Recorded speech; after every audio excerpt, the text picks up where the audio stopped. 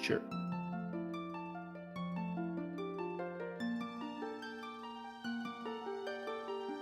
Awesome. Yeah, I think we're good to go.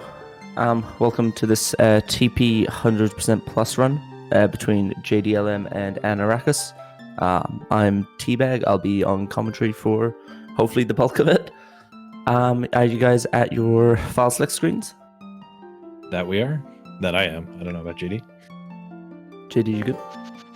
Yeah, let me just make the name real quick. Easy.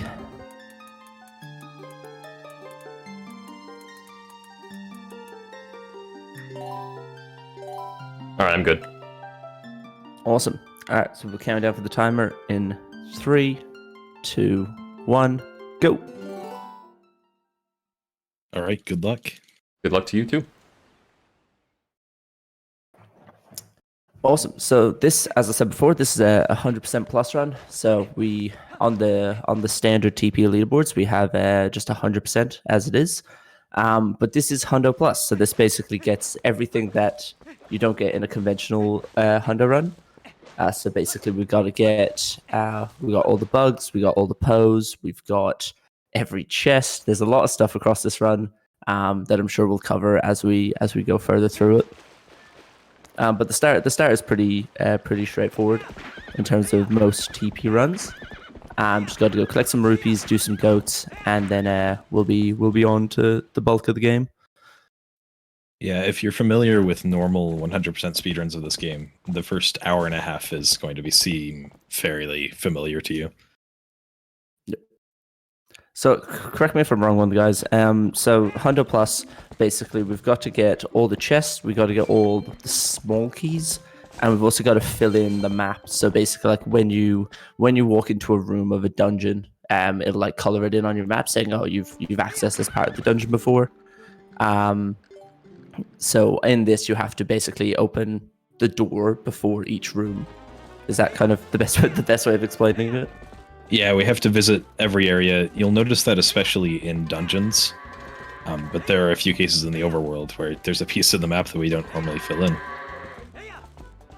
Yeah, I think there's once or twice in the run where you literally just open a door in a dungeon just to turn around and walk out, just to make sure you've ticked it off the list. Sometimes we don't even go through the door; we just have to walk in front of it. Oh, nice, awesome. Yeah, as said in the chat, there is also roll goal, and the fishing journal. So that's a fairly long segment in itself, where basically you have to play the rolling mini game within the fishing hut, and then go catch a fish. So that's quite an entertaining part of the run. Yeah, and then there are a few smaller requirements, like we have to save Giovanni at the end of the game, and a few other side quests that we don't normally see. Yeah. So I wasn't around when the just 100% not plus version of the game was being routed, but within the rulings there was basically they never included that we had to complete the fishing journal or open every chest. So if you're like going off of definition, it's technically maybe not 100% of the game, but it's what has been routed. So this basically, I think primarily between the two of you, Anno and JD, has been routed and a rule set defined for it that collects everything else in the game, basically. So there's a lot of rupee chests, and a lot of things I'd say as a person who's played this casually and now speedruns it, I haven't actually seen a lot of the stuff that goes into this route. Just random chests down in the back corner of dungeons and stuff like that. So it's definitely an interesting route. But Yeah, as I'll you fully said, fairly. agree with you. Oh, you go. There were some things that I didn't know about the game until I routed this category, so that is Yeah. 100% correct. Yeah, and the routing gets kind of interesting. I was looking through it because, like, obviously if you have a full rupee wallet and you go to open a chest, it'll then say, oh, you can't you can't open the chest because your wallet's too full. So basically, like, rupee management seems to be like quite an interesting part of the route, especially when you come into like magic armor and cave of ordeals, which we'll get. Oh, there we go. Oh, we've just been jump voice channels. There we go. Yeah, I think yeah, when it gets to rupee management, when it gets to magic armor and stuff like that, that gets really interesting. But as you said, fairly conventional start, early game. I hate that signpost jump. The tricky one. I'm going to be going for cat warp if you want to explain that. Oh yeah, sure. So basically within Ordon, we try to get to 30 rupees, so then we have after we send the fish back to the shop, that we'll be able to buy the slingshot. What Anno is doing, as you can see in comparison to JD's stream, is he's actually catching the first fish at a very different part of the game. So on the other side of Ordon. And basically now, if he catches this fish and then rolls over to kind of the main pond, and catches another fish, the cat will actually warp over to where Anno is standing from.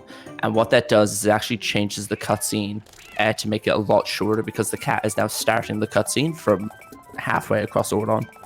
It is RNG based though, so I was too far away there. Yeah, it can be a bit tricky. If you do get it, it does look very cool. Even though the music for the cat cutscene is fantastic, it does cut the cutscene down by quite a bit. But there's RNG involvement. You need to make sure that you have the right rupees before. There's RNG involved in the fish and just everything. Yeah, it's quite it's a good strat if it goes well, but it's not exactly a game breaker. I'm gonna try to remember to save here. Yes, please save Good your idea. files. And I think the only main difference between this and like the standard 100 route is Link's house, I believe. Because in the standard 100 route, you actually never need to pick up a wooden sword, because there's not a slot for it on the pause screen. So we actually never go into, apart from when we're forced to, we never actually go into Link's house in the normal Hundo route because it's more focused on the Ordon sword and the Master Sword and all that.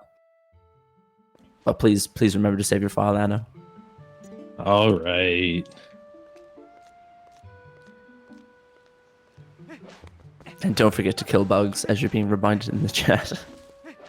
We won't get to that point for a little bit, but thanks for the reminders. Don't forget to kill they can come Ganondorf. Yep, they can come back to you in a few hours. You might notice we're playing on the German version. This is the fastest version of the game because there are just some slight differences in text. Most specifically, most text boxes we can clear instantly just by mashing A and B. But when we get an item, for example, it slowly scrolls. And as it turns out, the rupee text, the text we see when we get a rupee, is faster on German than any other version. And we get a lot of rupees in this run. Yeah, what's interesting about that is that in standard, I'm going to get very confused as to what to call the 100% not plus. But yeah, in the standard 100% route, we run it in English, and then with Hundo Plus, we run it in German because the golden bug text. So you get 24 golden bugs throughout the route. I believe that text in German is a lot slower, but because you get so many rupees within this route, it is actually faster than to play this one in German. And there's one or two differences there. I'd say another one is the Goron bomb bag. That basically within Zora's domain, when you free the Goron from the water, in English, the text box has to basically read through and say, "Oh, you got a bomb bag," like equip it in your start menu or whatever it says. But in German, you can just skip through it instantly. It's like a 2-3 second time save. Yep, all of the bomb bags do that except for the bomb bag upgrade. Gotcha. Yep. For some reason. Yeah, for some reason. I don't. We didn't cover what happened before, but you will have seen both the guys. They went through Ordon Gate. So that's quite a common thing used within any percent. But within the Hundo and Hundo Plus route, we pick up a rock off of the floor and we bring it down the footpath to the gate. And basically, if you side hop onto the top of the rock, it boosts you up a little bit in height, and it'll place you on top of the gate door. And what you're able to do there is you're able to then bonk off of the door and clip you through the bridge. So that saves you from doing a lot of the early game kind of quest line, if you will. I just saw a great break slide out of Anno, which was very, very optimal. Yeah, all that clipping through the gate does in 100% and Hundo Plus is it skips some tutorials, so we don't have to learn how to use a sword. I think it's fairly self-explanatory, though. You just use the B button, usually. Or if you start getting fancy with it, start playing on the Wii version and start swinging your arm around. So yeah, no, it's fairly conventional storyline stuff here. There's a bunch of... We basically have to go through the first couple of... I think it's two nights in Ordon. That basically you have to kind of go through and collect a bunch of things to fill up your pause menu. So basically, after they clear out through Farron here, we're going to end up going back to Ordon, and we're going to do our second round of goats because we didn't actually cover goats in the first time they did it. But goats can be a bit of... It can be fairly painful when you run. They're quite RNG heavy in terms of how they respond to the player yelling at them. So we do 3 rounds of goats in this. So we did 1 round of 10, we'll do a round of 20 in a minute, and then we'll do a round of 20 in a bit later down the run. About an hour and a half.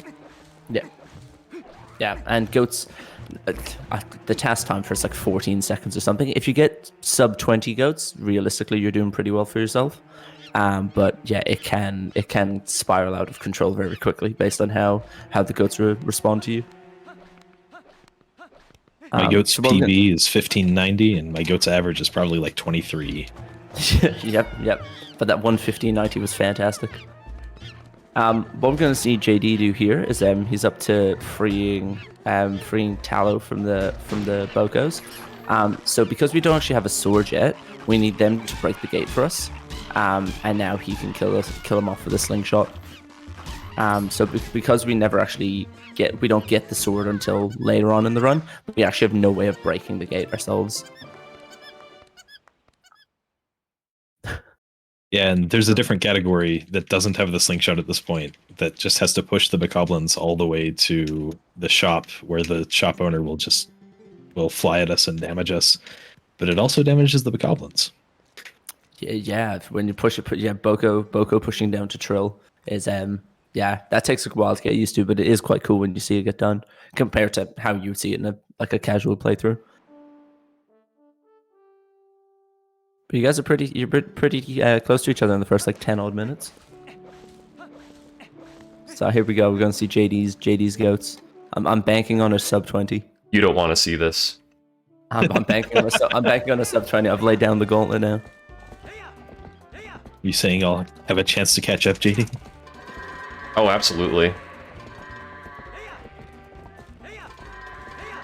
See, we already got one, Howard. It's not going. Oh no, no, he's not facing the right way. We almost had it. We almost did. Yeah, that one. That's generally how it goes. You get 19 goats in, and then it's a panic question of where's the last goat. This is an odd goat right here. Look at this guy.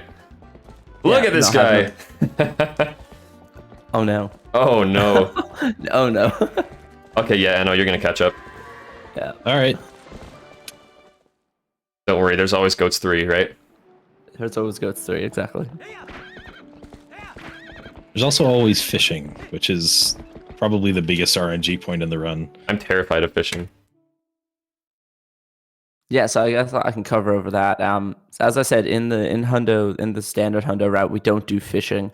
As I said, I don't know when the rule set was defined or what the reasoning for it was. Realistically, I think it was that it's a very heavy RNG segment. So I just don't think they want it in the route. This goat is also causing Anno issues right now. Oh no, is it the same one? 4103 from one. Yeah, I think you both got a 41 goats. I'm sorry. It's fine. It's just a marathon luck, you know. It'll get worse. Yes, it happens. Yeah, everything always happens in one-off event runs. I remember I did one. I got hit by one of the stalactites that fall when you're climbing up to Zora's domain. And I was like, I've never done that before, but obviously it would happen right now. But so here's our first kind of change from the route. From the standard Hundo route, we're gonna pick up the wooden sword from Link's house, and also drop down here with the lantern. I believe it's 50 rupees in the chest. Yep. So we're already up to 60 rupees within the first kind of 15 minutes of the run. So you'll see the rupee counts kind of fluctuate a bit, because as I said, we need to manage it to not have too many and not have too few, because we do have some expensive purchases throughout the route. Yeah, for the first about hour and a half, we need to not get 40 extra rupees, which is usually pretty manageable. Yeah, I'm thinking, I'm waiting in my head until we hit Cave of Ordeals, because I think that's just the coolest part about Hundo Plus. Compared to normal Hundo, having the magic armor for that is just fantastic. And it makes it so much more interesting to watch. We will also have to go through all 50 floors of Cave of Ordeals, which normal 100% does not. Yeah, you got the Aralphus floors and all that. Did anyone mention the Goron yet that you have to give the water to? No, we didn't. Oh no, I completely forgot about that. Yeah, there's just a Goron south of Castletown, and if you give water to him, it's hot spring water, he will open up a pathway. That's required as well.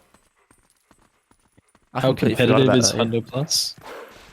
Currently, you are watching the 2 runners of 100% Plus. That's how competitive it is. No one else has done it yet. Wait, we don't have Samuel runs, though. Okay, there is a 3rd run on the leaderboards. I saw that on SRC. Yep.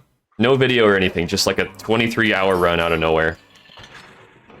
I guess the thing is, like with Hundo Plus, because there is so much in the game, like I hear you guys always talking about how much you're like changing the route and stuff you're adding in, and it's kind of like optimizing it is going to be so difficult because there's so much to consider for it. I've definitely heard interest from like other people in the community who like run like standard Hundo who would be interested in running it at some point. I think I eventually will give it a go. But yeah, it seems like the routing is just chaotic to figure out. That was interesting. It's a very fun run, but it's very long. I think is the most difficult thing about it. Yeah. Well, like normal hundo just kind of gets tied to. So within this game, I can explain this. That basically we have day-night cycles. So we want to be able to. We have to pick up 60 pos, throughout the run, and obviously pos who don't spawn outside dungeons, they can only spawn at nighttime. So when it came to routing the original 100% run, you have to kind of consider what pose can we get to within the nighttime. But within this route, you also have to take into within this category, you also have to take into consideration like rupee like chests or whatever else we've included in the run. So there's about a 2.5 hour difference between Hundo and Hundo Plus. So it makes the routing just makes that routing just that much more complicated to kind of consider. But who knows? Maybe someday. But I feel like I know it's kind of a brave claim. I'd say like a very, very optimized Hundo Plus kind of gets down to like the 8.1x, 8.2x. Oh, that was. I did a really funny thing just now. Yep, that's a marathon thing if I've ever seen it. First time I've ever done that. Yeah. You didn't fall through the floor at the top of the tower, did you? Not quite, but it was something kind of like that. All right. Yeah, it was when you get too close to the edge of a stairwell and all of a sudden it ledge grabs.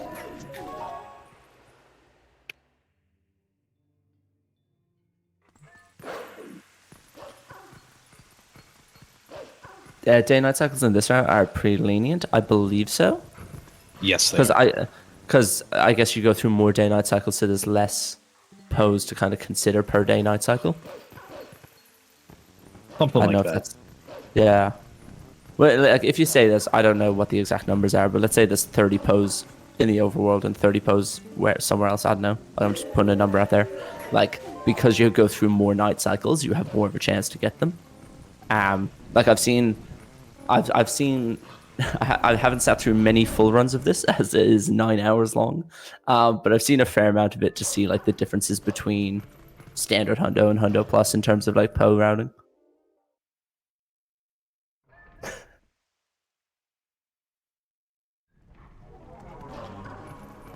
So that there, just as JD's wrapping that up, that's our first kind of interaction as Wolf. So basically within, I think the bulk of TP routes, we do a trick in a little bit called Early Master Sword, which is kind of what it says on the tin. We use one of the shadow beasts that we see within North Farron to super jump out of an arena, and we end up at Sacred Grove much earlier than we realistically should be. But by getting the Master Sword, we also pick up the Twilight Crystal. So if you watch the cutscene when the Master Sword gets picked up, there's this little kind of black and orange looking thing. So that's the Twilight Crystal, and basically what that lets us do is transform between wolf and human whenever we want, rather than in a casual play when you can only be the wolf during the Twilights. So that'll make life a lot easier, and you'll see us transform between wolf and human quite a lot. And that's kind of probably the major difference you'll see between casual runs, just how often we change between the two. Early Master Sword obtained in human form is the best cutscene. That is true.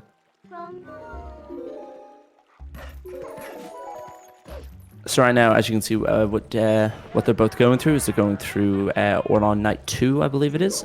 So here we need to go through and just pick up the Orden Sword and the Orden Shield, just to make sure that we can have them in the pause menu at the end of the run.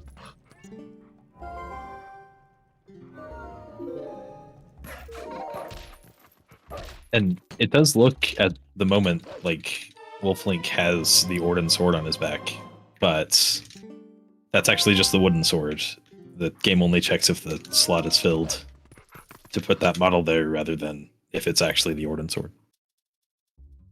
I just saw JD bonk on a part of that house that I didn't even know that was possible, that you could bonk so far right to knock the shield. I've always hit just below the... Yeah, I've always bonked just below the shield. I didn't know you could hit on like the cupboards on the right. I believe it saves time. I know there's like a soft lock there. I don't know what Anno may know, but or one of you may know, but basically like that, like a frame perfect between picking up the Ordon shield or something, and you like side hop and it like stops you from being able to get the sword. Something along those. I don't exactly know what it is. Yeah, if you skip the mid-attacks there, which you can do with a jump attack, I believe, then the Ordon sword just doesn't spawn. Which thankfully no one got. And now we're heading off. A weird thing you may notice just as the guys are running through Ordon is for some reason with Wolflink's speed cap. So Wolflink runs different speeds based on like the different environments in. So you'll see in Castletown later, Wolflink is quite slow. But for some reason, Wolflink's speed within Ordon is the same as Hyrule Field, I believe. So he just flies through. I don't know why they did it, but you run kind of unconventionally fast through Ordon Village. Both runners are going for cool game. I believe that was discussed before. That's a crash we can go through later in the run. Cool game isn't a crash. It's just a fun soft lock. Sorry, I'm thinking. Yeah. The Zelda crash is a proper crash, though. Yeah, Argarok doesn't ever crash into anything. I remember I got the Zelda crash when I was like very new to the game, and I just kind of sat there just questioning what happened. Alright, and we're out to Farron. So in an any percent run, so basically we don't get the sword and the shield and all that. So we do this really difficult trick called sword and shield skip. If you've ever seen a TP run, you'll hear runners complain about it quite a bit. But thankfully we don't have to do that in this run. We just go and pick up the items and we're all good to go.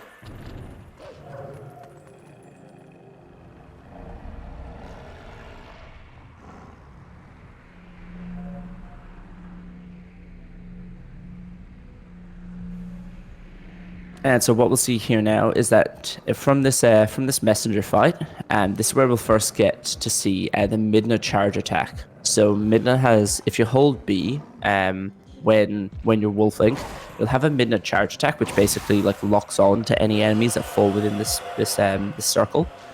And it's a pretty powerful trick. It'll one hit quite a lot of enemies. And so that'll be our first exposure to that, and we'll actually use that later on to do the early Master Sword trick, which we'll cover in a few minutes. Yep, we'll just be collecting the Twilight bugs as normal between now and then. Yep. Yeah, so basically within this we clear 3 different Twilights. We're going to clear Farron, we'll clear Eldin, and we'll clear Eldineru. So basically what you'll see is that when the guys kill some of the bugs, they'll actually leave them behind because we have to run back through Farron again. So it makes no sense sitting there waiting for... the bugs have like an invincibility kind of thing. They'll basically, when you hit them, they take a few seconds to die, and then it takes a few seconds for the tear to pop out. So what they'll do is they'll actually just hit them, run away, and then they'll come and pick them back up later on.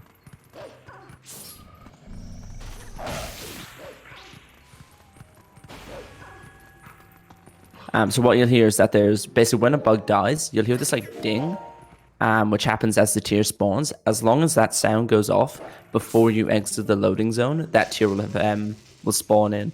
So we'll see it just before they enter into the cave. Like the second that the bug dings, we'll run out of the loading zone and come and get it on the next time.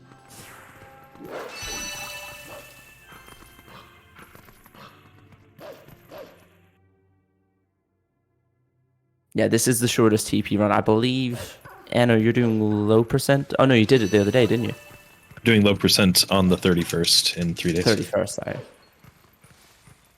Yeah, low percent is low percent's a fantastic run. Low percent manages to be about 5 hours longer than this run. Yeah, while getting a lot less items. Yeah, so you'll see with JD there, just as he killed the bugs, wait for the bugs to ding and he can run into the loading spot.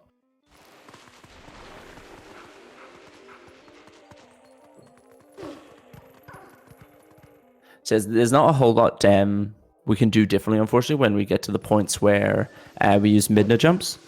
But basically, within this game, there's quite a lot of like one-framers.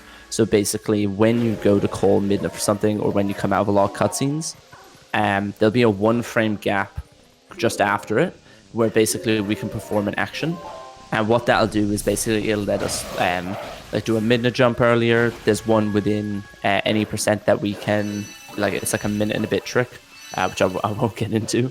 But basically, there's a lot of 1-frame actions we can do between like a cutscene and being able to control Link. So if you watch here, that basically when they finish talking to Midna, if they talk to her and then immediately press L and A the next frame, you'll actually get an earlier jump attack off, which will start the jump earlier. Yep. Good luck on EMS. Thank you. You too. Let's pray for some nice swings. So basically here, this is the EMS that they're going into now, and basically you'll see them manipulate the Shadow Beast into a certain spot, and then with correct timing, they'll be able to super jump out of the arena up towards Sacred Grove. Yeah, beautiful. So there's an element of RNG to that basically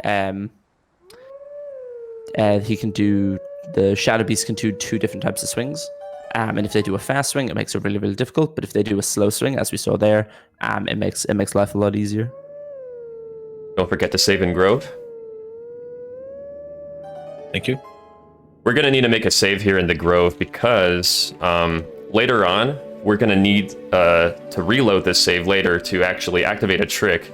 It's going to allow us to fight a certain boss early. So yeah, it's going to come quite in handy. I love that. I love that you do left side Master Sword. I don't think I've ever seen anyone else go for it. I don't know how much quicker it is. It just looks way cooler. It saves 2 seconds. 2 seconds, 100% worth it. In a 9-hour category. And yeah, there aren't that many runners that go for it, but No, it's not that much less consistent for me than the other strat. yes, as we'll see here, yeah, they're going to save their file. And yeah, so the trick that JD was talked to was about a thing called early boss flags. So basically, the simplest way I can explain it is that when you get into a boss fight, there's a cutscene that'll play before the boss. And basically, when you hit that point, something within the code triggers saying, "Okay, you're going into a boss fight now." So that Howling Stone there actually gives us those flags. As we start this the Skull Kid area. So what we do is Skull Kid is a boss. Skull Kid is a boss, a very difficult boss. But basically, as you make the save file before that Howling Stone, what we can do later on is as we enter into Lake Bed, we can do the Howling Stone, which will then give us the flags to say, hey, that this is a boss fight coming up. And it'll actually let us skip a big chunk of Lakebed to go and fight Deku Toad, which is the mini boss in the Lakebed Temple. So basically, by save warping and loading that file and doing the Howling Stone, we can actually just walk into the room and look at the roof, and Deku Toad will appear. We'll show you later on, but that's just something to keep in the back of the mind.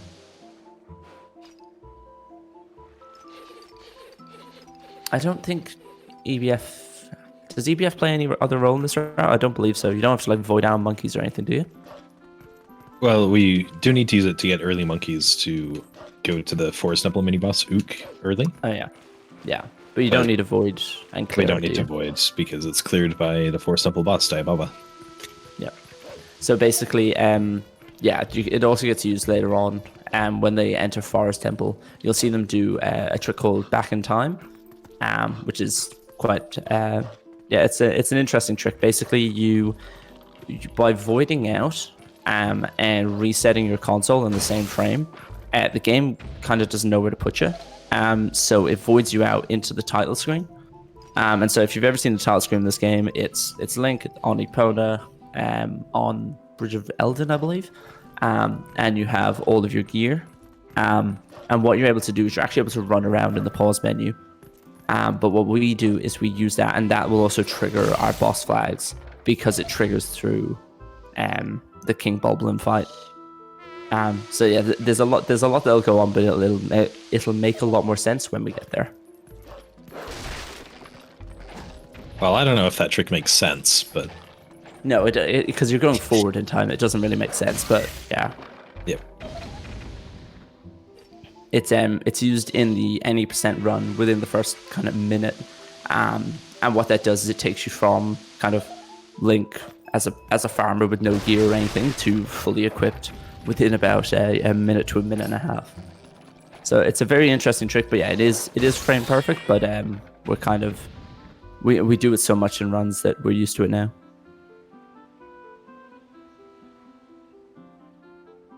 No trick names make sense. Yeah, that is true.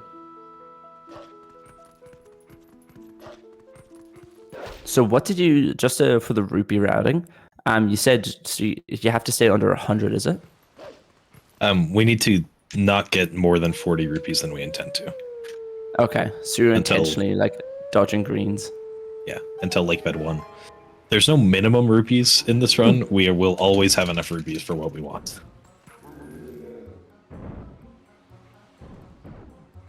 And as we can see here, we got JD doing the very difficult puzzle. As a person who played this game growing up as a kid, this puzzle took me forever to figure out. But now thankfully we have figured out the best way to do it.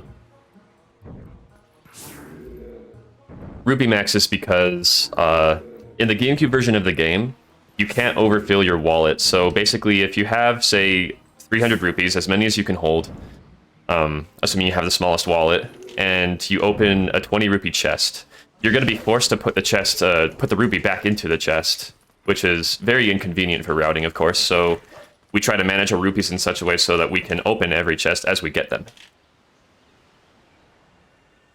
Yeah, and it's also important to note that basically within the route there's some major purchases. So we have the magic armor that we purchased at one point, and also we have the Charlo harpies. So there's a guy within the west side. Is it the west side of Castle now? Yep. Who basically, yeah, he would like 1,000 rupees, and he will give you a harpies. So basically, whenever we need to spend a bit of money, we can go to him. So that we kind of routed around that. Malamar will love us, and we will turn the music up very high when Malamar comes on. And now we have a 2-minute unskippable cutscene, but one of the best Master Sword cutscenes, in my opinion.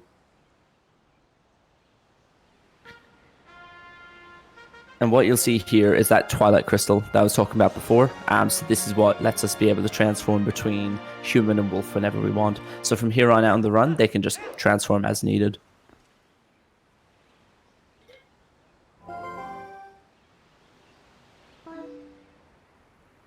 But a pretty good race so far in terms of being close to each other. Obviously, there's a long way to go and a lot of very difficult tricks coming up. But no, a good first 30 minutes. Yeah, our PBs are only about 1 minute apart in this category. So I'd say I'm really hoping it'll stay pretty close.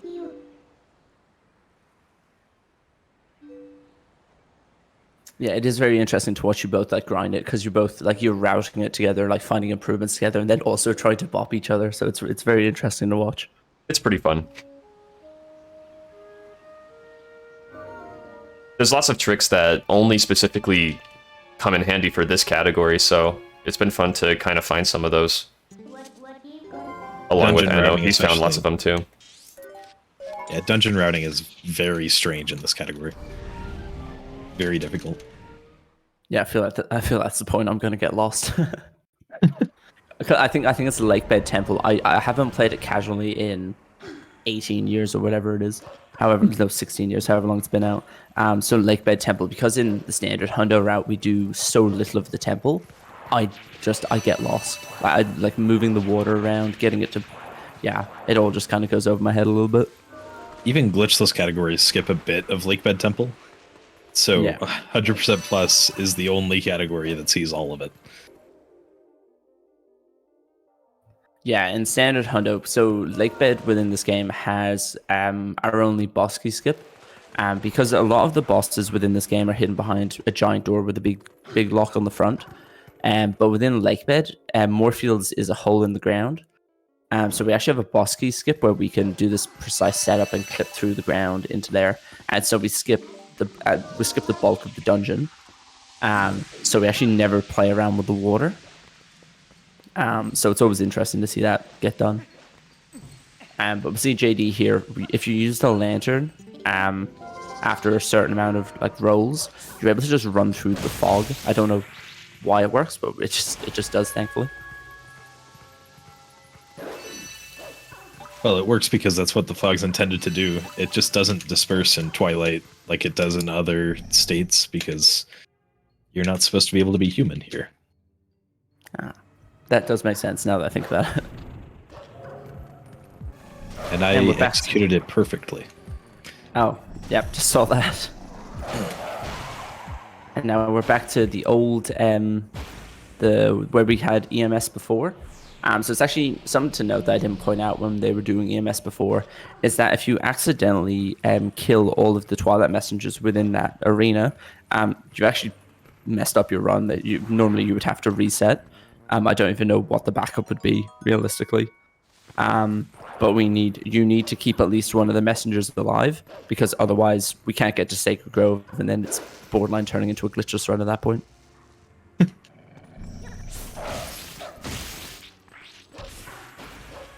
Unless you want to spend 3 hours sliding through a wall. Which we'll see on the 31st. Well, not that wall, but 2 different walls.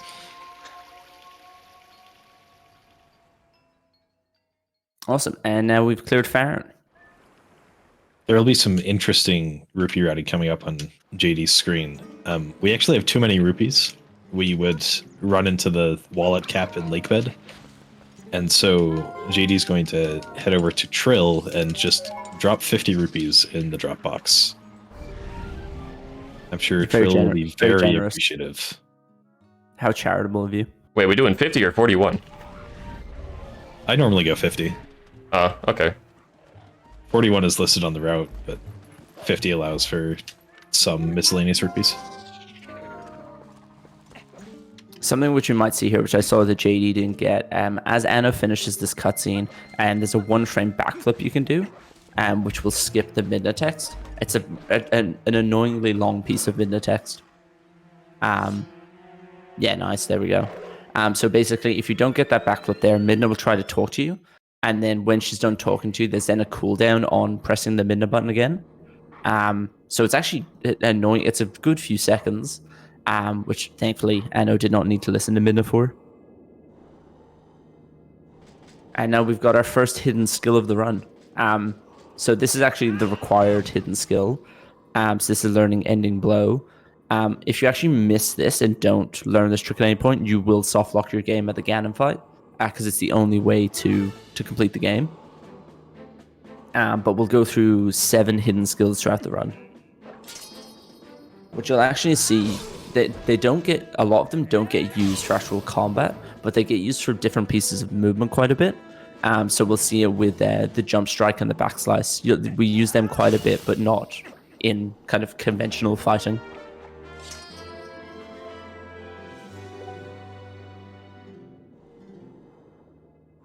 Yeah, the 4th hidden skill, the Helm Splitter, is not that useful for combat. There's usually a better and faster way around it.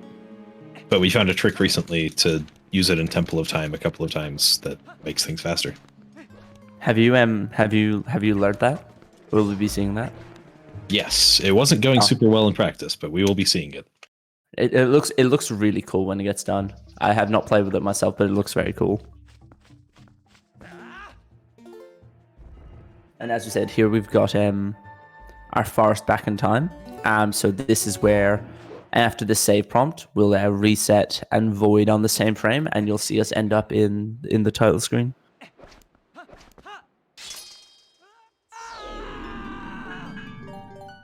And then by voiding off and loading that file that we made back at the start of the game at in the Auron shop, we'll actually jump into the King Bulblin 1 fight.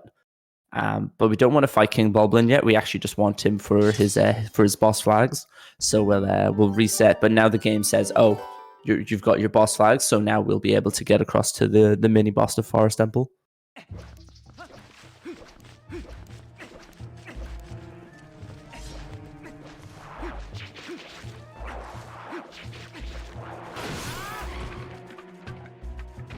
Which is actually interesting because I'm just thinking about this route that basically you get the monkeys early on to get the boomerang, but you still have to go to all of the corners of the dungeon. So Yeah, you we have to have to go go to to- all the places where the monkeys are anyway.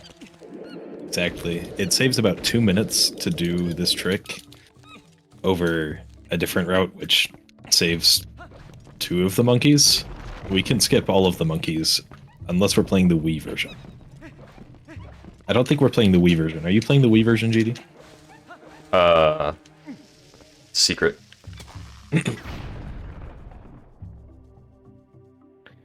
I'm actually playing on the NVIDIA Shield version. How? I got it from China. Well, I'm on the Xbox 360 version, so... I actually did not know that a slingshot could blow up a bomb.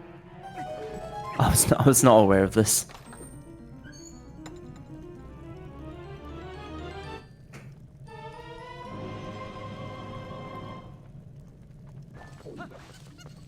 The Wii version... Sorry. There you go. There you go. The Wii version is at a serious disadvantage because of things we can do in GameCube with the item of the dungeon, the Gale Boomerang. Oh yeah, do you want me? I can go off about the boomerang if you want. Yeah, go ahead.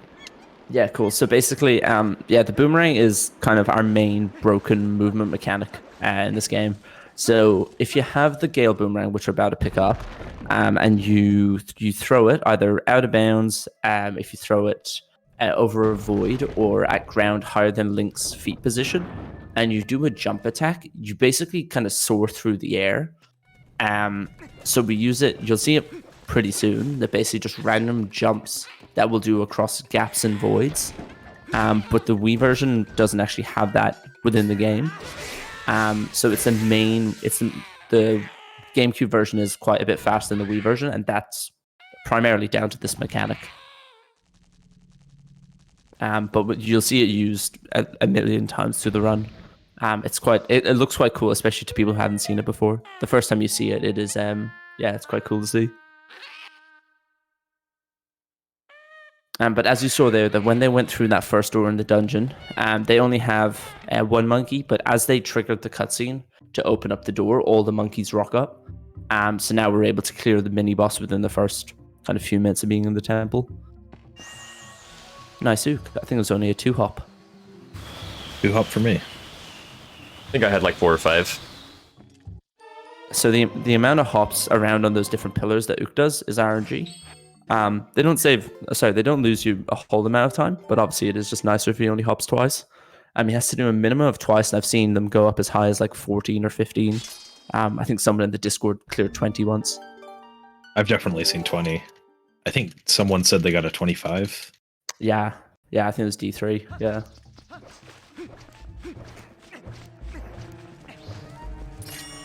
Something you'll also see in this run is that a lot of the time after, I think actually all the time after killing a boss, if we need to go back through the dungeon, we just save warp, because that'll bring us back to the start of it, and we basically follow our pathing back through again.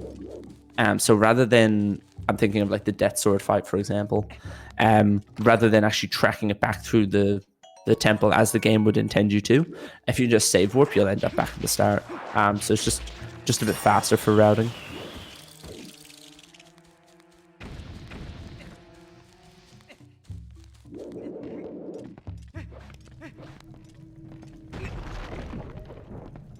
This is the part that I'm going to get confused when I see you guys all go off for the monkeys and stuff. I have not seen the monkeys in many years. I almost forgot a chest. Oh, the one top right? Yeah. Yeah. We I don't actually- fight Death Sword in this run. Sorry? Sorry, I was just answering TGD. We do not fight Death Sword in this run. Still got the monkey, nice, wow. Thought I missed it for a second. Yeah, that was an angle.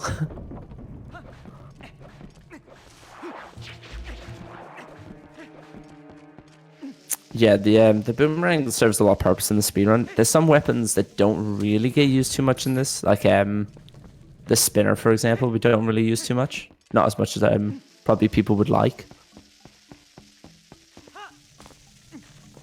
I think the same with the ball and chain. So in like a standard any percent run, we actually only get the ball and chain because that's the only way we can defeat Zant. Because Zant has his Blizzetta phase, so we need to hit him with the ball and chain. But it doesn't really serve much of a purpose outside of that. Because actually, for such a big item, it causes very little amounts of damage. Up to Deku Toad for some reason. It does a lot of damage to Deku Toad, does it? Yeah, you can beat Deku Toad in 2 hits with the ball and chain. Weird. Because I know, like, for like if you fight like Beast Ganon, for example, with it takes like a stupid amount of hits.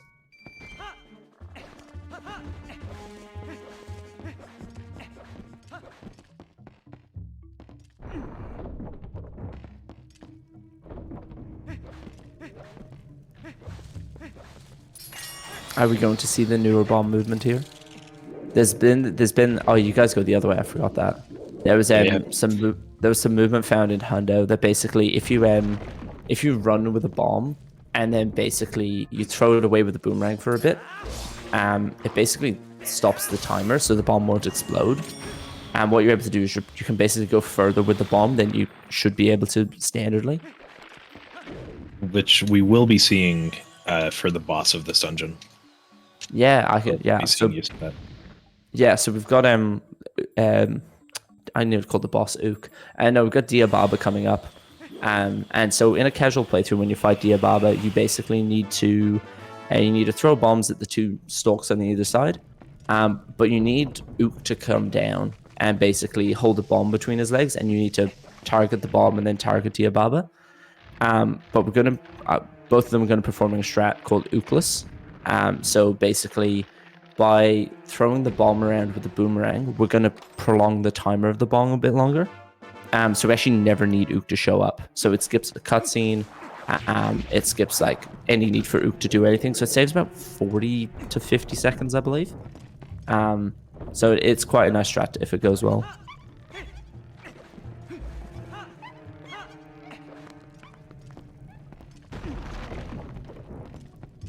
I like that you're just waiting for the key at the door. That's a great cutscene. Just right into his arm. There are usually quite a few good moments with the camera in this run. Oh, it's like if you get the camera when you do the heart piece outside of Farron when you first enter in. If you go too late, it just does like the bottom half of Link. Which is a very great view. Hopefully we'll see it.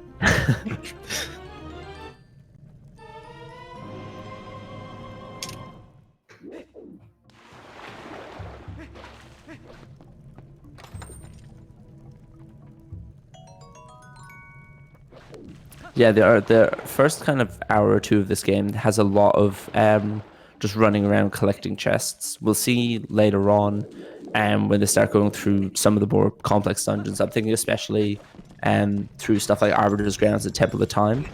Some of the mechanics used in those are crazy in comparison to what we would use in like a casual playthrough, and Snow Peak. I think there's a couple of super jumps and stuff like that, which are really, really cool to watch. I mean, there are still a lot of chests in every dungeon that we'll have to collect. It's just a little cooler how we get to them. Yeah.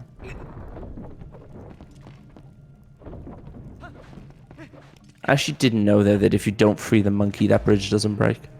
Yeah, it's very interesting. I don't know why I thought it would, but yeah, I'm learning so much. If you jump there at an angle and avoid the bridge, you'll still grab onto the monkeys and swing with them. Over, like swinging over just ground. Like just over ground, yep. Yeah.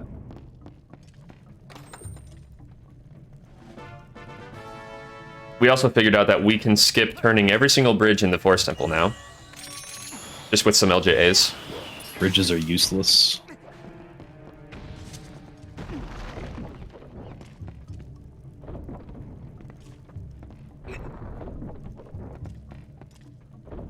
What you see there from JD is that's an example of one of the rooms that we just walk into just for the sake of coloring it in on the map.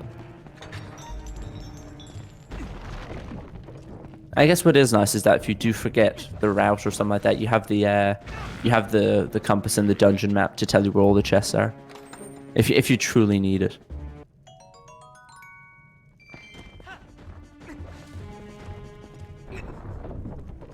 Yeah, it's useful for checking back at the end of the dungeon, which might be a good idea to do. I'm not sure if we will this round. Oh, nice.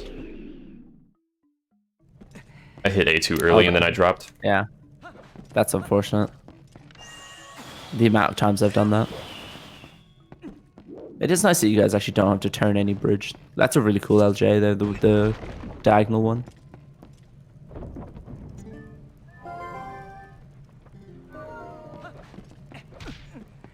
Weird bonk.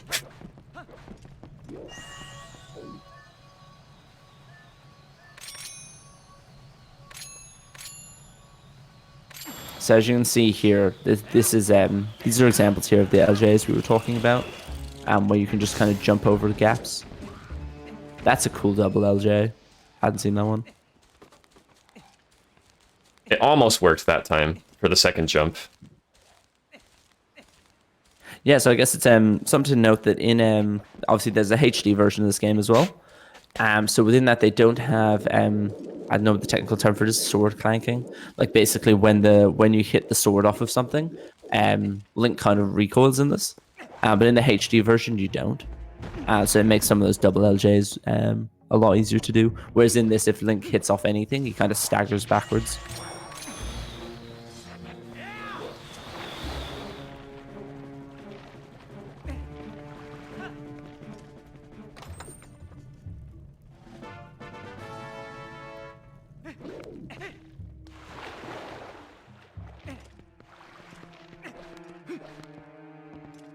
I think you're all good on chess now, JD, is it? Now it's just Diababa? Just Diababa now, yep.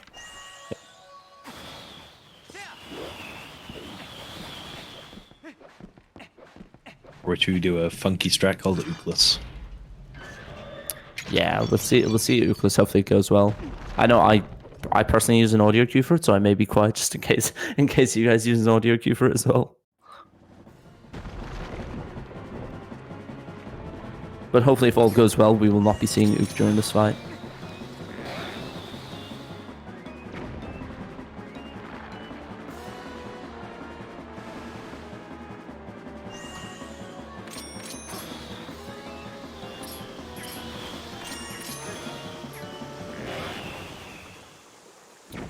So as we can see there, JD's just kind of stacking up 2 of the bombs because Diababa's going to take 2 bombs to die.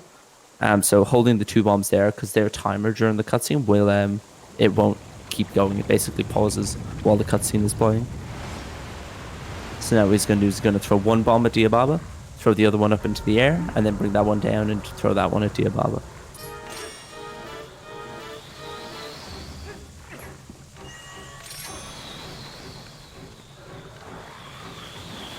Oh no.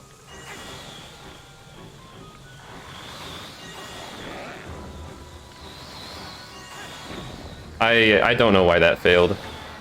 I don't know why that failed either. I'm thinking We are going to see Ook this run. you're going to see Ook. Did you just go R and then L? Yeah, that's what I did. Yeah, weird. Sometimes just weird stuff like that happens, and there's no apparent cause for it.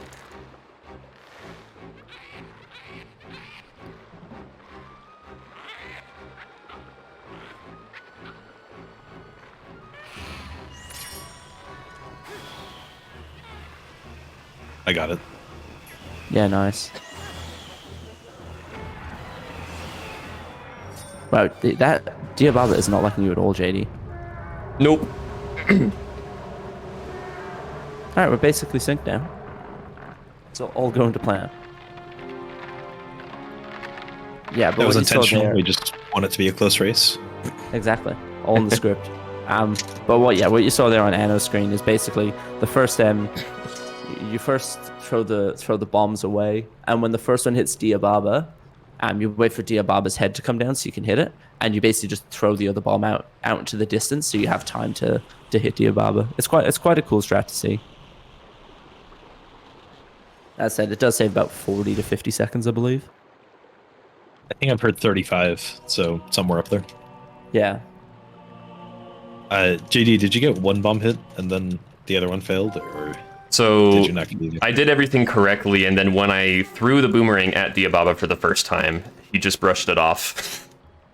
Oh, dang. I don't know Yeah, why. it was very weird. Interesting. I know. He was just like, nah. Just wasn't having it. I know that I use like an audio cue for it, so it's like when the music plays, and like I've seen people end up. I think where you stand at the back of the room impacts how it all works. Because I know if you stand like in the wrong spot, you actually boomerang the bomb off the back wall. It's a bit of a weird one. I also think Diababa's hitbox is just very, very weird. It's like if you don't go high enough, the bomb just won't hit. And now we are off to Eldon. Yep. We'll pick up a grotto on the way, which has 3 chests in it. Yeah, I say that as something that just like I've been thinking a lot about how I played this casually growing up. I don't think I explored probably a third of the grottos. Like unless you know where they are, like you just have they're so difficult to find. And some of them are really cool. Yeah, we don't even go to every grotto in this run. We only go to the ones with chests. Yeah. So I haven't even explored some of them personally. Yeah, I'm thinking of the freezer grotto later on. The the chaos one.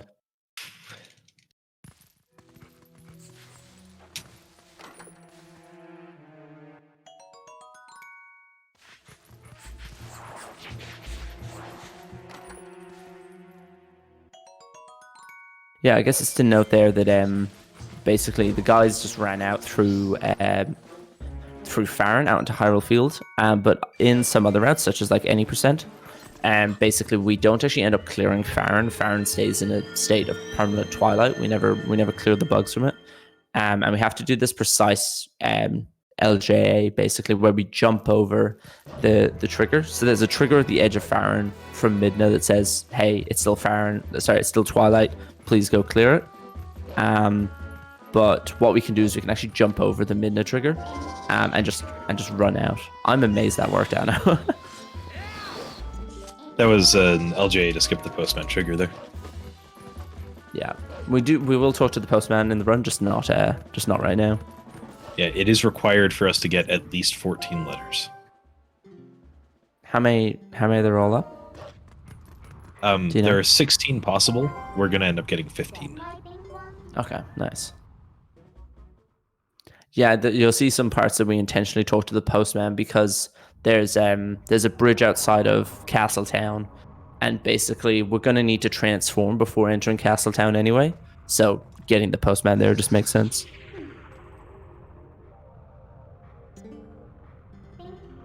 So where the guys are at now is there's a Shadow Beast fight down here. In the any percent route, there's one of those one framers I was talking about before. So between a cutscene and a Midna text, there's a one frame A press, and basically what it lets you do is you actually void off of the edge of the gorge. So you do a jump attack off the edge of the gorge, and it saves us about a minute in the any percent route. Anno got it with the B press.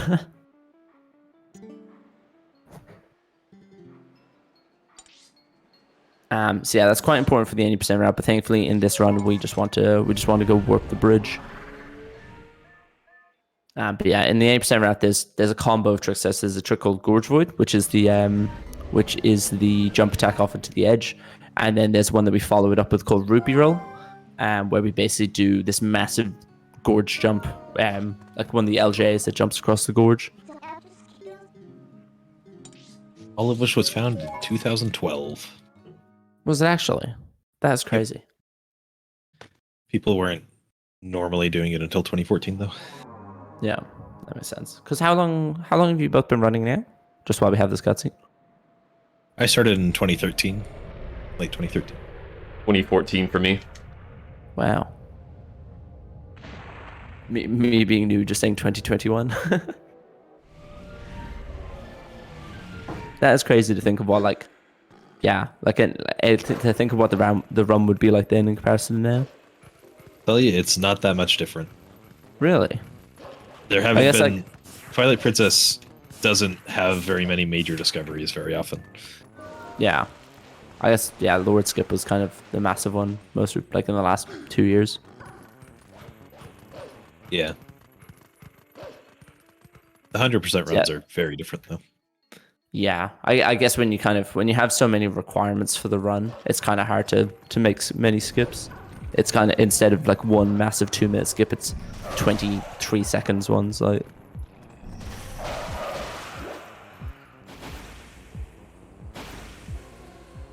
Yeah, we are very in sync. This is really going well.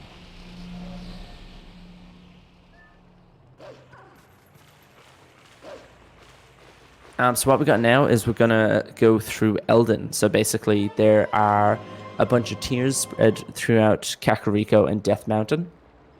So we need to go clear out some bugs and get them again. There's a couple of optimizations though. So unfortunately, because of how Eldin is laid out, it's a lot of entering different houses, getting the tier and leaving the house. But we'll see a few clips and tricks here. So the first one we're doing here is within the graveyard. And that we're actually able to side hop clip through the well.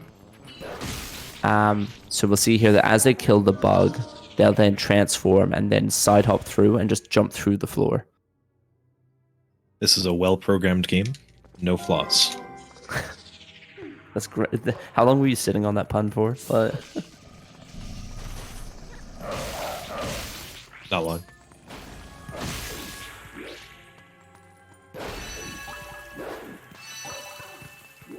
yeah, these bugs can be a little bit tricky. So the way the target method works for Mina charge attack is that basically it works in reverse order. So if you target them 1, 2, 3, you'll attack them 3, 2, 1. So you have to kind of take note of which order you've got them in because sometimes it can throw you into a wall or whatever it may be. Yeah, that's especially important to pay attention to in Shadow Beast fights. Yeah, you can get thrown into the little fence things that pop up. Oh, did you know that this is Malomart? Oh, I think it's. Did it just say it's called Maromart in German? Yep, Monomarked. Marl marked. Interesting bug. Not as cool as Burns Bombadrom. No. Or Leonard's briefs later in the run. So we'll see them do a cool trick in a minute, basically called Bomb House Skip.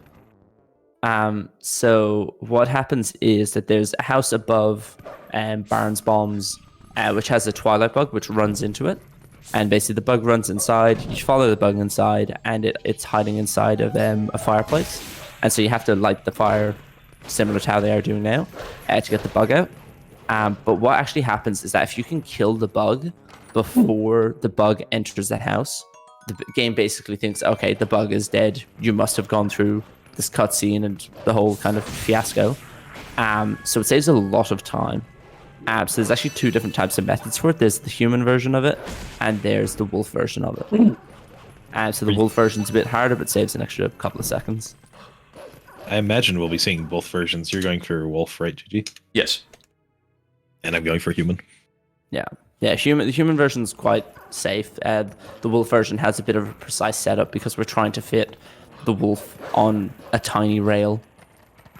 So there's a bit of a setup involved in it. If I slip off the rail, I'll do human. Yeah, I think falling loses.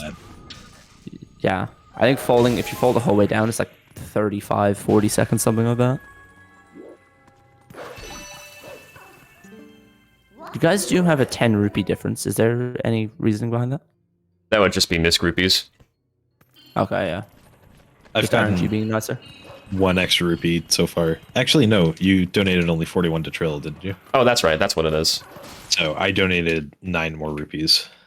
I just follow the route, man. That's fair.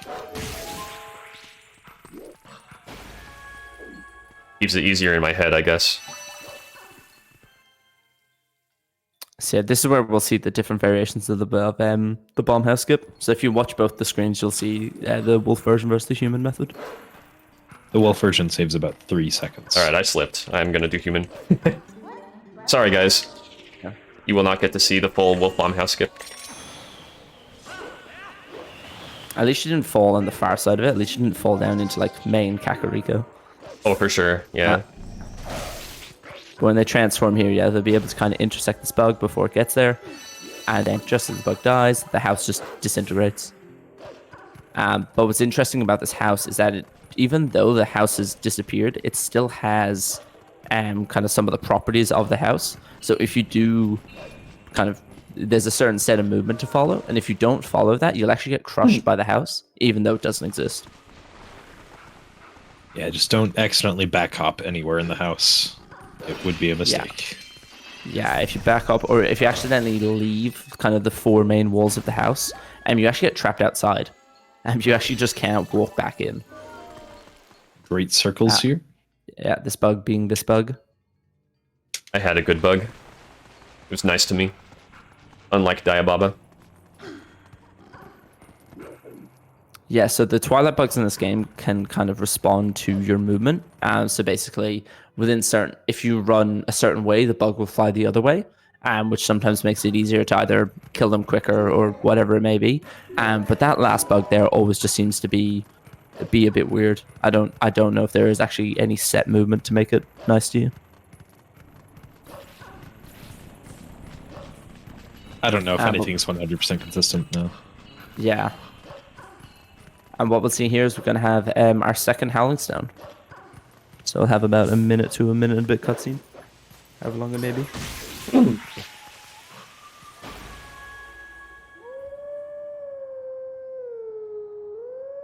So again there, JD's just waiting for the bug to pop, and then you can start the cutscene. So now the bug will have turned into the tier, and it'll be ready for collection after this cutscene finishes. We did a similar thing in Baron as well with the house that's on Koro's wall. I said house, I mean bug that's on Koro's house's wall. Man, these houses just crawling over the place, man. These dang houses.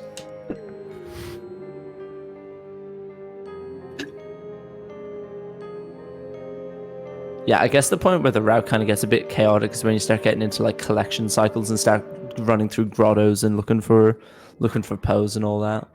Like the early game's quite linear until we open up the map, get more warping portals, clear the twilights and stuff. And at that point, we'll start seeing them kind of run around a lot. Yeah, in my opinion, right around the second half of Lakebed is when the run starts really taking off. Yeah. Yeah, that is the thing with this game, I guess, compared to like some other Zeldas. Like I'm thinking, especially like something like Breath of the Wild. Like the game is quite restrictive on where you can go and where you can't go, because we depend on the items that they give us quite a lot. So like until you complete Snow Peak, for example, just anything related to a ball and chain is locked. And like the double claw shot or the boomerang, whatever it might be. So we rely on the game's items for a lot of routing.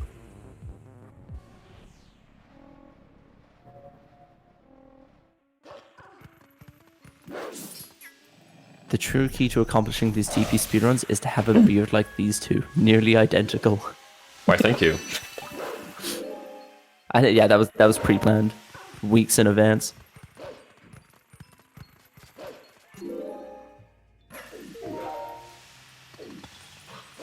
Will we be seeing the wolf Epona taming cutscene? Yes, we will. Yeah, cool. So there's basically going to be a cutscene that comes up. Because we're not supposed to be wolf when it's not in Twilight in the game. There's a point where you have to tame Epona because Epona has ran away. So you need to tame Epona, but we can actually tame her when we're a wolf.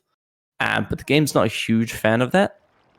So the cutscene will be, it gets a bit weird. It kind of pulls the wolf link's body in different ways. The textures don't map 1-to-1 in terms of wolf link to human link.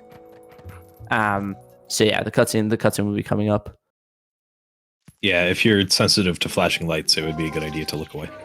Yeah. Just for like a minute or so. Not yet, though. Yeah. Not quite yet.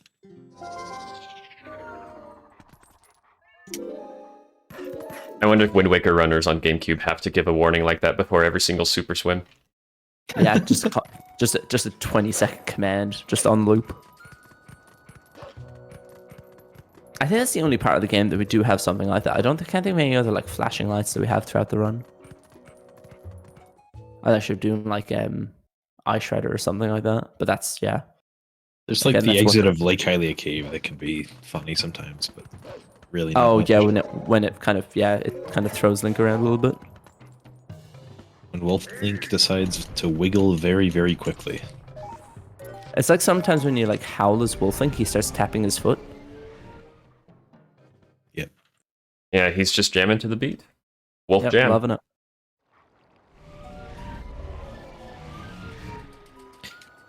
We might be fairly close now, but coming up is a big RNG point with Bow. So hopefully Yeah. it's this close after that as well. All right, here's the cutscene. Look Yeah, away. here's the cutscene now. Yeah, if you don't like flashing lights, I'd recommend looking away from the screens for a little bit. But if you do like looking at flashing lights, this is it's a very interesting cutscene. It's a rave party. Yeah. It's actually a really annoying thing to mess up. I've had a couple of times where I've actually failed taming Epona. If that happens, you have to warp away and then warp back to Kakariko. It is pretty annoying. Yeah.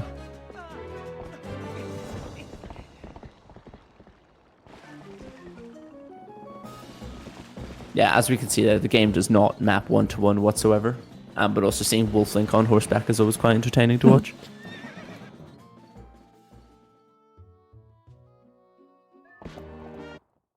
But as the guys were saying, we've got a heavy RNG part coming up. So we've got Mayor Bo of Ordon.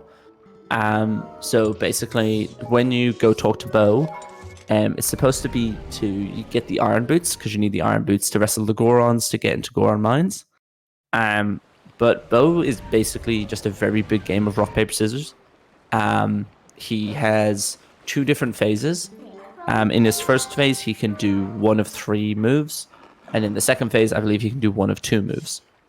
And it's kind of just up to him what he does. We were able to one-cycle him if we get perfect RNG, but we have to mash, I think it's 12 mashes per second. Yeah, so you're kind of just at the game's mercy at that point. It can go perfectly, or you can lose a minute. It's just kind of how it goes, unfortunately. Yeah, if you were looking away, it is now safe to look back. Oh, that is true. Yep.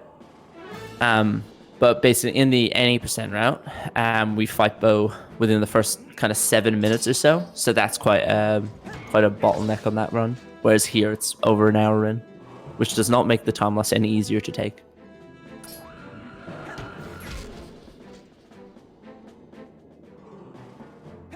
And now we're learning our second hidden skill. So this is Shield Bash. It doesn't serve a huge purpose in the run. Yeah, it's just kind of something that we have to get checked off.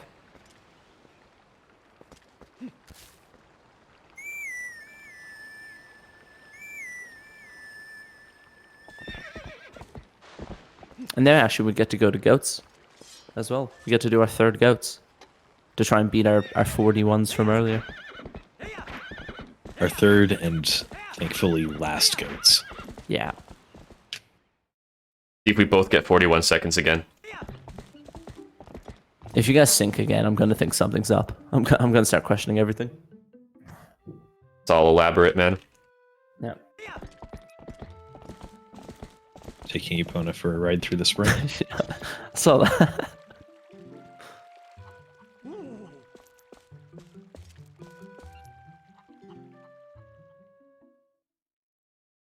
Yeah, the thing with Bo is that Bo has a lot of.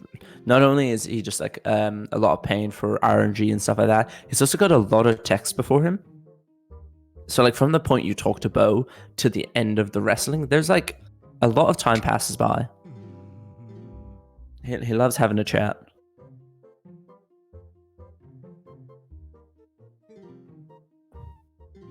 Did you name your game file, Anna? Yeah, I did. Yeah.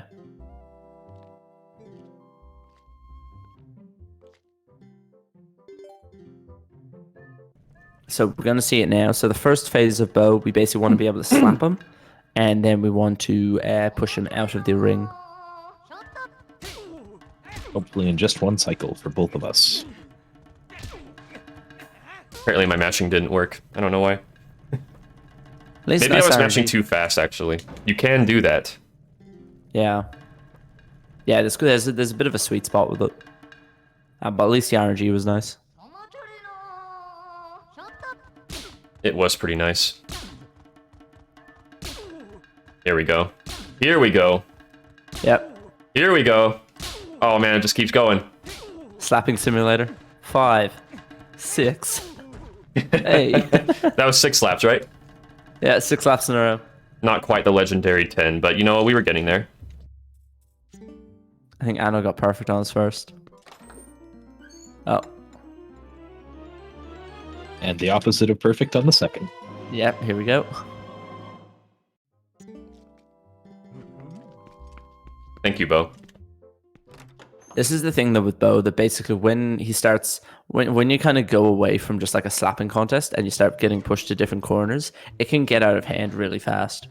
Like you start questioning what you should do next. There is like a bunch of like percentages associated to it, like, oh, you should do this move, it has a higher chance. But at the end of the day, it's rock, paper, scissors. There's not too much you can do about it. As long as your mashing's on point, it's just how the game goes. Zelda games with RNG is quite common.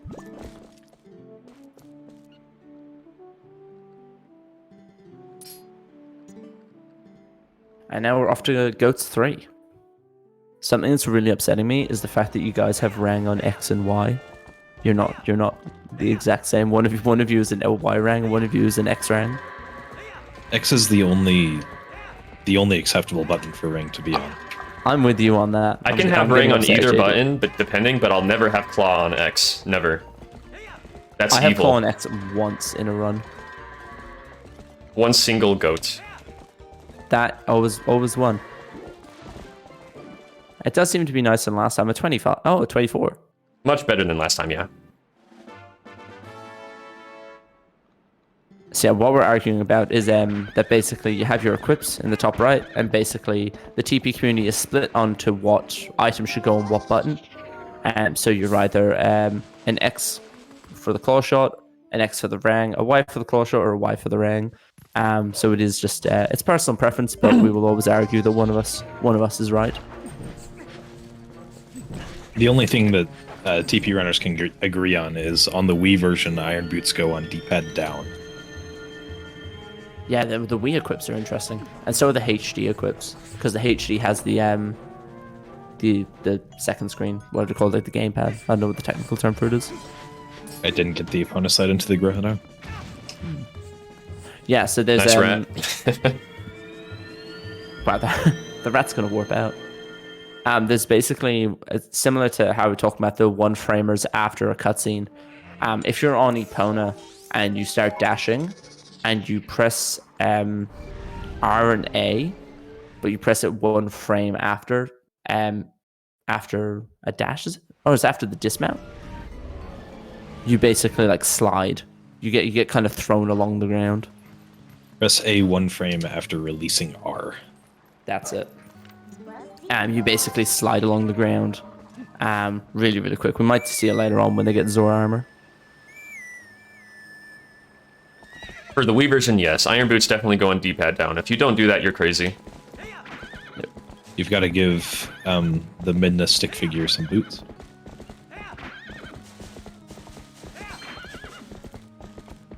I will also follow with the person in chat that I didn't know that chest existed up until a couple of weeks ago. It's amazing that like when running like standard hundo, how much of the game you like don't even know exists. All right, let's see if we can get this trick. Yeah, let's see if we can get the good camera. And then an actually difficult trick right after it. There we go. We got it. GG. Now if I don't get it, I'm definitely going to lose. Fantastic camera.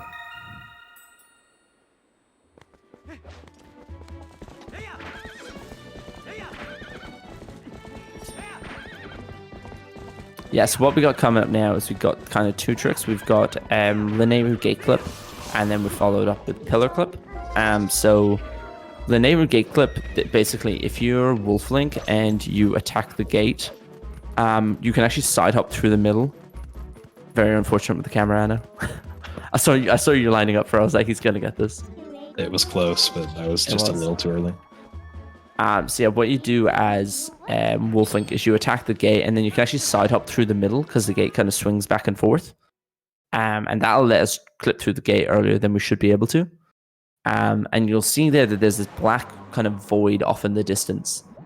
And if we transform earlier, the game will basically trigger a cutscene and we'll jump off down into Lake Hylia.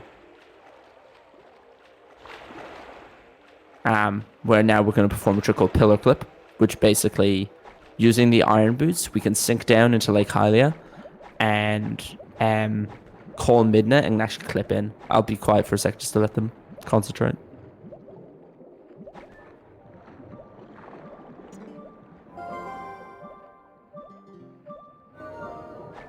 That looks good to me.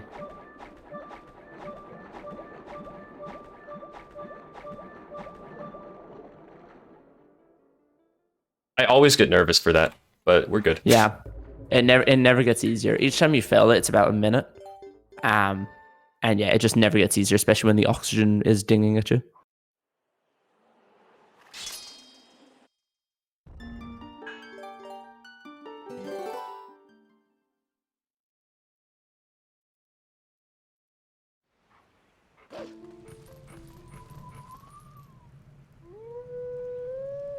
Now here's the part of the run where this Sacred Grove save is coming in handy. Gonna need this to fight Deku Toad. Thanks for the reminder. Yep. You're welcome. Both first try pillar clips. Yeah, pillar clip can be quite stressful. Basically, you sink down, and then when you get up to a certain spot, you call Midna, which lets you sit there. And basically, you get pushed until this point where you clip in the wall. And then by equipping and unequipping the iron boots, we call it iron boots pumping. You can move your way through the water before you drown, which lets us get into lake bed without Zora armor. But it can be quite stressful. Yeah, and as JD was saying, this is the point now. They save warped on the entrance to lake bed, and now they open up their other file to do the Howling Stone. And we'll see that take effect in just a minute.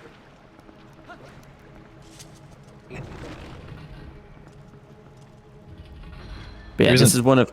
Oh, you go. There isn't too much extra stuff in Lake Bend 1, but there are a few things. Do you get Uku afterwards? Or did you get Uku early? We get Uku early. Yeah. So basically, we're going to get Uku here, which we're going to need later on in the run. Who's just hanging out in a pot.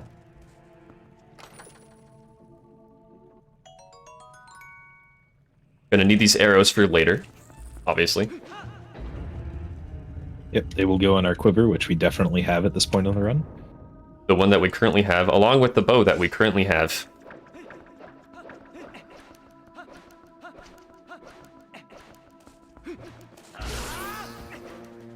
So yeah, another thing to note is you actually, in this game, you're not able to roll up stairs.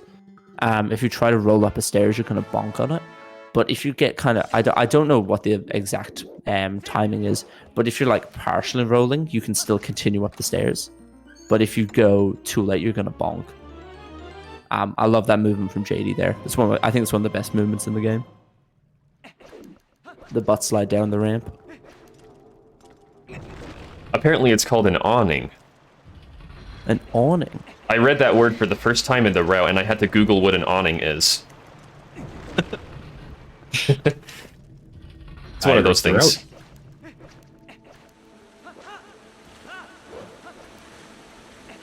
Yes, shoutouts to Anorakkis. I thought you jumped off the edge there for a second, JD, and I was going to scream. I thought you'd like we're going to LJ and you just jumped off the edge. Oh, it's all good, man. All according to plan. Yeah. I've done that so many times, and it takes forever to climb back up. Boomerang not being nice to me. Yeah. So when what you'll see there is as JD is kind of targeting two spots, and he's pulling the item wheel afterwards to make sure that the boomerang is out of bounds.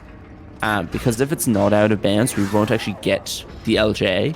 We're just going to jump off the edge.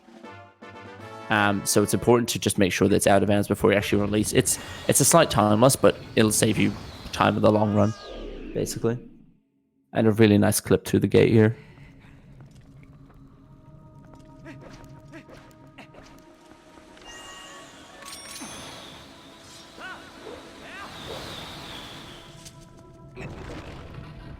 And now we will see where that boss flag takes effect. So basically, as JD walks into this room, which we shouldn't be at in the first place because we've just been kind of jumping over every platform. And when he walks in, if he presses C up and just looks straight up at the roof, it's going to trigger the Deku Toad fight and warp him into the arena behind the door. If it weren't for that, we would probably need bombs to get through the Deku Toad. And Yeah. this makes it a lot easier. Could you do the HD pot clip? We could. Yeah. I'll be needing Zora armor for that. Either bombs or Zora armor. Yeah.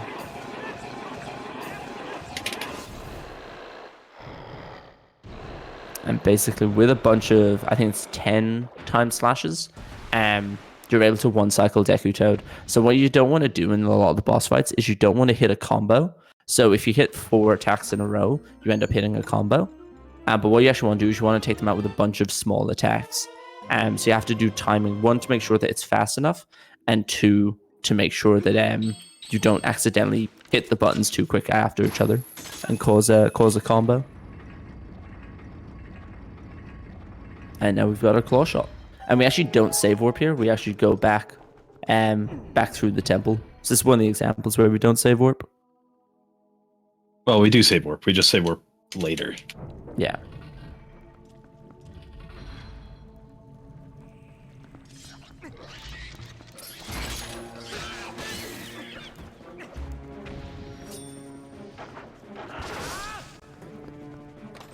Playing it safe here by killing all the enemies. Probably a good idea.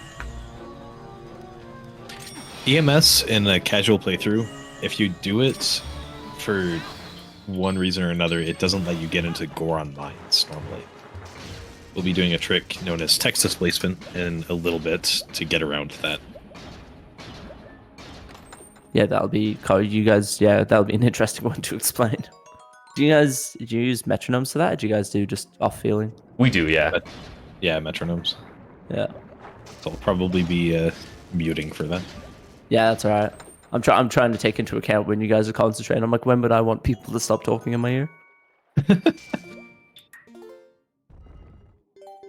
Yeah, so there'll be a thing later on where that's actually one of the reasons that we have that Uku there, where basically we're going to use the Uku to Uku back in a lake bed, and then back out of lake bed, and that'll get us into Goron mines earlier than we should. Can I be the metronome? I can try. My rhythm's not that good. Hey, try it real quick. Yeah. Yeah, 200 BPM. There's probably some crackhead out there who has a Guinness World Record for being able to be a perfect metronome. I don't know. Oh yeah, 100%. It's like beatboxers.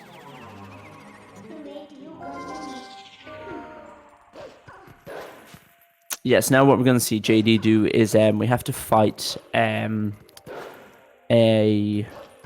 Karagorok. And basically there's 2 methods you can use for this. You can just fight them as you would kind of conventionally in a casual playthrough. Or there's a human drowning method. So basically Boblins aren't able to touch water. So what we can do is if we time it correctly, we can swim into the water and have the Karagorok follow us over. And basically when the Karagorok swoops down to try and pick you up, the Boblin will touch the water, which will kill the rider, which completes the fight. The only problem is that if it goes wrong, you crash the game. Because it will try to play the Karagorok picking you up cutscene and the completion of the fight cutscene at the same time, and the game will crash. Oh, Circling a little bit here. Interesting.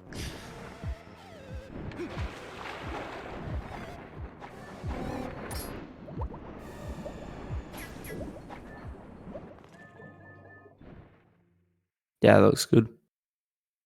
I had Yeah, to so wait it's for the really Karagorok cool. for a little bit, but it was good. Yeah, there's an element of RNG there around the Karagok just kind of flies around in a circle for as long as they want. But basically then we start the Karagok flight as humans, so we have to transform, and now we're actually able to clip out of bounds during the part of going through this course.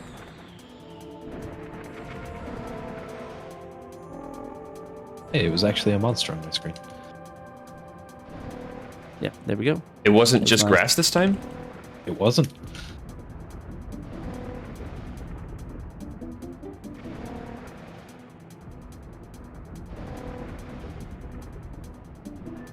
I was wondering where you were going for a second, Anno.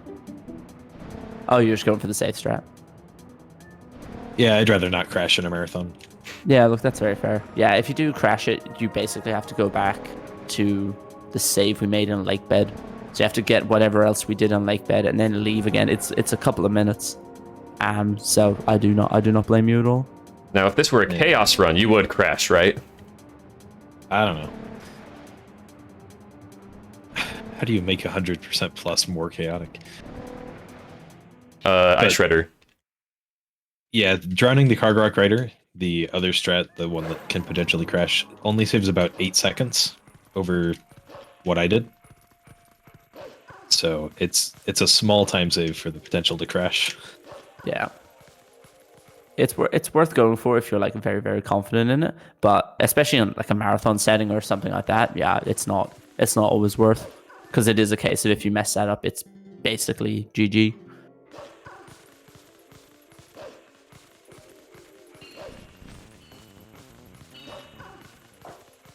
And now we go up to Zora's Domain, and then it's over to Linnea.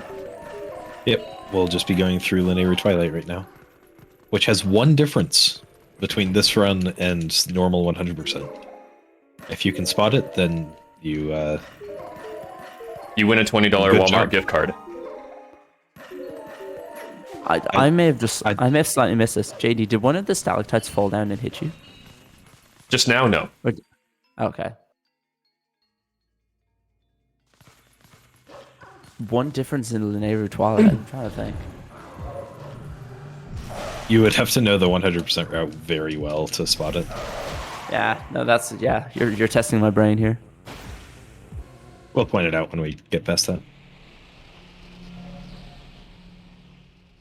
But Linear Twilight is pretty much the same in every category, so not too much we'll be doing extra. I'm thinking, is there like a chest like in Zora, like just after Zora's Domain or something? Nope. I don't know. Yeah, There's no, something even smaller than that. yeah, no, you've completely sunk me. I have no idea. Yeah, Linnea Twilight is it's quite a bit longer than Elden because there's one Twilight bug hidden out at the back of Castle Town. So we clear out like Zora's Domain and Upper Zora's River, and then we have to run over to Castle Town, which the only benefit is that we pick up the warping portal outside of Castle Town. But the bug is hiding away in a corner. So it does add a fair amount of time to the route. Just another plug for my low percent run in a few days. We get that bug in a very interesting way in low percent. Oh, so you don't get the warp portal. Ah. It involves a flying horse. Okay, yeah. I'm picking up what you're putting down. I get that now. Flappers.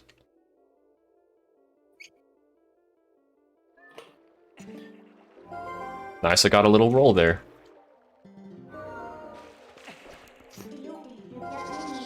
Yeah, so the kind of, I guess, the main difference in Linnea Twilight compared to like a casual playthrough would be there's a trick that we do called Waterfall Side Hop. So after you've gotten 3 of the bugs within Linnea, there's a waterfall that drops you off down just outside Zora's Domain. But what you're actually able to do is I believe it's a 6-frame window that you can side hop right outside the end of the waterfall, and that will land you on this ledge that'll basically be able to get you to the 4th bug quicker. I believe it's a 6-frame window, and there's 3 frames that work and 3 frames that kind of work. But I could be. I'm sure someone will tell me if I'm wrong. I believe that's right. Yeah. So basically, there's 3 frames, and when I say sort of work, they drop you to a lower ledge, and then 3 frames put you on the correct ledge. So it looks quite cool if you get it right. It looks quite unfortunate if you get it wrong because you just fall off the waterfall. But yeah, it's quite a cool trick. It saves a small amount of time.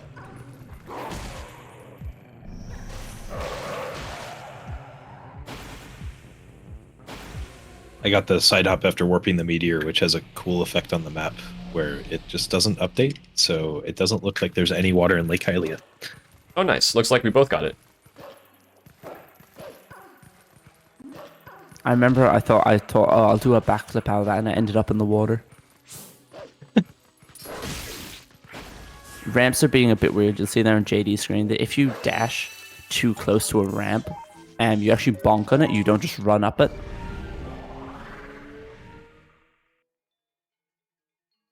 Did you get that too, JD? I did, yeah. Okay, cool. I saw it still there in the cutscene. I always make sure we're good. Yeah.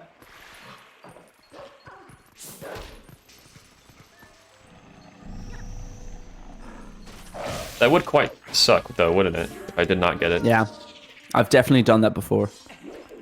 I think it's a rite of passage. I feel like you have to do it at some point. I certainly have before. Yeah. Yeah, so this is where we'll see waterfall side up.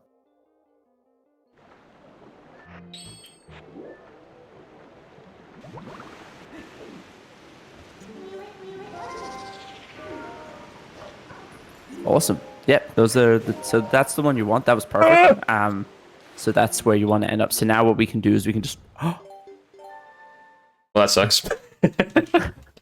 commentator curse. Oh no. That's unfortunate. Again, another rite of passage. It's one of those things that you just have to do at some point.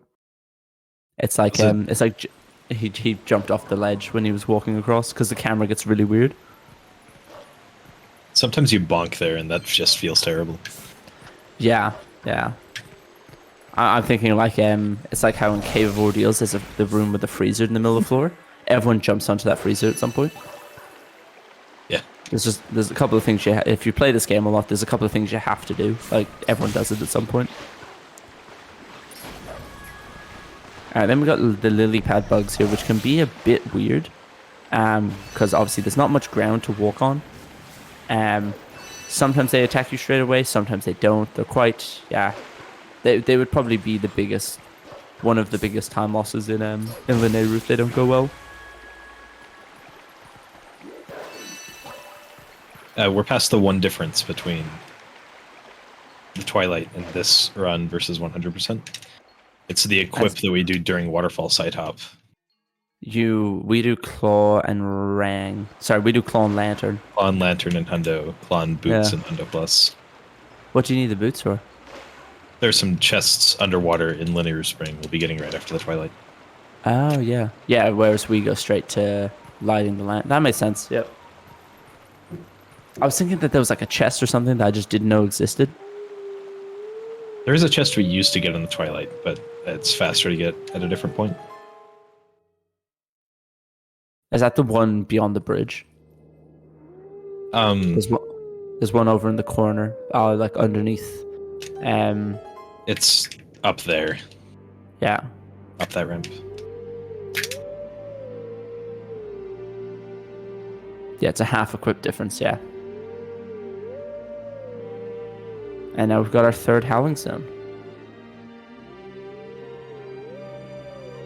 So as I said, Linnea is quite a long one. Yeah, it's a lot of running and covering ground. But the benefits it has later on in the run, like getting the warp portal outside of Castle Town, is like fantastic for what you need it for later in the run.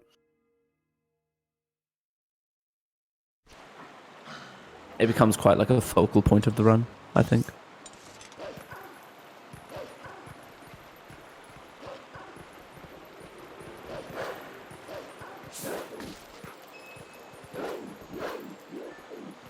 I've never seen someone take that bridge before. I've never seen someone walk around in front of Isa.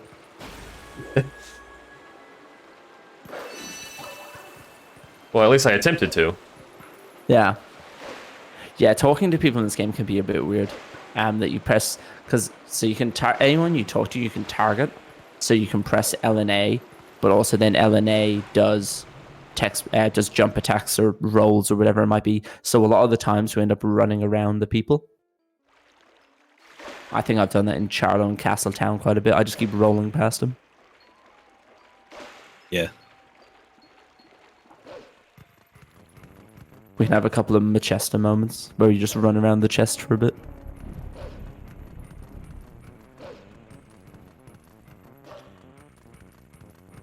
What do we have coming up after this? We got Zorammer. Yep. I'll have the wagon escort coming up. Yeah. The wagon escort's pretty cool because of how we do it. That basically, as long as the wagon's not on fire at a certain point, we can actually just leave it in the distance. We don't actually need to bring it the whole way across. So we do leave. We just do leave it on fire for a bit. Midna tries to make us go back, but it doesn't work. At least it better not work. And we actually skip the Bulblin 2 fight. So basically, if anyone's ever played the game casually before, when you get to the point of doing the wagon escort, you guide her along, Telma along to the bridge, and then there's King Bulblin 2, who's there to fight you. But what you can actually do is by using Epona, you can clip out of bounds by walking underneath Epona's neck next to a wall, and it actually pushes you out of bounds, and you skip the entire King Bulblin 2 fight. So that it's quite a cool time save, and just basically skips it in its entirety. And what we see JD do here, I was talking about earlier how Wolflink has different speeds based on the environment that he's in. So you'll see here doing a thing called dash cancels. So basically within Castletown, just dashing as Wolf is really slow.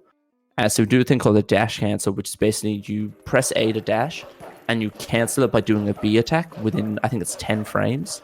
And what that lets us do is it doesn't actually use up the dash, so we could instantly dash again. It's actually the fastest movement to get us through Castletown. Yeah, and you'll see us do it a couple of times during runs. It's really good for spacing, because it's always a consistent distance. And that way it doesn't exhaust our use of our dash.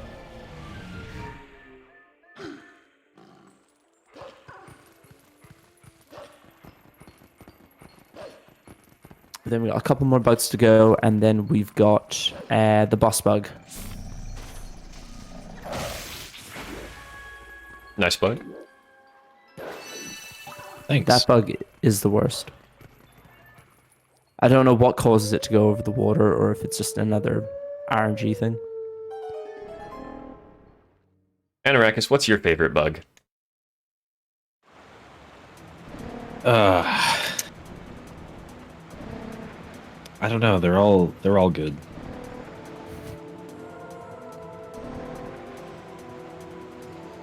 It's a good answer. That's really unfortunate, Anna. Being just slightly still in the attack animation so you can't warp. Is but a small time loss. Yeah. So what you saw JD do there is actually you can dash past the bug when you're flying as the Kargoroth, and go straight for the second bug, and the first one actually catches up on you. So it saves you just a small amount of time, but it's just a small optimization for like an area that we're forced to do certain things. And then if we bonk off the wall here, and then say that we do not want to go flying again, we'll actually end up next to the second last bug. So it's really conveniently placed.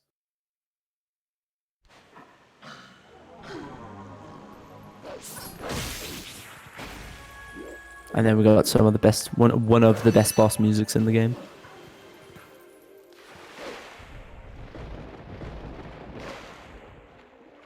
Did either of you bring your kazoos? I do have one, but I don't know if Discord will pick up on it very well. I don't think people are prepared for a kazoo in their ear.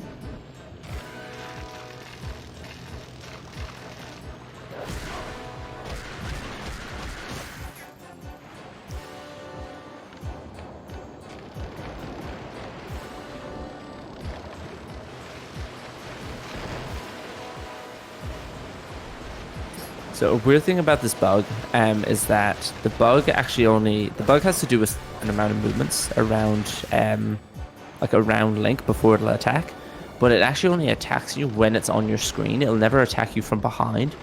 So if you continuously look away from the bug will actually sink to the bottom of Lake Hylia. So the bug will just keep going and then just goes for a swim.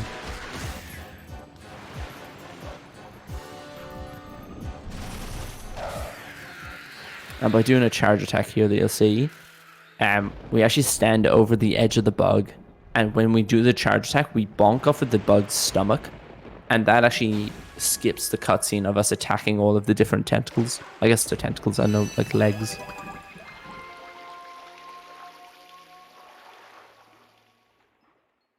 I think there's going to be a lot of synced rupee counts during the run. Especially when you get to start spending and clearing them and stuff.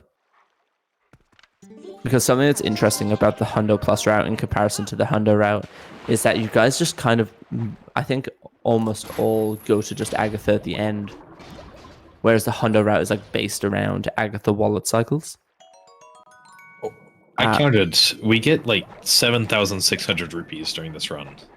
It's an incredibly high amount. Yeah. And so we never have too little. We're always able to route in and afford the things we need. So yeah, we can just go to Agatha and donate 22 bugs at once right at the end of the run, and it's all fine. So the thing with Agatha is that basically, there's 24 golden bugs throughout the route, which they're just gradually going to pick up. And basically, each time you talk to Agatha, the first time you talk to her, she gives you... What did she give you the first time? Bomb bag? Yeah. No, she gives... What does Agatha give you on your first one? Wallet, that's it. She gives you a wallet on the first one. And then she gives you a massive wallet at the end of it. A giant wallet that holds 1,000 rupees. And I wish she gave you a bomb bag. I know, I got so confused for a second. I just go autopilot at that mode, I don't even think. But basically, when you give her the first bug, she'll give you a 50 rupee. And when you give her a follow-up bug, she'll give you an 100 rupee. But unlike other parts of the game, even if your wallet is full, she will still give you the money there and then. So basically, as Anno said, at the end of it, they go and give 22 bugs, and it's like 1,000 something rupees, like 1.6k, I think it is. And she will give you that money even if you can't hold on to it. Which is very good. That's a very good thing. That's great. It makes it easier for us. And what you saw JD do there is that's another mailman skip. So there's certain parts in the run where the mailman would try to talk to you. There's a part of on Hyrule Fields. There's a point on that bridge. And basically what you want to do is if you do an LJA at a certain angle, you can jump over the mailman trigger. But we'll talk to him later in the run because we want some of our mail. Yep. Remember to talk to the Goron, JD. Thank you. And what you saw there is that JD talked to Charlo. So Charlo is the guy standing there just on West Castle Town. And he's the one who wants 1,000 rupees to get to give you a heart piece. So he gave him just 150 there, which just lightens up the wallet a bit more. It's for the cause of peace in Hyrule. Exactly.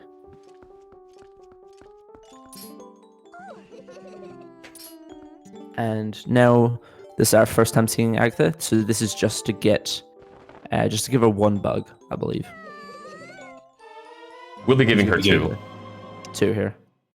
Yeah. So we get the... if you have any bugs leaving Agatha's castle, then Agatha says, I know you have bugs. So we donate both of our bugs to avoid that text box. Even though it's a great text box. Yeah. I have to experience it in Hundo. Yeah, so getting a bigger wallet, so now we can hold up to 600 rupees, which makes obviously collecting the chest a lot easier, and then also just getting 50 rupees from her. But now we are off to the Zora armor part. After you talk to the Goron, I believe.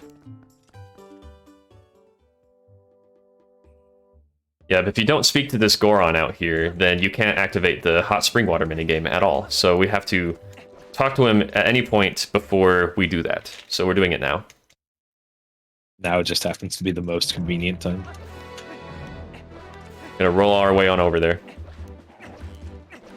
Which is so weird because we never talk to this Goron in standard hundo, but we still do the hot water minigame. You talked to him right after visiting the doctor, if I remember. Oh, yes. Yeah. You are right.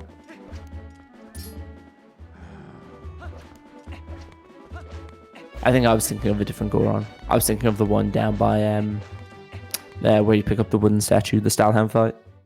Oh yeah, we will be talking to that Goron later too. Yeah. You don't to normal hundo.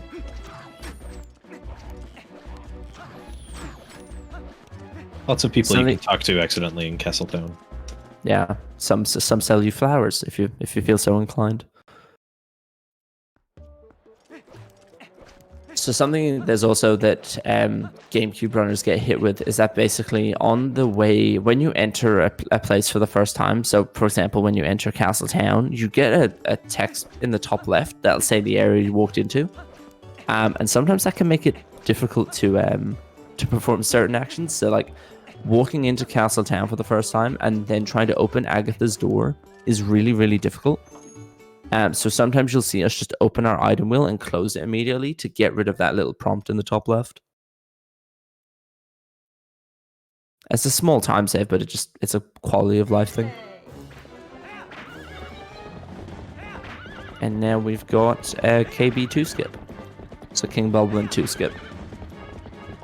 So as I said, if you're going to use Epona by putting her in a corner and then walking underneath her neck, and we'll get pushed out of bounds and clip through a wall, and that'll spawn us on the other side of the bridge.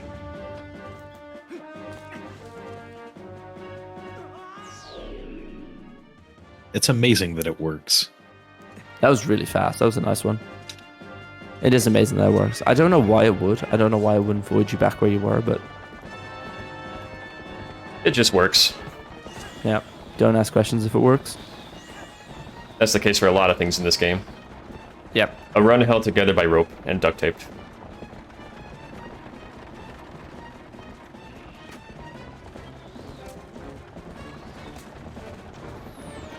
And now what we have to do is we have to wait for Telma's wagon to get past a certain point, because what we need to do is we need to put out the fire before we can go open the gate. So actually by doing KB2 skip, we actually pick up 2 small keys, which we're supposed to get by doing the fight. And what that'll let us do is it lets us open up this gate, and also we can open up the gate to Kakariko as well, which we don't have to open, but it's up to us.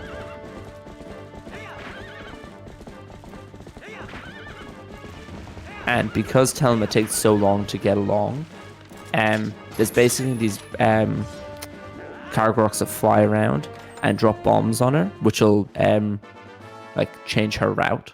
So we have enough time before she gets to the Kargorok that we can go and pick up this 100 rupee, which will help us later in the run.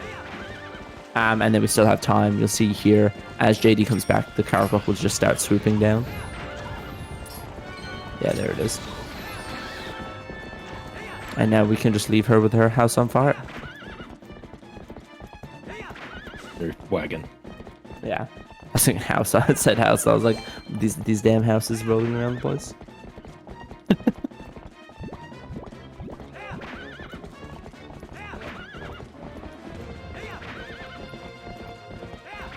So what you're going to see here is that basically when we get past this gate, we're going to do this LJ around the corner. And what that does is it skips the King Bulblin 1 trigger.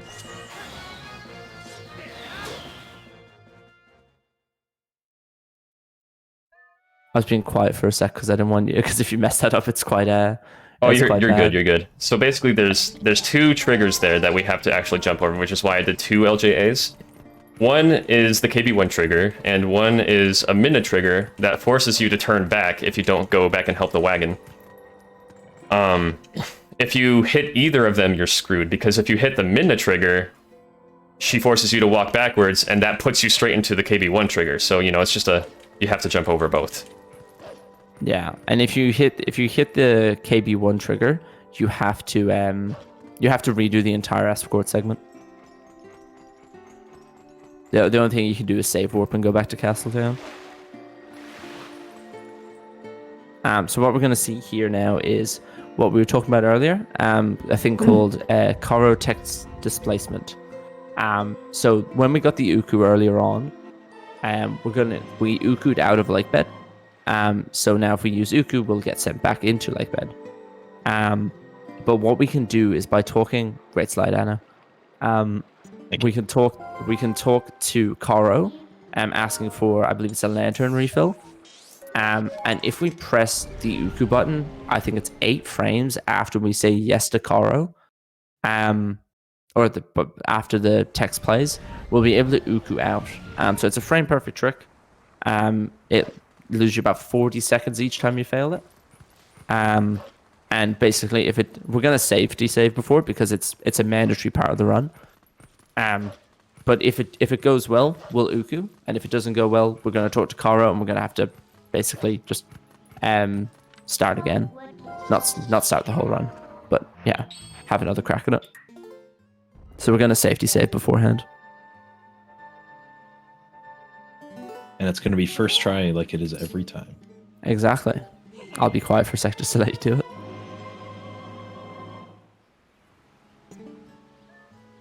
Did not get it. Yeah, it's quite a difficult trick. A lot of runners choose to use a metronome. So basically, use a metronome to press A on one frame, on the first tick, and then you press the Uku button on the second tick, and basically that syncs up to be A frame, the A press, 8 frames, and then the Y press. But yeah, it can be quite frustrating because if you can't get the beat in your head, it just doesn't stick.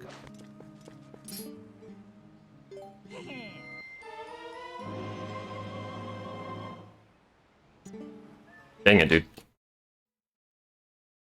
Alright, let's see if we can get third try. A metronome can only do so much, honestly. Yeah. It is that thing that, like, the second you start getting into your head about tricks and you start going like, oh, and now I need to press it. By the time your brain even processes, hey, I need to push this trick, the time is gone. Like, it all just goes down to whatever your hands are doing.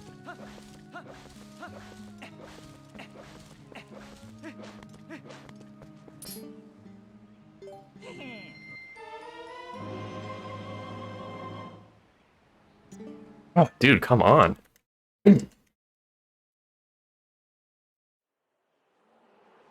I guess I'm getting what Anno got last time. Yeah, see how he goes. Nice. Yeah, so that's what Kara TD is supposed to do. So basically, you finish confirming that you've bought your lantern refill, and then you call Uku, and now we're into lake bed, and then we're going to instantly Uku out again, and then we can go to Goron Mines. Did you get it, JD? No, I still haven't gotten it. I'm on 6th try now. Best of luck. Ugh. So what this trick actually does is because we haven't completed our conversation with Karo, it basically takes the state of the text, and keeps it, and then we can effectively continue the conversation from that point with the Gorons in Goron Mines, and that'll let us enter Goron Mines early. So you'll see when Anno gets to Goron Mines now, he'll talk to the Goron 3 times, and the guys will shift just a little bit out the way. Why? Why is this happening? I have it on 200, right? Yeah, I do. Okay. I think I'm stuck here forever. You've got this, JD. I believe. If it helps, you are still ahead of my PB.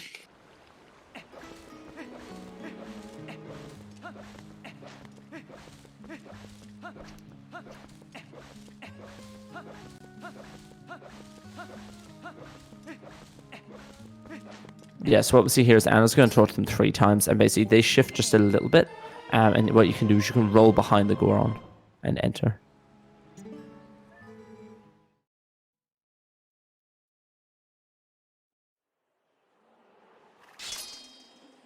It is one of those tricks that just, like, when you mess it up once, it snowballs. I feel like I either get a first try or like 7th try. I think I'm on like 8 now.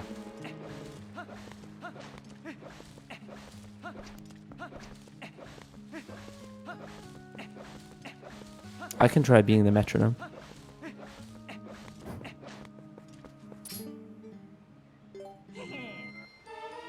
Should I mash Y? Honestly, not a bad suggestion. Not at all.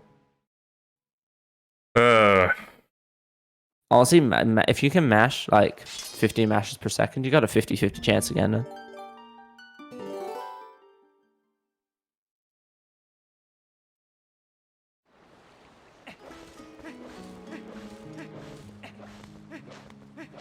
So you're gonna see some pretty cool jumps in Goron Mines. The slowest thing in Goron Mines is that we have the Magnafloors. That was really unfortunate. My roll curved the wrong way, and I don't know why.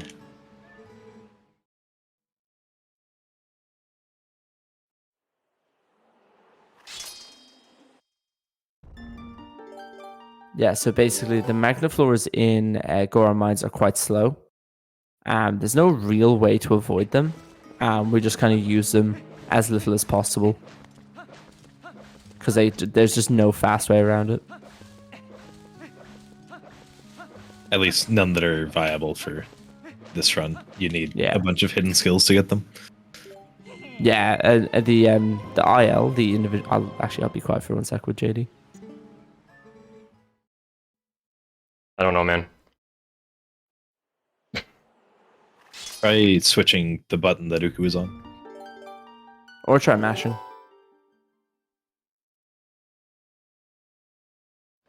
Yeah, no, I would have the- saved the time doing IL Yeta TD. I've never actually seen Yeta TD. Yeta TD is pretty slow, JD. I'm pretty sure you're still saving time up to that. I don't know, man. This is like 10 tries now, maybe 11.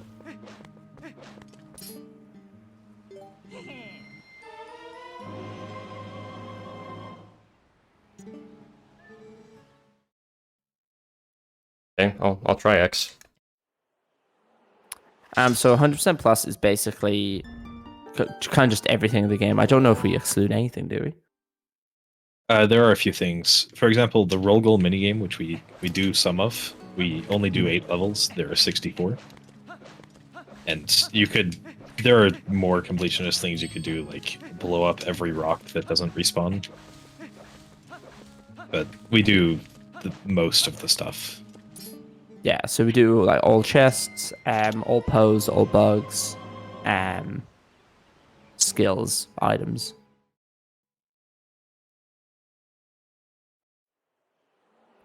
We go to every corner of the map, so basically making sure that the map is fully colored in by exploring all the different corners.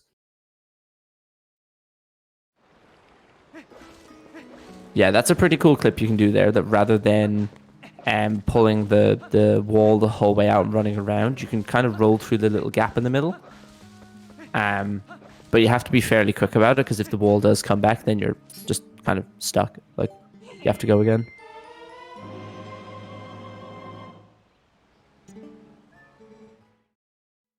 I don't know how much longer I can do this for.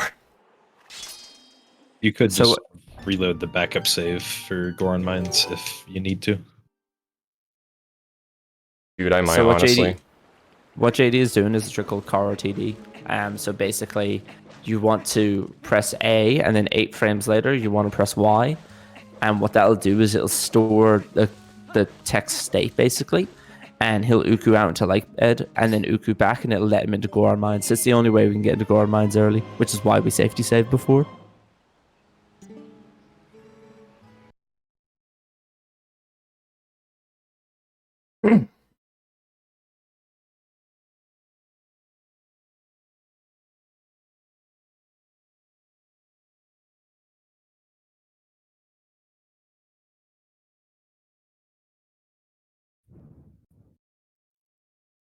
Yeah, so as I said, these metal floors are quite slow.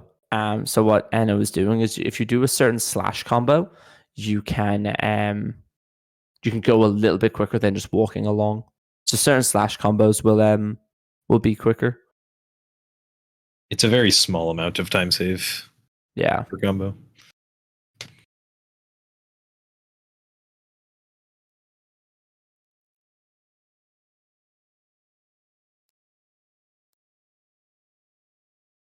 Roll movement is a rhythm. So basically, if you can chain frame perfect rolls, you'll be a lot faster. So you got Link has like a max speed, and basically if you're on a ramp on the way up and you don't get perfect rolls, you actually can't build that speed back up until you get onto neutral ground. So yeah, it's not mashing. You have to try and time it. I don't know what the exact distance between the A presses is, but yeah, no, it's definitely you can definitely, if you played side by side, like frame perfect rolls and non-frame perfect rolls, you would see the difference. It's like 44 frames per roll, so like a second and a half. Yeah, if you can time your rolls perfectly, you pick up so much speed.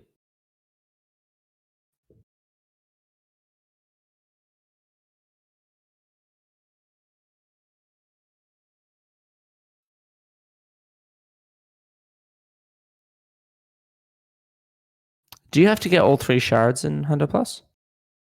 Yes. Okay. Yeah, so in the standard Hundo route, basically we skip the second shard piece, and we just kind of jump straight over to the Dangora fight. But in this, we need to go pick it up.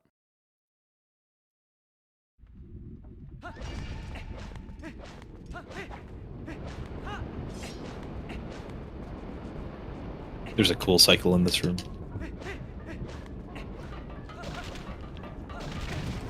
Oh, I forgot you guys go over here. Yeah. So the dangerous thing about having Zora armor in Goron Mines is that when you have Zora armor on, you take a lot more damage to both fire and ice. So basically, if you get hit by like a Boblin arrow, for example, that's on fire, I think it one hits you. I could be wrong. It does 2.5 hearts. 2.5 hearts. Okay, so yeah, Anno would be on a quarter heart left. 10 times damage. Yep.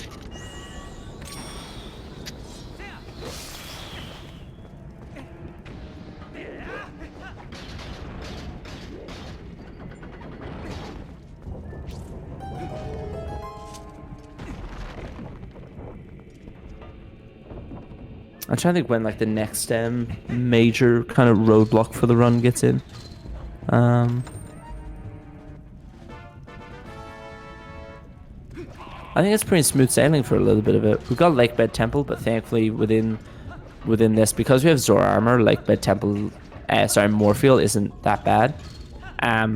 You're able to fight Morphiel without having Zora armor, but it's quite difficult. There's a lot of RNG involved in it, and it can go very wrong very fast.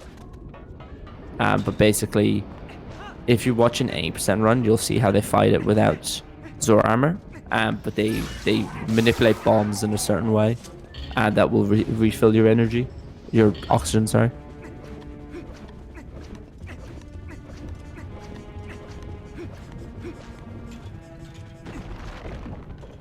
I do love that clip, that roll through.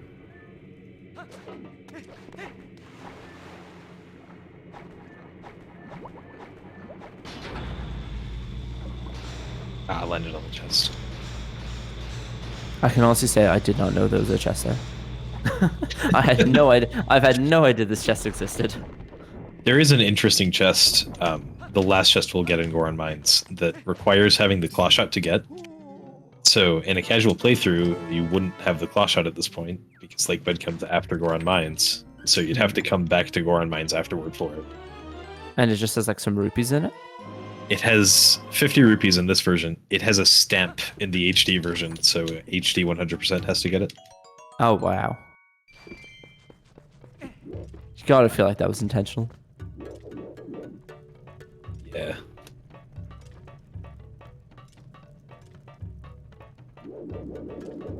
That's quite a cool piece of movement there. You're waiting for the ramp to go so you can hit the jump attack. There's a finicky LJA on the way to Dingoro's room. Let's see if I can get it.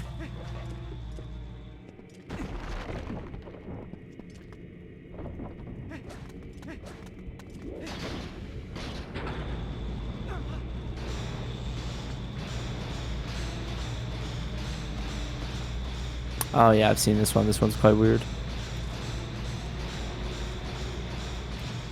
Got it.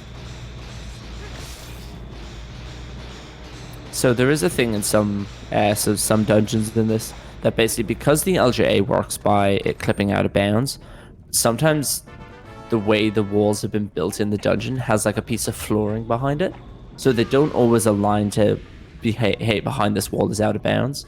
So sometimes, especially in stuff like Snow Peak and Palace of Twilight, very nice backflip. I did not intend to do a backflip there. I'm surprised that happened. Really cool. So there's actually a fast trap for Dangoro here, where by throwing him off the edge at a certain point, we're gonna fall off the edge with him. Yeah, perfect. Which basically means now he actually won't come back up now. He goes through another flame cycle early. So we're actually able to 2-cycle him. So we're able to make that fight so much faster than if it was in a casual playthrough. But it is quite precise, because if you don't wait long enough, you won't get pushed off the edge. But if you wait too long, you get pushed off the edge before you've actually thrown him. So there is a bit of a sweet spot with it.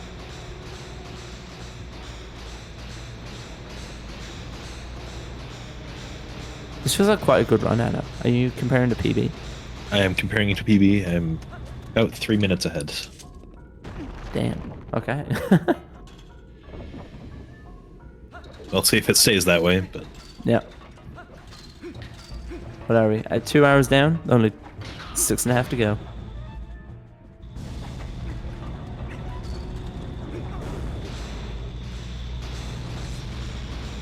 Rio 7 ahead.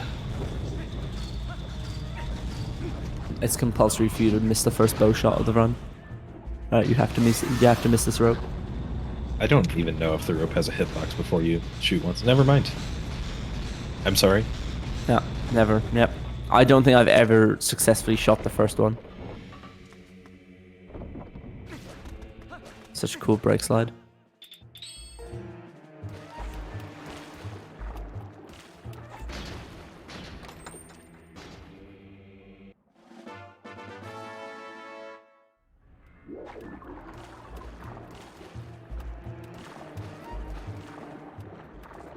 Did you manage to get Core TD, GD?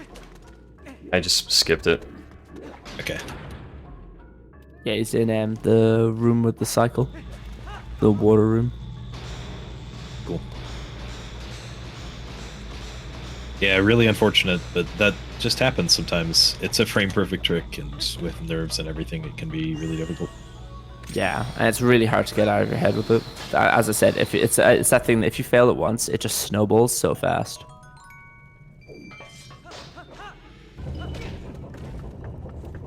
I have lost many a run to it. It's just brutal because it's like an hour and a half into the run, hour 45, and it's like, hey, here's a frame perfect trick that's not easy at all.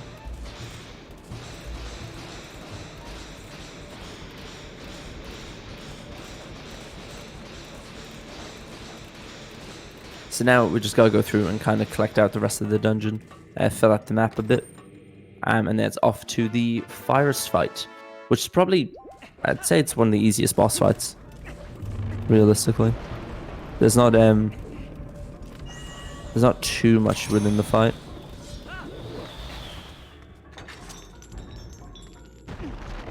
That's so unfortunate. Cool the dongos.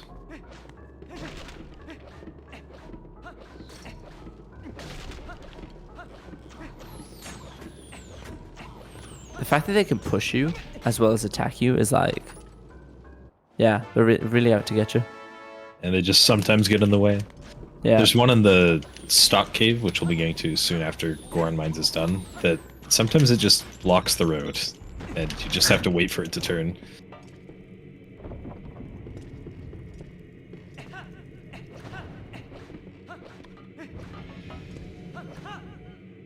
Yeah, I remember playing Goron Mines as a kid, and I thought that I hated the magnet floors and all that kind of stuff.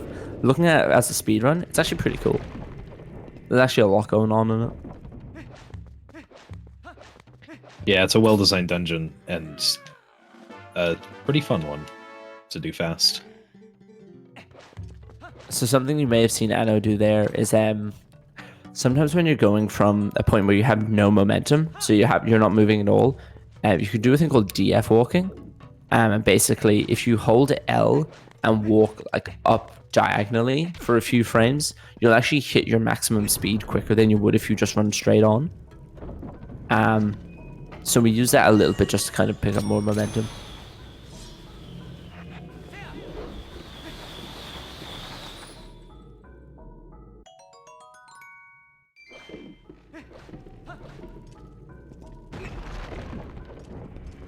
And now we're into Dangoro for JD. I forget that you have to clear out these archers. Yeah, clearing out the archers skips a little cutscene. So JD can get the quick third cycle. This is the chest that requires claw shot, which I'm about to get. Oh, yeah.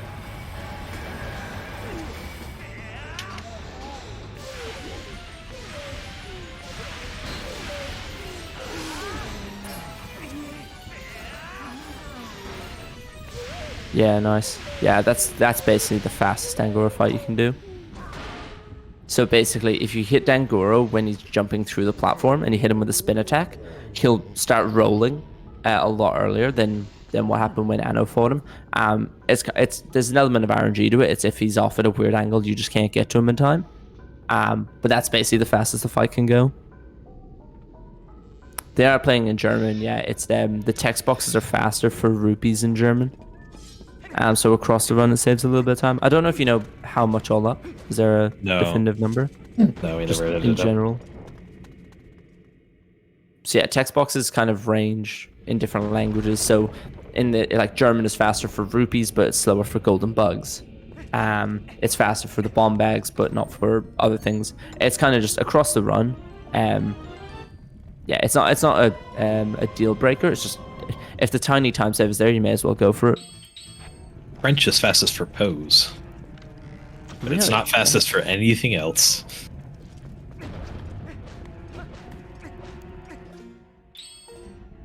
Yeah, I know there's been comparisons made for any percent, but realistically, timing it for Hundo, and especially Hundo Plus, would be a huge piece of work.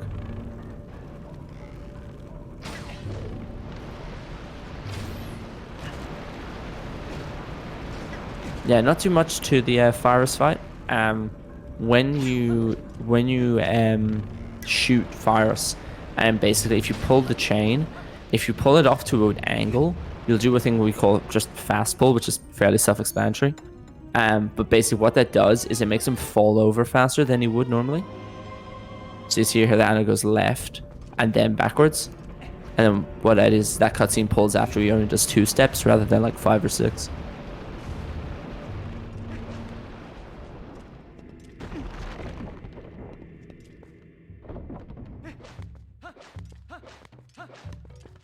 This boss is called Flametron in German, and that makes it the best version. Yeah, there's a couple of things that they changed how it is. Yeah, later on we've got, is it Aru's memo? Is that Leonard's briefs? No, Renato's letter. Renato's letter, yeah, it is Leonard's briefs. So we've got yeah, they changed it up a bit. And they've got Zant instead of being, I don't even know what he is in English. And then he's Usurpator in this. It's Usurper King in English. That's yeah. And then you've got Ganon having a Wunsch instead of having a Desire. My favorite, though, is the names of the quivers. Oh yeah.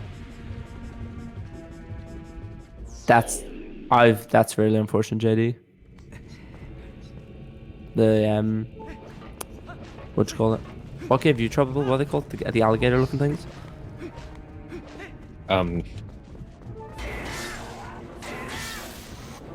dongos. They're called the dongos. The dongos, that's it. Yeah, they were giving him an issue. The dongos just not being nice today. Yeah. They can be awful, especially when it gets like Cave of Ordeals, which we'll see later on. So the deal with in Cave of Ordeals is that you don't want to take any damage for as long as possible, because you get the 7th hidden skill, which is Great Spin. And basically what Great Spin is it's just a massive version of the spin attack. which does way more damage, covers way more surface area, can help you one cycle a lot more enemies. But basically, you only have that ability when you're at full health, and Cave of Ordeals doesn't have many opportunities to heal you. So basically, you try to go through it damageless as much as you can. So it's very skillful when they get to that point. But thankfully in this route we have magic armor, which we can use for a bit of it.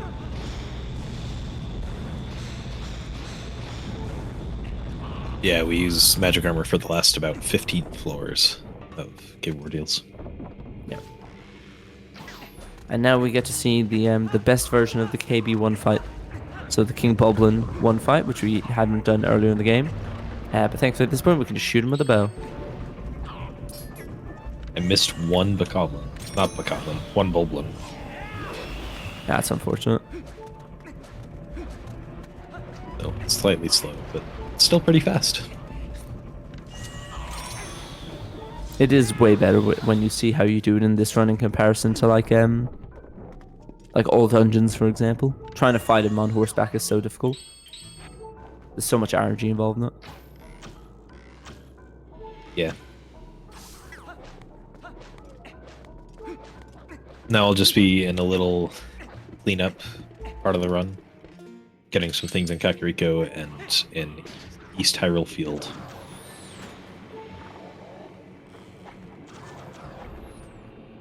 We get to do the archery minigame though, which is everyone's favorite minigame. I don't know, I'm quite a fan of roll goal. Yeah, true. I guess I don't do roll goal.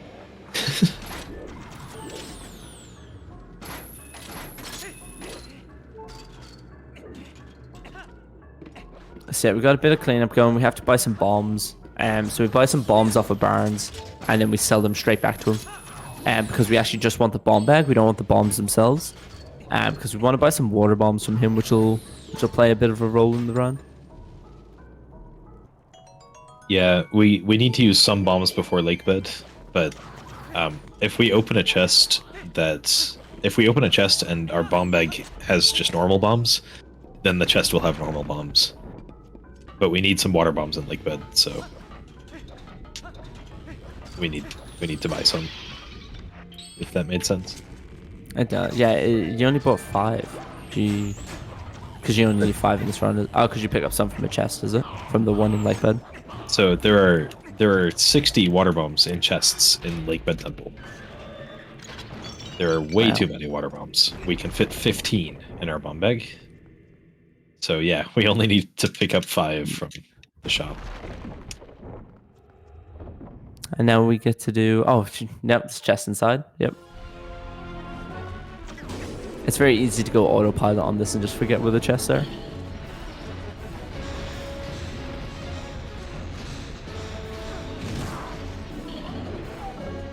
Yeah. Yeah, this is just a bit of a cleanup, and then... But then we actually get to clear our wallet. Get to go donate some money. That's right. So basically, within this game, there's giving $1,000, $1,000, 1,000 rupees to Charlo.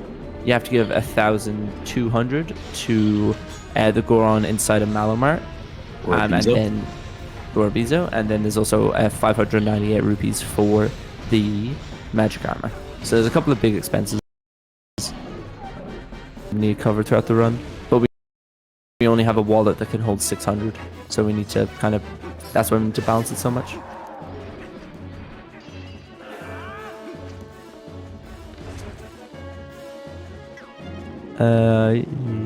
JD's back. He's lagging a little bit, but he seems to be okay.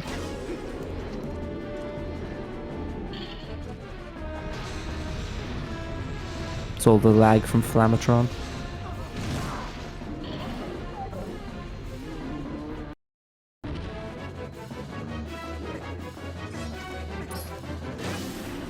It's back on my end. I think we're fine now.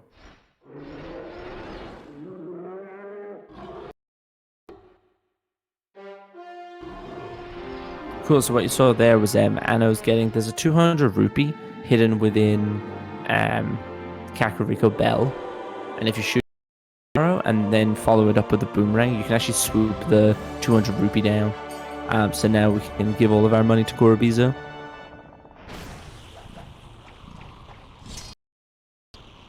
Then I'll be on my way to get some bugs and grottos in the field. Or running into a pole, as it might happen. Because how you park Epona in this game can actually be can be quite important. You want to make sure that wherever you park Epona, she has like a clear path ahead of her. So when you jump on, you get a spur for free.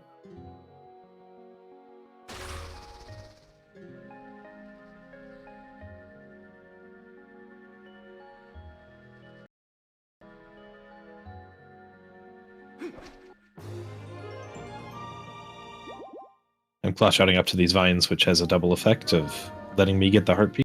Also disables the postman trigger. So I actually didn't know that. Form of postman skip. I knew that there was a mailman here, and I just for some reason thought we didn't. But I never knew that that's actually what caused it. Yeah, clawing up to those vines for some reason gets rid of them.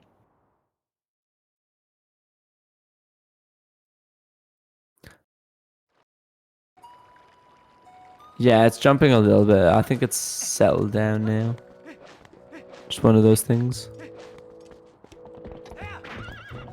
6 slide. Oh. I missed the 2-frame window to grab the bug out of the slide. Sedge. So that there was another, like one of the examples we were talking about earlier, where you can do an Epona slide.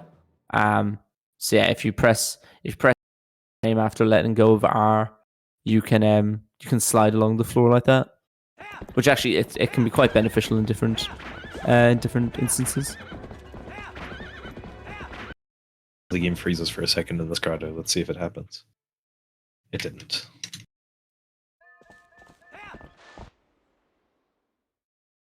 Nice rock.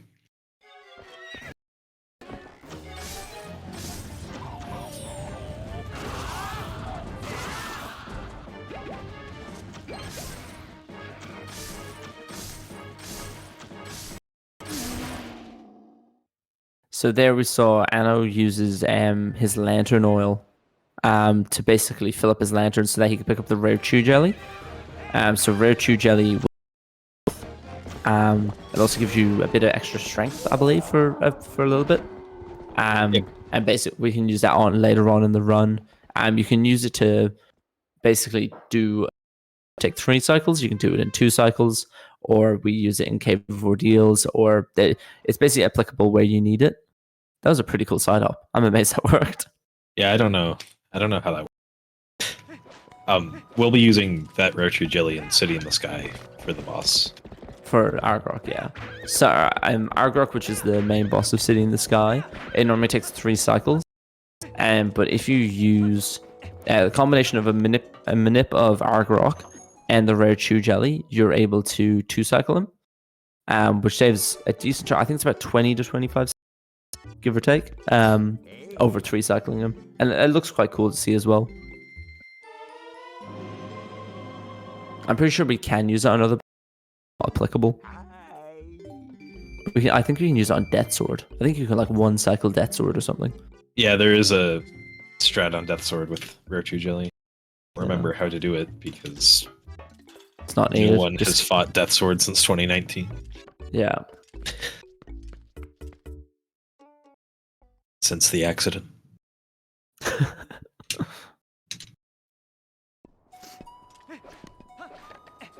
Yeah, so you'll notice there's a couple of collection periods throughout this route. So because there's so much in this game outside of dungeons, and Hyrule Field in this game is pretty big, and there's a lot of going into grottos, finding chests, do it later on when we get to collecting the sky characters, which is something we actually skip in kind of conventional Hundo. So there is a lot of very important that we do this particular collection right now because I'm going to be blowing up some rocks and that'll make a portal spawn. If we waited to blow up those rocks for Lakebed Temple, the portal wouldn't spawn, which means we wouldn't be able to enter Cave of Ordeals. just a funky interaction. Yeah, because when we basically get across and those rock sleeve blows up, the bridge that we're crossing right now is going to disappear as that gets warped away, and some shadow beasts spawn instead. So you actually can't cross this bridge until warp the bridge back much later in the run. And then underneath that bridge is Cave of Ordeals.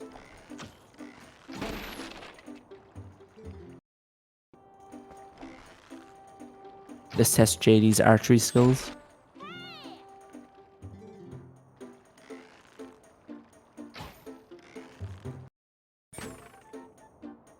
The archery hard piece actually is like a surprising time loss if it doesn't go well.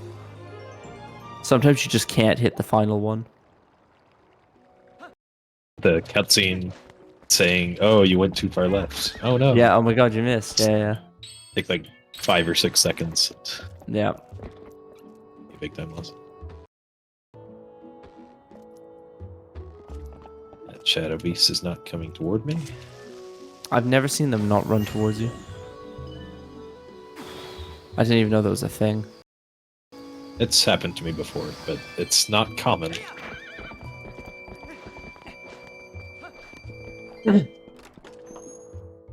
So what you see there on Anno's screen is that Nora to kill all 3 shadow beasts. Sorry, the final 2 shadow beasts of a group at the same time. But actually, if you can kill them separately within a very small window. So that's what happened there.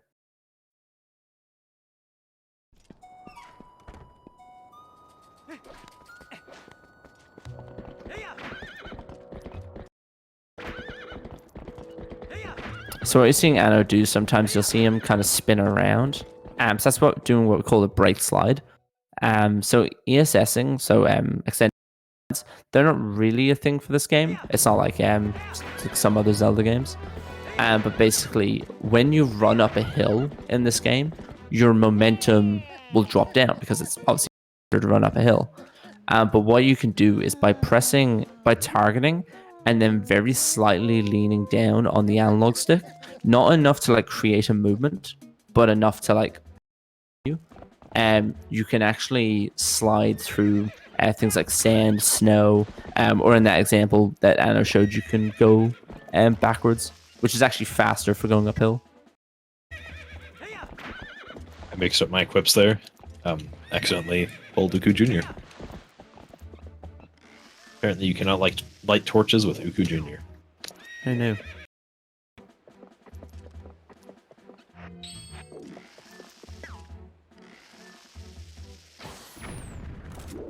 So now what we'll see happen is that basically I'm going to use this Uku again. So when we did Core RTD, we Uku'd into lake bed and then out of lake bed.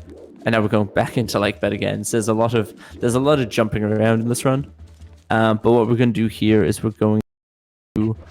we're actually not doing the Morphle fight straight away. I forgot that. We're doing a bunch of other things. Yeah, there's a lot of stuff in lake bed. If you're familiar with speedruns of this game, other than 100% plus, this might look very strange and unfamiliar to you. Yeah, there's a lot of jumping around. Lake bed's quite a complex, can be quite a dungeon. So in conventional hundo, we basically just we Uku back in, and then we just fight Morphle straight away.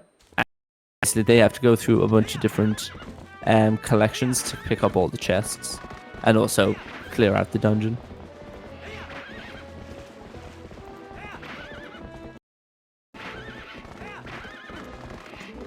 As I said a little earlier, there are 60 water bombs in chests in lake bed. We will be using 4 bombs in lake bed. That's a net of 56. And we can fit 15 in our bomb bag. Yeah, there's a lot of chat. There's a lot of bed.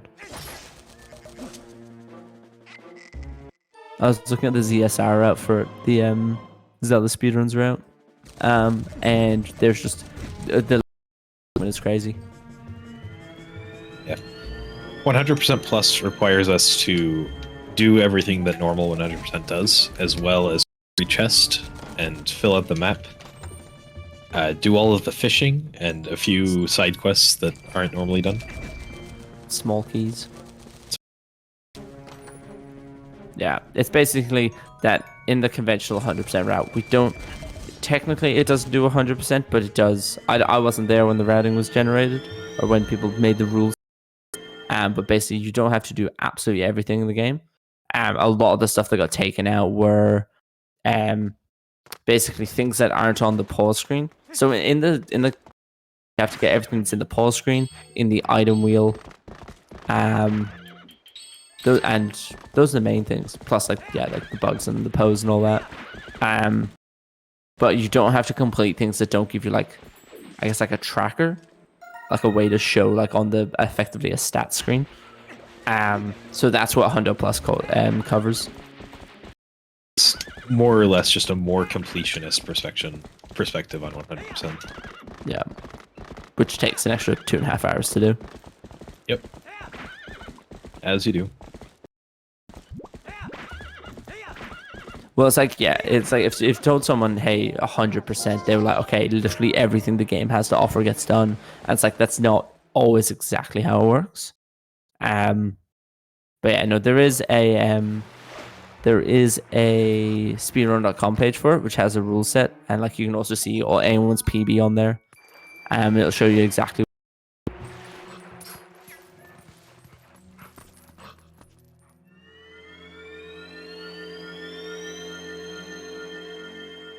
Oh, you get the great movement here going down the wall. No, I do not. Do you not? Ah, Nope. I'm thinking of glitches. We don't like fun. Riding down the water slide glitches is so good. Oh, see a chew worm.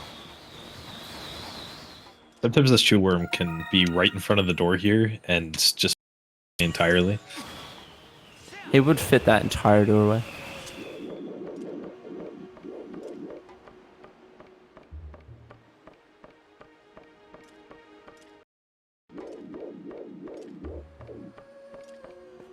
Yeah, so as I said, Lakebed's got a lot of collection stuff, and there's there'll be a heart piece that we need to collect, which is used in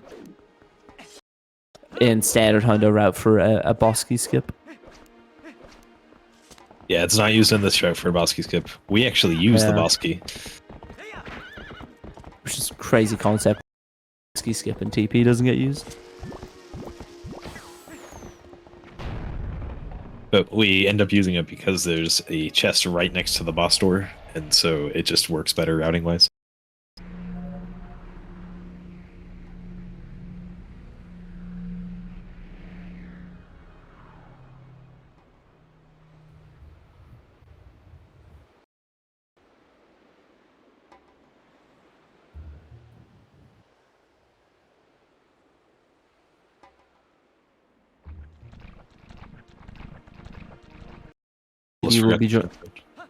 JD will be joining us in Lakebed soon to continue with the chaotic routing.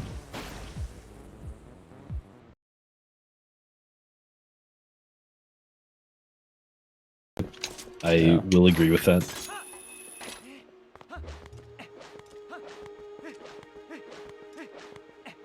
A lot of the tricks in this game are feel-based or have very loose visual cues. The 100% version of Bosky Skip for this dungeon is an actual good setup that just a set of steps. Yeah, it's an actual standardized setup, which is not something that's very frequent in this game, because it's not like some other Zelda games like OOT or MM or something like that, where like you can walk backwards and you have like you use a lot of side hops or whatever it is. A lot of this is quite, it's hard to line precise things up. So we'll see later in the run, there's the RRLAT6 fight in City in the Sky, which is it's a pixel perfect claw shot that we have to do to skip the fight. But to do there's actually a setup for that as well. So it's nice when those kind of tricks come around rather than being just feel based.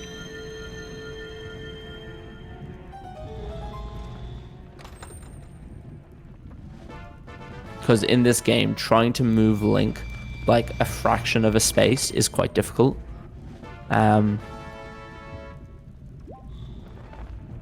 Nobody does fight Death Sword anymore.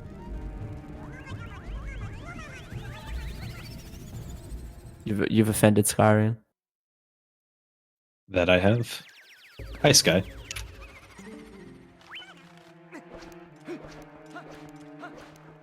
Welcome to Like That, JD. Thank you. We can skip a little part of this slide by just claw shotting up early. I was too far from the claw shot.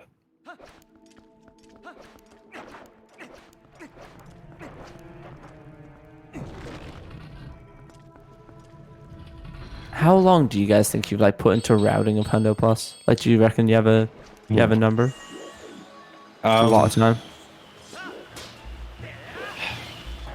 Definitely at least 50 hours, probably more. I guess that's the thing though, like, because there's so much in the run, trying to reroute it, like the second you move one thing, it just has a ripple effect. Yeah, the rupee route for the first 3 hours of the run is very, very important, and messing with it takes quite a bit of adjustment, simply because of the restriction that we don't have the magic armor yet to waste rupees. Also, I completely missed that lever. We're going to be getting the magic armor soon after this dungeon. As soon as possible after this dungeon, I should say. Yeah, the magic armor is fantastic. So for anyone who hasn't seen the magic armor before, basically it's armor that when you take damage, you don't lose health, you lose rupees. But then if you run out of rupees, it functions kind of how iron boots would. So you kind of trudge around, can't move very fast, you sink in water. So for a route like this where we're so kind of constrained by rupees, it's good to be able to just waste them passively. So that'll play. You'll see them just wear the magic armor at some points just to waste rupees and then to take it off again. And I'm very happy to say that this route only has to equip the magic armor 4 times. And Cave of Ordeals is like almost an exception itself because it's fantastic in Cave of Ordeals. Well, Cave of Ordeals, we still only equip it once, but Yeah. yeah. It took a lot of work to bring that number down to 4.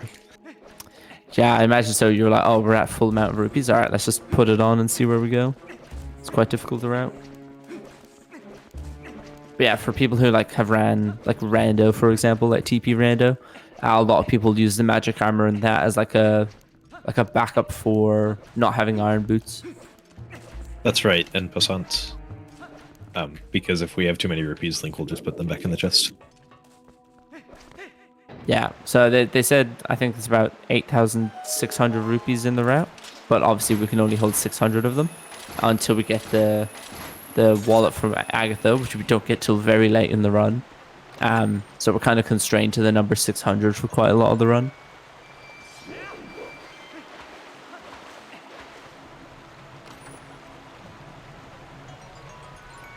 Yeah, people who've played like Rando of this game, there's workarounds for quite a lot of things.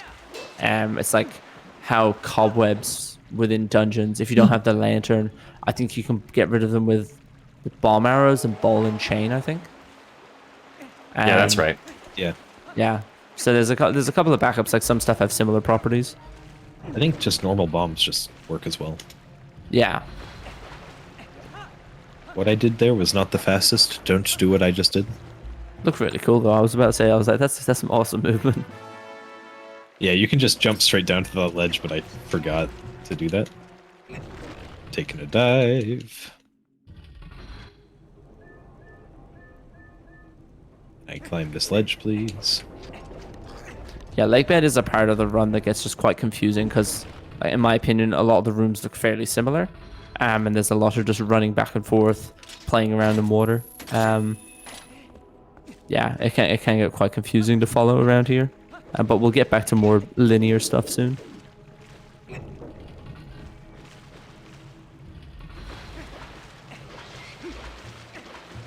We'll see some cool tricks later on when we get to, especially something like Arbiter's Grounds, which again can be quite linear because for a lot of the dungeons in this game, they have a lot of rooms, and so kind of your you're constrained to whatever is in the room. But there's a couple of kind of sequence breaks we can do. So there'll be one later on in Arbiter's Grounds where we can skip the first Poe. We need to get it because we need the Poe soul, but we do a thing called Poe 1 skip, where we basically just jump through sand effectively. It'll be pretty cool to see that later on. We actually don't do that in this run because it skips a room that we need to go to. Oh my god, yeah. Okay, no, never mind. It is a cool trick though, and it's done in every other run that isn't glitchless. So yeah, it's a pretty cool trick. We do it in Hundo. We need the Poe because we need the Poe soul, but we still do we do the skip afterwards just as a movement based thing. Are we off to Morpheal? yep, I've collected all but one chest in the dungeon, and then we'll be going to Morpheal. Yeah, Morpheal in speedruns that have Zora armor, it's actually pretty straightforward. We're able to do a thing where basically if you equip your iron boots and claw shot onto Morpheal, if you then unequip iron boots after hitting her 4 times, you if you unequip the iron boots, you'll get launched off and can instantly re-grab back onto it.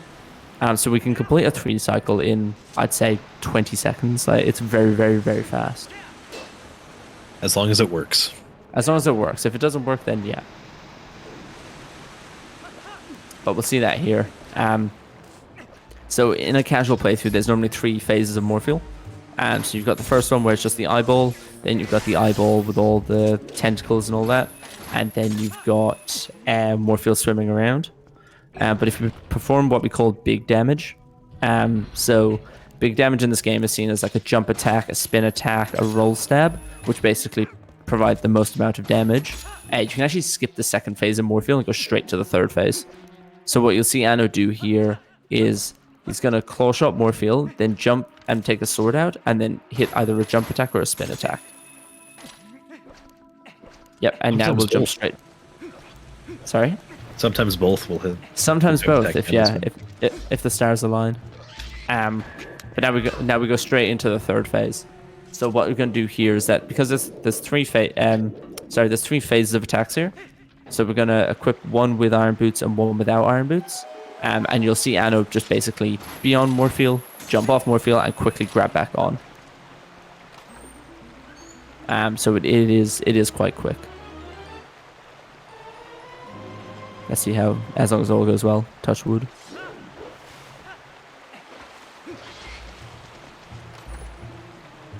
So boots are on. So he goes 4 attacks.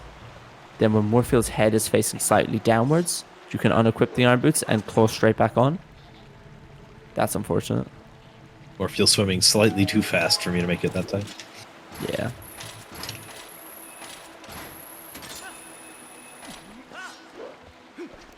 But what you can see is that basically when you unequip the iron boots, you get immediately booted off. So head's facing down, straight back on. And basically you can do that 2 times in a row really quickly. But that makes this fight, which should be a lot of swimming around and chasing, to make it quite easy. How are you going against PB, Anna? Sorry, you're eating food. Yeah, just a quick little snack. Currently 3.5 minutes ahead of PB. Might be almost 4 after this fight. Lovely. Nah, that wasn't the cleanest split. Probably 3.5. I know when I've done it, I normally go 1 iron boots, and then it's like I go iron boots on the first one, and then I don't iron boots on the second, because when Morpheal shakes you off, it's like a thing that she always swims left. And so you can just grab straight back onto her. I don't know how the RNG works. It's quite weird. Yeah, I've seen people say that it's like 4 seconds slower than the double regrab to just not use iron boots on the first one. Yeah. And then do the normal regrab on the second one. But I would recommend to anyone who hasn't seen an any percent run or an all dungeons run of this to watch how they do the Morpheal fights. Because within 80%, we don't, in the most optimal route, we don't actually pick up Zora armor at any point. So what you can do is you can use bombs and iron boots to manipulate your oxygen. So basically, when you're on the ground, you pull a bomb, and then mid-bomb animation, you equip something over your iron boots. And basically what that does to the game is that the game says, okay, you're pulling bombs. You're pulling bombs, you must not be in water, you must be on land. And it basically glitches out your air meter and refills it. And so basically, if you do that a few times, you're able to do the 5 Zora armor. It sounds quite complex. If you watch it, it'll make a whole lot more sense. Yeah, when you get water bombs in this game, it says in the text box that you can't pull them while swimming, and that's a lie. You can, and we do. Yeah, it's really cool to see. The most optimal 8%, you can do it within one bomb, and that makes the air meter go down really, really low. Like you think you're gonna drown, and then they get it just in time. So it is quite cool to see, but it can be quite a bottleneck in 8% runs because there's a lot of RNG in terms of more field swimming and stuff like that. But it's quite cool to see.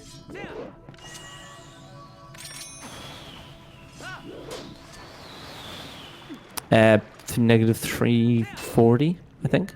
343 ahead of PB. I'll be turning human before getting to Castletown. That's just because I need to do Star 2 and get the Big Quiver, which has a funny name in German. But you may need to do Star 1 first. What? Sorry, I misspoke. We'll be doing Star 1. We will not be doing Star 2 for quite a while.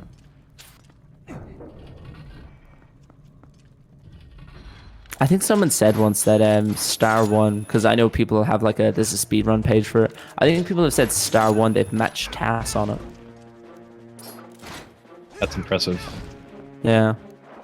Which is it's like 8.5 seconds, 9 seconds or something like that. Yeah, 7 or 8, I think. Yeah.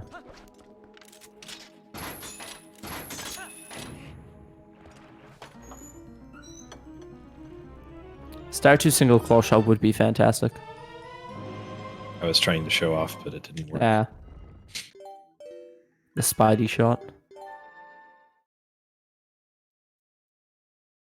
Wilson Kulker. Shut up, Perlo. I only found out his name the other week. I think you told me it. Not unlikely. Yeah. Didn't know his name.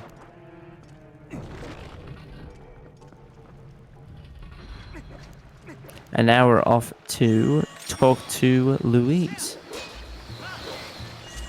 Yeah, the so rest of this is just normal. Nothing extra. Yeah. What I actually found out yesterday is you can walk into Telma's bar as wolf. As human. And basically, if you talk to... they still say, beast, get out. And they close the door, but you actually clip out of bounds and die. I found this out yesterday. You actually void. Interesting. Yeah, if you roll too far in there, the door closes on you and you just can't do anything. You're on the wrong side of the door. I was trying to see if you could, you void out of bounds, and you can technically skip Louise, but that means the sewer door doesn't open. Yeah. Yes, this is all fairly just standard MDH stuff. Just have to go through the castle and go see Zelda again. And I think we're running off JD's audio, so we don't have the great music yet. Yeah, I believe that's right.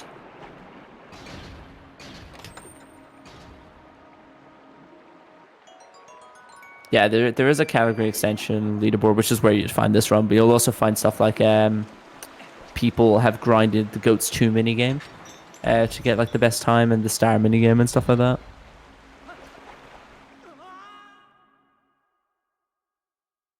Oh, we're going for rope skip. That you made that look really easy. It was an easier cycle because I accidentally back hopped the first time and had to reload the room. Yeah, that jump is deceptively hard. And actually, anything in this game involving ropes is deceptively hard. Ropes have quite a weird kind of hitbox to walk onto. The jump isn't too bad, but it's random. It's not random. It's very hard to tell whether the Goron will notice you or not.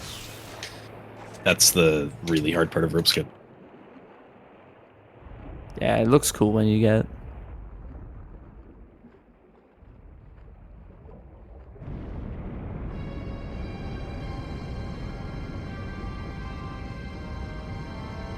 Nice jump attack.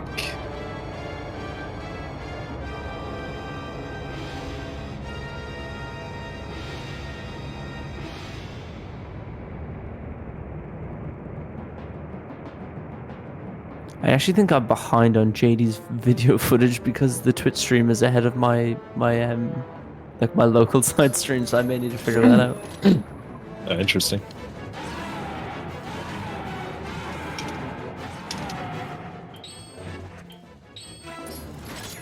Yeah, nothing too weird in MDH. When we get onto the rooftop, there is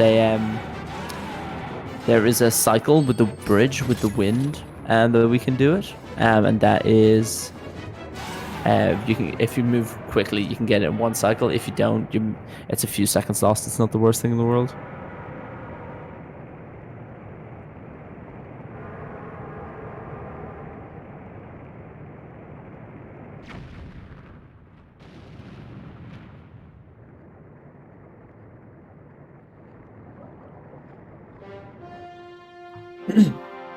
Looked like a good Moorfield fight from JD.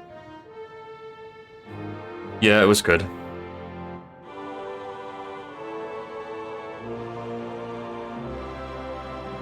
Yeah, ropes in this game can be... Sorry, I was going to say ropes in this game can be a bit weird because when you try to walk on them, a lot of the times you can miss it and end up just running off the edge. Which is obviously far from ideal. Yeah, pretty good tower for me though. I bonked, so I'm not going to be able to make the wind cycle. Yeah, the wind cycle for outside here is quite a nice edge. Yeah, did you get the 3 fast regrabs, JD, with iron boots? Yeah, I did. Nice. Nice, GG.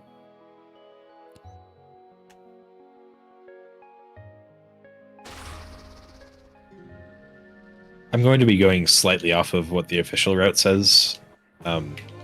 Right after MDH, I'm going to be getting an extra golden bug and a grotto. Is that related to the Hundo stuff change? Is it that bug? The South Castle Town one? No, it's because of just the day-night cycle we were getting too good, and so we wanted to fit something else in. And this happens to be slightly faster to get at this point. Yeah, that's fair. Yeah, that is something kind of around any of the Hundo and Hundo Plus category. That we base it all around the day-night cycle. So it's a question of we see what we can fit within it, and then when we obviously get faster and new strats get found, we can then you can constantly reassess day-night cycles to see how comfortable they are. So in the standard Hundo route, we recently had a reroute that can save like 12 seconds, because we now get an extra bug in a different day-night cycle because we've gotten so fast at the cycle that we can afford to do it. Oh, we got the good music now because we got JD's audio.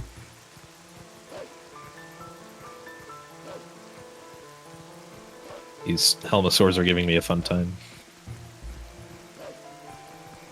Yeah, Helmosaurs can be weird.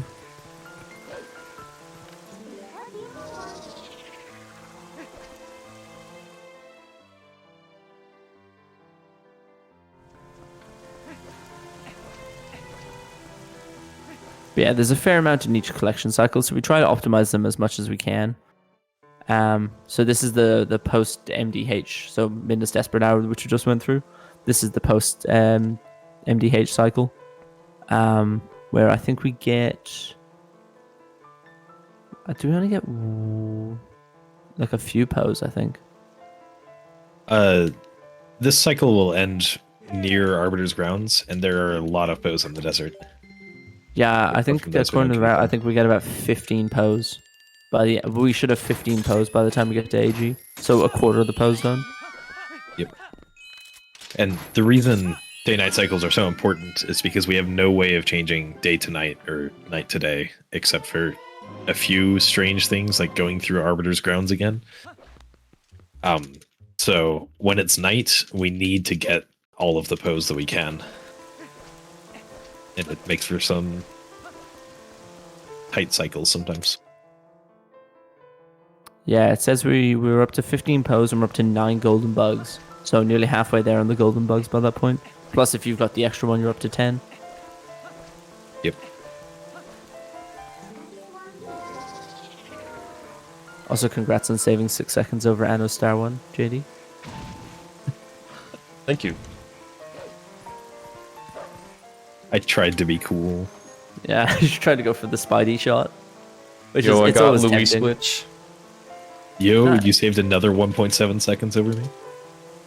So if you can see on JD's screen there, it'll look different to how Anno's was. So when Anno talked to Louise, it basically like zooms in on Louise the cat and you talk to her.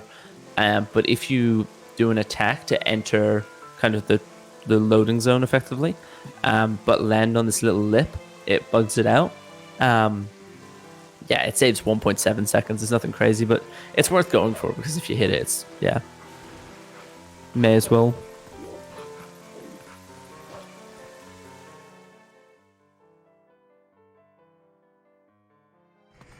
Yeah, so by the time we go through this day now that Anno is in, and we get to kind of the middle and / end of the night, we'll be heading into Arbiter's Grounds.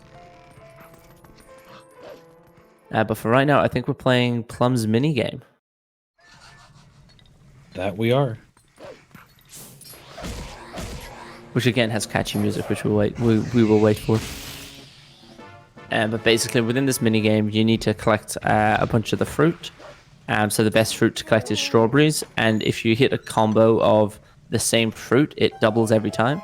And you need to end the game with at least 10,000 points. So what we do is we just ignore every other fruit apart from strawberries. And if it all goes correctly, we should end with a little bit over 10,000 points, and then I can just fly to the end. So there's no real way to make this faster. You just have to kind of see out the minigame. Yep. But we'll revisit this minigame later on to perform a skip. Oh, Anna going for the risky one. That one stresses me out. There's like an extra dash there that if you fit in, you get really close to clipping your wings off of the wall. And now he's just collecting fruit. Now he's just collecting fruit for fun. I find that if I don't go for that one, then I miss the next one. So Yeah, fair. I always go for that one. Yeah, we'll use this minigame later on in the run to perform a thing called Isa 1 skip. So Isa, who owns, she owns the, I don't know, was it a boathouse? In Upper Zora River.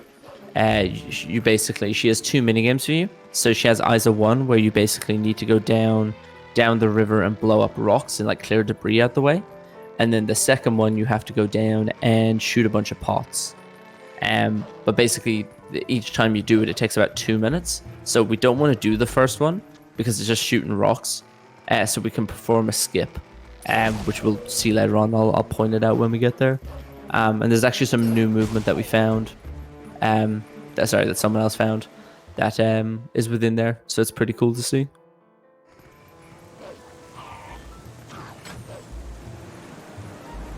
That bug is not liking you. Yeah. This took 2 throws. A weird thing about that bug that I didn't know until I played Rando is that it gets attracted to you if you have your lantern out. Oh, interesting. Yeah, if you take your lantern out, the bug will fly to you.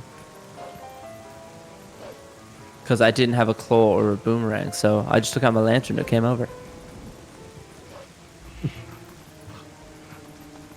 That's not even a bad equip for us at this point. Maybe I'll write that in. I don't know how fast it is or how reliable it is. It was just a thing. But now, yeah, so Anno is going to go and talk to Isa, and she's going to give us a lone bomb bag. So we're gonna actually start Isa 1, but immediately save warp. And then we going fishing? We're not going fishing yet. Not going fishing yet. That'll be in about 2 hours. Oh, We're gonna go climb Snow Peak. just as good. So yeah, you literally you start your Isa 1 game and you immediately save warp and just leave her, and we'll come see her again in a bit.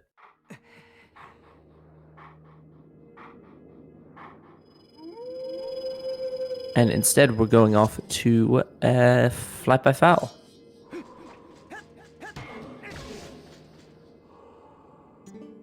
JD is learning backslice, I believe. Yeah, backslice. So backslice is one of the movements, one of the skills that we learn that it doesn't really serve much of a purpose in a fight. And I can't think of a single enemy we use it on. But we can use it to get over certain things that we shouldn't be able to. So we can use it to jump over like little walls. We can use it in Arbiter's Grounds for a few things. So it's more used as a movement mechanic than a fighting mechanic. Really fun in Snowpeak. There's some fun backslices in Snowpeak. Yeah, it's a pretty cool thing. It's just when you use it and you lock onto an enemy, you just spin in a circle.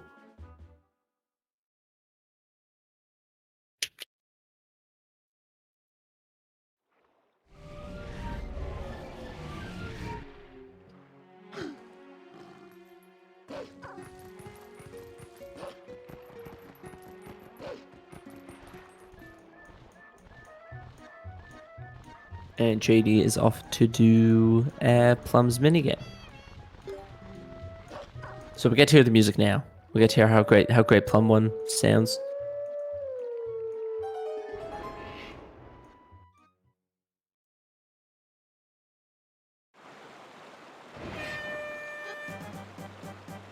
So what you saw Anno do there, just in Zora's domain, is basically if you have boots on and water bombs, and you go to pull out the water bomb when the bomb's over your head, if you force equip something over your iron boots, so let's say you've got water bombs and iron boots equipped, and then you pull the water bomb and then you equip, let's say, claw shot over the iron boots and press A, you actually shoot up to the top of the water. So it's a thing called Rocket Link, which we can use, for example, there as a time save. But in the any percent route, when we're fighting Morpheal, it can be like a run killer. But it's quite cool to see. I just did another glitch, back-to-back glitches, called map glitch. So basically, by pulling out your map on the exact same frame that you call Midna, you can tell Midna, hey, I want to warp away. You can go to warp from the map, but then Midna goes to talk to you. So then the game thinks you've warped when you actually haven't. And what that does is it bugs out the loading zones. So you actually can't enter grottos. You can't. I don't know what else you can't do. There's a couple of things you can't do. You won't. This is how he's going up through the snow peaks, like the snowstorm. You can go out of bounds. You can do all this kind of stuff. So it's quite cool. But to make sure that we do it on the same frame, we unplug our controller, and then we press the map button and the Midna button, and then plug it back in, and it'll register the buttons on the same frame. Important to note, that glitch does not work on the Japanese version, which is why very few Twilight Princess speedruns are done on Japanese. Yeah, I believe the text is faster in Japanese, but because of map glitch, it's like a multiple minute reroute, so it's just not even worth it. German would still be fastest for this category, but for things like any percent, Japanese is a few seconds faster. And then what we do is because we glitched out the loading zones, we actually can't keep going in Snowpeak. So to basically to break it, we use the Howling Stone, which basically says to the game, oh, he's at the Howling Stone, it's all good now, and it disables map glitch.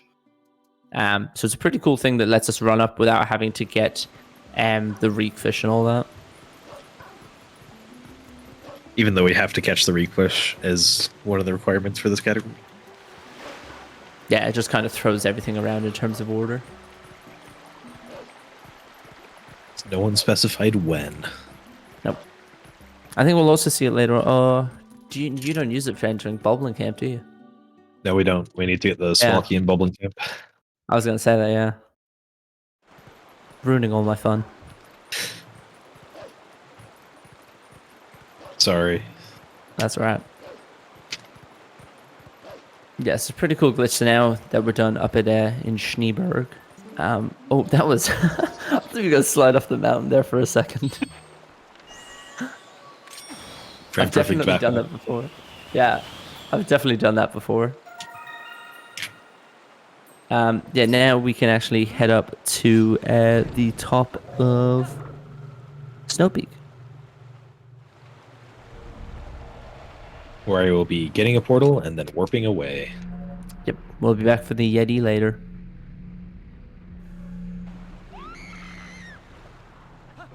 They are just the worst keys in the game. It's possible to avoid them. It's not very easy to avoid them. So what we actually have in any percent here, this messenger fight that Anno just started, if you walk around the edge of the mountain, just in this little area, you could do an LJA where you jump out into the void, but you trigger the Yeti cutscene, and it lets you skip the messenger fight. But obviously for this, we need the portal, and we want to come back later, so we do the fight. But it's a cool thing for any percent, because what it actually does is, because you never finish this fight, you never actually clear the snowstorm. So when you do the snowboarding later on, you go through you snowboard during the snowstorm, so you can't see 5 feet in front of you, which makes it a lot harder. But it's quite cool to see. It's yeah, also, you have to do a couple of high jumps. Yeah, there's a lot of it's also in the HD version, but in the HD version you can basically still see through the snow, just because of better texturing or whatever it may be. I think the rupees also spawn in the HD version when they don't in GameCube. Yeah, they can collect them just as they go down. Whereas ours, yeah, the snowstorm doesn't clear, so the rupees aren't there. But now you're giving a very specific amount. That's right. So magic armor costs 598 rupees. So I need to make sure that I have exactly 598 rupees, and because if we open a chest and can't fit it in our wallet, we put it back. I now can't get more than 2 extra rupees between now and about, I don't know, 20 minutes from now. So now we're down to exactly 58 rupees. But we get to go do the hot spring water minigame, where basically there's that Goron we talked to earlier on. We want to go over to him and throw this barrel on him. Which normally in a casual playthrough, you would kind of wander along, you put the barrel down, you fight the enemies, and then you would pick the barrel up and keep walking with it. But in this, if you stay close to the edge, the enemies actually don't spawn in. So we can just run around the perimeter. You can still get hit by these 2 boblins if you get too close to them, but for the most part, you can just kind of wander around the perimeter. There's a Kargok friend.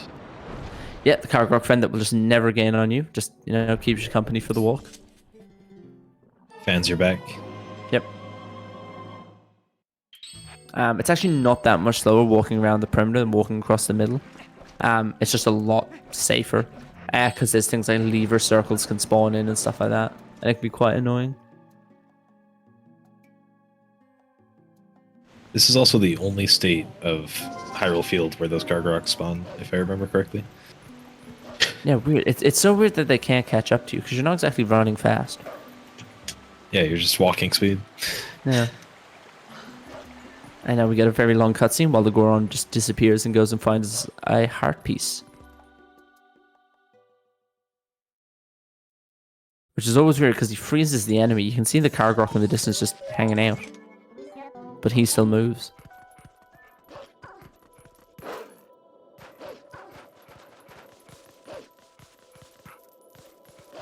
But now we've collected another heart piece.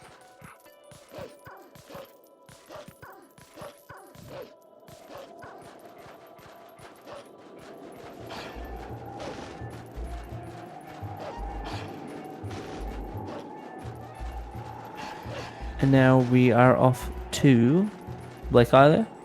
Yep, Lake Hylia. Oh. Going to be getting an underwater chest and then doing Flight by Foul. You don't do Lake Hylia Cave till later, don't you? Oh, we do it during the cycle. It is a little Yeah. bit later than now, though. Yeah. So there's actually a Poe that spawns over here on the next level up from where Anno currently is. But the thing is that because it's not nighttime yet, it hasn't spawned in. So we're actually gonna have to come back here later to get another Poe.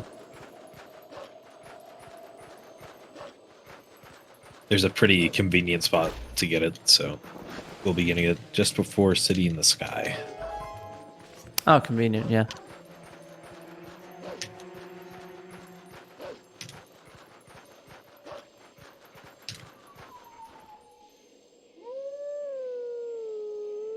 Yes, now we're going to go over to Flight by Foul. So basically, this is Fire, who was our friend for 3 or 4 times of the run. And basically, he can send you over to Gerudo Desert to get into Arbiter's Grounds. Or there's also a mini game where basically you get to pick up a chicken, and you can fly over to what's called the Isle of Riches. So it's 5 platforms in the middle of Lake Hylia, and they've got a heart piece in them. They've got different amounts of rupees, kind of ranging from 100 down. And what we can do here is we can actually just fly over using the chicken and land on whichever platform we desire. So I think for this one, we're going to land on Going over to the Serpents first. the spring. Yes. Two we're chests going over to- here, really easy to miss. Yeah.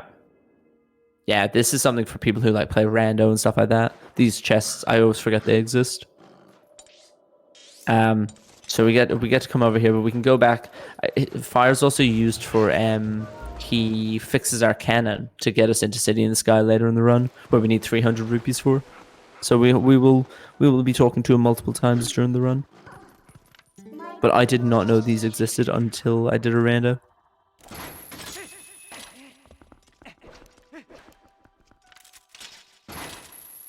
Now we'll be going to make our last donation to the Goron and Malomart to make the magic armor cheaper. No, to make... Yeah, that is the point. It makes it so Malomart in Castletown opens up. Yeah. Because we've given him 1,000 so far, so this would be the last 200.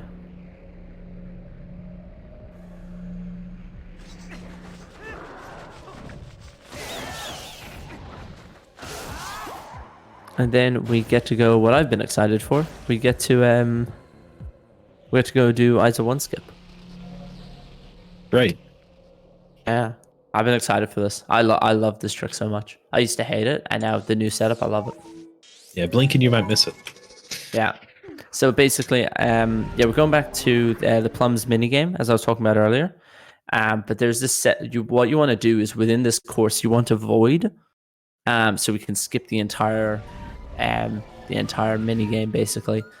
And what we're going to do here is there's going to be this setup where we're going to fly, and then we're going to bonk, and it's going to push us out of bounds. So as you said, blink and you'll miss it. So if you keep your eyes glued to his screen for a second, you'll be able to see it. But basically, when you void, you respawn in the minigame, and then you could just swim up the river, and it's good to go. But it's a really cool setup.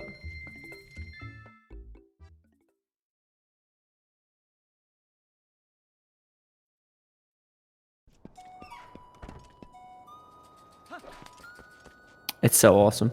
I love it. So Really- that was Really convenient visual cues, too. yeah. So that got found fairly recently. So what we used to do is the old, like I guess the oldest strat or the safest strat was to do it the same way we did it in Linear Twilight, where you clip out of bounds.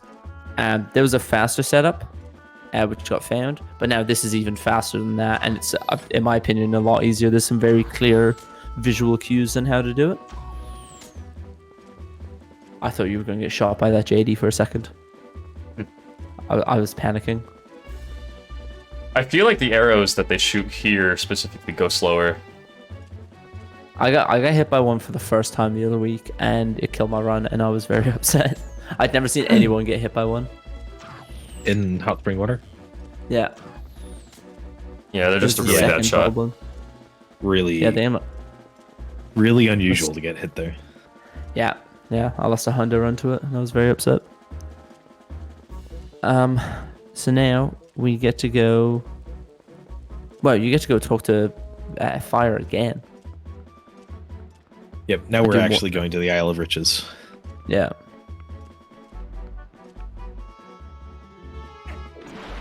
There's a fair amount to remember in this run. Just a little. Just a little bit. So as you can see, as we're playing more, it's gradually turning into nighttime. So there's nowhere we need to be before it turns night, but it's before that night ends is where we need to end up. But you can kind of see what pace you're on based on how far into sunset we are.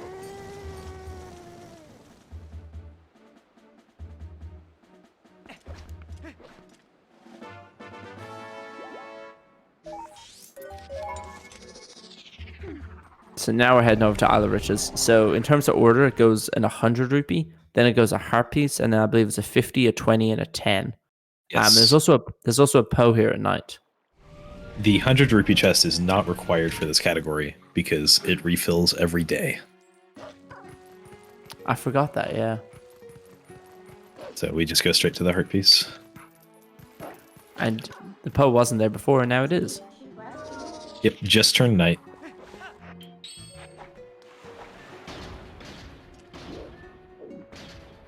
This Poe can always be a bit weird to kill. Sometimes he hangs out on a higher level. Kind of like that. Oh. It's okay. We're still good on the cycle. Yeah. Yeah, literally, as you were flying over, he wasn't there, and then it just ticked over to nighttime. So it's basically as optimal as you can be. Which is really good considering that I got the extra bug at the start of the cycle. Yeah. Yeah, that getting the most optimal ISO 1 skip now makes life so much easier. Because you can still clip through it and have to do a backup. But like the one you got there with the bonk is just so good. Yeah. Alright, now we're off to Lake Hylia Cave, which is about a 5-minute period where you're not going to be able to see anything. Yep. So yeah, have fun. Do not adjust your monitors. It's as dark for you as it is for them. As they play, they basically have to go through Lake Hylia Cave, which has a bunch of different corners, and at each corner there'll be a certain amount of rocks, and there's different types of chests behind each rock. So there's a lot of collection around here, but it is very, very dark. And we don't use the lantern because we need the lantern oil later in the run. You guys want to see a funny trick? We don't need to. Yes. I'd love to see a funny trick. Here it comes. No, actually, I don't want to see that funny trick. I don't approve of it.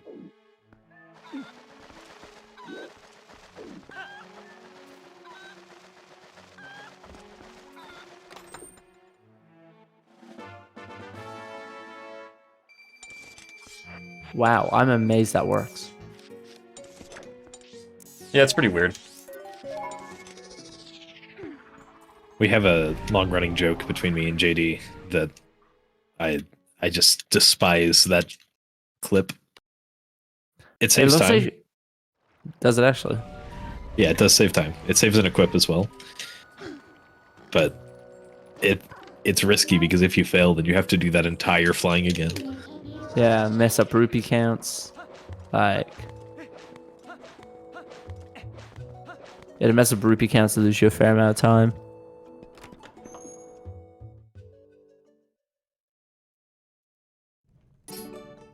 In this cave, sorry. There you go.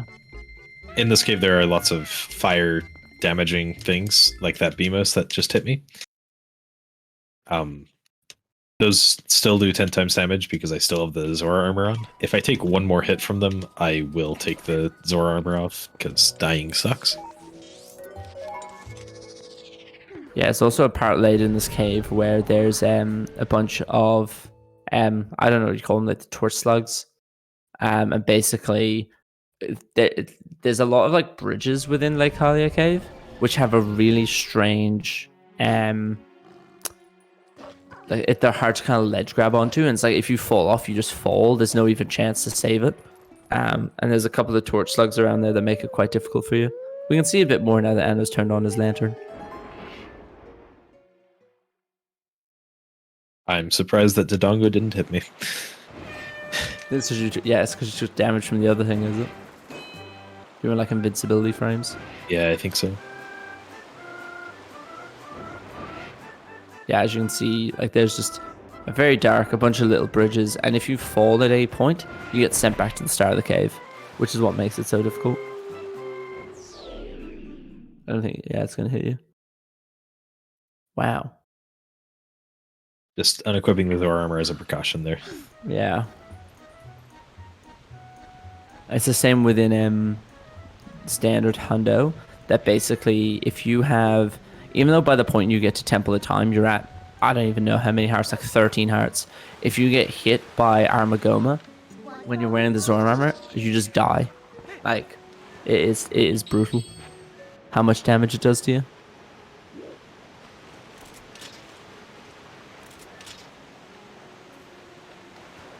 Yeah, I fully respect killing some of the torch slugs. It's not worth falling. Oh, do you not? I've always Sorry? killed those torch slugs. I kill. Yeah, I killed 2 sets of them. I think it's 4 sets all up, and I killed 2 of them because it's just they just get in the way, and yeah, it's just not worth not killing a run, but making it a lot harder run. I don't know if you saw it there, but JD did a thing called claw shot clip to get to this mini game faster, where basically you clip out of bounds. Wow, that's really cool. Wait, so I'm so confused as to what happened there. I messed up Isa 1 skip, so I did the backup. Oh. Yeah, it's just a different way to do the skip. I got really confused for a second. I was like, why is he throwing his head into a wall? Understandable. Yeah, we'll see Isa 2 in a bit. But Isa 2 can be... Yeah, Isa 2 is either really, really good or really, really bad. I feel like this is a very, it's kind of on a nice edge. But you guys don't do Isa 2 in this day and night cycle, I believe.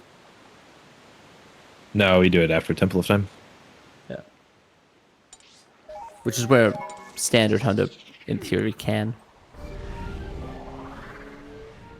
Doesn't it do between Snow Peak and Temple of Time? Yes. If you miss it. Yeah. Right. Possible sensitive warning here. Photosensitive warning. Yes, photosensitive warning. Yep. Link busting a move.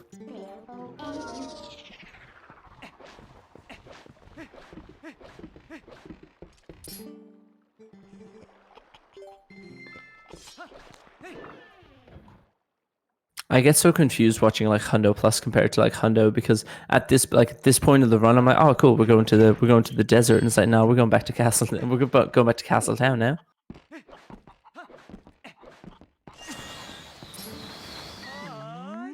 So yeah, the collection cycles is where this route kind of can get a bit confusing, especially if you haven't seen the run before. And then yeah, when it gets to the dungeons, it's more linear. Yeah, during the collection cycles, that's like the only point of the run where I actually use my notes at this point. Yeah. Dungeons you can get used to, but the order of things outside the dungeons gets really weird. Yeah, and the order can be so important. Like, I know in like standard hundo, like you have to go to Malamar to buy the Hawkeye and to buy the Hylian shield, and if you buy them in the wrong order, it throws out your rupee routing. Yeah. What happened, JD? Jumped past the chest on Isle of Riches. I'm not gonna lie, I do have to be very honest. It is pushing me a little bit to continue this run.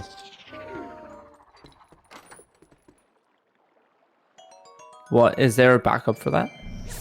No, I can't get back up. You have to do the flight by foul all over again. Which chest? The first one? The or- heart piece. Yeah, there's no way to get back up to that one. But can you just take flight by? Like I said, throws you out 30 rupees. It could go back for it later. If that's the Yeah. Is only there one any missed. point? Is there any point that you just have like rupees to spare? Could you go after like Cave of Ordeals? Yeah, like between fishing and Snow Peak. I suppose.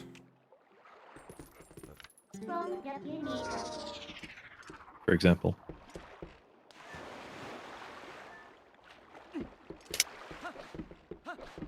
Yeah, I've definitely had it in like standard hundo runs, where like I've missed that and it threw out the entire day-night cycle.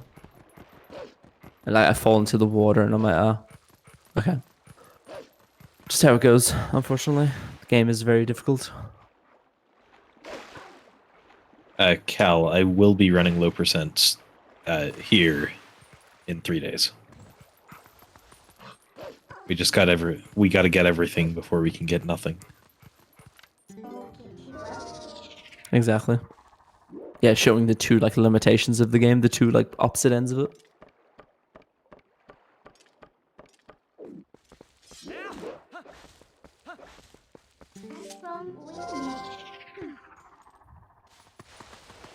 Both of which are interesting runs in their own right. Yeah, low percent. It's just the rupee sides are breathtaking, you know? It is very cool to see for the first time. You're like, why is that a thing?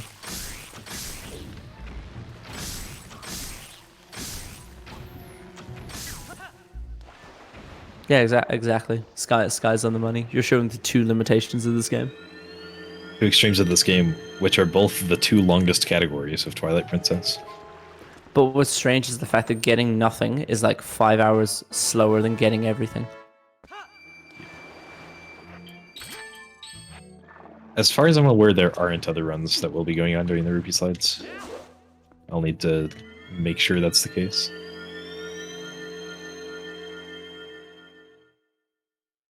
Just do a hundo run.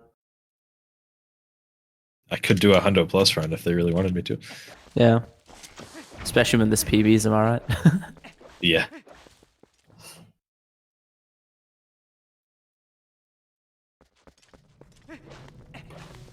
Yeah, so now we're going to get the magic armor. We're So gonna we be get smart.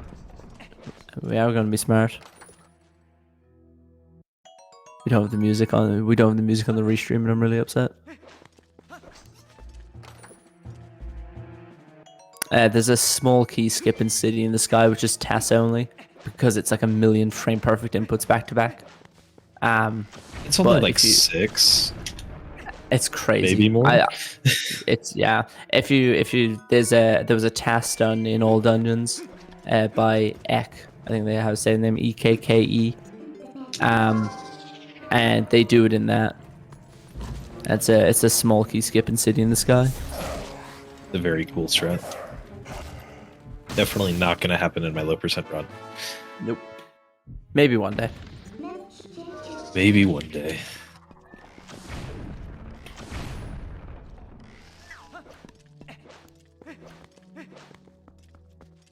So now we're learning Helm Splitter.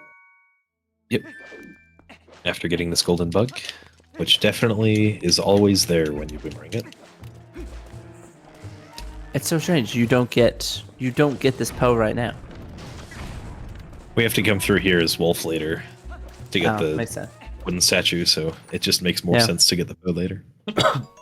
Low percent is such a long run because because we don't want to collect the Poe souls and stuff in Arbiter's Grounds. There's a thing called a rupee slide, where basically when Link has a text prompt that pops up saying like, oh, you collected 5 rupees or whatever, he moves like a fraction of like I don't know what the correct terminology is, like very very very small amounts. And so basically, if you leave Link there in that text prompt for like 8.5 hours, he'll eventually slide through the wall and clip out of bounds, and it'll let you skip basically the first half of Arbiter's Grounds. We will have plenty of time to explain it on Saturday. Yeah, and I was actually going to just say that for 8.5 hours straight. That's right. Yep, it's gonna be great. Yeah, the plus in 100% plus is all of the fish, coloring in your map. So basically going into like every room of a dungeon, all the corners of the overworld. You play a bit of roll goal. You have to open up every chest, every small key, basically everything that like conventional hundo doesn't get. Because conventional hundo is basically the pose, the golden bugs, the hidden skills, and all the items on the pause screen and the items on the item wheel. So the way Anna summarized it, it's a completionist version of 100%. That's basically what it is.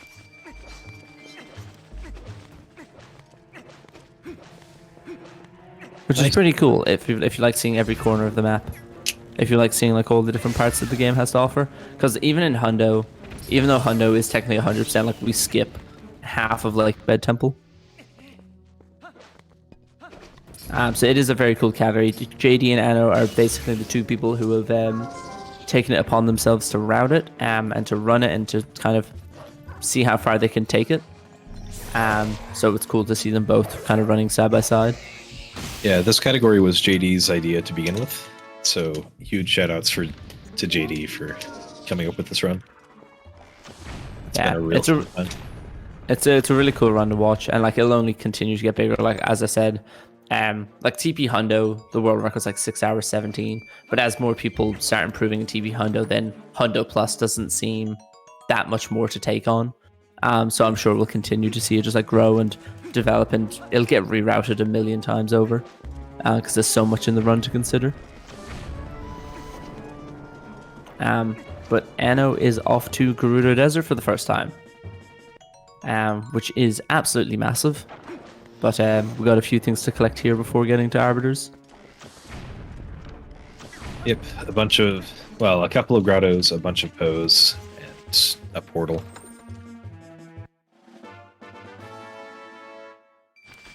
Oh, do we get to ride the boars around for a bit, don't we? Yep. Ah, love it. This grotto is really fun because the spiders go down in one hit with bomb arrows, so we just kind of shoot bomb arrows everywhere. It's shooting range. Yeah, so Gerudo Desert is massive. Like, it's so big. And there's a handful of things we need in there, but they're all in like the opposite corners to each other. So there's a lot of surface area to cover. And because it's so big, it sometimes gets laggy, so you'll see me zooming out while I'm running around to save on some of the lag. Yeah, that's actually something that we should cover in Hyrule Field as well. And whenever you see runners running as Wolf-Link in C down, and where they can't really see that far ahead of them, it's because of how much lag the game causes. So there's actually a fair amount of lag in this game, even though it doesn't seem so. But if you played on like through Farming Woods or something like that, you realize there's actually quite a lot of lag across the game, which is why we turn our camera in certain ways. So there's you'll see significantly less lag in the Wii version, though. So yeah, the Wii version's way less laggy, but you'll see like when we swim in. We'll do anything in Lake Hylia, for example. You want to have your camera facing away from the bulk of Lake Hylia because it has to load in all the water and all that. So there is a lot of kind of turning the camera side on.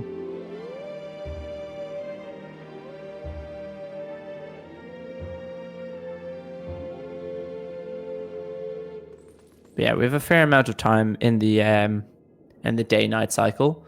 An interesting thing is that when we get to the Bulblin camp at the end of Gerudo Desert before Arbiter's Grounds, is that the time of day doesn't actually progress when we hit a certain point there. So it's like 4 a.m. or something like that. That the time doesn't 5 a.m. Yeah, the time doesn't progress past it. So basically, the time will keep going to 5 a.m. and then just stop until you're done in Bulblin camp. So as long as you get to that point, you're basically okay. But yeah, there's been a lot of thought and effort that's gone into not only this route, but also like the conventional Hundo route. Because routing TP can be quite difficult just because we are so limited by the items the game gives us, rather than, I don't know, like Breath of the Wild, for example, where you can fly across a lot of the map. Unfortunately, no flying in this game. Yeah, we don't have that many movement glitches in this game. We have LJAs, and I suppose you could count brake slides, but those don't Yeah. save much time in most cases. Yeah, like it's something like Super Swims or whatever from like Wind Waker and then Breath of the Wild. We don't have we don't have like a major movement mechanic. We do have Which is Soul like- Slide, which is useless. What even is Soul Slide? Is that the that's the thing we okay. Do you want to explain Soul Slide? Yeah, in Palace of Twilight, there are 2 light orbs called souls, and if you claw shot one while it's falling into its socket, I don't know what to call it, then it'll just act like a super slide, send you flying backwards. It's almost useful, but it is not useful. It's just one of those interesting things that someone's had happen to them. We're like, we'll just put this on the backlog as a thing. Yeah. This Shadow Beast fight is so weird. But you can see how much lag Anno's getting there because of Gerudo Desert.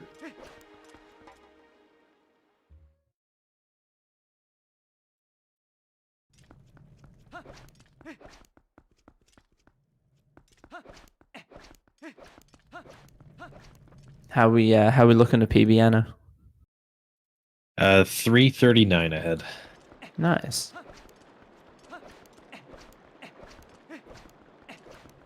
So pretty solid, but after Arbiters, we're going to have a little bit of day-night cycle and then go to fishing.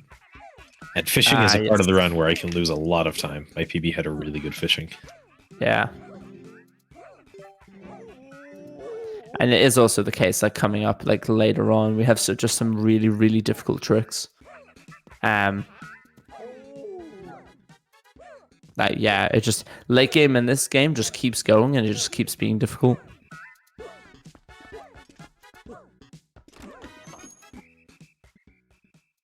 Don't have enough money for the magic armor. Oh no. Forgot about that. Oh.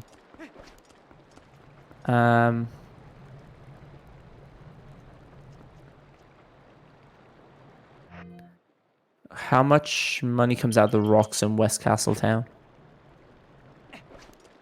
I want to say blow somewhere around 20. I Maybe was gonna say you go blow up some rocks.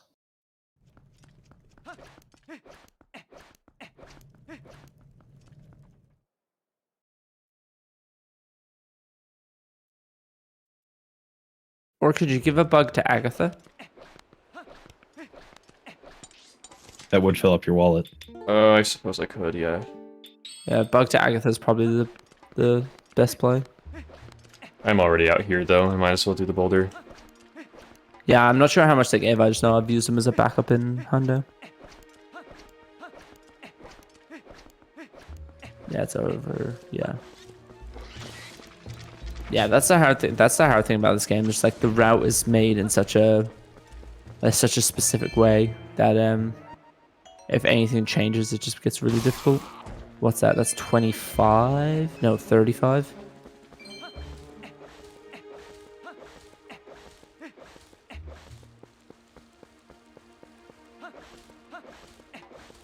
I feel like there's some tree around the place that if you headbutt it, it drops yellow rupees, but I don't know where that tree is. Oh, yeah, maybe. I'm not sure.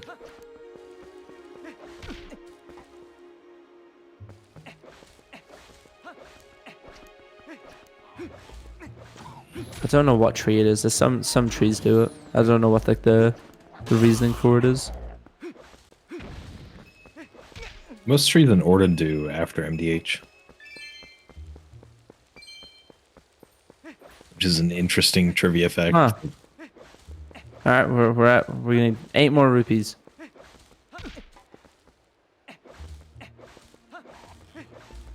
Shoot birds.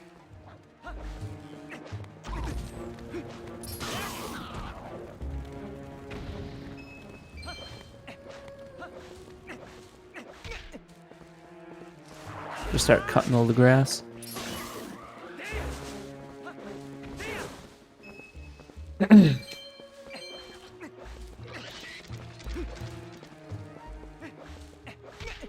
Alright, we're 1 blue rupee away. grass RNG.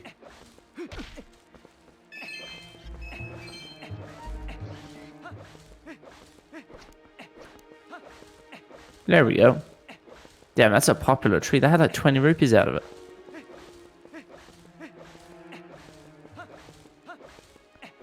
Browsing second half 300R. Yeah, nice.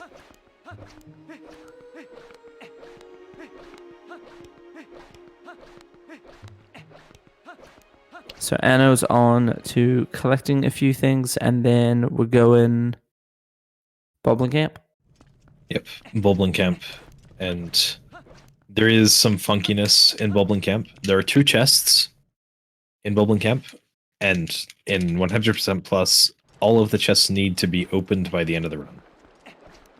I'm not going to be opening these chests. For some reason, when I get the small key in Boblin Camp, they just open by themselves. So Yeah, there's also a thing that I know for people who do rando, it's that if you don't open the chests in Boblin Camp, then after you fight King Boblin, those chests just, like, you can't, like, if there's an item in them, you've like done your run. Like, because so in other routes, in Hundo and in 80% and stuff like that, we use map glitch here to basically, we never actually enter the Boblin Camp apart from to fight King Boblin. We use map glitch, and then we jump underneath the map and into the loading zone, because even though the loading zone has like a definitive kind of horizontal distance, it just goes straight downwards. So as long as you go within that square at any point, you're all good. So you can jump underneath the map through it, which looks pretty cool.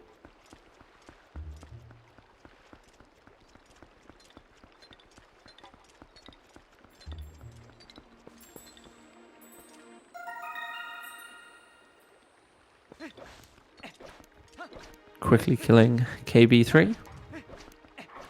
So we'll see King Boblin once more in the run. We'll catch him later in Hyrule Castle.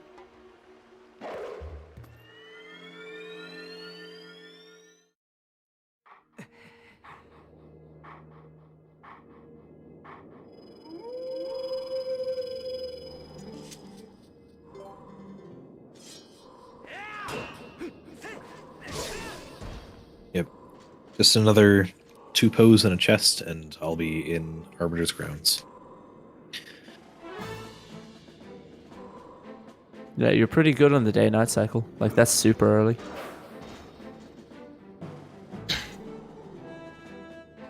Yeah, There we is a have thing a little bit of lenience, but it's one of the tighter day-night cycles. I hope JD can still make it. Oh, there's no think- chance. It's not going to happen. Maybe if you get the Poe outside of Arbiter's Grounds first, because the time of day doesn't move then.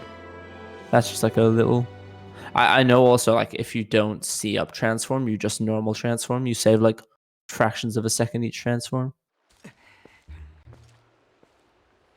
But with missing Flight by Foul and also having to grind for rupees, it might be too late already. Yeah, by far.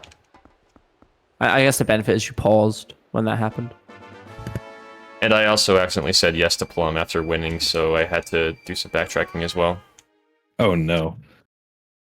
This is not the run.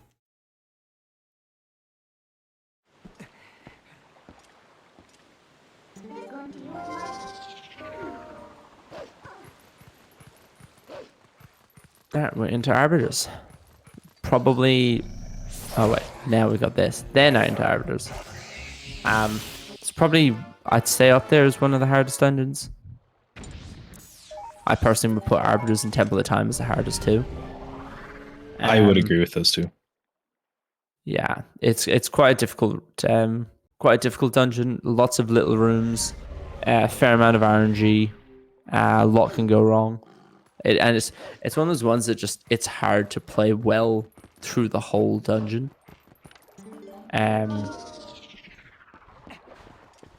Yeah, I was gonna say you're gonna go for Death Sword Skip, which you can do. Yes. I will be going for Death Sword Skip. I will not be going for Stallard Skip though, because, well, Unfortunately, we need the heart container. Yeah, so an interesting thing about Arbiter's Grounds is that you're able to actually skip both fights, so the mini boss and the main boss. Not in this, obviously, because we need the heart container after we fight Stallard. But in the past kind of year and a bit, there was a setup found for Stallard skip, an RTA viable setup. And basically, in any percent, it saves about 1:30 to 1:40 based on how fast you do it.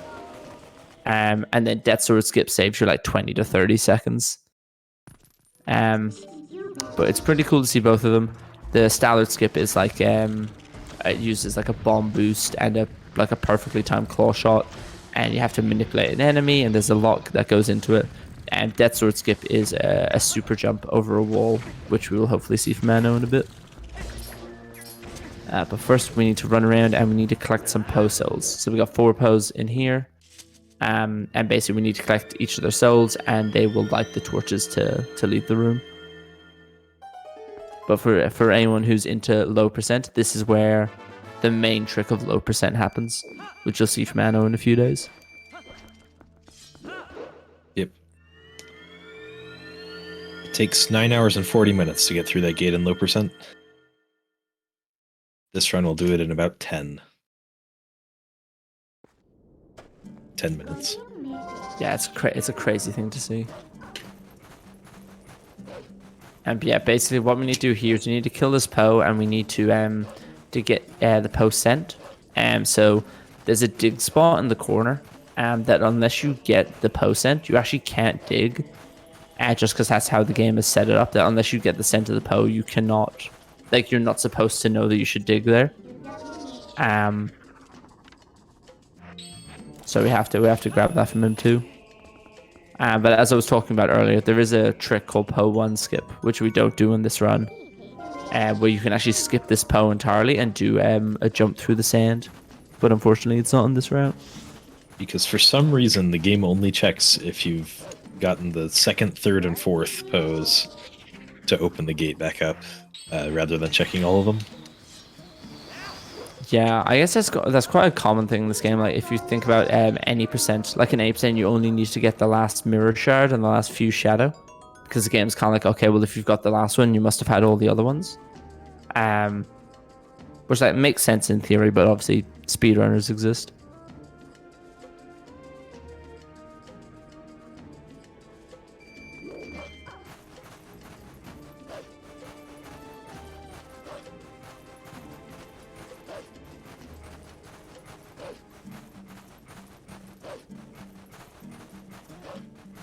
I don't know.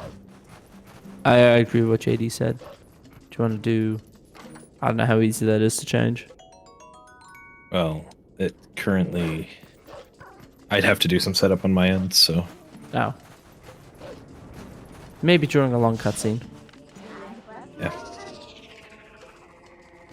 But yeah, the thing with these Poes is that there's going to be a room later on where basically there's 4 Poes, and you basically... They spin around in a circle, and then it chooses one of the Poes that's the real one. It's supposed to be like, there's a couple of decoys. But there's a level of RNG to that they kind of just keep spinning till they want to. Which can be quite frustrating when they just keep spinning in a circle. So hopefully they're nice in this run.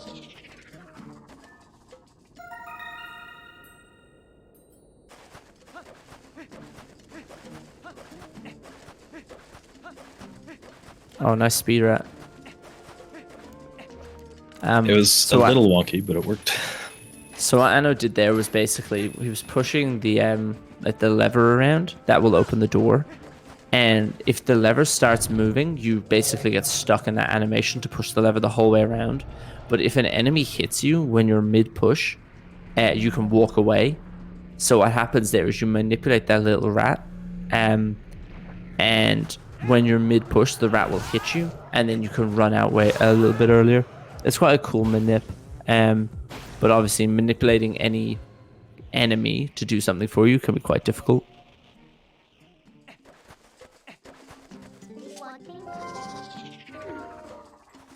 Then there's this room, which you only see in this run and in Glitchless. We have a nice LJ. I love this LJ. I did that in my beginner any percent route. Nice. Yeah. Yeah, I love that LJ.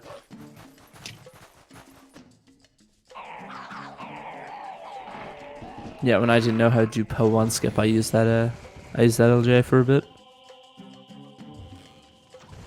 Yeah, Po1 skip hadn't been found when I started running the game, so I've been doing that jump since 2013.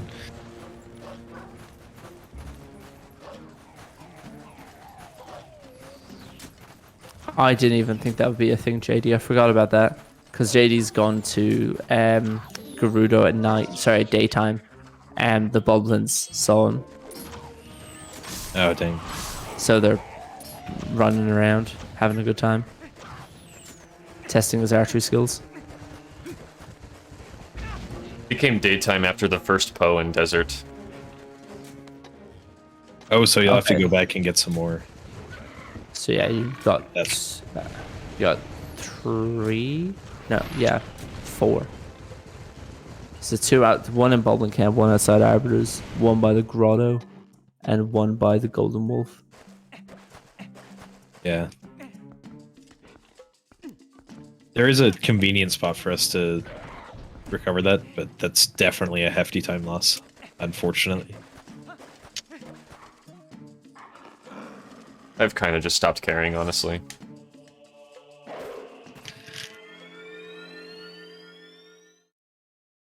Well, I hope your fishing goes well. Yeah, gold fishing to clutch the run.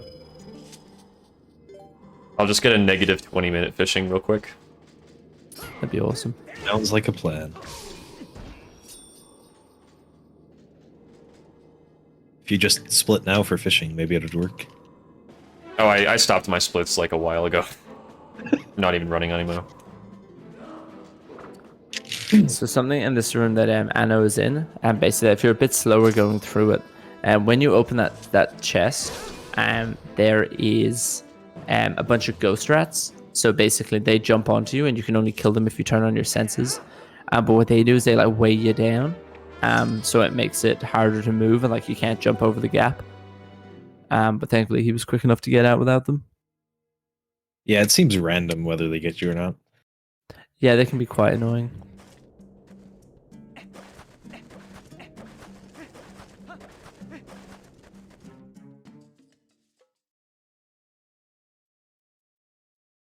It's quite a cool LJ.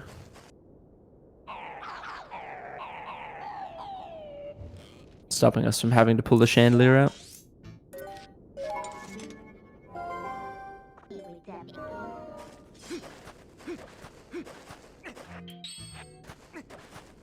This Stalfos is really easy.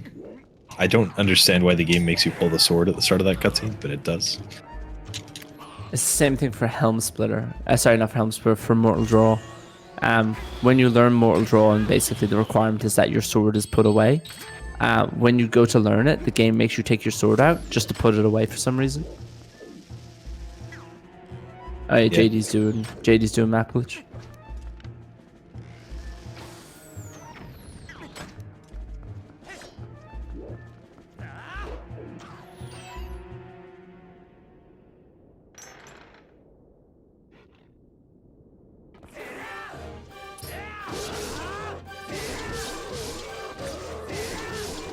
What was that hop?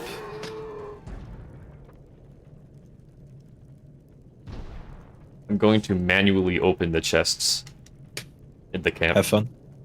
Thank you. Let's see what they are.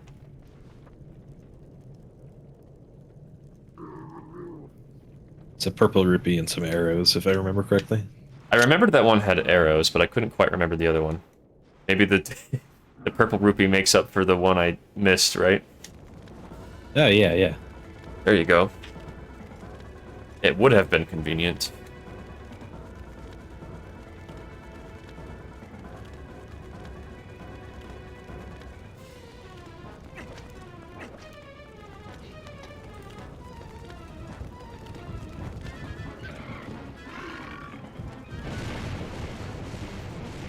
Alright, now Anno has gotten his pose. That was Poe number 19 out of 60 total. It is turning nighttime again right now. Oh Hang yeah, out for a few minutes. if you enter Bulblin Camp during day, it accelerates to night. I forgot about that. Does something look like my... Wait, my wrist? Yeah, it's fine. Is it just the It's the glove that you sleeve. have or something? Yeah. I get pain in my wrists after a while of playing, and these gloves help me out with that.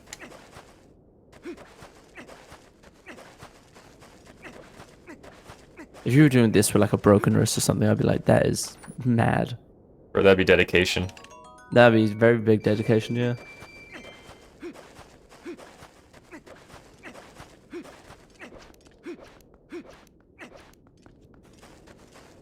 Right. Got the dungeon map, now I know where I'm going. That's good, that's important. I was very lost before.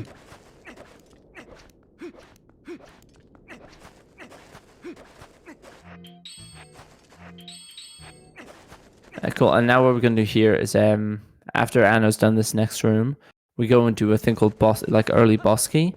And basically, you're able to jump through the sand. So the benefit of being Wolflink is that if you press B through the sand, you're able to hop through without without falling into the quicksand. And so we're able to grab the boss key rather than... We can get it before Death Sword rather than after Death Sword, which is quite nice.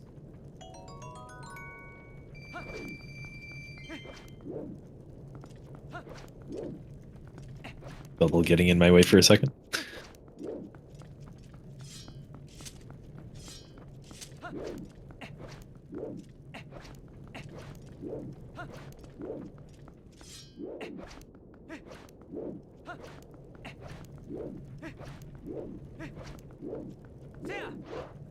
Yes, it's really nice. We can get it out the way, and then we can go straight to Death Sword.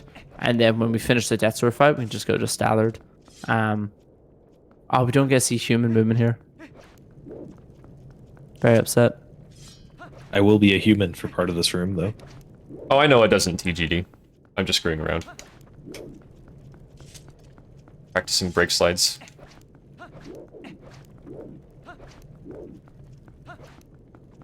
Okay, now I'll go in.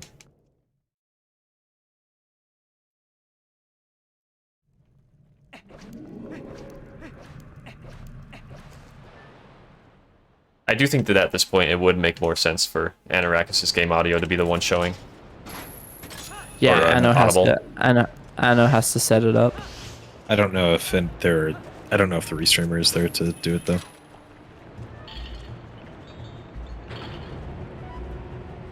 I'd be happy to change if it's possible. Yeah, see, what I was actually doing there in front of the dungeon entrance was, I was doing a little ritual to get Ganondorf to spawn inside the dungeon so that I can just fight Ganondorf in here and then win the game. Ooh. FOG.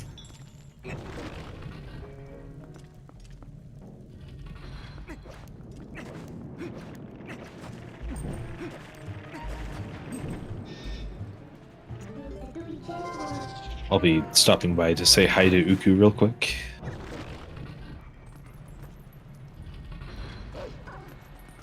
I'm sorry, TGD, I did not mean to run up the slope.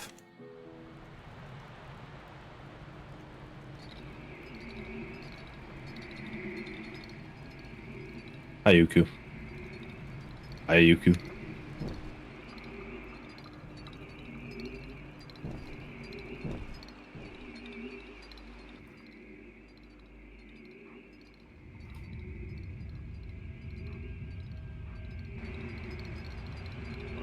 Something we've been talking about for a while now, which we'll talk about here, is yeah, and I was gonna try and do something called Death Sword skip.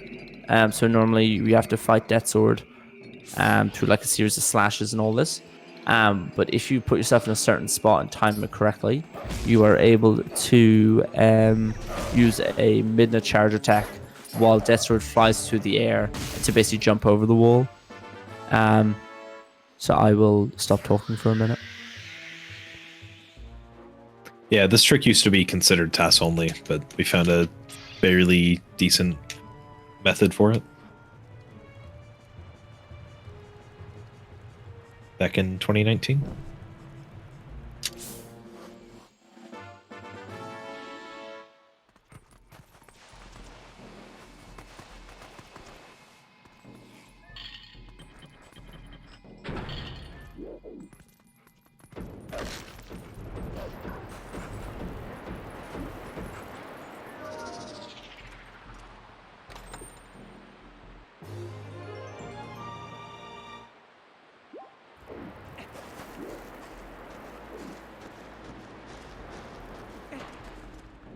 I think I was in the wrong spot there.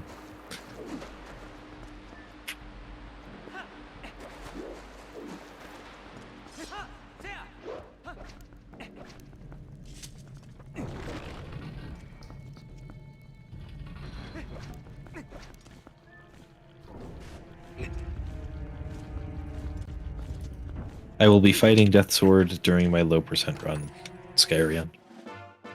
Nice, third try. Which honestly doesn't, like, I think second try breaks even with slashes. Yeah, that sounds right.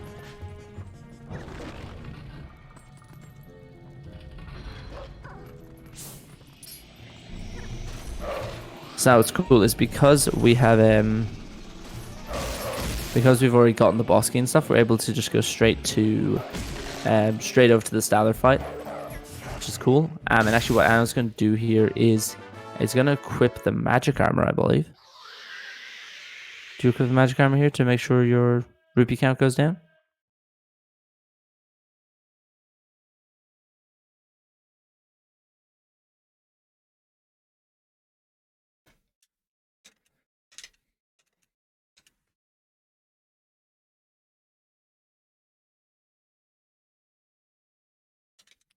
Okay, it looks like they switched to my game audio, except I don't have my game audio set up. 1 minute.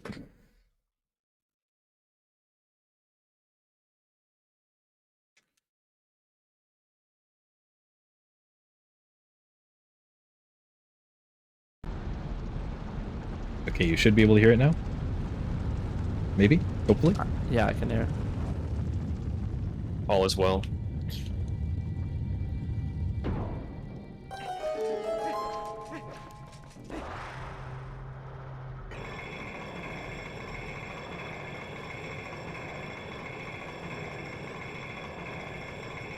Does anyone else think it Yeah. just looks so wrong for Link to be wearing the magic armor and the Orden shield? I was about to think the exact same thing, yeah. He's just going for matching colors.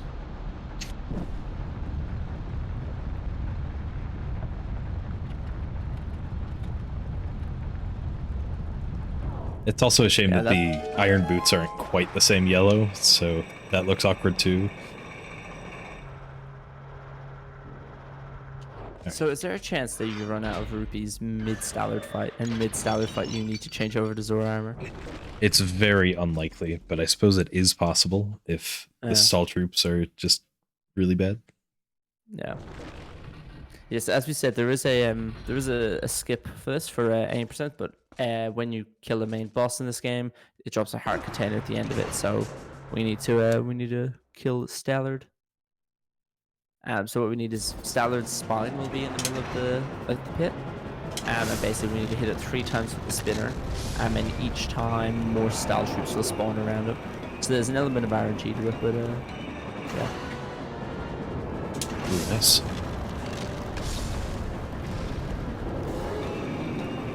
Sometimes you can just bounce around the salt troops during the cutscene and end up not on the side at the start of the next cycle. That's unfortunate. Yep, really lovely there. Yeah, yep. Thread the needle. I burned the Orden shield, let's go. Oh no. It's okay. What?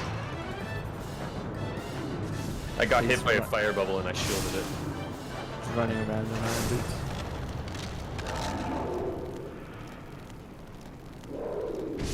Maybe if I can like... So what's good here is that that was phase 1 of Stallard. And so what's going to happen now is that on the second phase, you're supposed to chase Stallard around the perimeter of the arena. But what you can do is that if you time it correctly, you're actually able to knock Stallard down before he climbs up, which saves, I think it's about 25 seconds. So what you'll see is when the cutscene finishes, Anna will do 5 rolls and then wait a small bit, and then you should be able to catch up to Stallard with your spinner. Hopefully. Hopefully.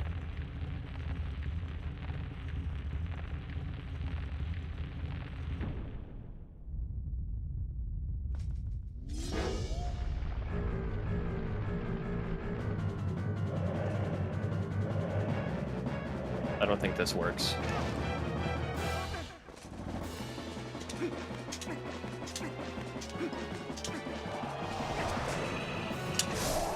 Shoutouts to Thursday for finding that. Nice.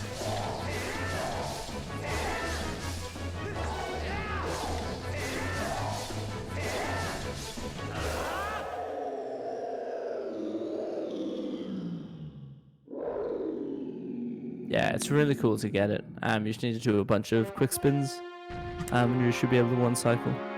So it's quite nice to get it. Quite nice. I'm struggling to speak after 4 hours. Yeah, I believe early knockdown was found while Thursday was practicing for blindfolded runs, which Wow. is By accident, right? incredible. Yeah, just by accident.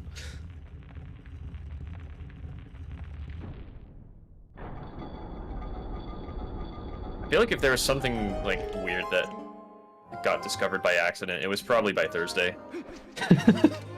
There are quite a few things, isn't there? Didn't he one time void in Isa's hut for like no reason? I think so. I vaguely remember that. I don't remember if that ended up being useful in any way, but it was something.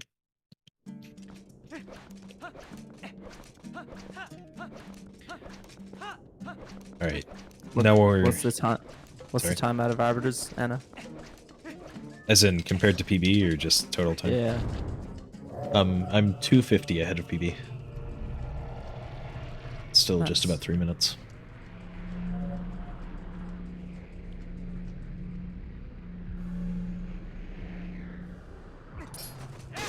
So this day-night cycle, sorry. Yeah. No, you go. I was going to say the exact same thing, so off you go.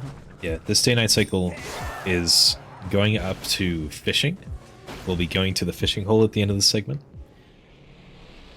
And this is probably the most precise day-night cycle in the run, but it's not very precise at all.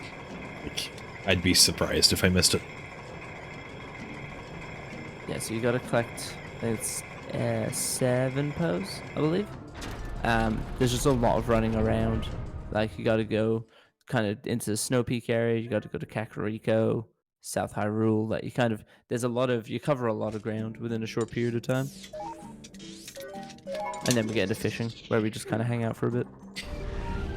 Yeah, we'll have plenty of time to talk about fishing when we get there, trust me. Yeah. I think when we get to fishing, I'm going to just go grab a drink, so all good. And you Sounds can take over good to fishing, me. because I don't, it's beyond my IQ. It is a 15-minute segment that's pretty chill.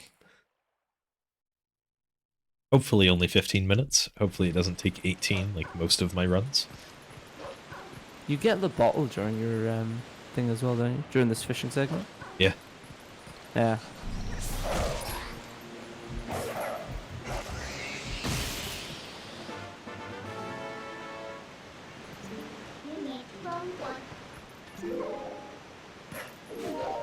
I have 2 rupees left.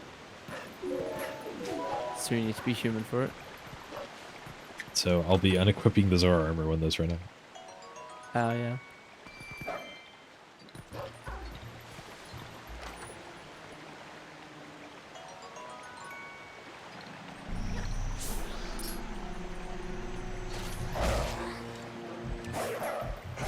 Wonder if anything funky happens if you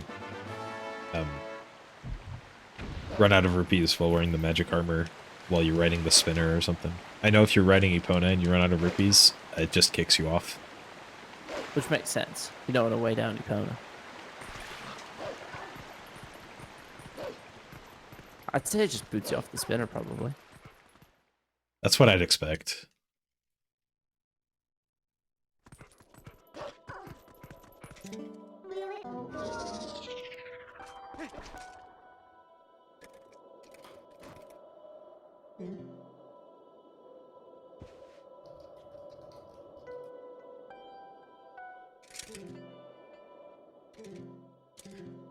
Now we get to talk to Ashai. I don't fully know how to pronounce the name.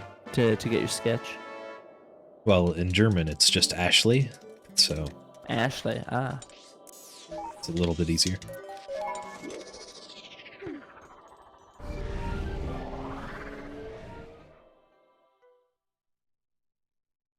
So in a casual playthrough, we need the sketch to go to Snow Peak. Kakariko Graveyard to get the coral earring to catch the reef fish, which will let us go to Snow Peak.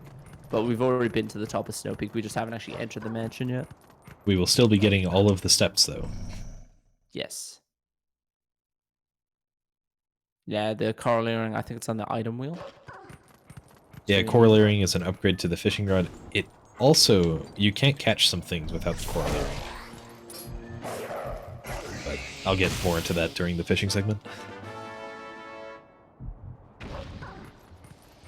JD, did you do Po 1 skip the old school way? Yep. In a run that doesn't do Po 1 skip? Yep. GG. Thanks, man.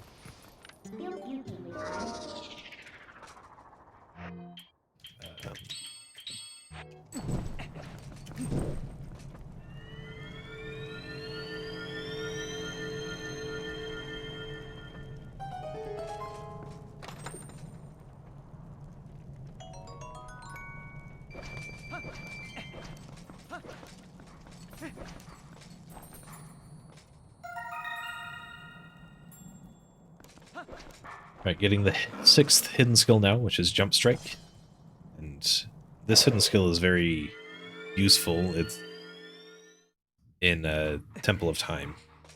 We'll be using it a couple of times there. Yeah, that's actually, yeah, I think between kind of Backslice and this would be the two that you use most for like movement stuff. So we can use it later on for a thing called Moon Boots, which basically, if you do a jump strike with your iron boots on, and then you unequip the iron boots during a certain frame, you jump extra high, and you're actually able to reach places that you shouldn't be able to. So for an example, like early Master Sword, which you saw earlier in the run, you can get up there as human by doing moon boots. And if you want to get really complicated with it, you can do it with the mixture of a bomb boost. So basically you jump extra high and then a bomb hits you out of the air and you go even higher. So moon boots unlock so much potential for the run. But they are generally frame Perfect. or 2 frame perfect. We'll Yeah. also be seeing some moon boots using the depleted magic armor instead of the iron boots in Snow Peak. That's pretty cool. I like that.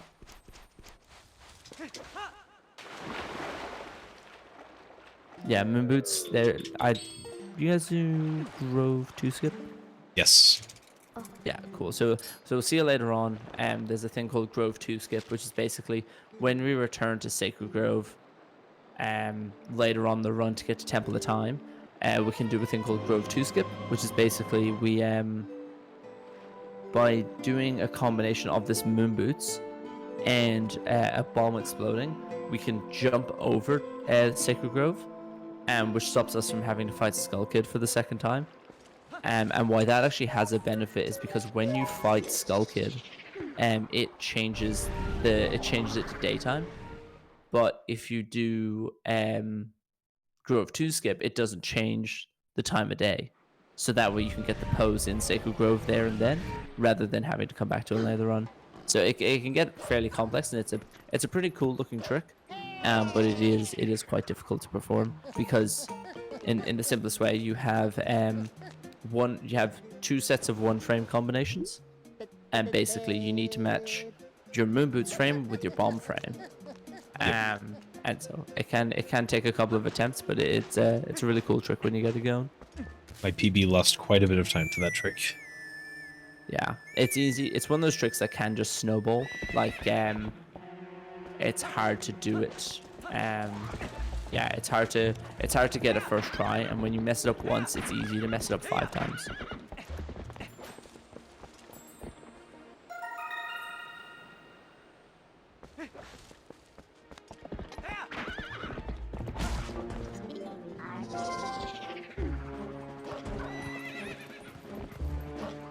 Did he want to just turn around?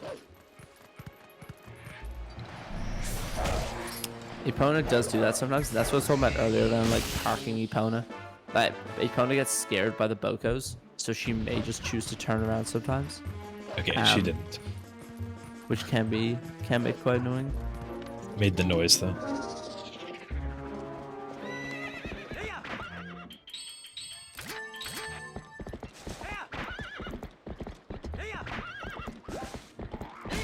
How many bombs am I gonna use? Just 2, I think. Okay.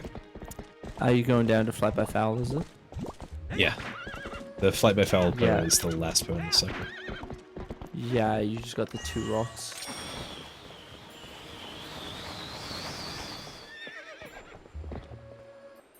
I'll be able to point something interesting out in Snow Peak then. It'll be fun. Snow Peak is a really cool dungeon. That's coming up right after fishing. We do some very interesting routing in this category in that dungeon.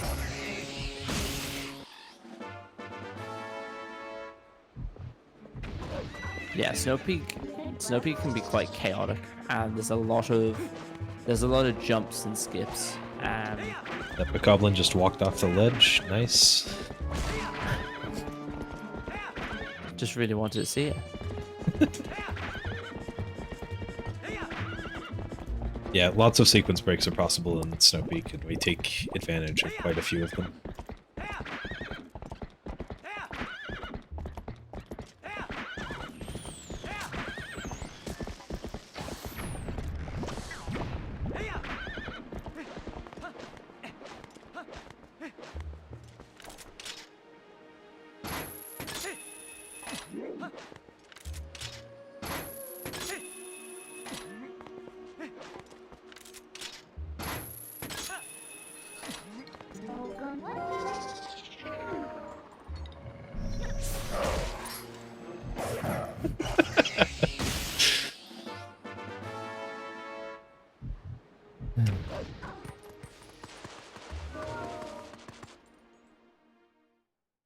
There's a little trivia fact that I point out every time I get to this grotto.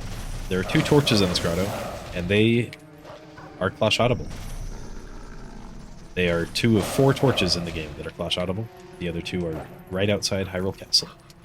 So you can stick to them like it's LOT. Is that what you're talking about? Like you can literally like do it and just like pull you through. Yeah, you can just clash out and it'll drag you to the thing. I will show it off if I can. Well, you are PvP, so it's up to you. There we go. That's so weird. Shoutouts to Taka for figuring that out.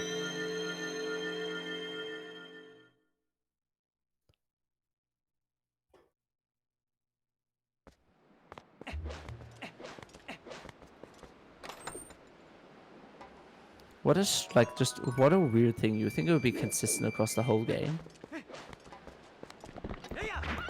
Yeah, I don't know why.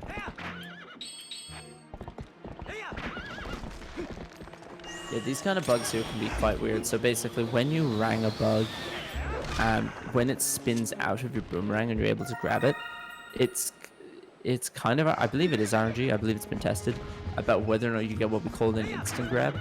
So basically, when the rang comes towards you, if you like mash A, you can get the bug to grab straight away. But the direction the bug flies out of the rang is RNG, based on which way the rang is spinning. So it actually, you save a lot of time from instant grabs, but it is entirely out of your control. I just got an instant grab there. Yeah. Getting one on there, that bug especially can be quite annoying because he flies behind the bridge. It was looking like it was going to fly away. I'm glad it didn't. So yeah, I hate that bug. It has A killed nice many a slide run for there. me. Nice slide. So now it's just the Poe underneath FBF. Yes. There's a Poe and a grotto there. Yes. Yeah, the weird thing about that grotto, yeah, I told you the other week, you can kill the enemies in that grotto with normal bombs. Yeah, that's very They strange. they try to eat the bomb. And it yeah, you can kill them. A glitchless runner found it. Strange, interesting.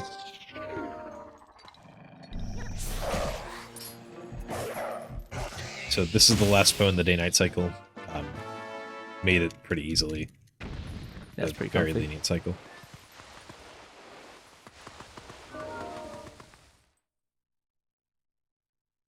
There is a cheat code that does that frog supremacy.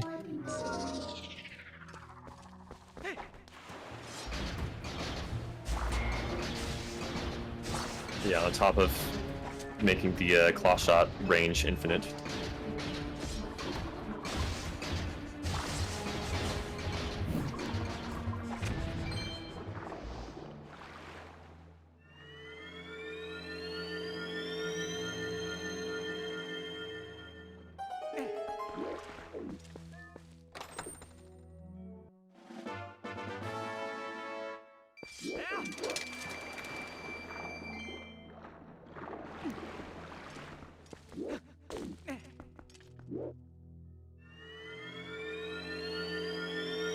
And now that we've done all that grotto, I think we're up to Zor's domain and then Yep. go fishing.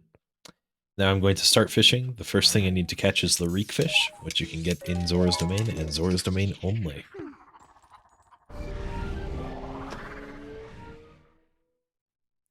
It says on the route thing that it says to leave and re-enter fishing hole to make it summer. Do you want to explain that?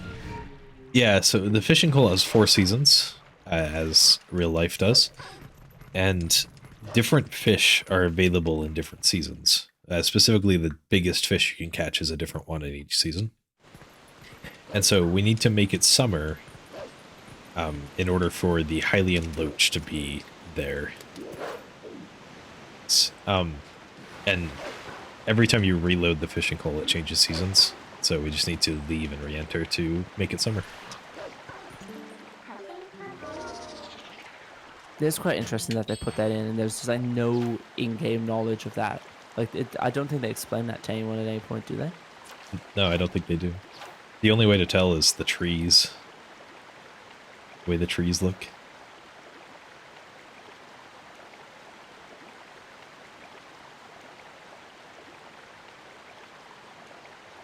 Come on, reekfish. That is the thing with fishing in this game, that you are just kind of at the mercy of the game. So you can see the fish in the pond, but basically when your bait kind of sinks underneath the water, then you just pull back. But there's like no kind of rhyme or reason why it works the way it does. Just you get whatever fish the game gives you.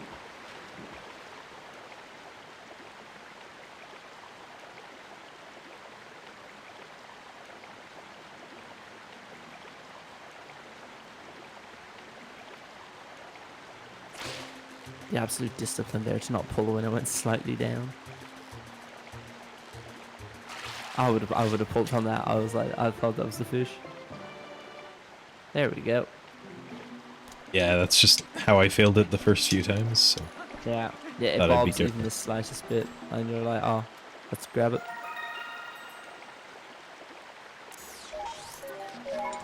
You didn't just I'm do more salad about- skip, did you, JD?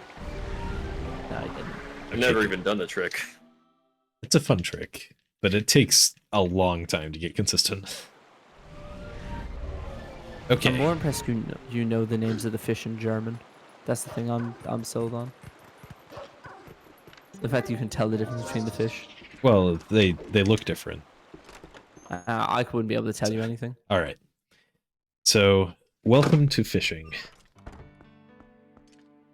So there are 2 different types of fishing. We'll be fishing in a canoe, and we'll be fishing just with the fishing rod. And we need to catch 4 fish each time. 4 fish with canoe fishing, 4 fish with the fishing rod, as well as a couple of extra things with the fishing rod. Fish are somewhat inconsistent spots. They move randomly, but generally consistent. And you just gotta hope that they get on the line. But there's another part of fishing that makes it even more fun. We have what's known as Murmelslalom, or Rolgel. We have to do 8 levels of it to get the Frogler, and yeah, it's fun. This is fun, right? Love roll goal. If you wanted to hop out and grab a drink, you can, T-Leg. Yeah, cool. I'll be back in a few minutes. Good luck with fish. All right. So the first fish I want to catch is a catfish, which if I throw the line straight out and then veer it to the right, the catfish should show up. The catfish should show up, I said. Catfish did not show up. So, that's bad luck already. I'll have to try to get a different catfish. Unfortunately, it just happens sometimes. It just swam the wrong direction. So now I need to get this heart piece, and then hopefully I can catch all of the other fish under this rock.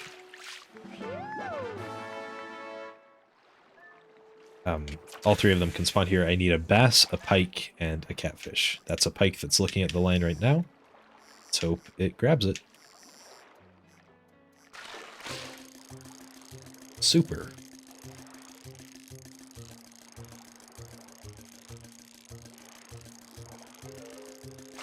There's a little bit of depth to fishing. When the fish jumps, you need to hold up instead of down. And you need to time the landing of the fish by pressing A. It's simple, but not as simple as it could be.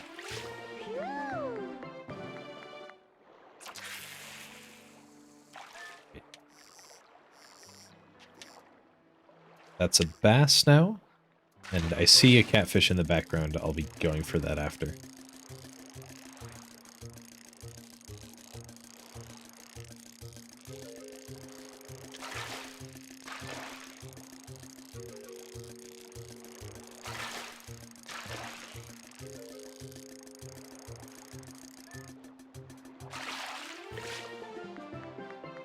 .48 centimeters. Fog.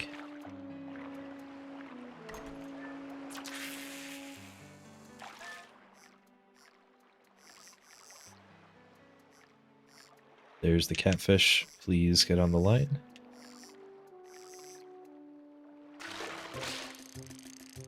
Alright, not too bad. Not too bad at fishing for the first part. You might notice that my sword is kind of clipping through the boat. That's a cool thing.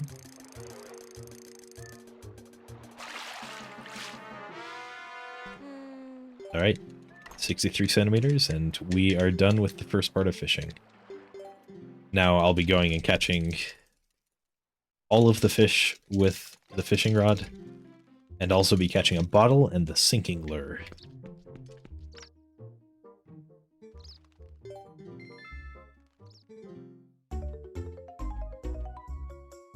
It'll be fine, Skyrion.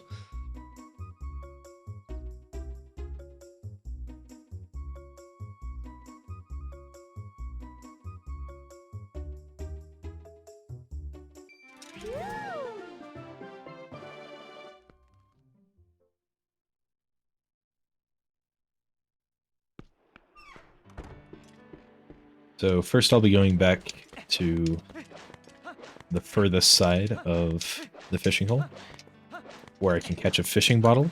Well, just a normal bottle. We call it the fishing bottle, though, because we fish it. And in this pond, I can also catch a bass, a pike, and a catfish. So hopefully I will catch at least some of the above.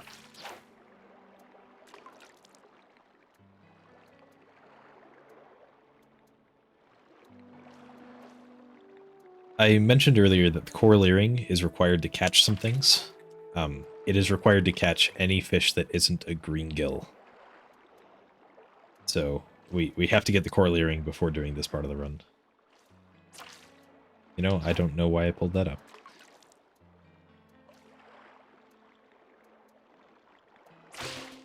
Okay, that's a bottle.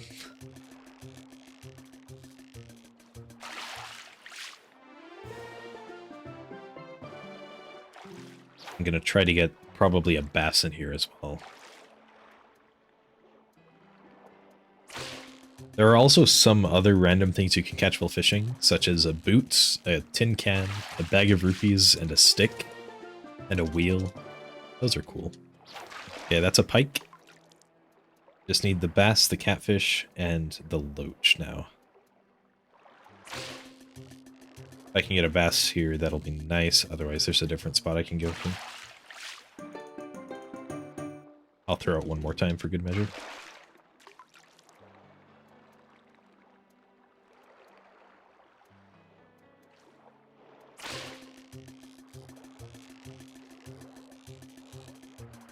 Yeah, you can catch a boot. Alright, just catching green gills. Let's go somewhere else.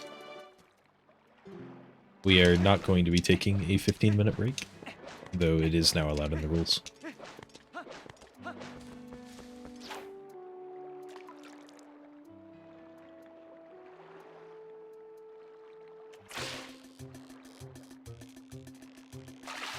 Alright, sinking lure first try.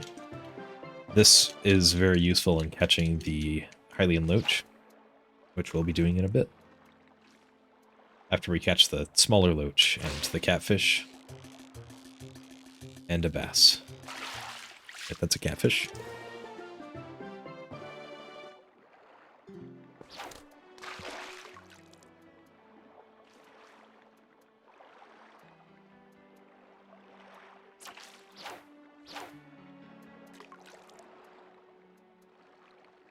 Just need a loach now, ideally, from this spot. I think that's it. Yep, that's a loach.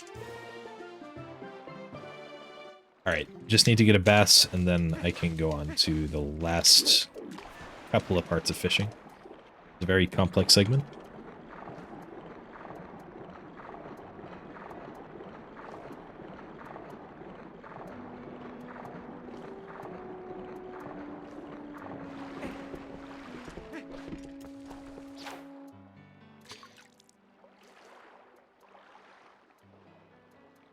There's a bass going for the line.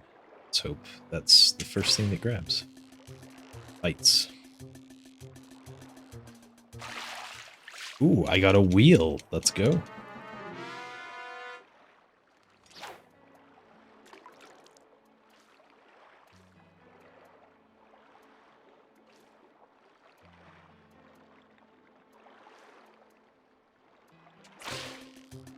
Okay, that is a fish.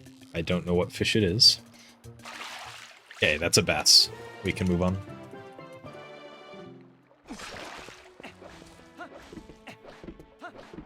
The whole point of that was to fill out my fishing journal, so my fishing journal should now have an entry for every fish in the game. At least the ones that can go into the fishing journal. Now we get to do another level of roll goal. That's right, Sky. How's your run going, JD? Are you on your way to the fishing hole now? Yeah, I'm going to fishing. Alright, good.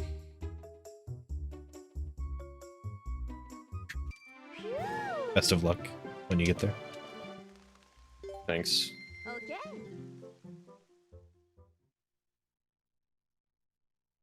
Alright, I now just need to catch the loach, which has some RNG. It always spawns in the same spot, but it can swim in a random direction. So hopefully I can just catch it first try without any complications. Usually this is the part that I lose some time on.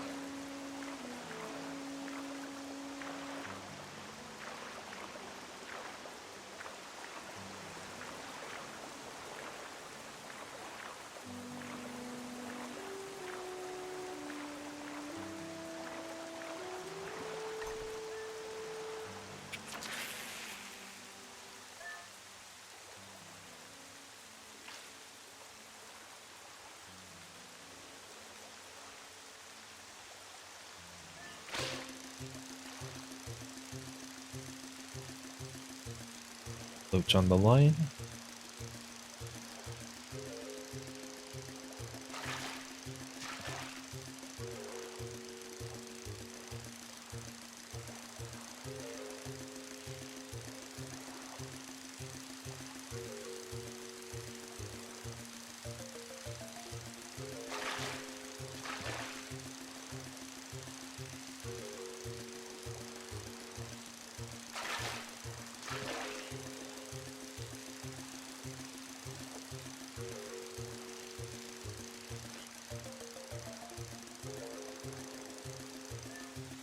All right.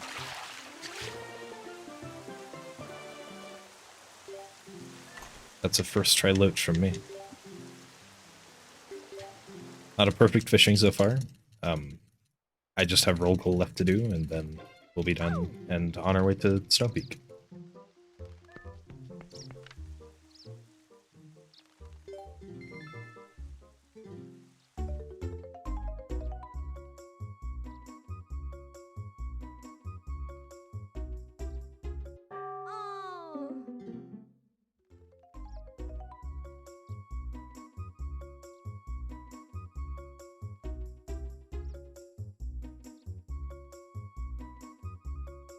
And I kind of need to focus during roll call. Sorry if I'm not so talkative.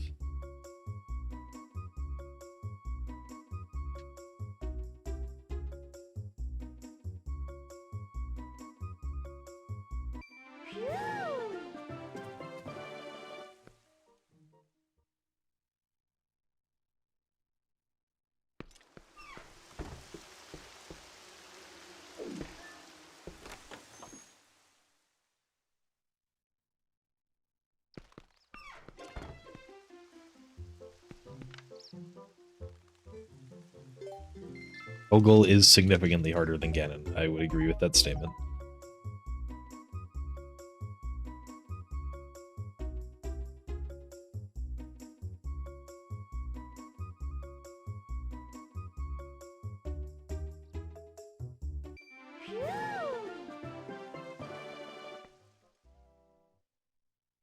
Yeah, there was a category extension for Rolgul, just for beating all 64 levels of Rolgul from the start of the game.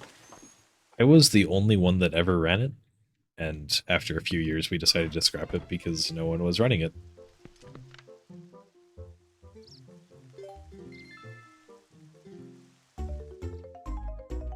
I'm sorry I never got around to it, man. It's okay. You bopped me in quite a few different categories during that time.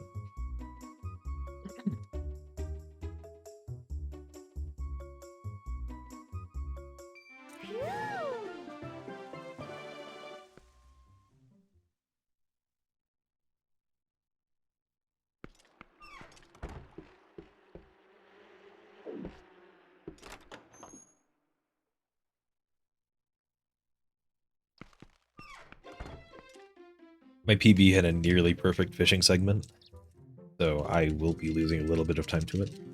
I think I'll still be ahead though, which is nice. I have come back, and I heard first time Hylian Loach. Welcome back. It was indeed a first try Hylian Loach. Nice. You came back during my least favorite level of Rolgul then, so Oh, it's okay. it went well. Yeah, second try. I remember playing Roll as a kid, but I played the Wii version. You poor soul. Yeah, it's awful. As if it's that much easier on GameCube. It's still awful on GameCube. I was actually surprised that it was easier than I expected it to be on Wii. It sort of aligns to the axes instead of just wobbling everywhere. Yeah. But still much easier on GameCube without motion controls. Yeah.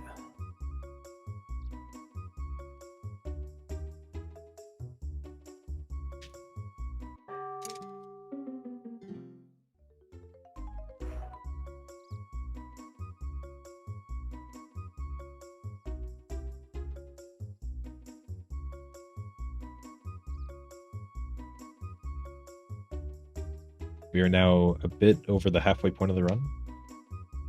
And the last half is, in my opinion, better than the first. I really like the last half of this run. The last, I feel like the same in like the standard Hundo. The last like half or like third of the run is just absolute chaos.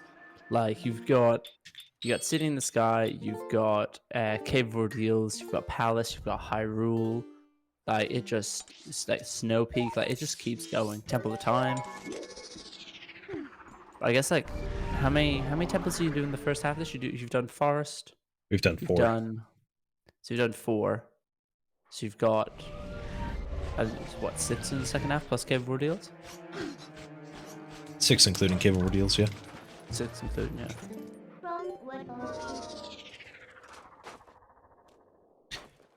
I am now 18 seconds behind PB. That's unfortunate.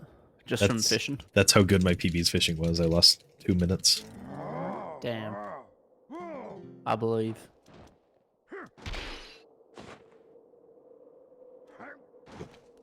Anyway, Snow Peak is my favorite dungeon, so it's quite an adventure. Quite a fun one. Snow Peak's just absolute chaos. Like in terms of gameplay, Snow Peak should be short, but there's just so much packed into it. Like in conventional Hundo, I think the two splits combined together is just under 11 minutes. But there's some pretty long cutscenes in there. But just the time you are playing, it's just difficult trick after difficult trick. Yeah, and Hundo Plus is no different. We take about 15 or 16 minutes in the dungeon. And it's jam-packed with stuff. Are we going to be seeing Final Freezer skip? We will be seeing Final Freezer skip. That was a recent route change. Yeah, so basically there was a route change a while ago that was found that you could do this thing called ice wall clip, which basically was a if you stood next to an ice wall really closely and before freezing turn into wolf, you could like kind of spin around in a circle and you would clip through. And because when you transform from wolf link to human link, you kind of transform based on where the back position was, where his like back feet are.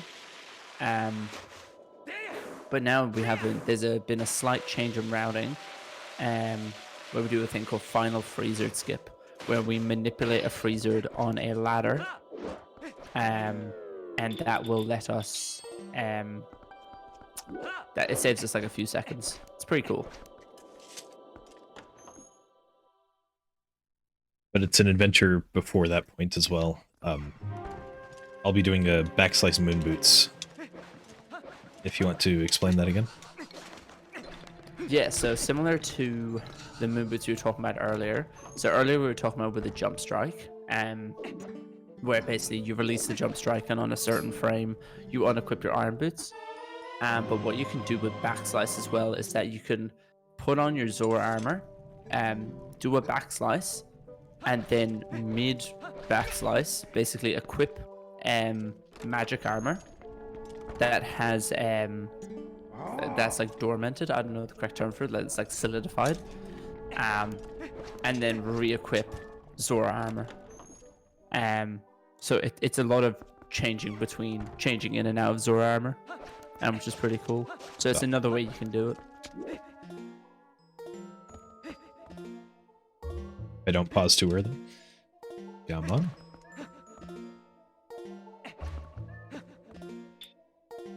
I am pausing too early every single time.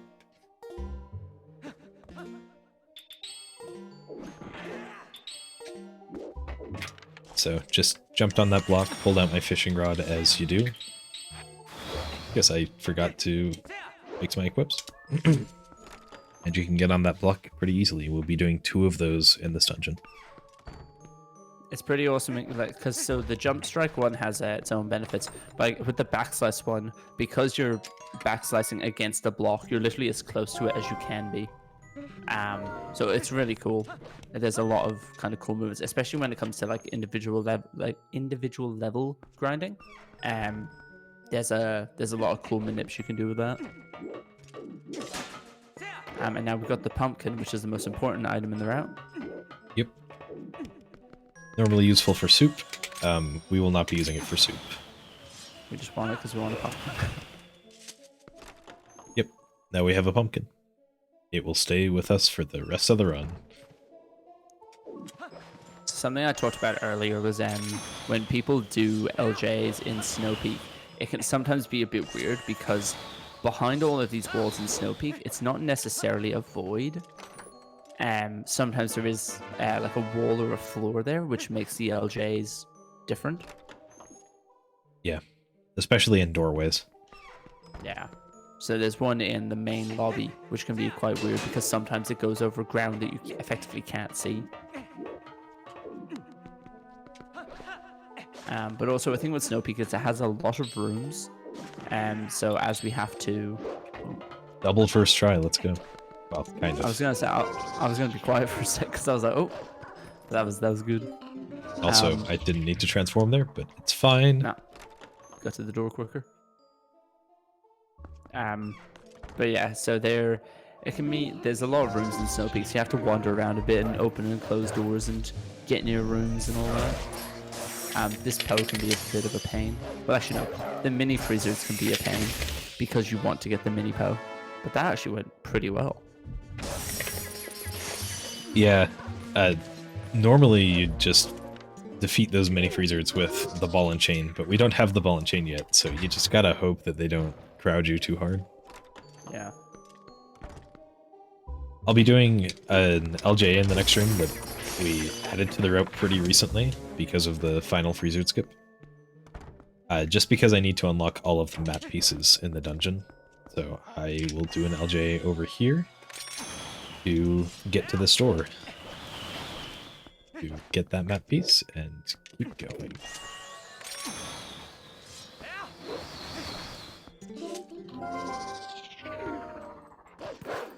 I like the little ledge there on the way back. And now we actually have a hidden chest in the snow here. Which has a small key. Don't think we'll even use it. I don't believe so.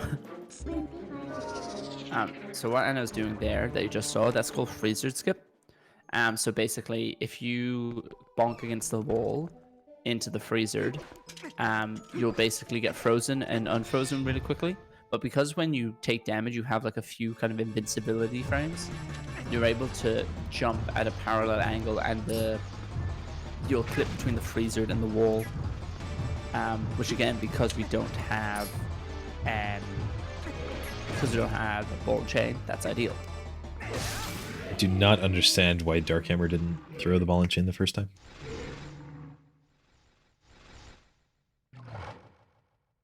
Dark Hammer can be a little bit weird. But can be easily one-shot with the Mortal Draw, which I did there. And that's just the first part of this dungeon. There's plenty left to come.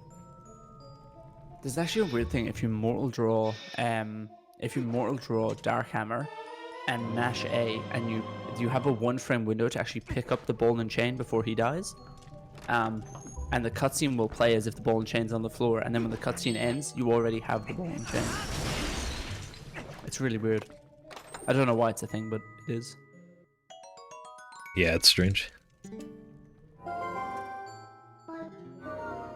Yeah, we got what was that, cheese? Yep, ordering goat cheese. Also very important. We will not be giving it to Yeto, unfortunately.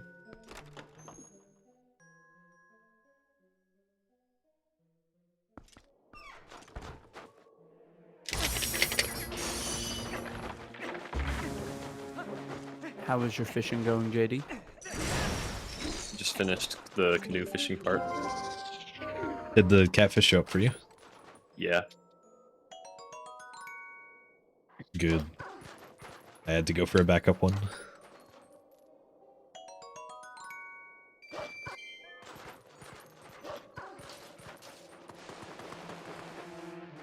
What is that cutscene? So that cutscene just shows the courtyard, and the reason we have to hit it is because it gives you the map for the courtyard. So normally you'd see it going the other way, digging under the wall and hitting that cutscene, but we have to go and specifically hit the trigger. Interesting.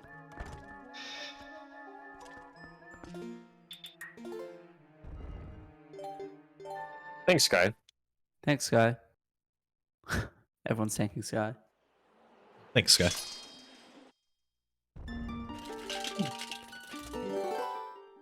It was quite the run.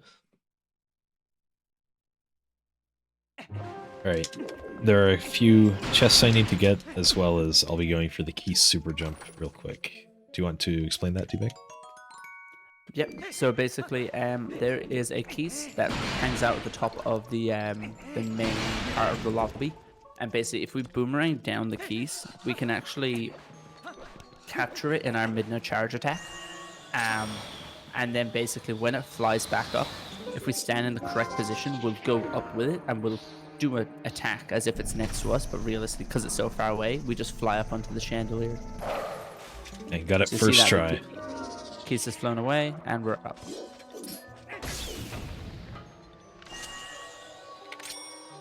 It's pretty cool. It's a pretty cool trick. Takes a bit of getting used to at first, but it's quite nice.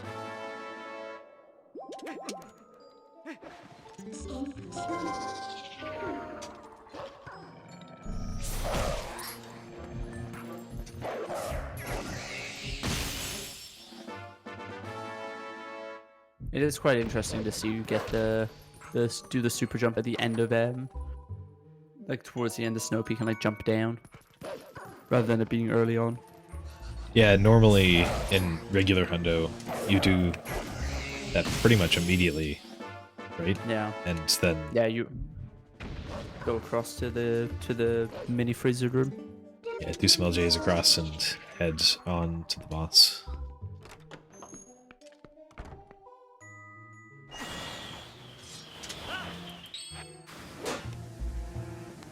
I'll be doing a easy claw shot through the floor here. Or through the ceiling, I suppose. Yeah, Yes. so in See, casual, that's you're supposed to knock out this floor. You're supposed to knock out that floor and be able to drop down. But we do it in reverse. But because it is a floor that's supposed to be kind of knocked down, we can just claw shot through it, which is quite nice.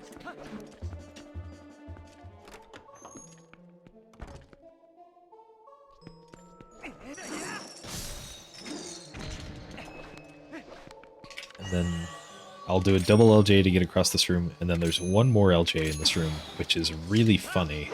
Really funky LJ. Oh, Doesn't yeah. like to work sometimes. Yeah, because there's a bunch of chests underneath here. Well, sorry, there's one chest in particular that we need to get to. 2 chests. 2 chests. So you have to do this interesting LJ to basically fall. First try. Yeah, it's cool.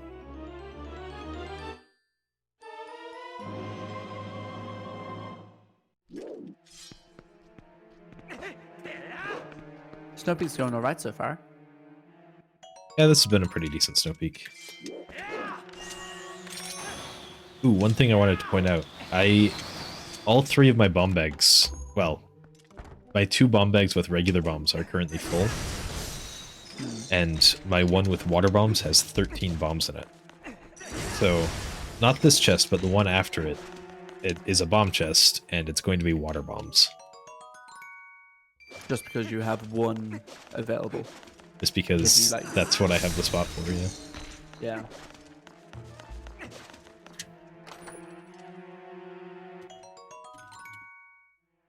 Didn't even get Manchester, where it originated. Yep, if you watch the Snow Peak Ruins 100% IL world record, it has a really fun time getting that chest. Which was then clipped to an emote called Machesta.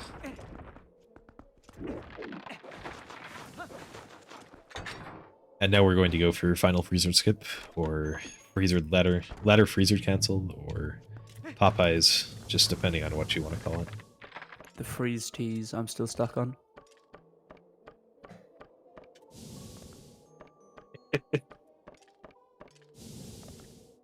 This is a 1-frame trick. I keep missing the frame.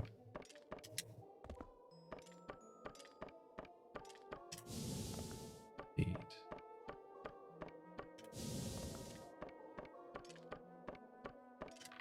There we go.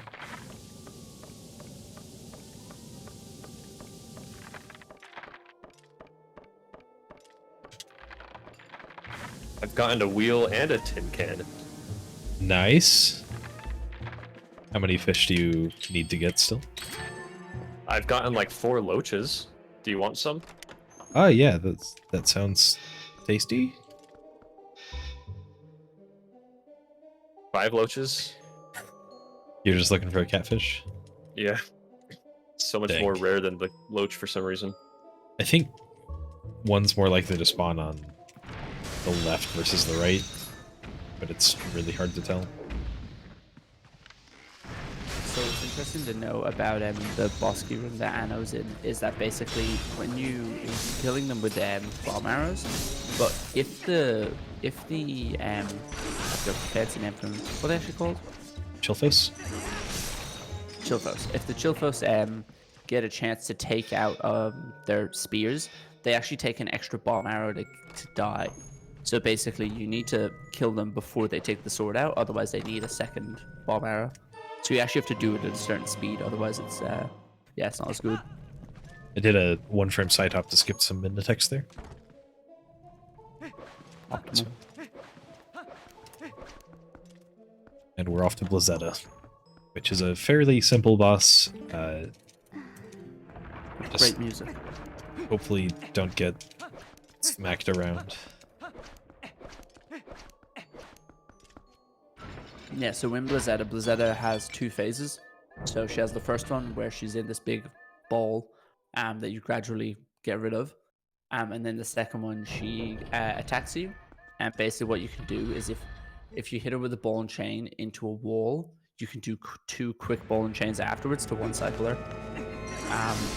And then we get the one of the best cutscenes in the game for about a minute and a bit. And hopefully I can get the 1-frame backflip. Yeah. It's a gainer and saves a tiny bit of time. Yeah, so basically between Midna talking to you and Yeto running in, there's a 1-frame, and if you get the backflip, it actually moves you forward. It moves you towards where Yeto will end up. And that means you can throw the ball and chain right out of the next cutscene to pick up the heart container. It's pretty cool. It'll make more sense if we get it.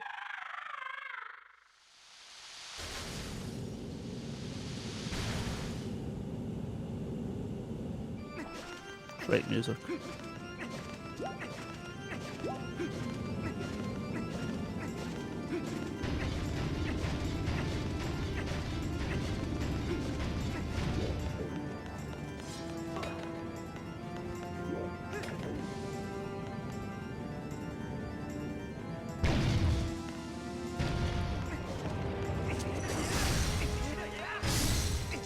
The edges during roll goal are so interesting.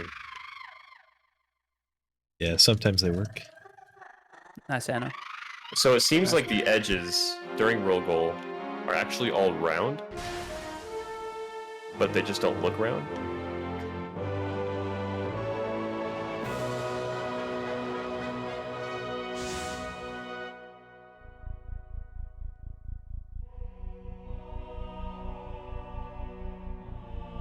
Yeah, so Anna got the 1 cycle there. So that's basically as fast as you can do the second cycle. But we'll see how the backflip goes.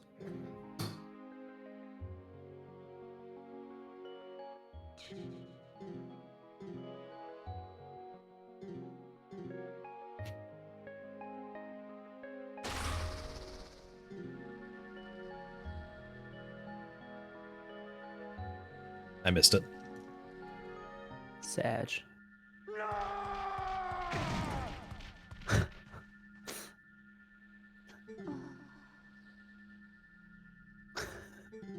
Sorry, chat's giving me a bit of a laugh. Me too, man. I actually have my mic in a certain spot because it's covering up a mirror that I have behind me. Who need mirror? I guess Yeto eyes.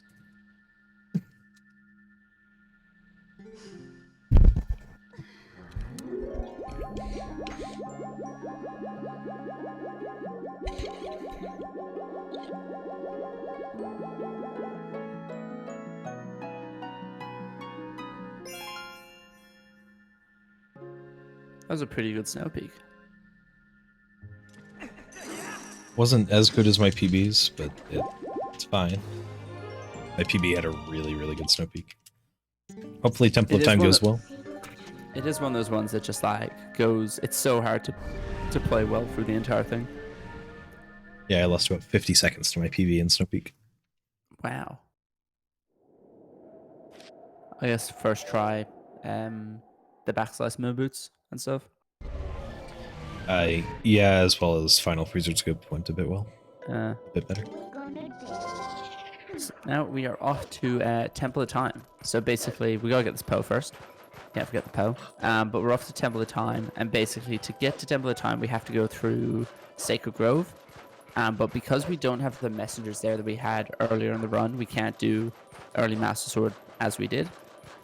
So what we're going to do instead is we're going to do the Jump Strike Moon Boots. So basically, there's one frame that works. So what Anno's going to do is he's going to have his Iron Boots on, and he's going to charge up a Jump Strike. And then basically the second frame after leaving the ground, he's going to equip something over his Iron Boots, and then it'll make him jump super high up onto it.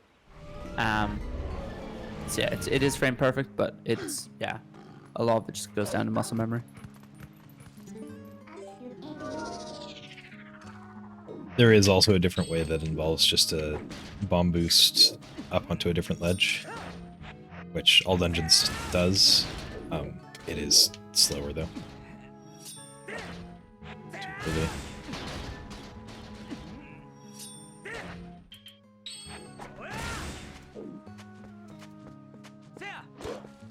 Yeah, not. Oh, that's unfortunate.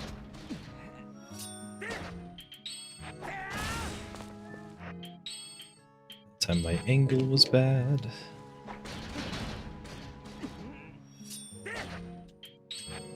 Yeah, frame was bad that time. Yep. Well, just getting to the grove. Grove Farron boost, yeah. Alright. It took quite a few tries, but it works. That works.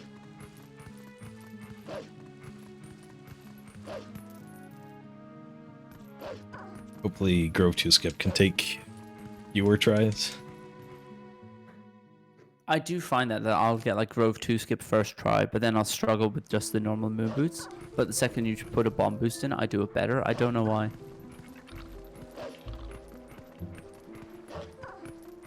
So now what we gotta do is we gotta just do a little bit of the Skull Kid chase. And we actually only hit the Skull Kid once during Grove 2.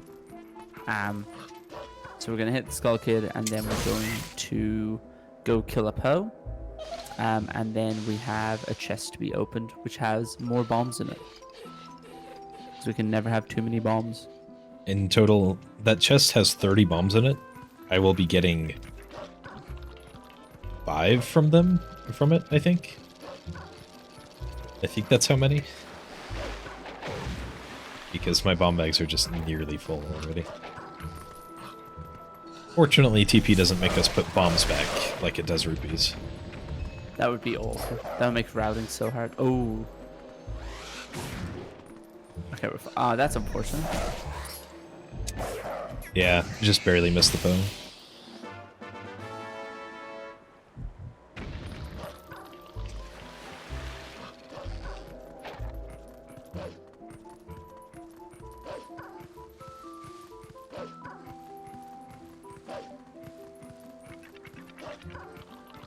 Yeah, so normally you have to chase Skull Kid around a bit. You have to like follow the lantern swings and stuff. But this is where we're going to do Grove 2 skip. So yeah, it'll be a moon boots frame with a bomb boot. A moon boots frame with a bomb boost, and then a couple of back slices, and we'll just go over the top of Grove. It's pretty cool to see.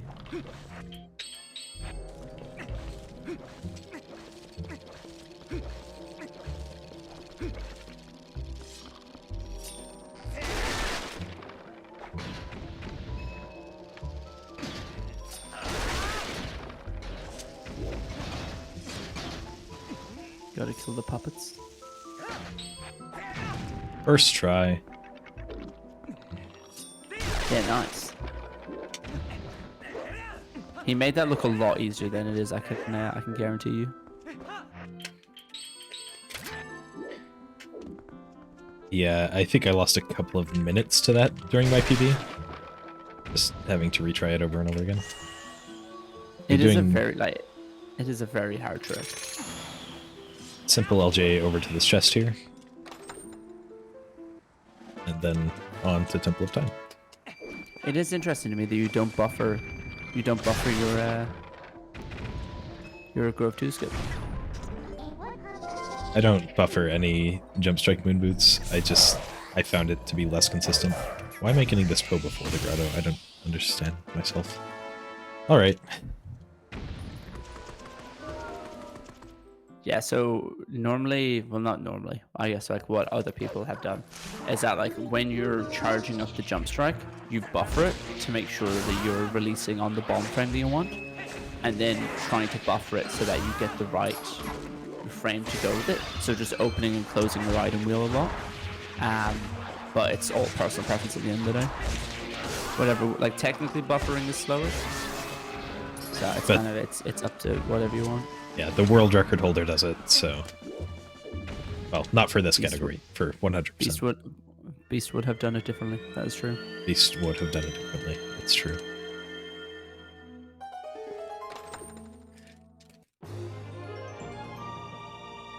But we're going to see some cool movement in Temple of Time. So within Temple of Time, a big part as a casual player is being able to use the... using your Dom Rod to move around the statues. We actually don't do that at all in the run. Like we move the little ones once or twice, but we don't actually move any of the big statues during Temple of Time. So what we're able to do is we can use statue throws. I thought you were alive there for a sec, JD. Yeah, we can use the statues and throw them at points we shouldn't be able to, and basically like skip huge chunks of the temple. And we also have our own version of Door of Time skip that we will have. Yeah. Personally, I'm not a big fan of the music in Temple of Time. The actual stuff inside the dungeon is pretty neat. Yeah, I would put it up there tied top 2 dungeons in terms of difficulty. Yeah, it's hard trick after hard trick, really. Do you go for Darknet skip in TOT? I do not go for Darknet skip. Good to ask. I believe JD does though, so we'll be seeing it when JD gets there. Yeah, so basically within Temple of Time, at the end of it, well, sorry, the mini boss in Temple of Time is a Darknut, which is one of those big enemies that has like a metal casing of armor, and then when you knock that all off, it becomes just like a big soldier basically. But you're actually able to skip the fight by doing one of those moon boost bomb boots. No, moon boots bomb boosts. Say that 5 times fast. And basically, by doing that, you're able to jump over the gate. Do you not get that bug before Temple of Time? The one outside?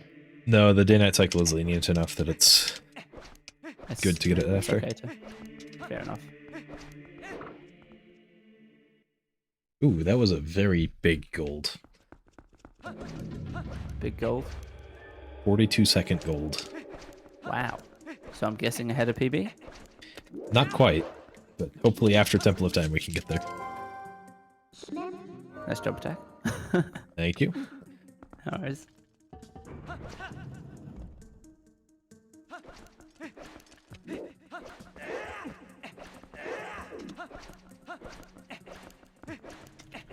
And we'll also be seeing, if Anna goes for it, some new movement that basically, we talk about Helm Splitter not being very beneficial, because we don't really use it for enemies, and to be honest, we didn't even use it really for movement a lot.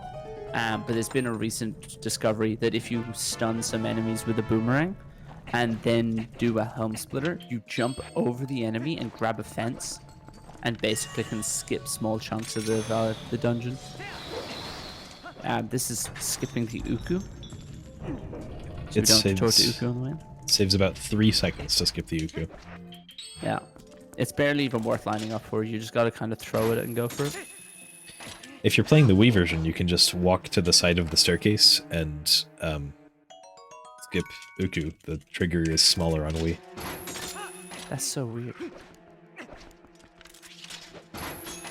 And what you'll be seeing us do here is that during the gates, rather than actually like opening gates, if you claw shot up to them and wait just like a fraction of a second, and then press A and B as you fall, you're able to just jump over the top of it.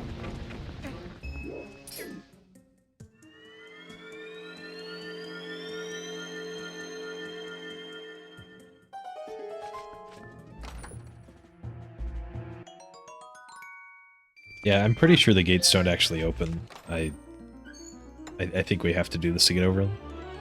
Hmm.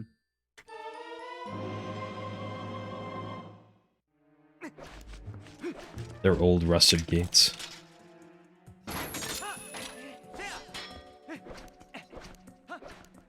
So, as Teabag said, I will be going for what is being known as Long Helm Splitter, LHS, in this room. Hopefully I can get it first try.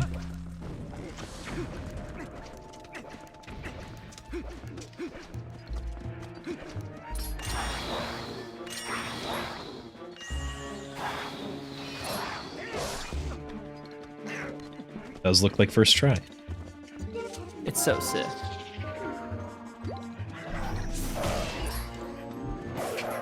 Just getting a lot more speed from that than you normally would, and it lets us jump straight over the gate.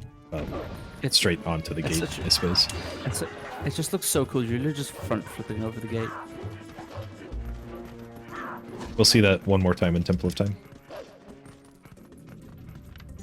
So I think that saves a couple of seconds over optimal statue throws, but getting optimal statue throws is quite difficult, especially if the LRRLAT6 come after you. Yeah, the other strat is to use the ball and chain to make one of the statues fall, but getting that throw correctly is really difficult, really precise. So Yeah. that strat is much easier, ideally. Yeah, I found a semi-consistent way to get down one throw, but even then, it's not always consistent. And then also, if the enemies come over, you have to keep killing the enemies and stuff, and it's just a lot can go wrong. But here, what we're going to do is we're going to be doing some statue throws. So if you stand at a certain spot and use a visual cue, you're able to throw the statue over the railing to land on the switch. But they are fairly specific throws. There are some good visual cues though, so they're not too bad. Yeah, the ones on ZSR are really, really good. But trying to make up your own and like you do it off feel and stuff is very difficult. Sometimes you're able to get a roll between throwing the statue and the cutscene starting. I think that's determined by how much the statue bounces. I don't know if that's random or not. I know also sometimes you can throw the statue and it can get over the railing but not land on the switch. Yeah, it's very unfortunate when that happens because you have to reload the room. Yeah, there's literally nothing. You could try lofted ball and chain into the air, but good luck to you. Yeah, shoutouts to TPZSR.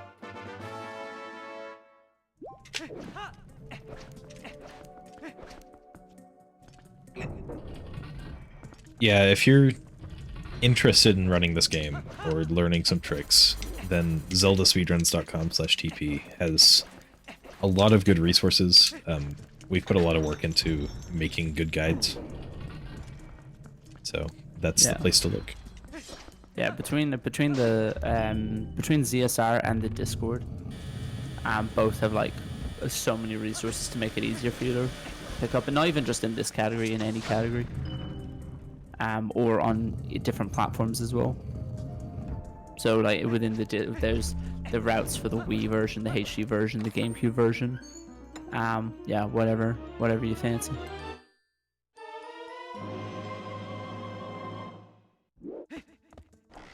JD doing a cool trick there, called Ice Boost, I believe it's called, where you run out a block of ice with a bomb in your hand at a certain time, and it'll blow you up over the level. Ice Boost is something different. Ice Boost is doing that without a bomb, and it's very precise and difficult. Oh, I just hit the Salpus.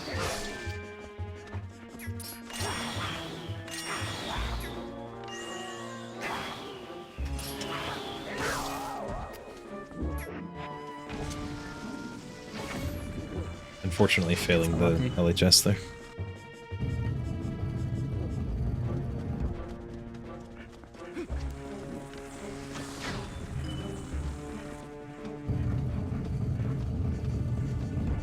So we get to see some backup cool movement using the spinner. Or if you hold the ball out and run at the thing, you can just bounce over. Yeah, really simple setup here to get over. I'm a big fan of it. Yeah, I think I saw you do this and I started learning it. Ooh, they might push me all the way through the gate. Ah, how kind of them. Before gore. Nice.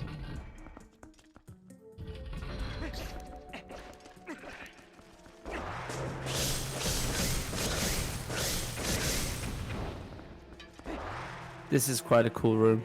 You have to kill all of these bugs. So what we do is we use the spinner rather than trying to slash and stab all of them.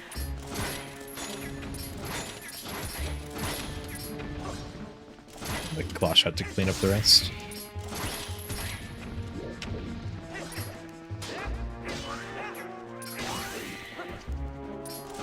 Shoutouts to the Get Downstairs for that strat.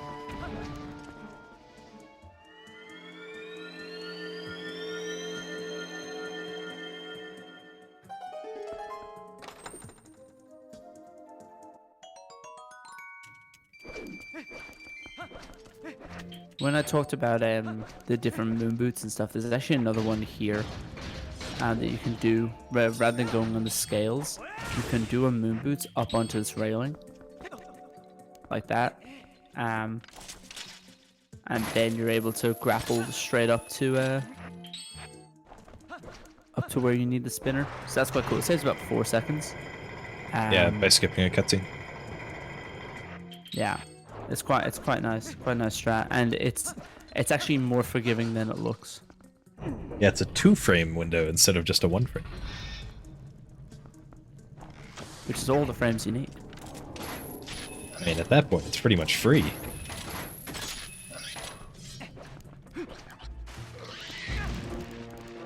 I say even though, like, Stallard Skip is a 3-frame window, and that one's very much not free.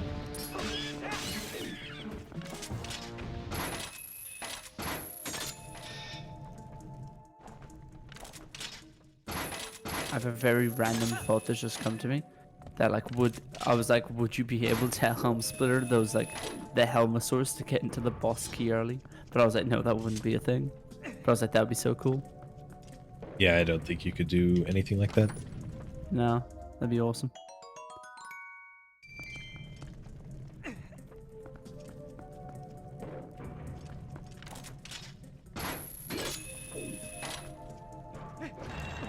How often is it a 3-frame window? What for the moon boots? I think it's 2 frames. So it's frame 2 or frame 3. As long as you just don't get first frame from releasing jump strike.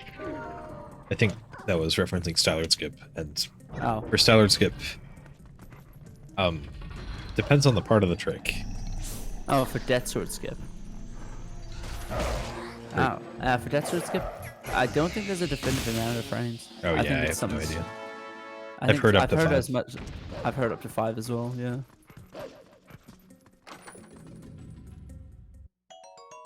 No, I was talking No, about was Stallard Skip. Yeah.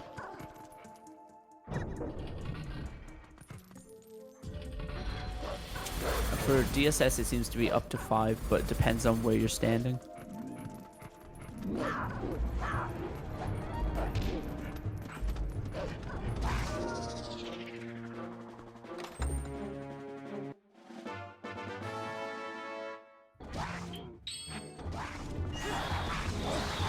Yeah, I've heard up to 5, so's Anna.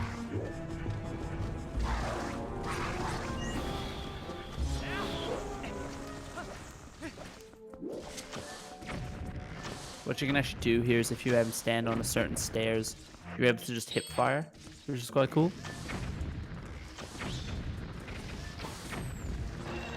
But now we have to clear out all these bugs again. I don't know if they have a name. Yeah, I don't know.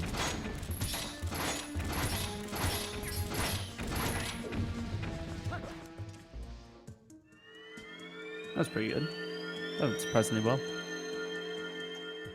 Last shot is a good help there. it can usually hit them as long as you're targeting them. Yeah, we'll see them in. We'll see it be used again in Cave of Ordeals later. You can use it on the torch slugs. It's quite helpful there as well. Yeah. Yeah, 5 frames is very comfy.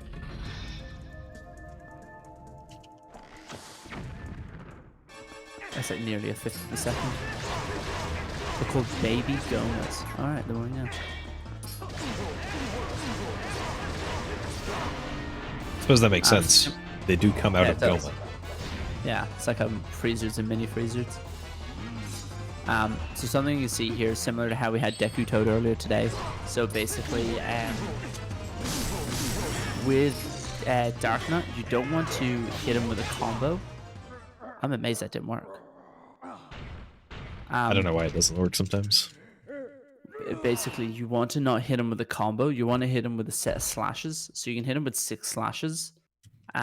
He'll block, then hit him with the rest slashes, and then you can hit him with the ball and chain really quickly. So you can make the fight a lot faster.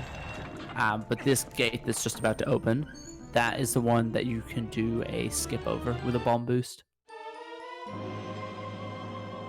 But now we have Door of Time Skip.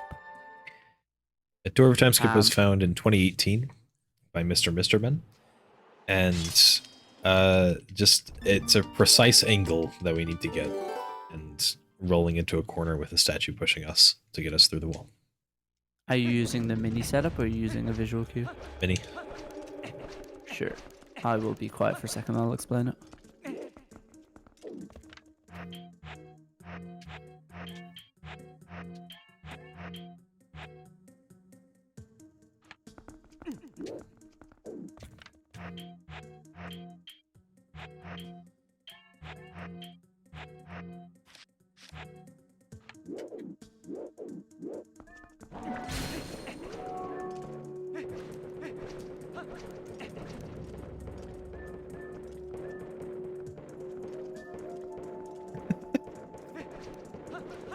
Alright, we're through. So basically how that works is there's 2 different setups for it. You can either use a visual cue, which basically you line up your the second heart in with a certain part of the door. Or there was a setup found fairly recently by Mini 352, I believe are the numbers. Those are the numbers. And basically what that is it's a buffered angle setup. So you aim at, you do the setup that Anno showed, so you walk to the corner and then you buffer the angle. And if you do it that way, you can then just hold L and press A to do what we call the dry roll. And you can get the angle that way. So it's quite nice. It's whichever setup works for you. But the fact that there's an alternate setup to what was the conventional visual cue is quite nice. And some people have found it easier. Then Goma will walk around for a random amount of time. There's a minimum, there is no maximum. You just hope that it's low. Yeah, well, this is a boss that we're kind of at the just mercy of the game a bit. Goma will walk around for a bit, then spit out a bunch of babies, and then it'll go again, spit out a bunch of babies, and then there's a third time. But there's not too much we can do realistically.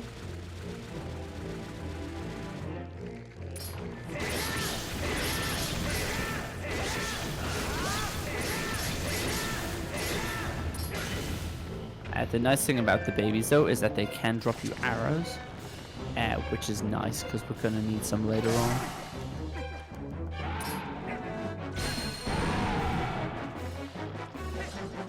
Yeah, the arrow route is interestingly a little tight in this category, so getting some extra arrows never hurts. Yeah, I feel the same. I feel the same at conventional hunter. The amount of times I've gone to Hidden Village with 25 arrows. Like... Oh yeah.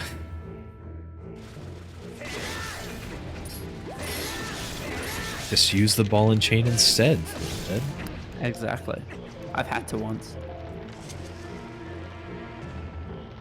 But what's cool is that we get to, after we're done here, we get to clean up a little bit. We get to go off and we'll do ISA 2, which I've talked about a fair bit, and then also we have to go do some snowboarding.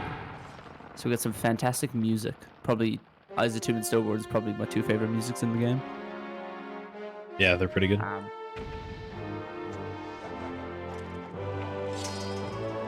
But that was a pretty good Temple of Time. As I said, probably up there with the hardest dungeon. Yeah, the dwarf times could have been cleaner, but the rest I'm pretty happy with. Yeah. That's the thing with Temple of Time. It's like something can always slightly go better, but it's like as long as it doesn't kill your run, like, can be fairly happy with it. JD, do you have enough to share with everyone else?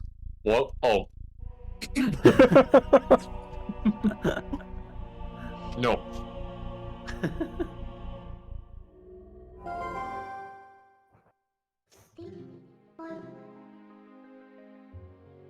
I'm sorry, this Taco Baco is mine. That's alright.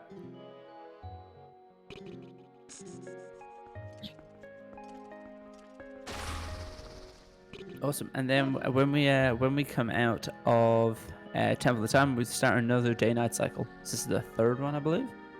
Yes. How forgiving would you say this one is? Is this a tough one, or? It's fairly free. I'm not too worried about it. Nice. Okay, fine, Sky. I'll spare some. It's gonna get cold by the time you get to Sky.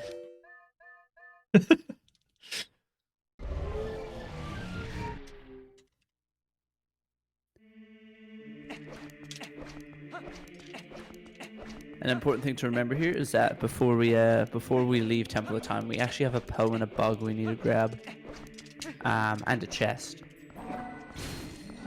So it's very easy just to wander out of Temple of Time because you're convinced it's done, but there is stuff at the end to collect.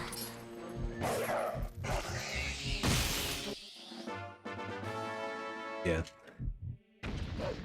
One thing about the post-Temple of Time cycle is we'll have gotten all of the golden bugs by the end of the cycle. Except maybe 2, I think. And we'll have most of the pose in the game by then, if I remember correctly. By the end of this cycle? Yep. 48 according to this. That was a little lower than I thought, but yep, 48 out of 60. Yeah, it's 80%. It's pretty close to there. But did you get one earlier, or would that one have already been counted? Yeah, I got an extra one earlier. I actually got an extra 2 earlier, but I didn't point out the other one. So it might be up to 50. Oh no, we're talking about pose, not golden bugs. But I didn't get any extra pose earlier. Oh. Sorry for being misleading. In terms of bugs, 18. 18 out of 24. Okay. To 75%, yeah. Cool, so now we got to go to ISA 2, which can be a fairly difficult minigame. So you go down the river guided by Azora, and you have there's 30 pots to shoot at, and you need to get 25 of them. It can be a bit tricky, but there's almost like a dedicated path you want to follow, because the way the water flows can actually really impact how hard it is. But we will see. I'm gonna let the music play, so I will be quiet.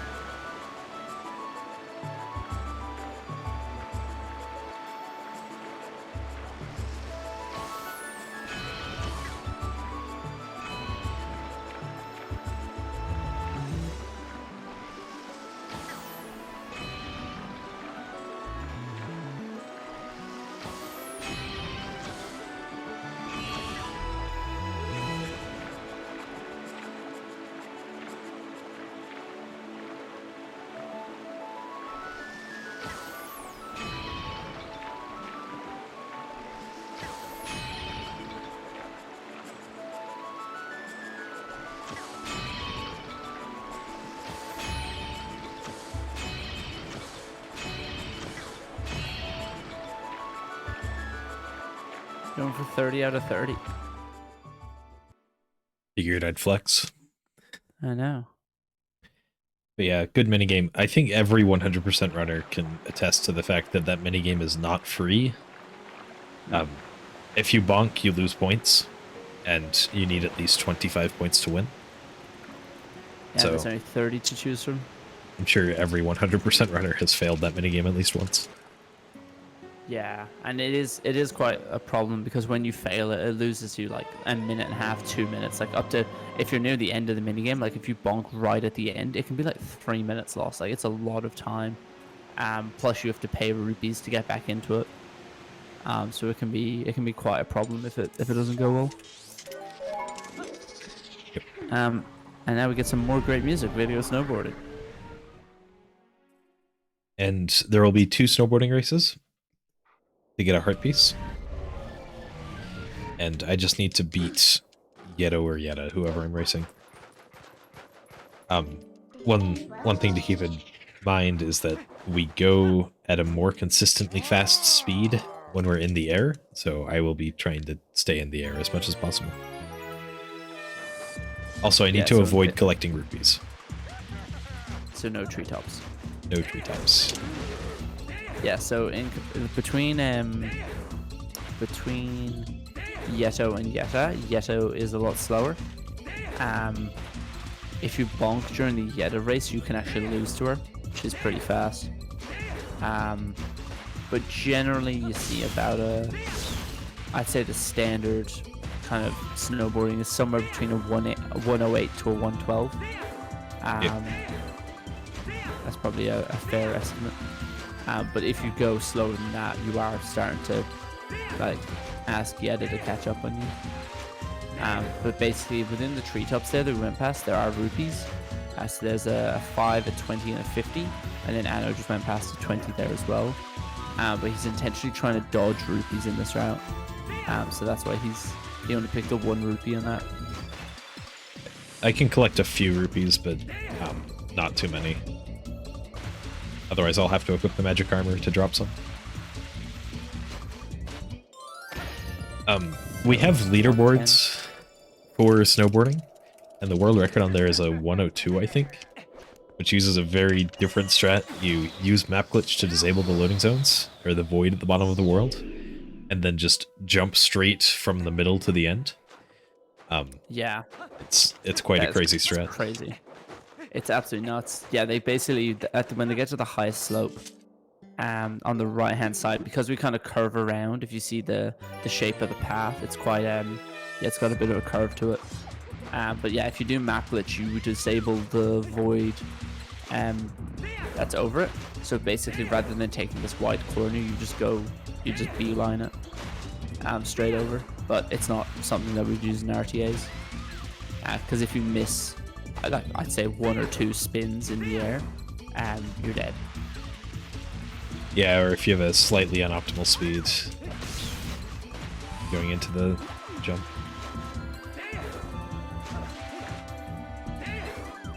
It is quite cool to see though on SRC.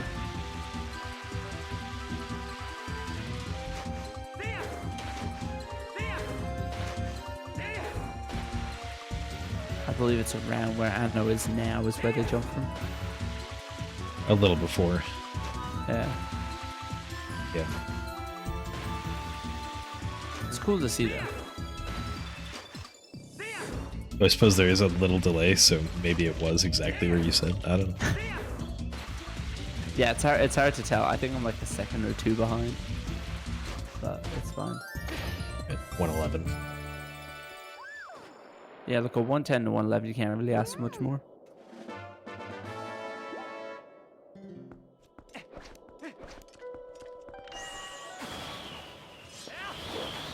I'm at Temple of Time now. Good luck. Nice. Your Grove looked like it went alright in terms of Grove 2 skip. Grove was fine, yeah. I had like a... I mean, the puppets were being a little bit annoying for a second, but we got it. Puppets being the puppets. Yep. Being annoying is their job. Yep. They don't get paid very well, but it's their job. It's a job. So now what we got here is we're actually not going to be going to a dungeon for quite a while. So basically now what we're going through is going through a bit of Snow Peak. We got a bit of Kakariko, Castletown, and Lanayru. Just kind of going through, picking up any pose, any bugs that we haven't gotten. Yeah, it's a bit of a cleanup section at the moment. Yep. Because now it is nighttime. It's okay. I guess I get to fill in some of that dungeon time. Exactly. Yeah, if you want to see Dot skip again, catch JD in about 8 minutes. It might even be cleaner than mine. Mine was not very clean. So coming up is the best grotto in the game. Oh, is this Freezer Grotto? Yep. It's a grotto Yeah. that has 3 freezards in it, as well as some other things. Yeah, so it's got 3 freezers in it, and then within one of the freezers, I believe, is a small chest. It's a big chest. It's a big chest. Yeah. We would have gotten it earlier, but it requires the ball and chain, so you can't get it before Snow Peak. You also couldn't get it because you'd be mid-map glitch. That's true. I've softlocked there in a rando before. Yeah, so 3 freezers, it's a bit chaotic. If you can open the chest, you're kind of like, okay, the worst is done. But look at that screenshot. Only got frozen 4 times. That's a good grotto.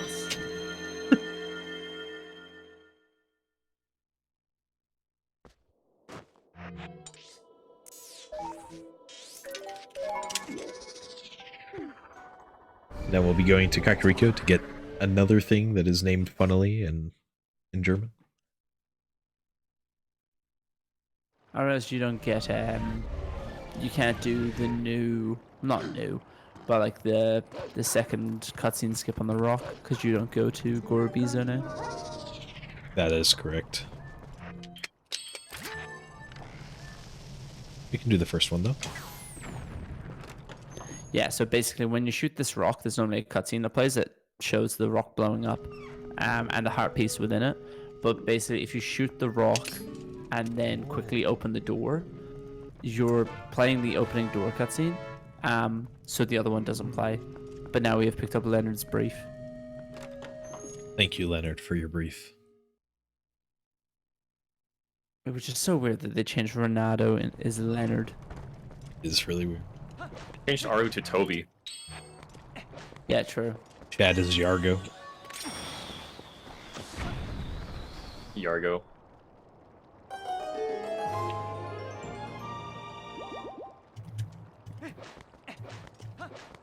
Yeah, so a nice thing to note is that we've been talking a lot about time of day during this run, but time of day actually doesn't pass in Kakariko. So, like, yeah, you can make mistakes that, like, for a speed run, which would lose your time, but in terms of time of day, you're actually okay in Kak, which is quite nice.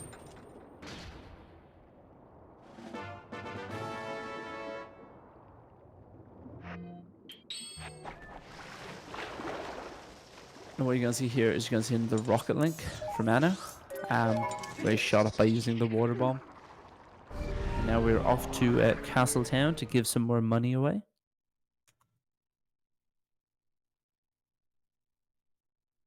And to do the rest of, or do some more of the side quest. Yeah. Yeah, we basically go to Castletown, do a bunch of things, and then go back to Kakariko to do a bunch of things. But now we get to talk to the postman. Because we knew we were gonna have to transform in front of Castletown anyway, because we don't want to enter Castletown as a wolf. So basically it makes sense to talk to him now. I don't actually know what Fire's name is in German. I'm not sure. Honestly, it's probably just fire. Nah, it seems too easy. I also love that you pulled a bomb on the way into Castletown. You better watch out. I don't know, I feel like we made a joke about it earlier, but I don't remember what it was. It might be water. Okay.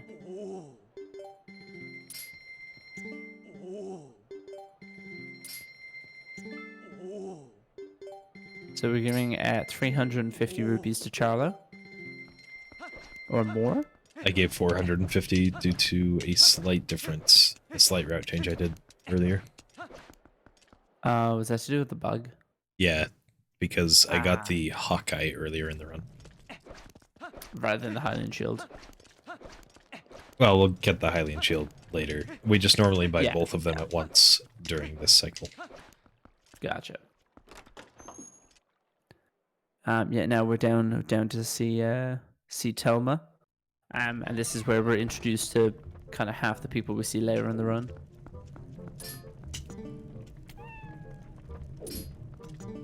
Nah, that's not going to work either. So the reason Anno is talking to the cat is because if you talk to the cat just at the right spot, it skips the Telma cutscene. It's like a minor time save, but it's just kind of a nice thing. It's like 6 seconds, but it's also very, very precise. Yeah.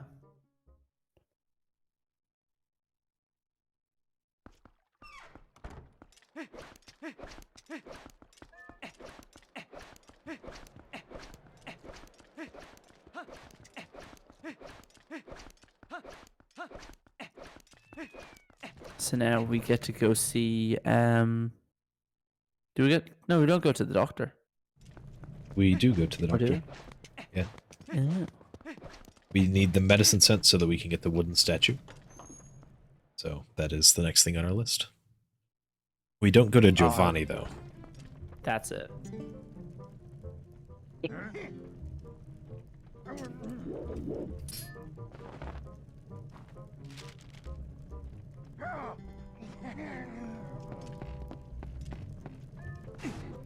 Because we'll have to go to Giovanni after saving all 60 pose, so it doesn't make sense to go there now. Yeah. JD's mini Goma room with the spinner. That was really, really clean. Nice. He knocked him down like bowling pins.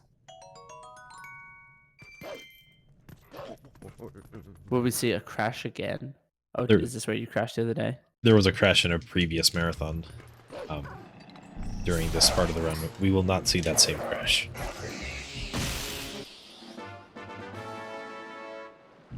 Because we went and got the Zora armor, so we can avoid it.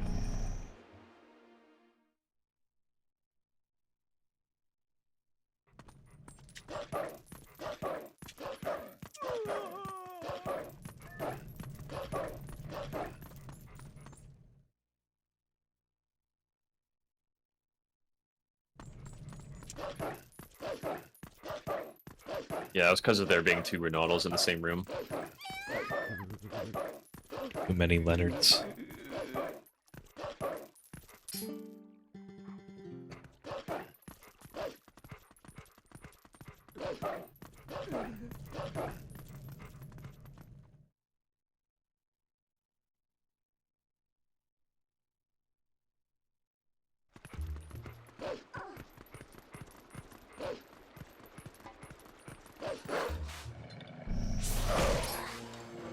And now we're back to this PO that I was confused about earlier.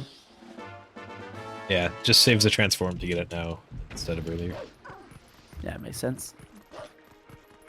Transforming takes about 4 seconds every time you do it. So if you can reduce the number, it's always better. Almost always better. And now what we're going to do here is by killing all of these Stallhounds, we actually don't want to get the rupees. But we can get the wooden statue, which we can bring back for Ilya. I got a little cutscene skip there. Yeah. So if you stand, so normally when you kill the Stallhounds, the wooden statue pops out of the air and bounces a few times to a spot. But if you stand in the spot that it ends up, before it spawns, it'll just instantly go into your inventory, which is just a few seconds time save. I got it in Hundo the other day unintentionally and freaked out.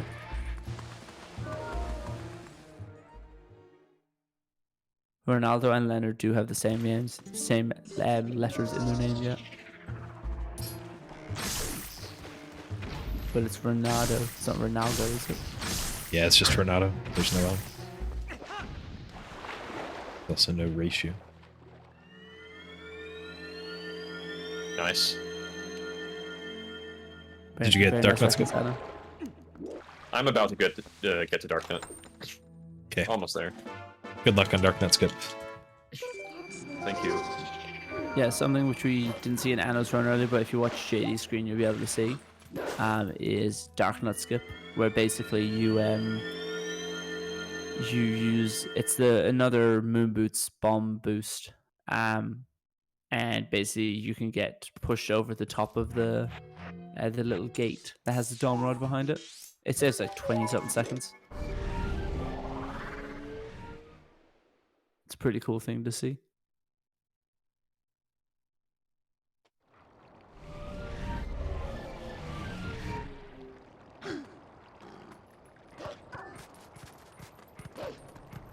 I've also used many bomb arrows, so I'm gonna maybe try to save them. Whoops.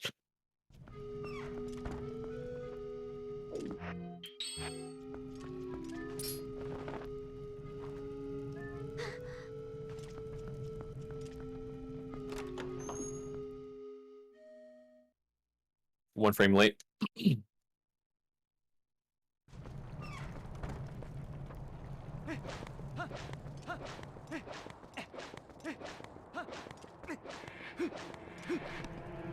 There we go. Second try? Yep. Nice. That On is my- Dark Nut Skip. On my screen, you'll see the party. It's such a cool trick.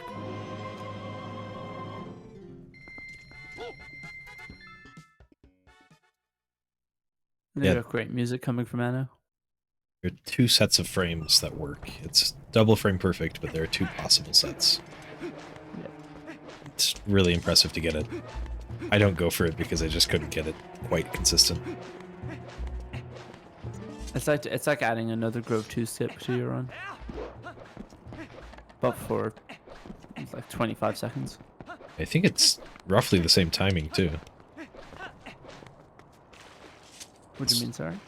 Like the same set of frames work. I couldn't tell you honestly. It's either the same set or very similar. Yeah, I think it's very similar. I played around with it the other day, but didn't see where I haven't seen this setup. This is like an alternative version of minis.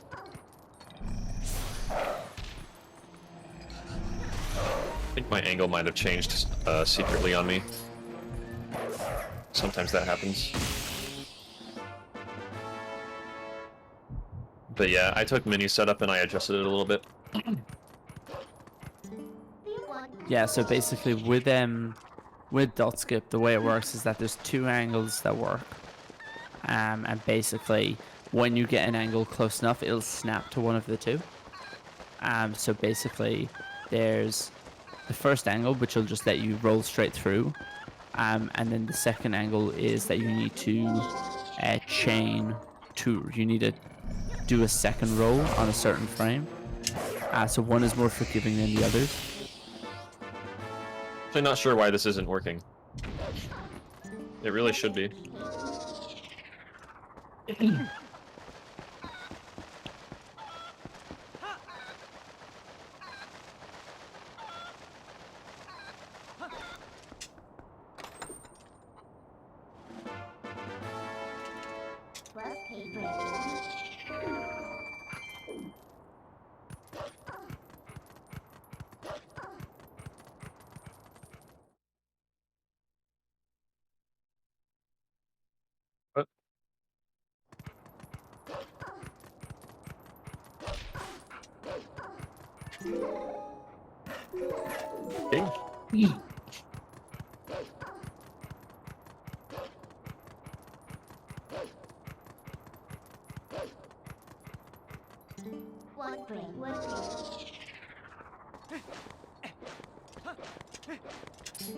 Now I'm forgetting how to do it that way.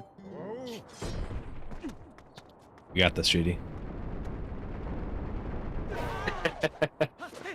All right, what a flip flop there. The second that I switched to the old method, like the really old setup that most people call really bad, I get it like instantly.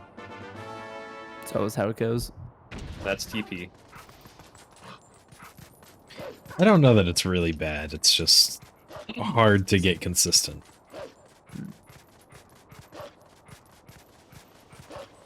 It is, So yeah. what we see now is we see Anno just finishing up in Death Mountain. Nice bonk. Thank you.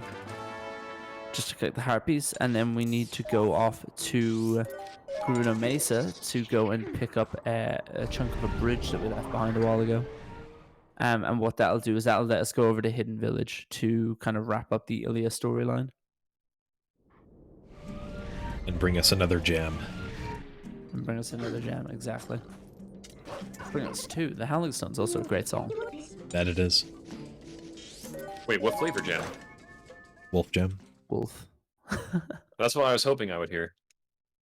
Wolfberry? Not just wolf. Oh, just wolf. Okay, never mind. Well, that one's good too. So something that's kind of interesting is that so we're going to enter Hidden Village as human, because we have to fight 20 Boblins around the village, and talk to Impas, or how would you say her name? Impaz, something like that. Impaz, yeah. Yeah, and basically you can talk to her, and she's going to give us Ilya's charm. So what we use is the horse whistle. And then also we're going to show her our Dom Rod, and she's going to give us the Ancient Sky Book, which we need to collect the sky characters. But what's kind of weird about Hidden Village is that even though all the enemies are dead and there's only cats around and a chicken, we can't actually transform within Hidden Village unless we stand on this like super specific, not super specific, but fairly specific kind of half step up in a ledge. It's quite weird. I don't know why when it's just the chickens that are there, but or the cats. Yeah. We've got some good music coming up.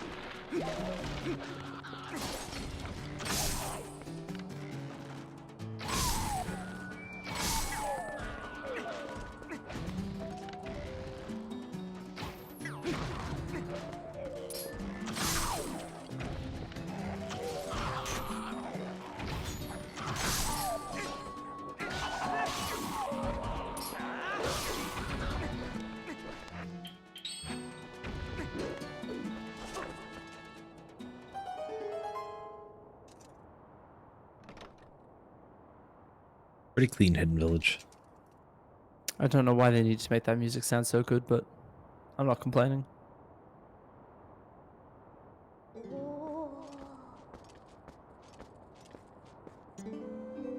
How's Anno's pace looking? I'll tell you after the split. It's been a bit of a weird one because like early on you were like nearly 4 minutes ahead, and then fishing happened, which is completely out of your control. Yeah. Yeah, it was a steady time loss, but fishing was the biggest front. Yeah. And the worst thing about fishing wasn't even in the fishing hole, it was the reek fish. Yeah.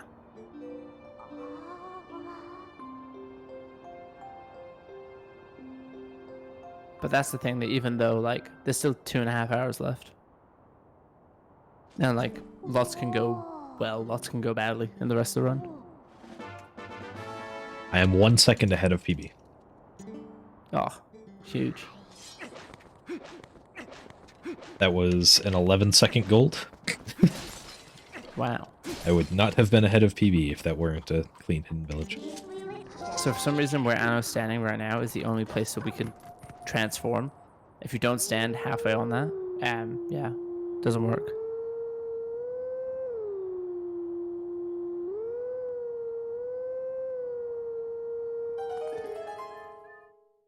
I made sure to be quiet for the howling stone because I get confused on it. It's such a long howling stone. I got the 1-frame Schnicka pickup. Nice. Female or male? I think it's the female one. They're the think so, same. too. They're the same Schnecke. That's the joke. Oh. Yeah. But wait, there are different genders though. The text under the golden bug says it might actually be whatever the other gender is, Oh, you know what? I forgot about that. because they're in the same spot, just in the past and in the present Temple of Time. And they're snails. Yep, snails do that.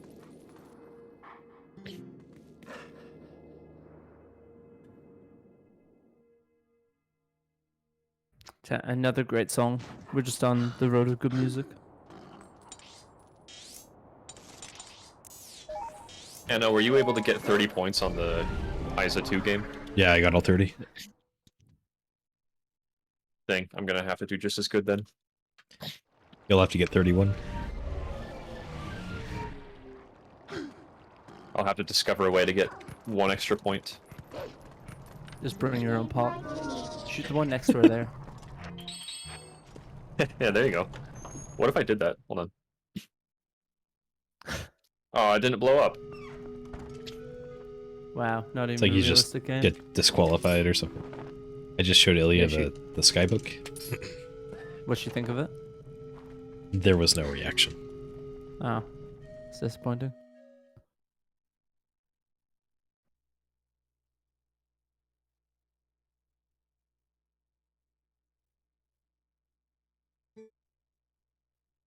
So now we just got a couple more pows, and a little bit more of a cleanup. I thought we were going to city now, and I was like, no, we got more stuff to be doing.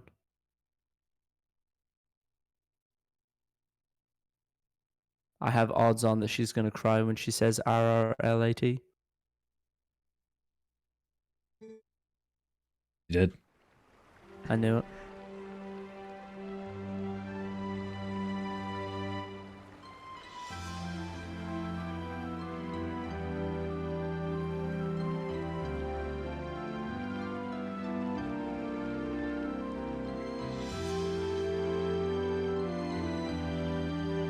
In a standard hundo run, this would be kind of the point in time where lots of people go for like their last like break of the run to get a drink or whatever they need.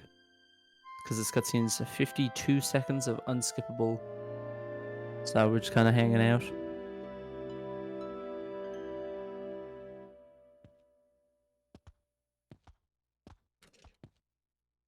What does it say your BPT is, Anna?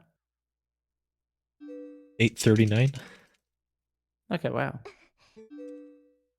I guess also like in terms of golds, they wouldn't be optimized because it's like how often do you get to the end of a 9-hour run? Apparently 1/3 of my attempts finished. Have you done 3 attempts?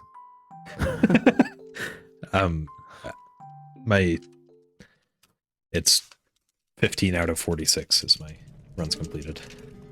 Nice. Hey, JD got 30 pots. I got 30. Congrats on the pot. That's 2 for 2, baby. I'm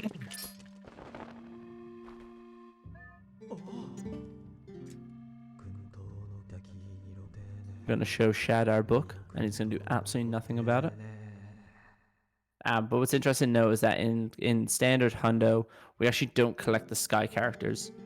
And we collect it in this route, even though we don't technically need them. So there's a glitch here that Anna's going to do called Early City in the Sky. And basically, if you walk into a corner of the statue behind Link and transform, you're actually able to just walk through it and walk behind it. So we're going to warp the cannon out now, but we're not going to use it yet. Yeah, it's still night. There are still a few posts that we can get before heading to City in the Sky. And it's actually faster here that when Midna says, would you like to warp it? Just say no. And then you open your map and warp yourself. Yeah, let's just imagine that's what I did. Yep. Did you actually say yes? I did actually say yes. Yeah. I can't read German, so I wasn't sure. But yeah, no, we've got a couple more posts to get. And we'll go back to the stepping stone Poe. JD just rolled I just got off of- defeated by Yeto. Oh no. Like, I didn't lose the race, I got hit by him. Yeah, JD landed on Yeto's like shoulder blades. His big, broad shoulders.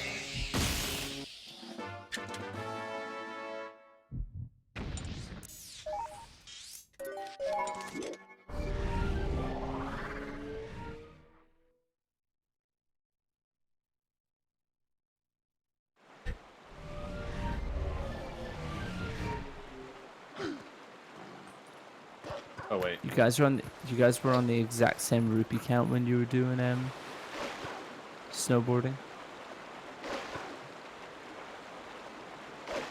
455 or something like that. 352. 352. Yeah, because you picked up 1, so you were at 355.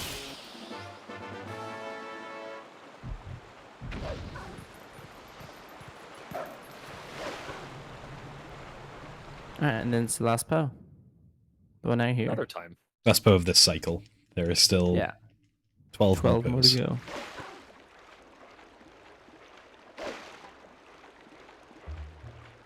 So this Poe in a standard Honda run, I guess, well, even with the new route update, this Poe is quite difficult to get to while it's still in nighttime. So a lot of the time you do get to this Poe as the sun is coming up. It's a little bit more lenient and 100% plus. Yeah, it's gotten a little bit more lenient now with the route change in Hundo, but it's still quite. But yeah, you won't want to be messing around for too long.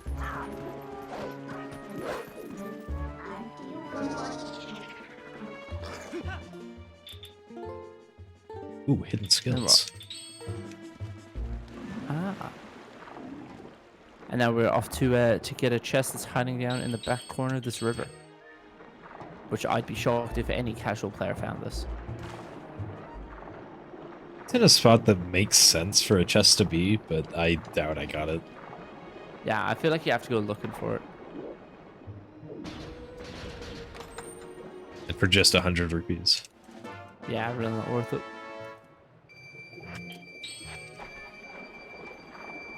I know you were right. I missed the minute tech skip in front of SPR and I was still able to do the LJA. The more you learn. What made me think that you couldn't do that? I honestly wonder.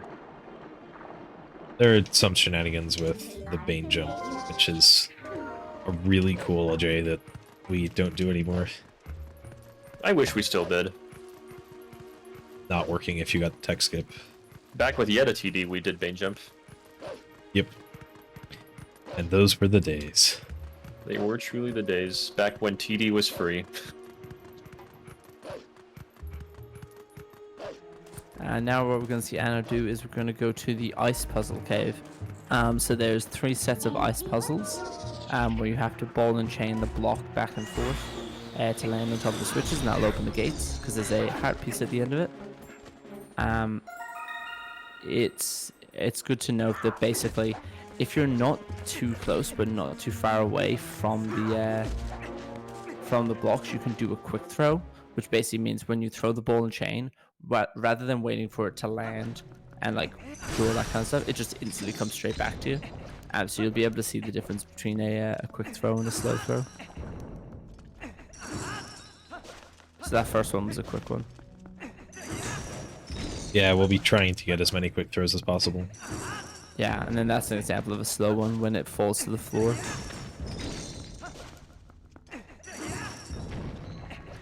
It saves a surprising amount of time across the puzzles.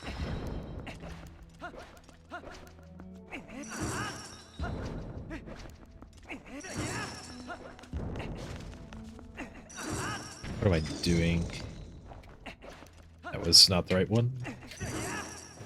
Oh, you got the weird glitch where it went over the where it goes over a lever and you're able to roll while it's still coming back to you.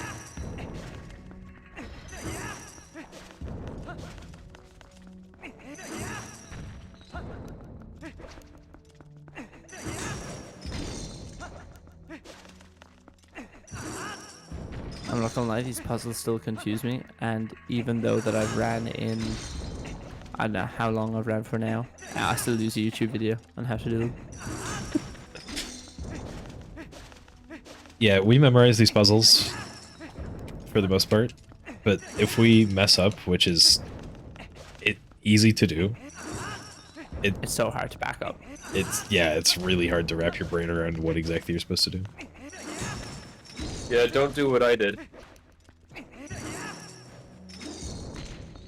Yeah, Don't make that mistake.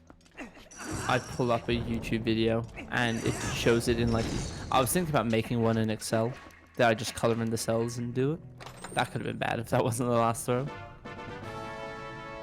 I am now behind PB again. Sad. Hey, same. You'll catch up, GD. I'm behind by only a little bit. I believe No substantial amount whatsoever. you're ahead of third place on SRC, just remember that. That's okay, I've gotten over it. Thanks for sticking. Thanks for keeping on going, JD. No problem. It is good to see that. I know obviously like you weren't happy with the run, but it is good to see like when you do stuff that Anno didn't do. Like spin attack freezers. Yeah, it's good to see. Well, I mean, it's the best grotto for a reason. Exactly. It's good to see other strats. Yeah, I'm glad that I can show off some stuff too. Yeah. That would be quite something, Beast. Like the legendary cuckoo clip. Where am I going again?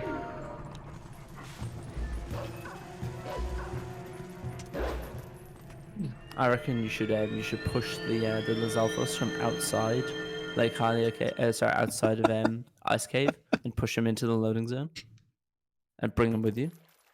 Bring him in with you, and then helm splitter Yeah. over the gate. That's what I think we should do. Honestly, dude, that is genius. How did we never think about this before? I know.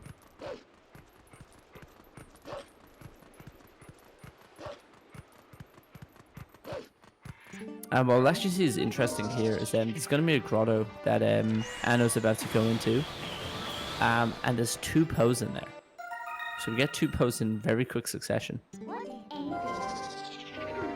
Got the Leonard's brief. Congrats on your briefs. Thank you, Leonard.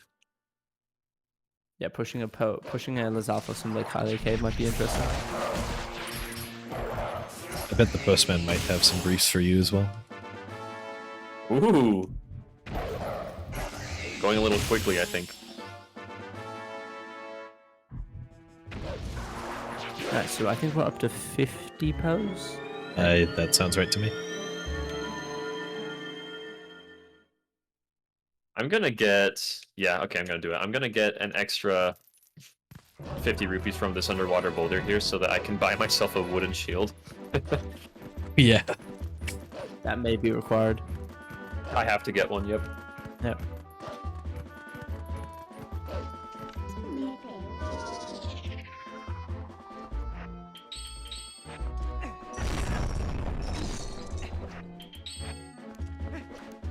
So what we're going to start here is in a standard Hundo route, we actually go to Hidden Village now.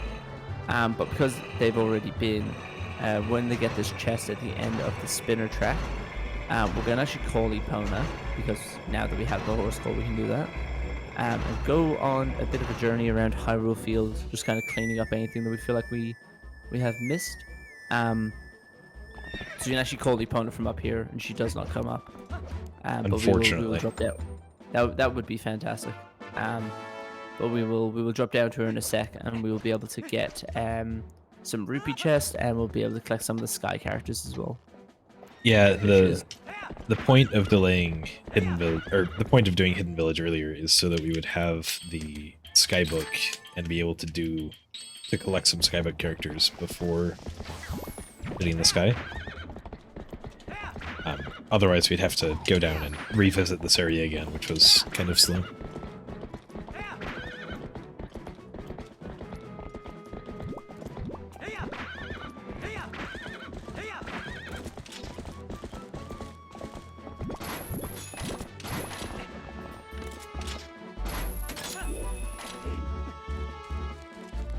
Pulling the spinners up to the yeah, haunt spin, yeah.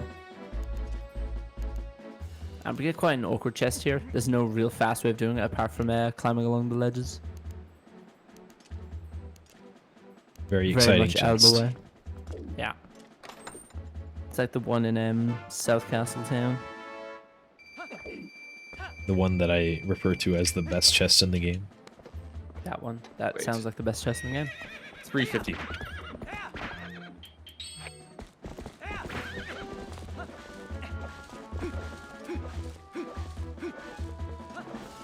So we're nearly done with the collection cycle. We should be heading over to City in the Sky soon, which should be cool because there's a lot happens in City in the Sky. It's not the longest dungeon in the world, but we do spend we spent about 20 minutes, 25 minutes. About 25, But there's yeah. a lot. Yeah, there's a lot that goes on within it.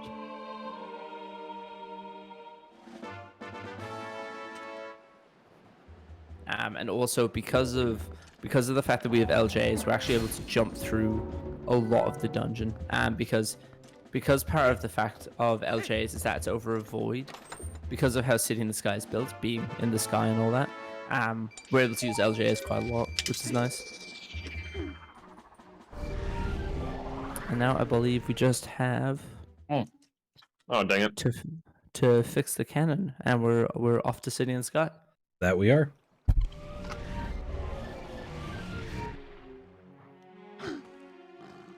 All of us. We're all going to City in the Sky.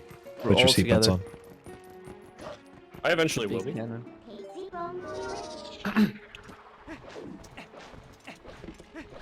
Unfortunately, I did not get Telma skip. I didn't either, and I tried 3 times. How do you try 3 times? You just talk to the cat Keep multiple talking to the times. cat. Yeah. Oh, I Louis guess, Louis getting an earful. Where am I going? Oh, I'm going to the doctor. I need to get help for my illness. You may struggle to finish the run if you booked a GP appointment right now. Just drink some water and rest, JD, and you'll get over it in no time. Oh, thank you. Panadol and see you in the morning. Luckily, I do have my water. Stay hydrated, folks. It's like a PSA. Hey, hydration's important. It's no laughing matter.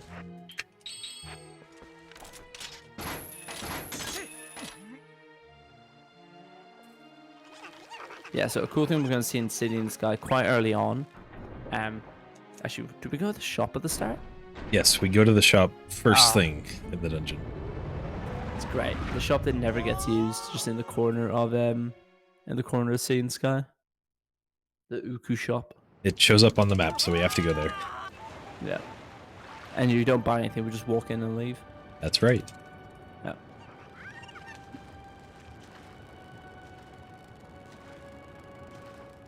But an interesting thing in City in the Sky, when we get through the first kind of main set of rooms, is that there is a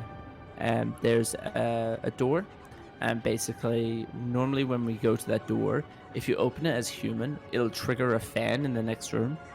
But what we can do is if we transform just a little bit before that door and open the door as wolf, it won't turn on the fan in the next room. So within the main kind of hub of City in the Sky, there's a big fan at the top of the room, but we'll never turn that on. And what that lets us do is later on in the run, we can actually just go up and down as needed, rather than having to go through and turn off the fan. Because the way the trigger works is if you're just in front of a door, as if you were a human, but Wolflink can open the door from further back. So you'll see both of them when they get there that basically they transform right before the door. Hayuku, Bayuku. I believe that's the Oh yeah, last. did anyone see that I got Uku in Arbiters? I didn't see that. I never Yeah, had to say bye Uku because I got to keep her the whole time. Until Salaridator Stellarator, yeah, true. She will be missed. or Uku. Hi Uku. Poor Uku.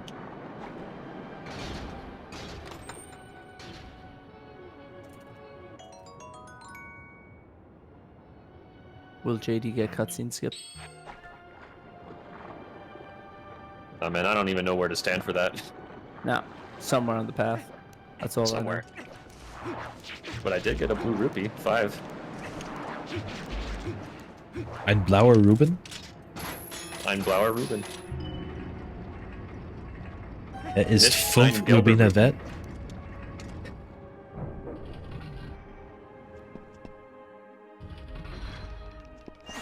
Dinero Amarillo.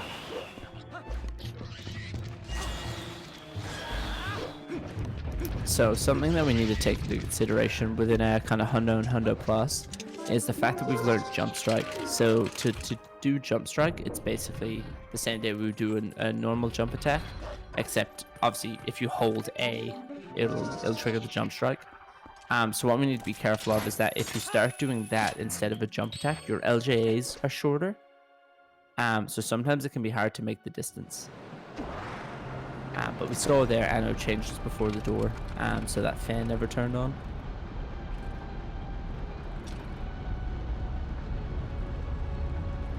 And what you're able to do here is while he's mashing away, you can get off the spinner a little bit before it makes it the whole way and get a roll in. Yeah, exactly as he did there. So just a bunch of small time saves. It's that kind of dungeon.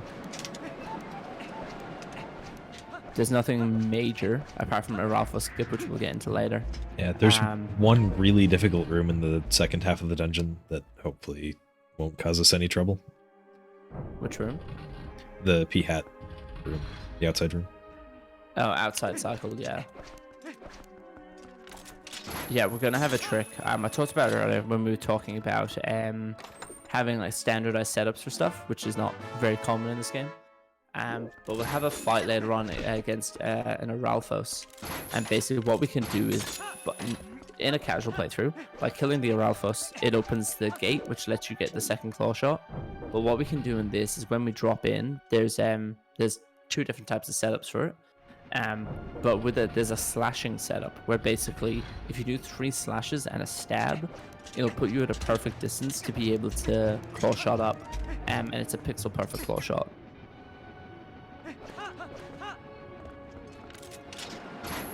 Just what Anno did there, rather than going to the end of the bridge, Argrok in a casual playthrough comes through and cleans out that bridge, which stops you from being in the small key room.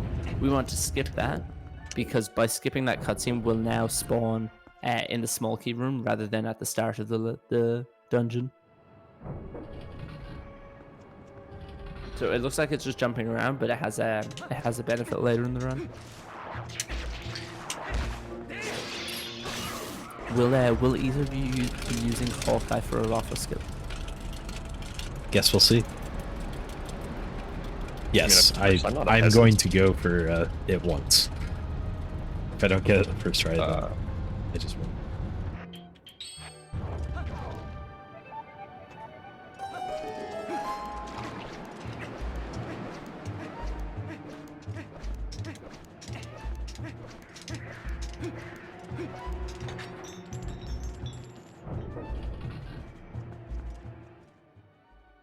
Yeah, we'll see a couple of interesting things on the second half of City in the Sky. City is quite difficult just in the way that if your aim is on point and you're aiming really well, you'll go really fast. But it's like if you're not having a great day in terms of like snap aiming, it's really difficult to play it well. Yeah, it's a very, very aim focused level.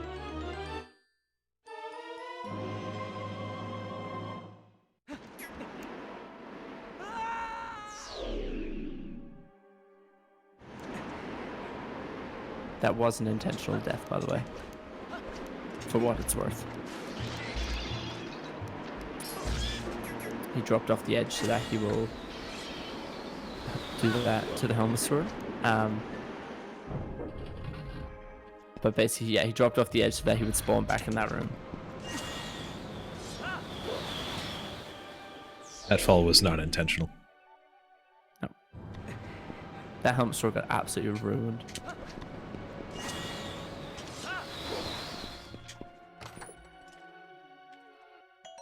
It's impressive that there are still things up here, considering that they're really easy to fall in this dungeon. It's a lot of tight corners. I had a weird question for you, because I was watching JD get the last chest within Kakariko. Couldn't you guys do the precious booty jump for Pirate RTA? We could do it during the twilight. It would put us really high on rupees, but it does take an extra minute, and getting the Kaku and doing all that does not take a full minute, so it's faster to do it this way. So it Precious, would be cool. Yeah, It's a cool jump. Precious Booty Jump is a jump from the top of the watchtower to that chest as Wolf, and it is a very neat trick. Yeah. Jumping off the watchtower and not dying. Jumping off the watchtower and getting rich.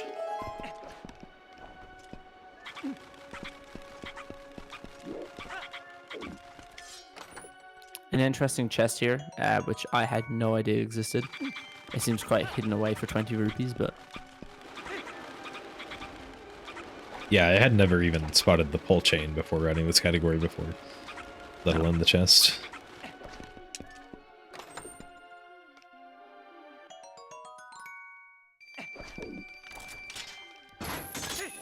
It seems weird to me that a 20 is behind like a gate, and then a 50 is just sitting there.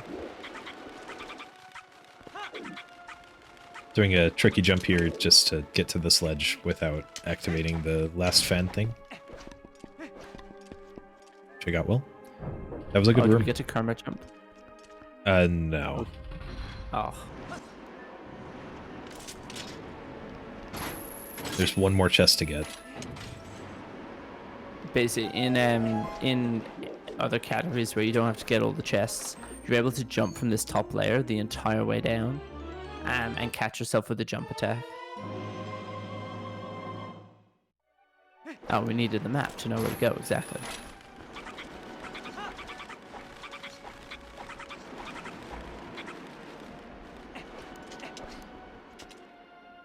And this is where we will have a Rafa skip. Do you do slash or iron boots? Iron boots. Iron boots. So what Anno's going to do is going to drop into this fight. He's going to do 2 rolls, one with boots and one without boots. And that will put him at the perfect distance to do a pixel perfect claw shot. So it is quite difficult, but yeah, see how he goes.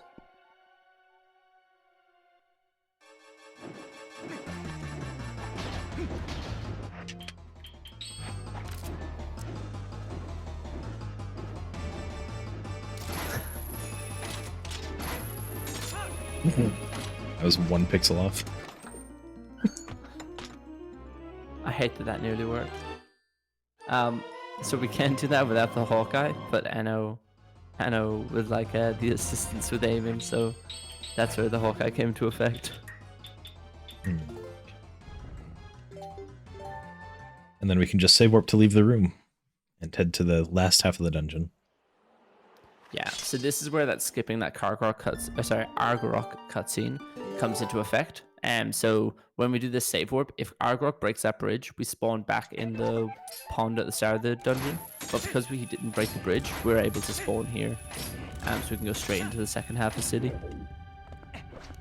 Second half of City is trickier than the first, and the first half was tricky. So yeah, hopefully everything will go relatively smoothly here.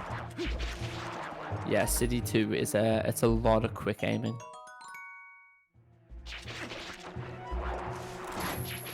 JD, I saw the mailman gave you 3 briefs. I got 3 briefs from the mailman. Damn, Og. he's got a lot of briefs. I've never felt so lucky. It's a lot of briefs. Don't spend them all at once.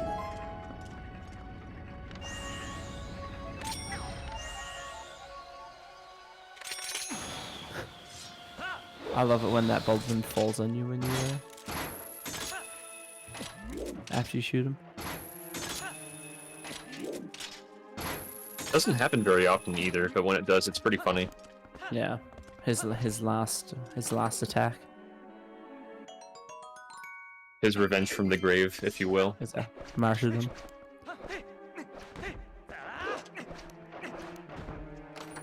Dude, this woman is like 2 feet tall.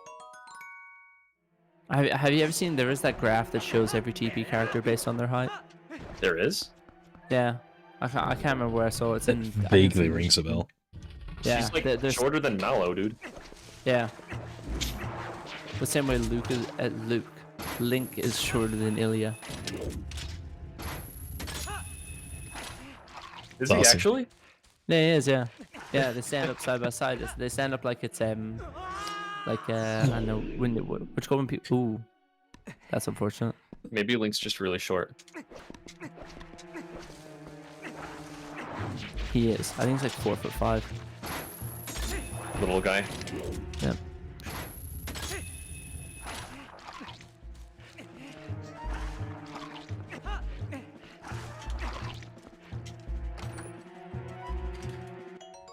That's a really fast transformation spot.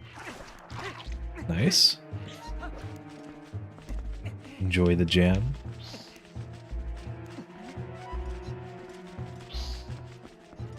This point Anno's at is quite a quite an awkward spot.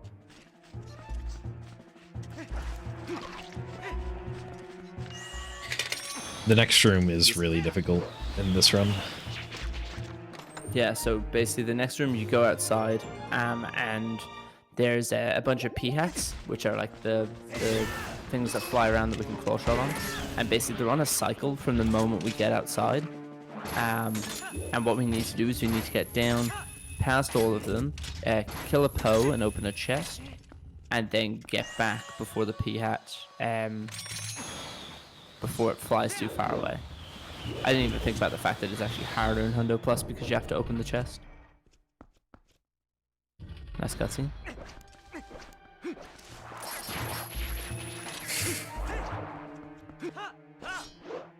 Went for a really quick head grab there, but unfortunately just barely missed it. Yeah, that's the glitchless grab. I only saw that recently.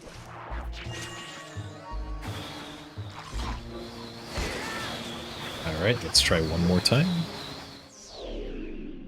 So it is actually faster that if you do fail the cycle, it is faster to void out and go again. So that's why Anno is doing it.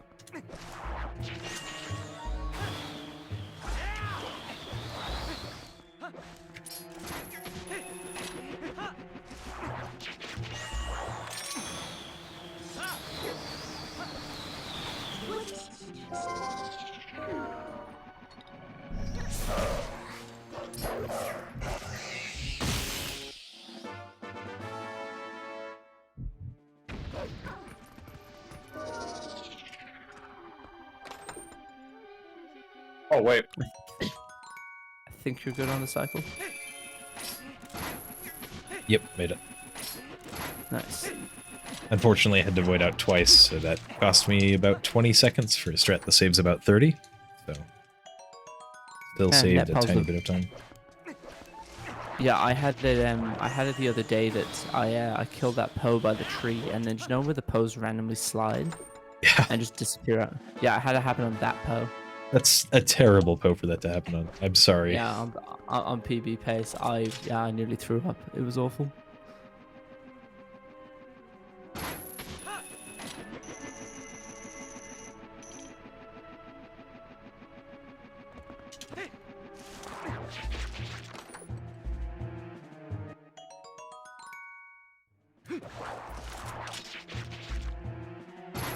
Elliot keeps crying when she says RRLAT6.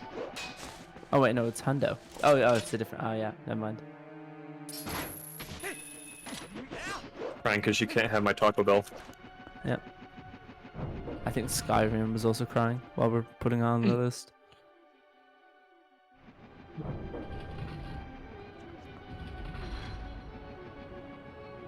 I think City from this point is fairly similar to standard Hundo. We have the one chest behind the big fan.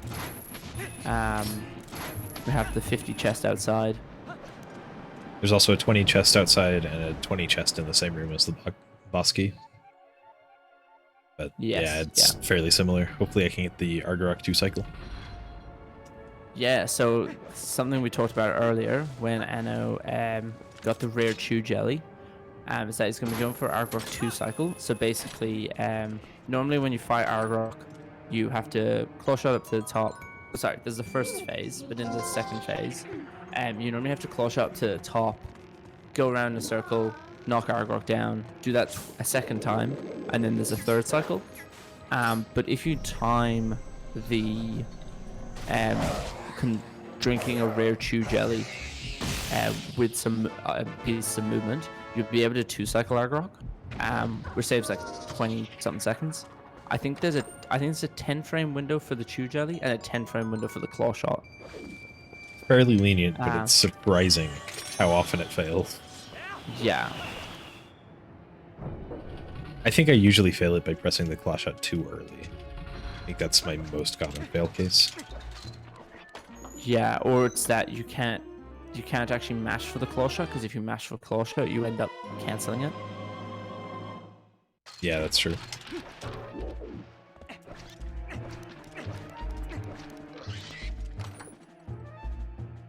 It can be very bad there if the Helmosaurs knock you down.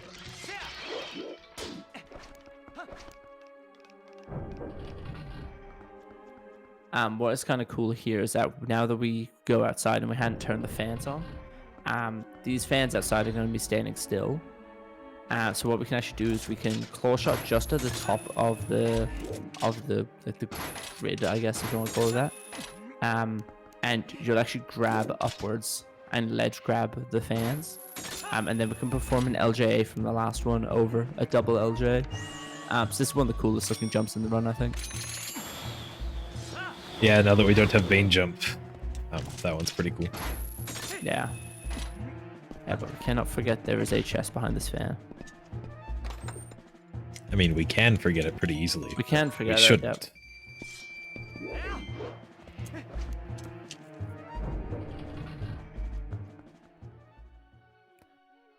Do you go for the No, I do the not. bomb arrow fan? Okay, worth asking. So here there's a fan cycle that we can do, basically by triggering these crystals. But there's a very fast version of this where you use some bomb arrows to shoot these crystals earlier on. It is very precise and quite difficult to do. It saves about to the point. 7 or 8 seconds. Yeah, I know there's 2 variations of it. I think it's like 4 seconds for 1 bomb arrow and like 8 or 9 seconds for 2 bomb arrows. But like it's so precise to the point that you shoot your claw shot like at one side of the fan and land on like the other side, basically. Like it almost goes through the fan. Yep. But for the cycle we were going for there, Anno basically did that perfectly. There's not really anything you can change there.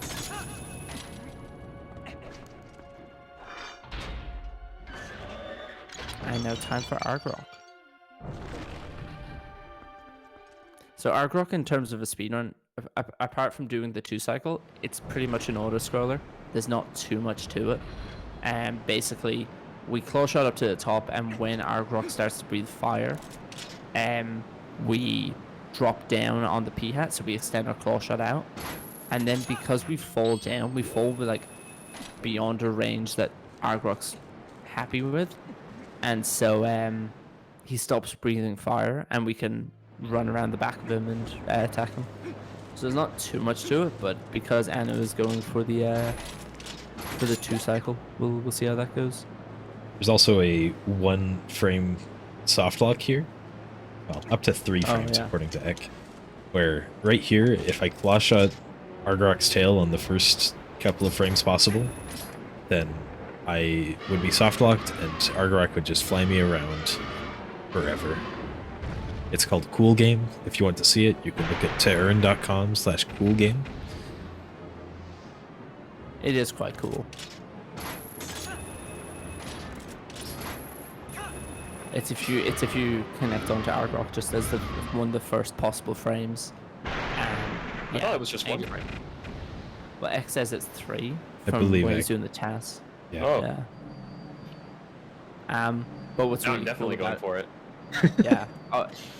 What's really cool to see is that then Argrok just kind of flies around and you're just stuck to his tail, just kind of hanging out.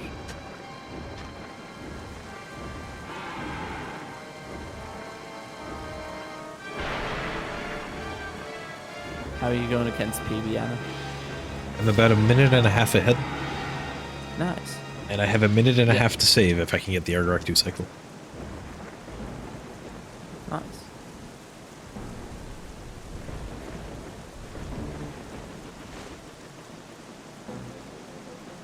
Yeah, shouts to the AD task, and then Oh. Jim's 90% task from a while ago. I forgot something important. What did you forget? Magic armor. Ah. Oh, yeah, don't forget to put that on. I have now remembered. Hopefully I won't run out of rupees too late. What am I doing? When were you supposed to put it on? On the climb up to Argorak. Wait, Oh, what am I doing?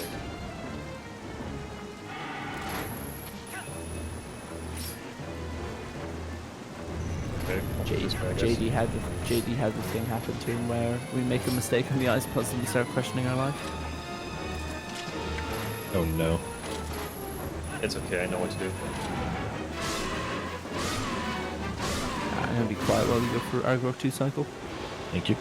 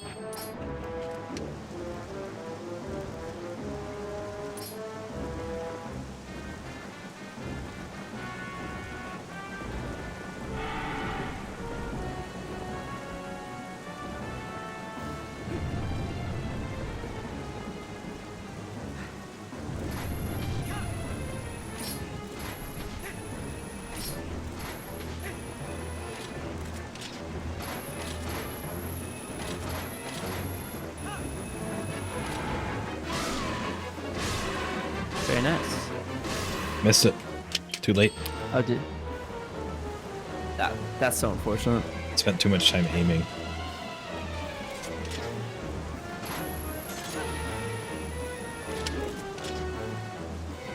Yeah, It is quite a precise pull shot onto Argrok's back. the Rare 2 jelly only has about a 14-second window, if I remember correctly. So, I think it's 16. 16. And attacking Argrok takes quite a while because you have to do the 4 attacks rather than just an A press. You should still save time over PB. Yeah, I imagine I will.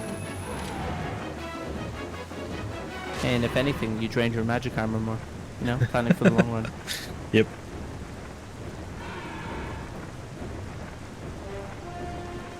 Alright, coming up after City in the Sky is the last day-night cycle of the run.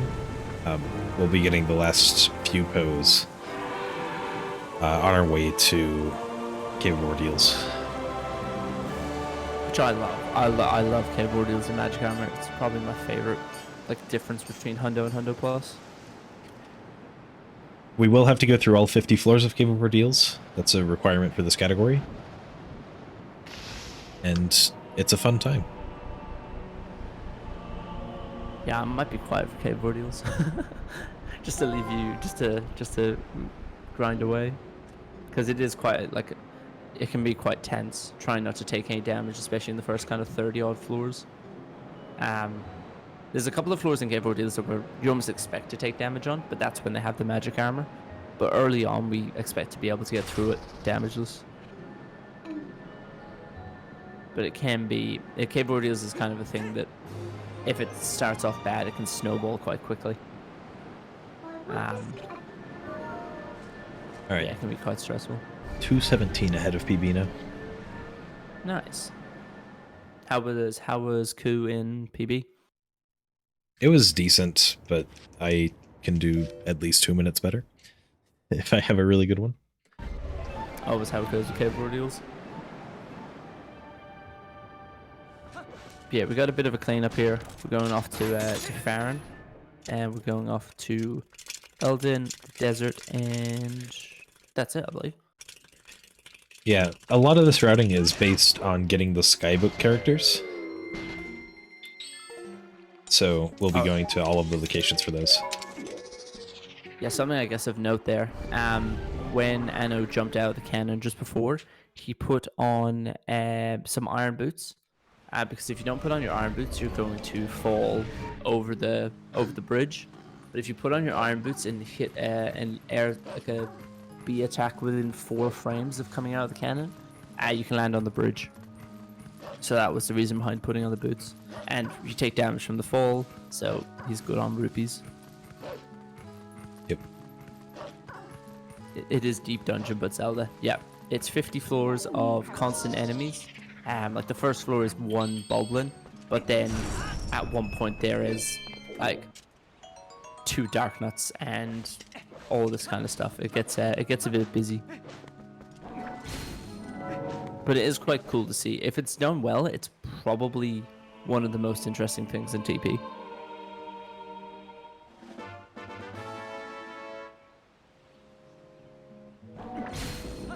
But the whole thing is that it's based around the fact that we have Great Spin, which is our 7th hidden skill, and that only works if we have full health. So there's a handful of backup parts in there, and we have our milk. But for the most part, you just don't want to take damage. I've never seen that before. I didn't actually know you could Z-jump from the floor. Yeah, there's a spot that's pretty consistent there for jumping from the floor. I didn't go for it this run.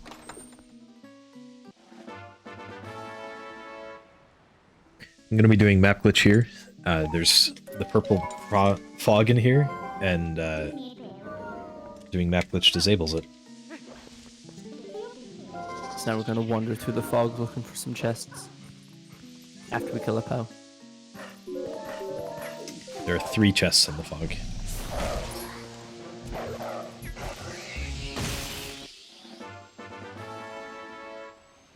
So yeah, again, just the way they did map glitch there, because there was a text box for the heart piece. While that text box was playing, he unplugged his controller and held D-pad right, which is our map button, and held Z, which is our Midna button, and then tried to warp away, but Midna asked him a question afterwards. So that's why the loading zone bugs out. And also, it's important to note that when you have map glitch, you can't disable your senses. So he turned on his senses to fight the Poe, but then he was unable to disable them. But now he has, because he transformed to being human. I have no idea why it doesn't do disable senses. That doesn't make any sense to me. But Yeah, it is how it do be. I guess like when you turn on senses, it effectively like reloads the state it's in. I guess, but Maybe. I don't know, I'm just kind of stabbing in the dark, no pun intended. Alright, got the 3 chests. Now I'm on to Kakariko Gorge.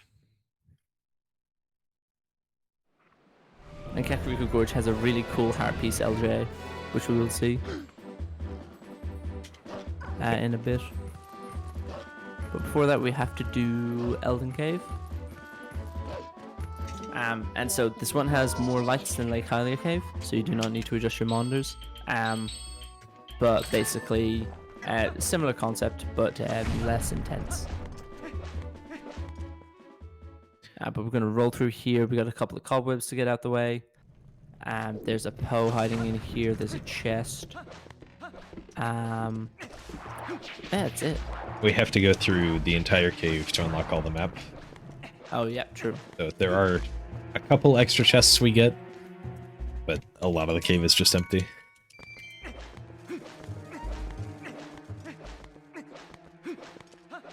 There's a what's yellow. that?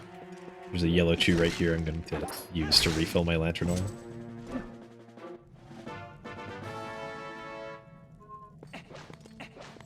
And what's actually interesting is when we kill the final Poe within this cave, to kill a Poe, you basically jump on top of it and backflip off of it, and you take out its Poe soul. What you can do is that mid backflip, you're able to save warp, and it will still count as you having collected the Poe. So rather than needing to run out of the cave, we can just save warp mid backflip.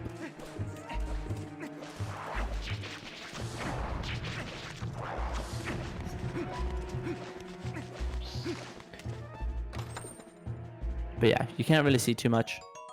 We use the lantern a little bit more than Lake Kalia Cave.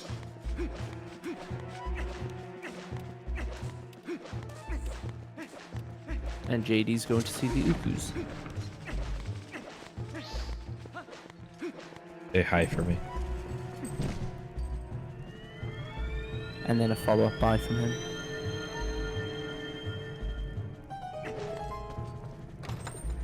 No, I think I'll keep Uku and then let Ardarok eat her. I guess.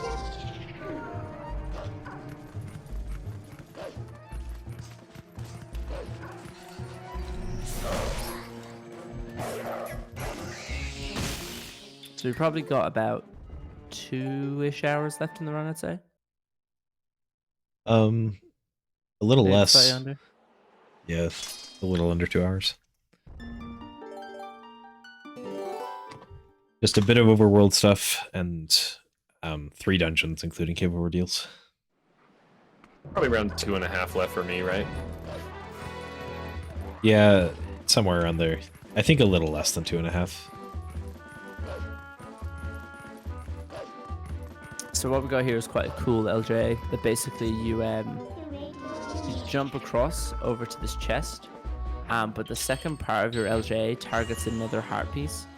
And so what you're able to do is you open up the chest and to collect a heart piece, and as that prompt ends, I've never seen this Boko come over to someone. Bye, mate. I didn't do anything to that Boko. I did not touch it. No. Innocent bystander. I am innocent. So yeah, what you can do is just see here is he opens the chest, and when prompt 1 finishes, prompt 2 starts. And then we jump off. And you jump off. Because why not? Because the Boko's down here somewhere.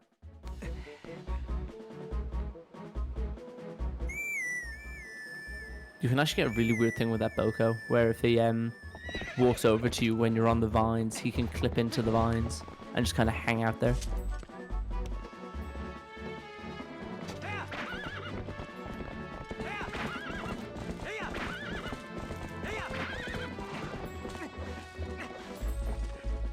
Now we've got a couple more collection things. We've got a bug over here. We've got to get a sky character.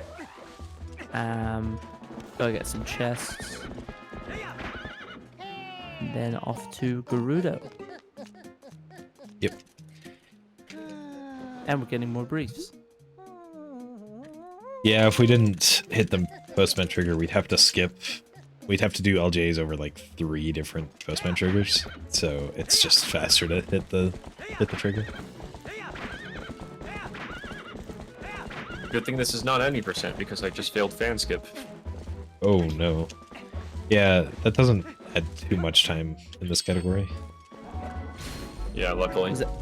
Does that just mean you basically need to go from the start back to small keyroom?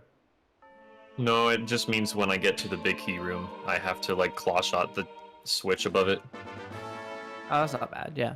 Oh yeah, it's not car cutscene, yeah. No, that's fine.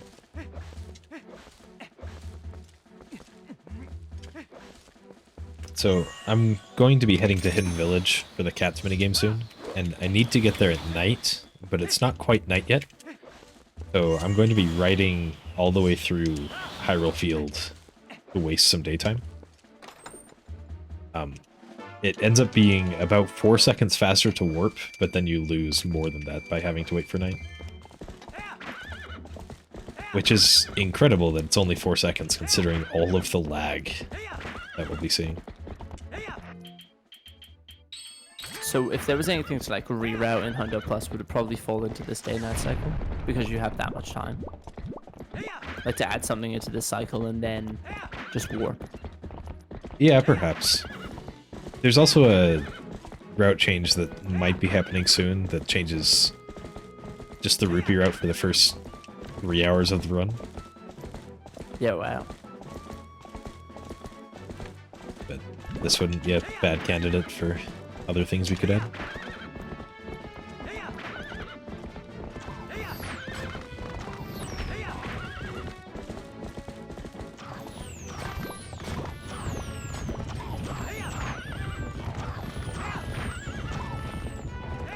I guess that is the thing with this category because there is so much in it. It's just like until you get to a point where you've insanely optimized this section, like everything's up for debate. Like this stuff will always be able to change. Yeah.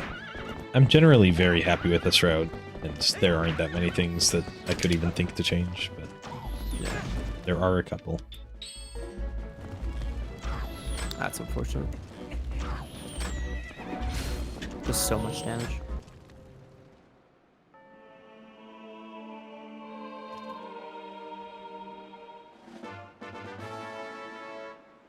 Yeah, so what we'll have coming up is we'll have the cats minigame, which can be quite fun and can be quite annoying depending on what side of the coin it lands on. But there are 20 cats throughout Hidden Village, who all start in a certain spot, and then basically you need to go through and talk to all of the cats.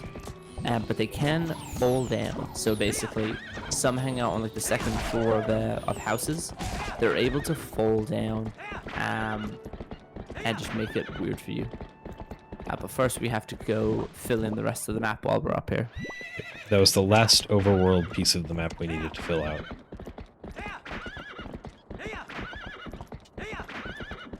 But the cats can be good. The cats can be very bad. Yeah. We've also got a grotto down here, which has 3 stalfos. You know, I think the cats are always good. It's us that's bad. Yeah, true. Yeah. The cats are always there. It's just whether or not we can find them. Yeah, 3 Stalfos in this grotto. I'll be using bomb arrows to get rid of them quickly.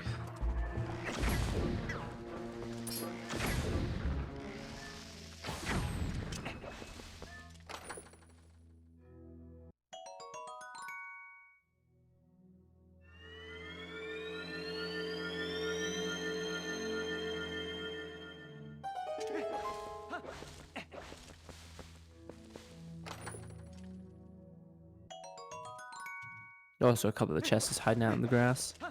Those ones are really hard to see. Yeah. Yeah, I saw you were feeling around for something, but I wasn't sure what. I was just like, I'm sure there's something here.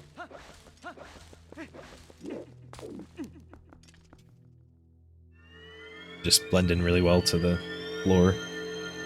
I want to let you know that your spinner is on Y. Just in case you need to know that bomb arrows are on X. Thank you. All right.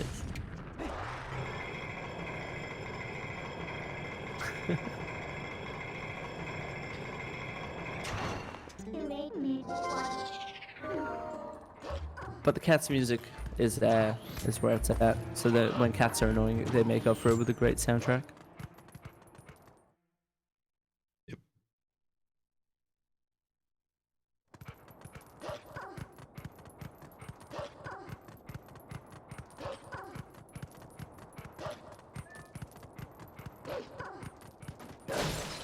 Also, some of the cats are sometimes different colors, and it's kind of weird.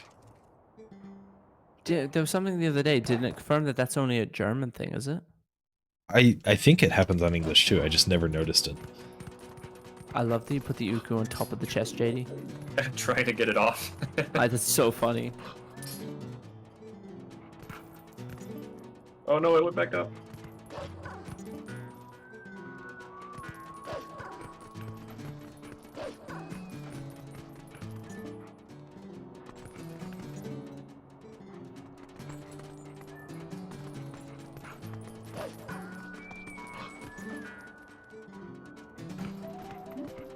So we do some fairly specific routing for the cats.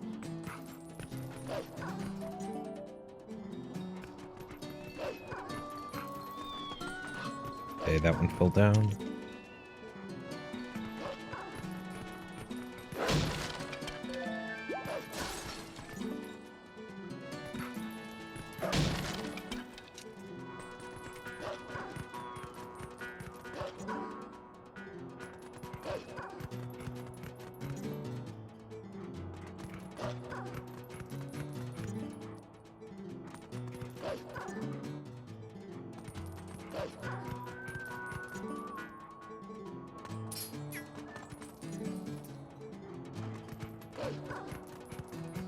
Pretty decent cats from me. Yeah. Was there one now in the side alley and one inside? Yep.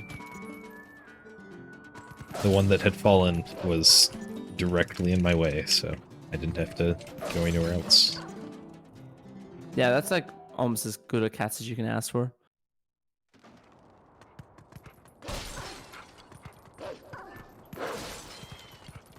And now we get to go get the heartbeats that we get for it, and we get to go kill a Poe that's hanging out in the corner. This Poe can be more annoying than cats sometimes. It can.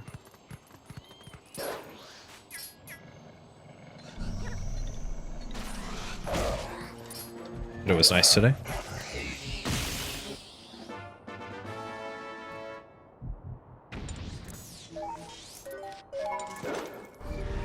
Now I'll be going and collecting the last golden bug in the run.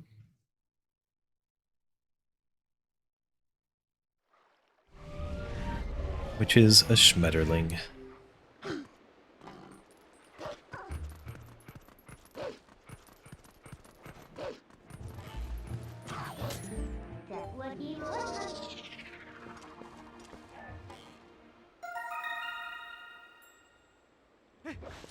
We also have to get the Poe, the Ruins Poe, is it? Yep. Yeah. Ruins Poe and the Skybook character in the 100 rupee chest over here. I feel like there's a cool LJ here. Of course there's a cool LJ here.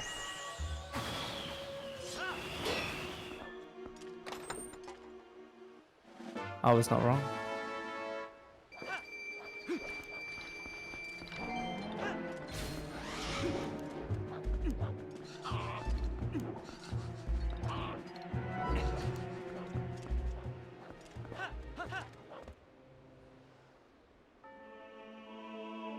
I do like the fact that the ruins is just like one trip to get Sky Character, chest, Poe, bug. I think you get it all in one go. That was one of the biggest things I didn't like about the old route, was that we had to go here twice. So Yeah, I'm glad it was so, fixed.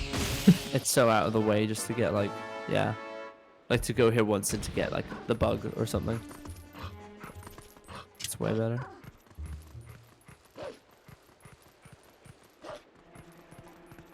Oh, now we've got the Jake Grotto. I did that earlier. Oh. Where you going now? The Hyrule Castle, I'll be donating a few rupees and doing Star 2 and then donating bugs to Agatha for 5 minutes. Nice.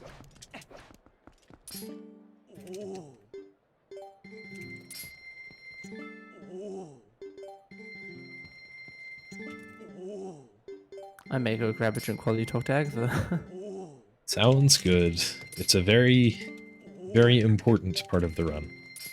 Yeah. It's deceptive, like, it's deceptive in the way that you can actually lose a fair amount of time if you, like, don't buggies very well. Oh, is that the verb? Yeah, buggiesing. Yeah. Bunked on the way into Star. That's... I don't think I'd done that before. I've bunked on the way out of Star before. Even though, yes, it is just straight down.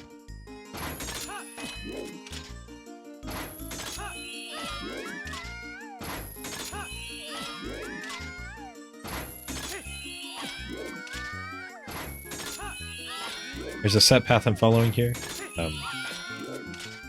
It's just a bunch of lines of these stars. And it should take me about 30 seconds in total.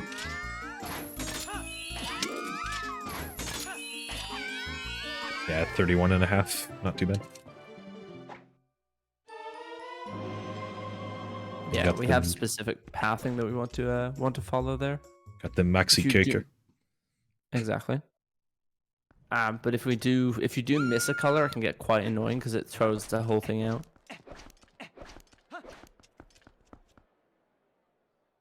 Alright, I will be right back while you have fun talking to Agatha. Alright, time to look to JD's screen because we are going to be giving bugs to Agatha for 5 minutes on mine. Uh-oh. JD's going for the outside cycle, so that's always interesting. Best of luck. I'll be right back.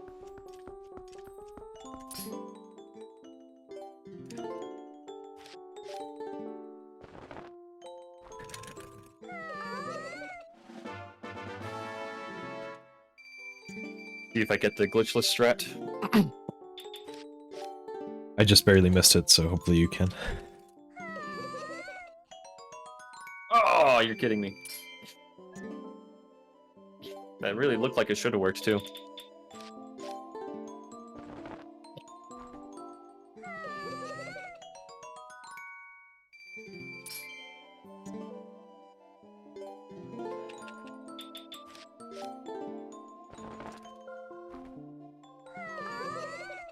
Weird strat.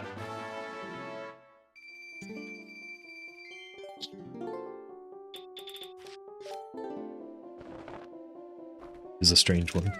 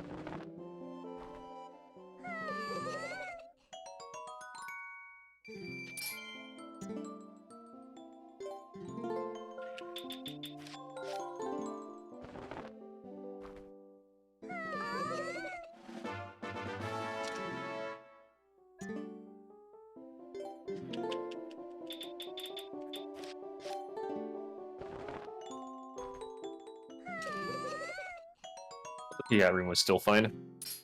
That's good. I ended up having to void twice in that room, so you probably saved a bit of time over me.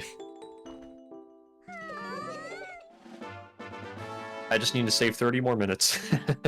You could do it. Hey, I missed our Grok 2 cycle. Maybe that'll make a difference. Hey, there you go. Also, I'm pretty sure you can catch up to your PB with cats, so... It'll be something.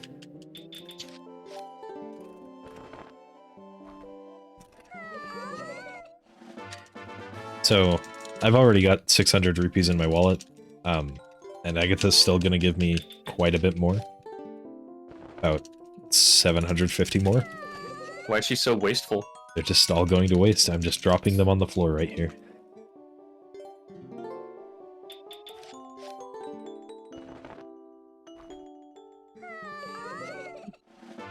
How many bugs you got left? 1 second. 10 now. Oh, nice. Except I miscounted. I have 22 left. It's actually 6. I only have 6 left.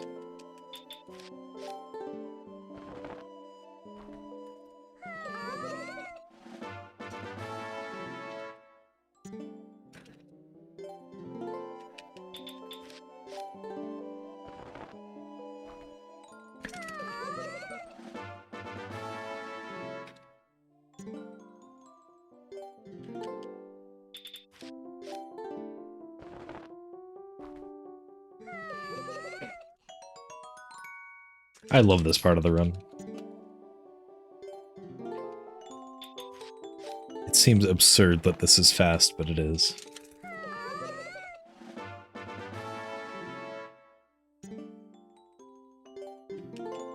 Yeah, gotta get the giant wallet somehow. The Maxi Guild Burza. Yep, the Maxi Gilberza.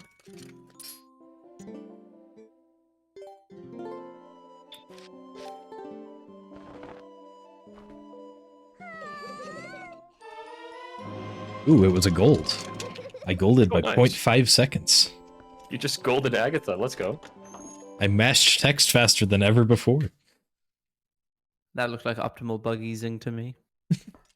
I don't think I selected a bug more than once, which is really the big time loss there.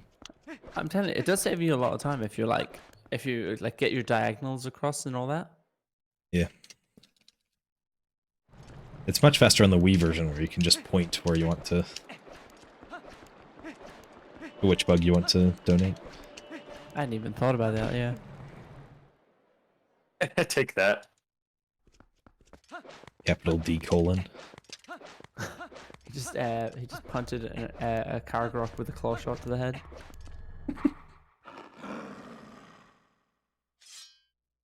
And now we're learning our final hidden skill. This is where great spin. So it's such a strong strat. Jeez. Technically, like routing wise, it would be more optimal for us to pick up great spin before we just enter Hyrule Castle, but the benefits it gets from it completely outweigh that.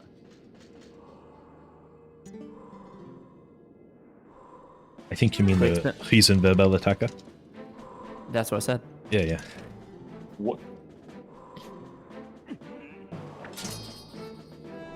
There's also a tiny time saver here. I'll do a backflip before the great spin. That saves about 2 seconds. Just because the guy really likes style.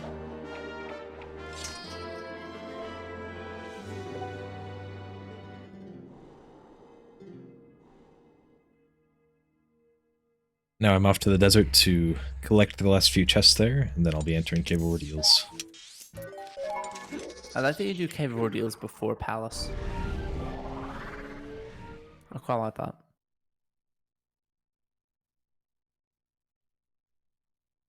Okay. I am at Anorakkis. Good luck on 2 cycle. Thanks. I gotta gain this time on Anno, you know what I'm saying? That's right. I think if you hit cool game, you win. Oh yeah, I forgot I gotta do that.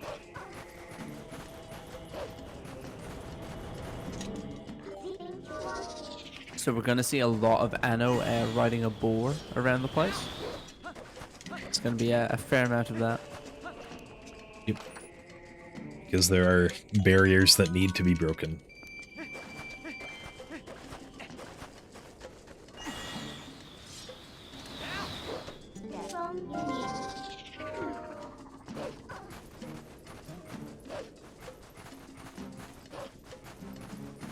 Oh, wait. Beast writes in chat, this is so boring. Aha.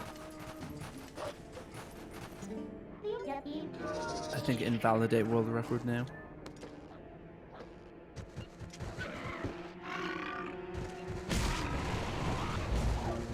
That was odd. I just stepped on that boar's foot. I'm sorry, boar.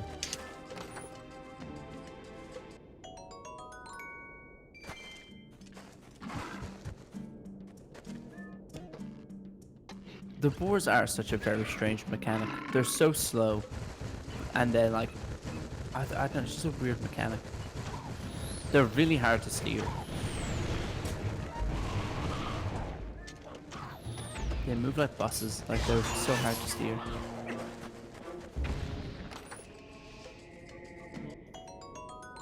I'll be really hoping that I don't take any damage from these Volblins, because I want to keep my Great Spin going into Cave of Ordeals.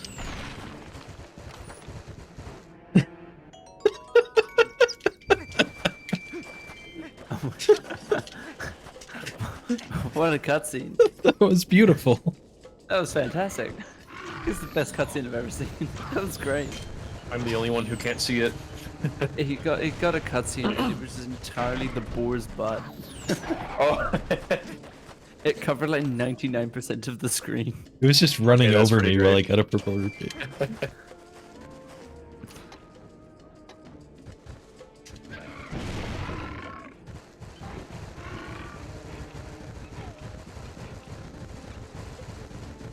That was great. I've seen some good cutscenes. That's probably my new favorite one.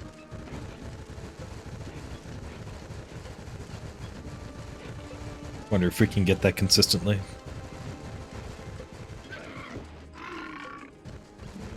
It's got to be faster.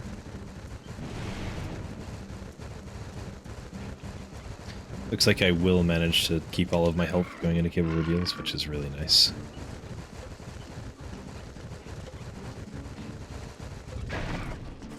I will lose my boar, though. What did you just do? Why did you do that?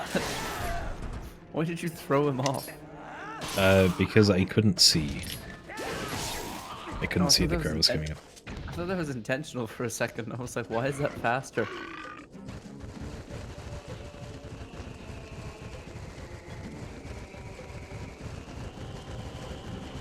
Imagine if you could bring the boar in a cave of ordeals. There's a hack called Beta Quest in which you can ride Epona everywhere, and there was a very funny moment when I was riding Epona in Cave of Ordeals while I was playing that. I love that.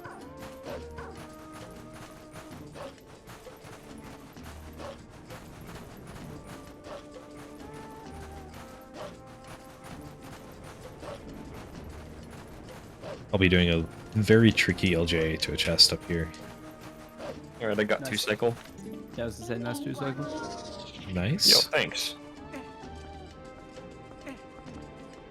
Gaining that time. I'm sweating. The run is back. Bringing it back.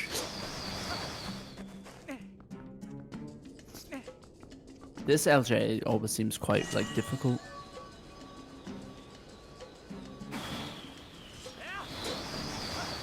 Yeah, we use the chest.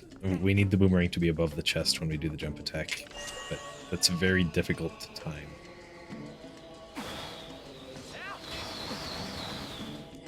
Third try.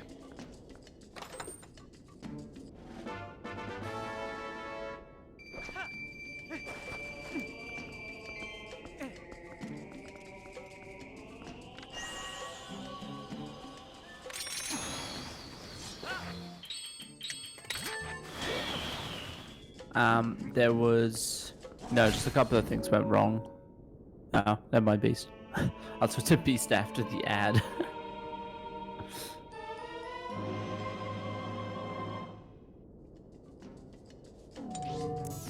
Yo, what was your city time? My exit city was 6:47:52. 6:47:52. What's the time at now? 7:20:50. Nice. No, so Beast, a couple of things went wrong early on, and then JD's just kind of started having a good time, but he's seeing it out. Yeah, Koro TD was really Yeah. When Really, Koro yeah, TD's hard being part. Koro TD, it's tough. For some reason, I was just incapable of getting the trick at all. I had like 12 or 13 tries, and then I just decided to load a save that would start me at Goron Mines. Yeah, and then a couple of unfortunate things happened during the And then just kind of went During- down from there, yeah. yeah. It was a very close run up until Koro TD. Yeah. Like I think through the That's first something that I have a tendency to like start off strong when I'm doing a race, and then something during the run like just absolutely kills it, and I just lag super far behind. Yeah, it's hard. Like oh, that's unfortunate. that certainly is a way to take damage in Cave of Ordeals. Isn't there backup parts in this? Yeah. Did you fall into the Tektite? The No. Baba got me. Yeah. Oh, Yeah, I when failed Koro the quick spin into the Baba. That's what happened. When Koro TD isn't working, it's very hard to just continue.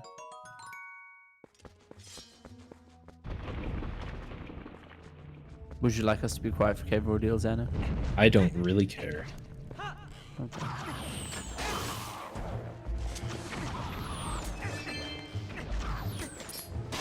I started Cave of Ordeals with 960 rupees. I'm going to be equipping the magic armor at about floor 35, so I'll be at 0 rupees at the end of the cave. Yeah, I love the idea of you working down instead of working up like conventional hundo. So for conventional hundo, you basically enter cave ordeals with 0, and you want to leave with either 800 or 850, depending on what rupee routing you do. But in Hundo Plus, you want to go the opposite way. And basically, you want to get to 1,000, and then when you start getting to the more difficult floors, you equip the magic armor, and then you just see it out and let your rupees drop. We've already And- bought essentially everything we need to buy in this run, so no need to Yeah. keep the rupees. Yeah, and some of the later floors with the magic armor on, you won't take damage. So it's quite nice to have, because it'll hopefully keep you with your great spin for longer, or for basically the entire cave ordeals.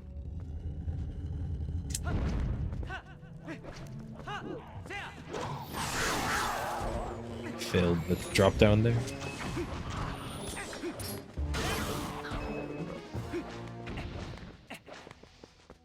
Still worked out.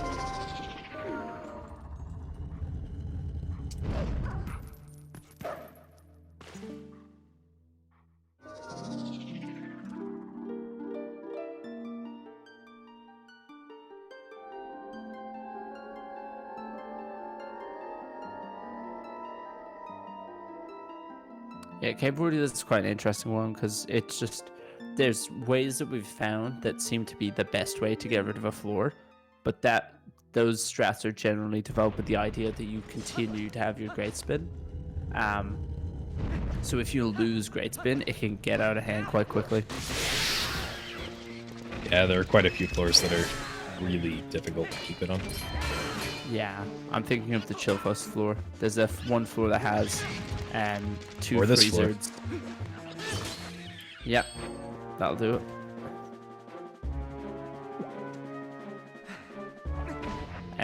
There's a floor coming up that has 2 freezers, 4 Chilfos, a bunch of keys and stuff, and it is just chaos. Probably should have waited until after this floor to use my milk.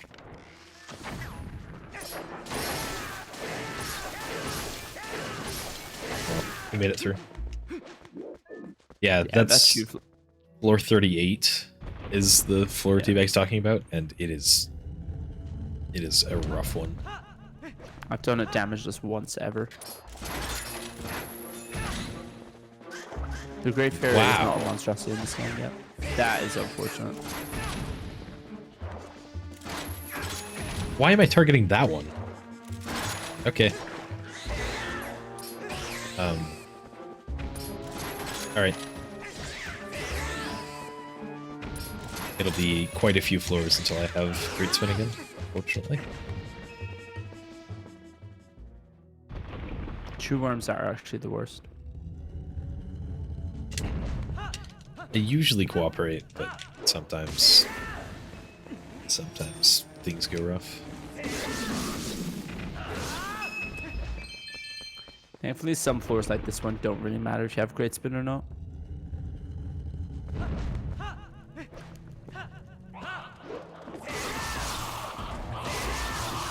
Now there'll be the backup rupees, where there'll be 3 hearts. Yeah, floor 22 is the one that has 3 hearts.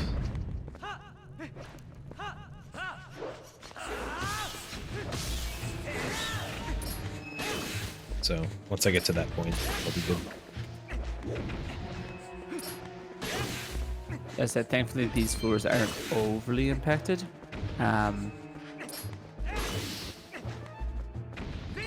Yeah, just a little bit slower. Yeah, it's like a hit range thing.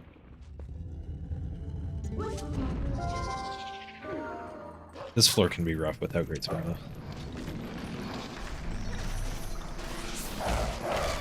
Oh yeah.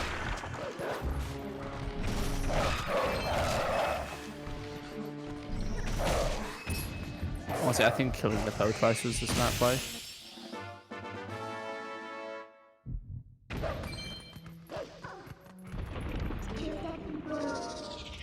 There is 1 heart on the next floor, but it's only 1, so it's not much use to you.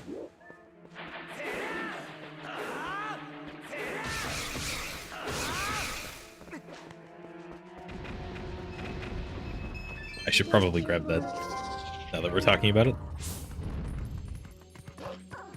Hundo Vobis Do.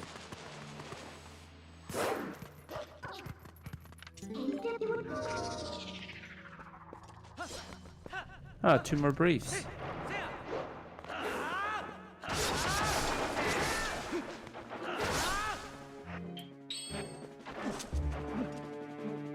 Maybe I'll start using briefs as my channel points. That's an idea. Leonard's briefs.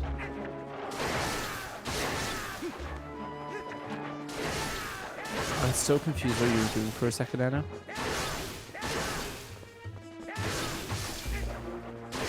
Yeah, it just wanted Great Spin back, and there are shoes that heal you, so.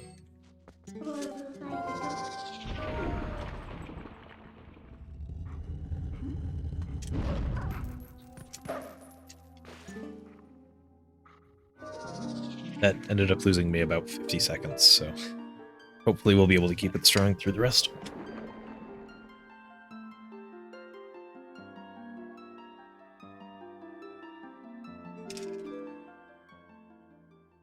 All things considered, still a very, very strong run for like a marathon event, as like a no reset. When you think about like how bad like fishing was for you and stuff.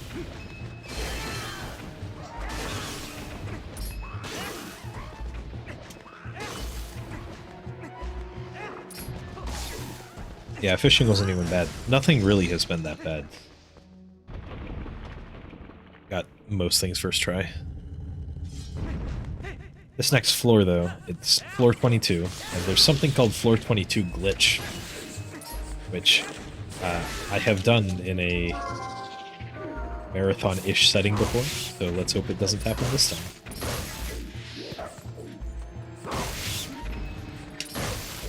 What did you do when that happened? Did you just redo Gabriel Deals?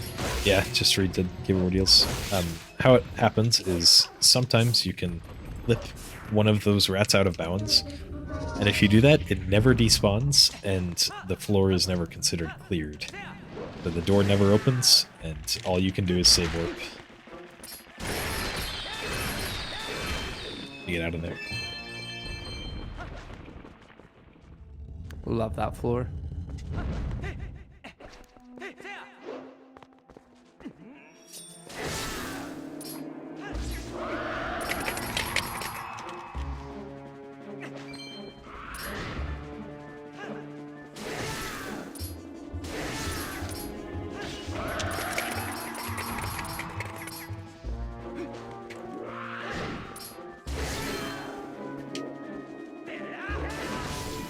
Okay.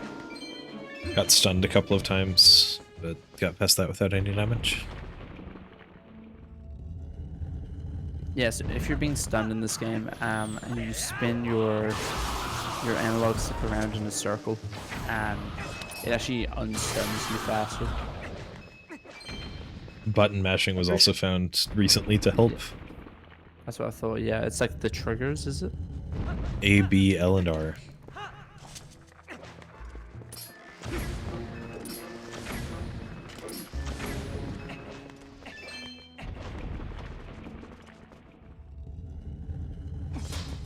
Doesn't work on everything, but it works on ice and with those redeads.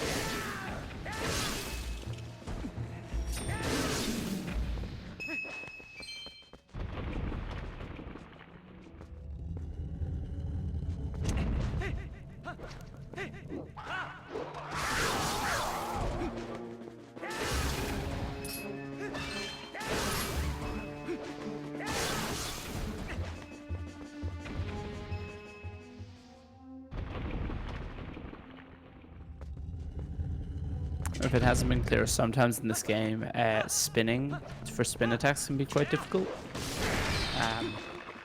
Sometimes it just does not register the spin.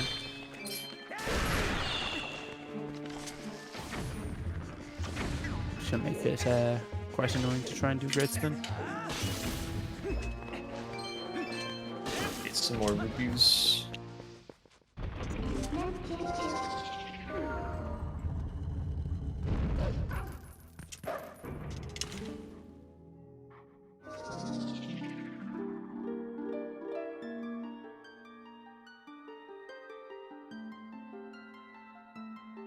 We're gonna start getting into some of the hard floors now.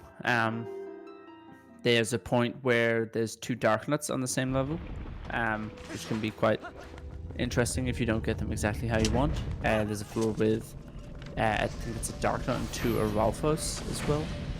Yeah, 1 dark net, 2 Aralfos. Yeah, there's a couple of interesting floors coming up. And about 5 floors from now, I'm going to be equipping the magic armor, and hopefully I'll be able to keep it on for the rest of Cave of Ordeals. Yeah, when you start getting to the levels with like the Chilfos and the Freezers and stuff, it's just so hard. So it makes sense to equip it around then. Did I get the... Okay, I have to go back and check, actually. I might have forgotten one of the chests in the bomb grotto, the Scalpel's grotto.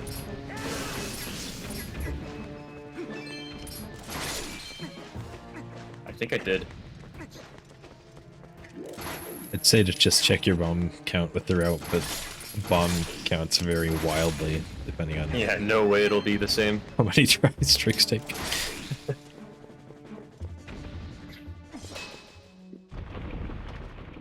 It's okay, I'll just check.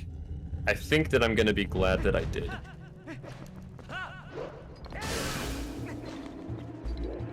Yep, I didn't open it. Good thing to check.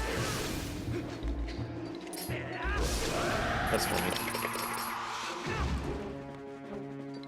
That's unfortunate. There's health on the next floor. But still very unfortunate.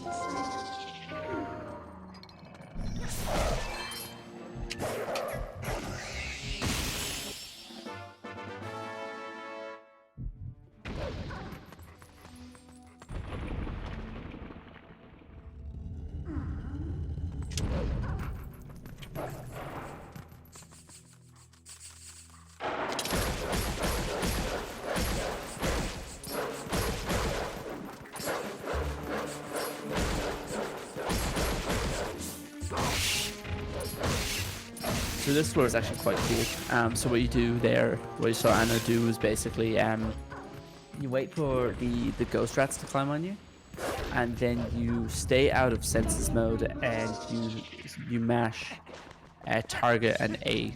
And what you do is you basically do a bunch of tiny jump attacks around the room to get all the 2 jellies. It's quite an interesting strat because you want the enemies to climb on you. Yeah, ideally, the more that climb on you, the better. Yeah. Alright, I'm now equipping magic armor. Because this floor, it's very likely that I would take damage. Yeah, this one. 35? 36. The Chilfos one. 35 went fine. That was a pretty good 36. 37 is the worst. 38's the really bad one. I'm sorry, 38. 38's the worst, sorry. If you have problems with 37, I don't even know what to say. Yeah, look. I probably have in the past. R.I.P. that cat. Yeah. Yeah, this is the hardest one. Yeah, we would have taken damage in the first couple of seconds, so it is so difficult.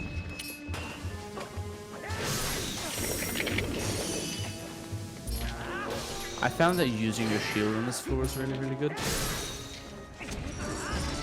But even then, that's not consistent. Good luck to anyone trying to do a damageless run when they get to this floor. Jeez.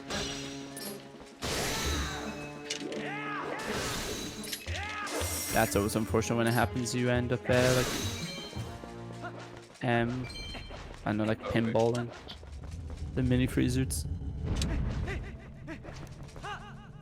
And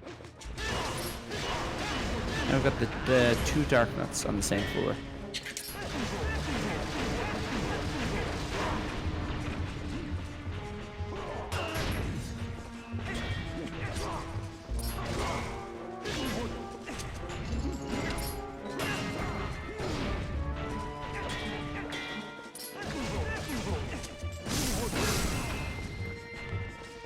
They hit really hard, so I'm a little lower on rupee count than I would like to be here. Did you get the 200 here? I will be, yeah. I agree with what Beast was saying. I guess in theory the damage is going to be fine at that point if you just stand at the top and bomb arrow them all. Oh yeah, that's fair. I guess for the sake of speed. No, but I don't think anyone's worried about speed in a damageless run.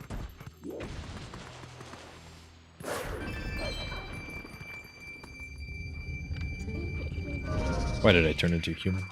It's faster as wolf. Also, doesn't lose you just many magic? Like, doesn't lose you any rupees? Oh, it sucks. This poke does suck.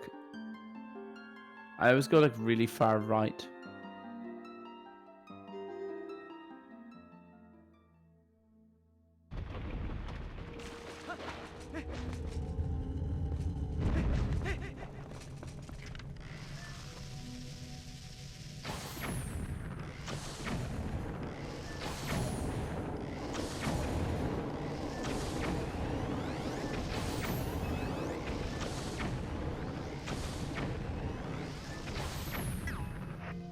Give up.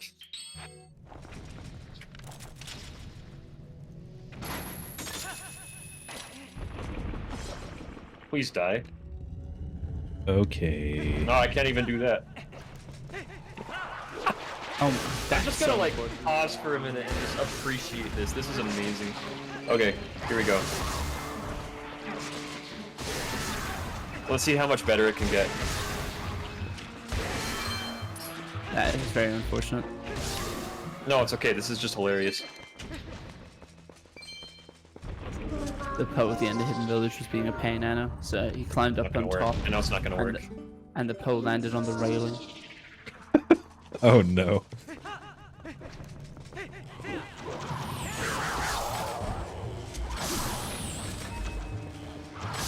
This is quite a cool floor. Because what we do is we hip fire the boblins.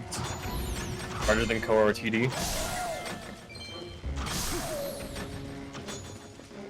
He really likes that railing. Best friends. Alright, we got him. Hey. GG. Oh wow, that was awesome.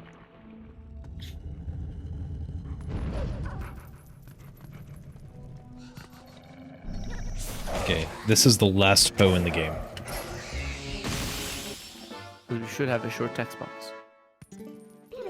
Normal 100 runs would just save warp out of capable deals here, but we have to complete the whole.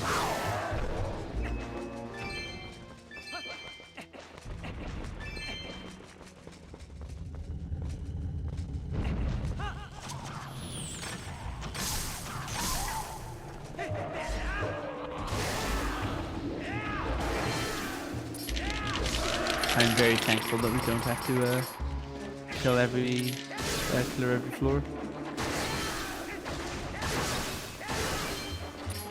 Honestly, this floor is pretty cool. I like this floor. It's more the trying to like have a shootout with those bubbling archers when you don't have magic armor. Yeah. That'd be quite annoying.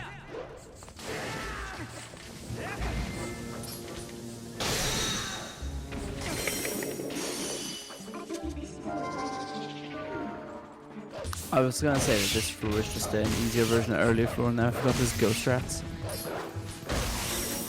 And I took damage.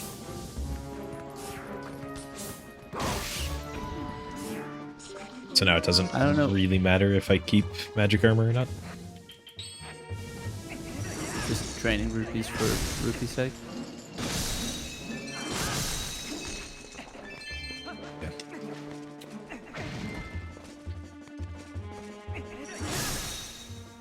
The last chance I had to heal was last floor. It shouldn't matter too much for these last couple of floors, but there are a few Greatsman strats that I won't be able to do.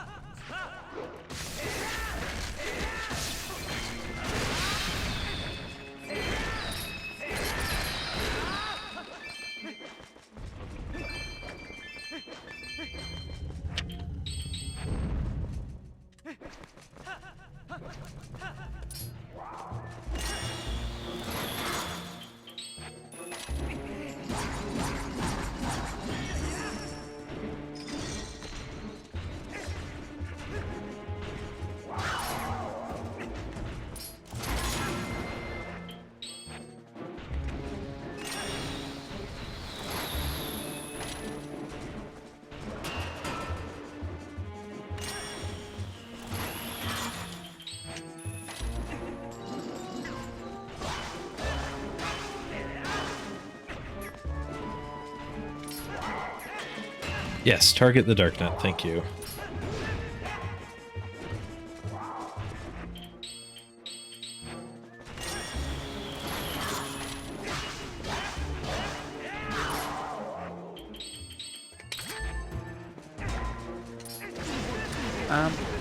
The run's going fairly alright. That is a fair assessment. Yeah, my run's going pretty good. I am on world record pace currently. JD's is not going quite so good. But it's alright. It's the second place pace.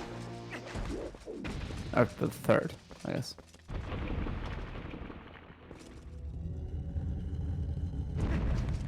Do you think you're still ahead after keyboard deals? Probably. We'll see.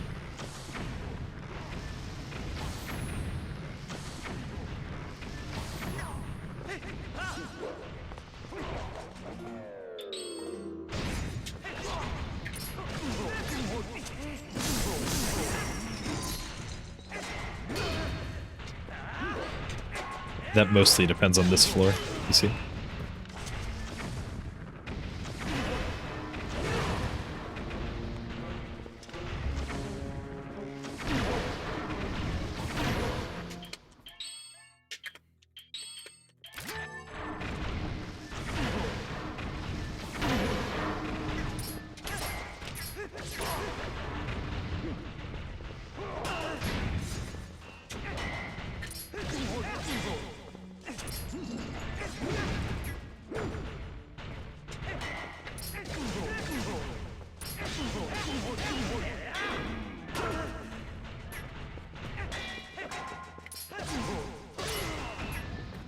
If you go through Cable Ordeals a second time, this floor has 4 Darknuts instead of 3, and I imagine that is significantly harder. Would there be any benefits going through the second time, or is it just for fun? You can get another fairy tears. The mailman is there too. The postman is there, yeah. I'm still 55 seconds ahead of PB/world record. Nice. It was a fairly bad Cave of Ordeals for me, though. Lost a little over a minute.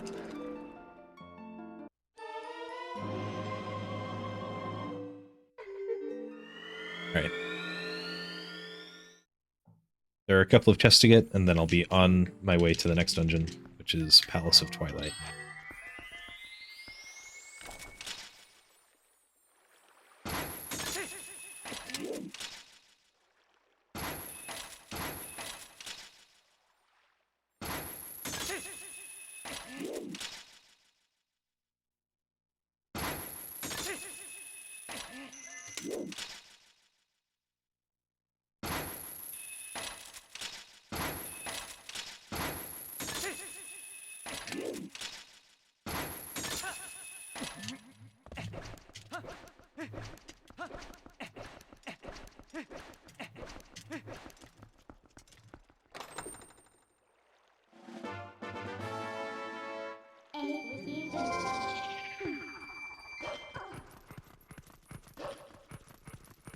I think JD's still on pace to go under estimate, which is nice. I say so. Yeah. That was actually a really tricky chest to open up, so I'm surprised I opened it up so fast.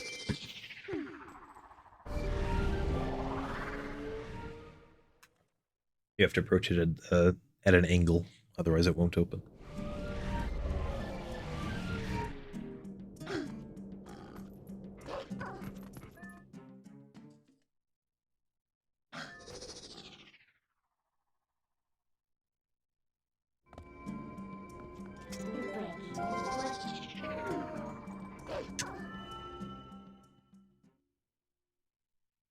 Now we're in Palace.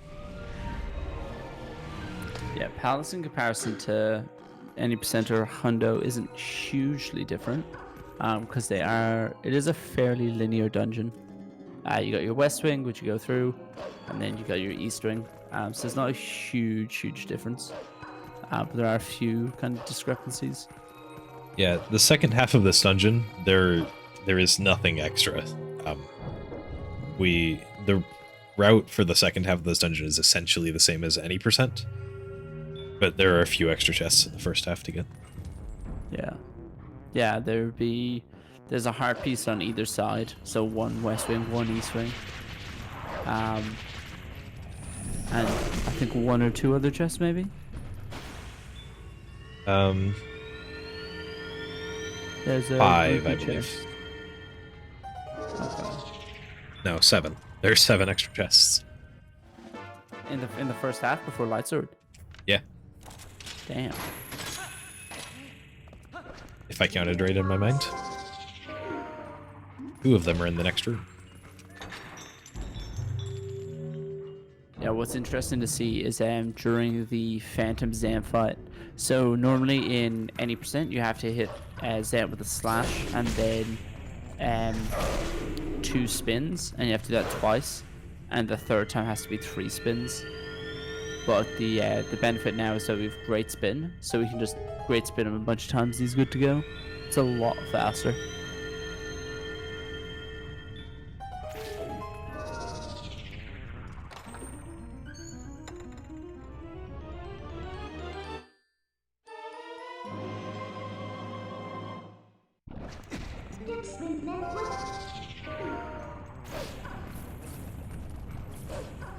That's unfortunate. This heart's led. You'll be alright. Yeah, there are backup parts in case you get hit there.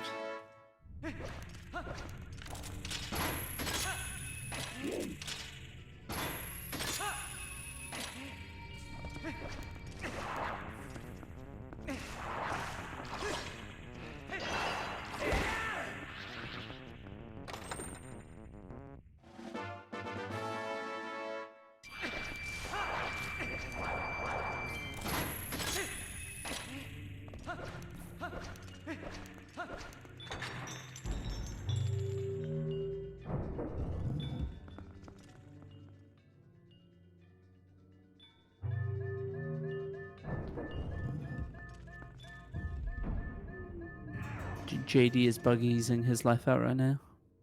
Ooh, 2 more exciting. lords to go. 1 buggy left. The final Schnicka.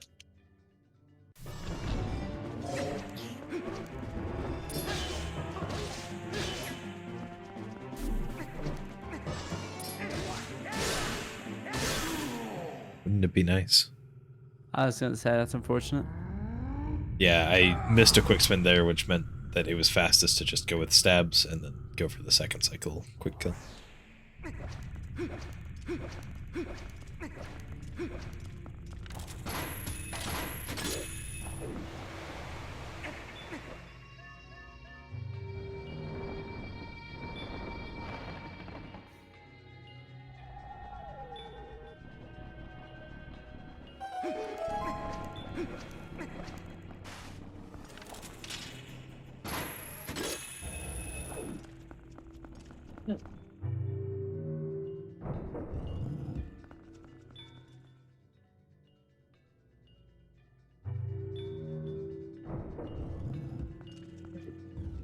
On the way back, just need to put my soul, which is this yellow ball. It's not even yellow, what am I saying? This glowing ball that I'm holding above my head into a slot to make a staircase and then take it through. We don't use the staircase as a staircase, we just use the top platform because that's faster. While we have this very eerie hand looking at, like, running after us. And it somehow keeps catching up, even though it wasn't even close to halfway through the room when I left it.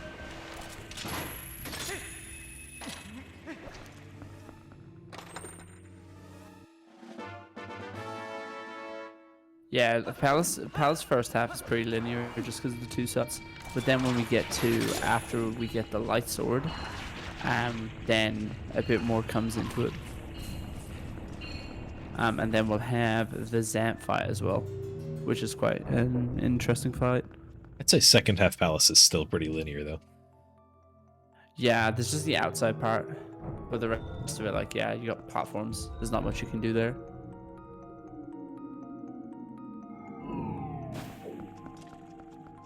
But then, yeah, Xanfight comes up, and I quite like the Xanfight. I think it's cool. The Zen fight is a really cool and technical part of the game. Yeah, it's like a boss rush.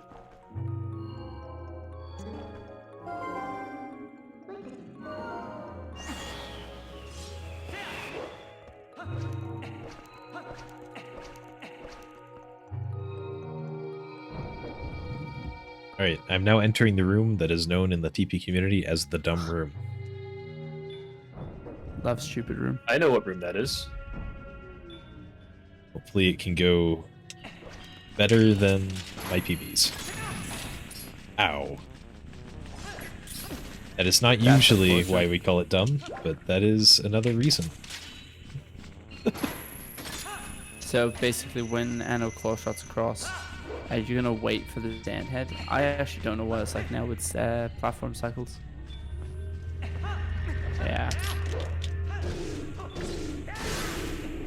Took me 3 tries to great spin there. We made it. At least you didn't drop off. Yeah. So basically, what's supposed to happen there before the key's rudely interrupted? You're supposed to drop down onto this platform, and you're supposed to wait a sec, and then you basically want it so that the platforms will line up that you can go the whole way across in one kind of smooth cycle. Because Xan's head won't spawn until you get closer, but where Xan's head spawns is random. There are 5 different Yeah. spots it can spawn. Yeah, he can spawn in between platforms if he really wants to and block your path.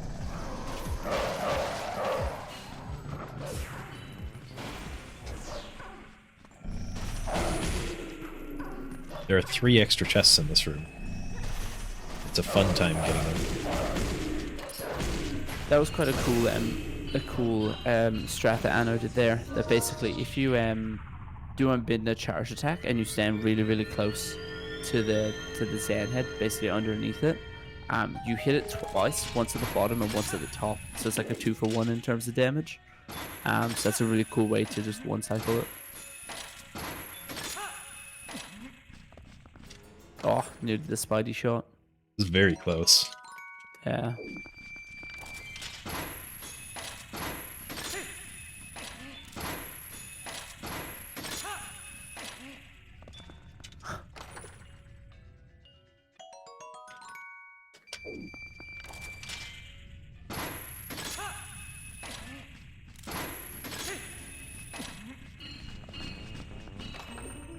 There we go. Alright, got the dungeon map.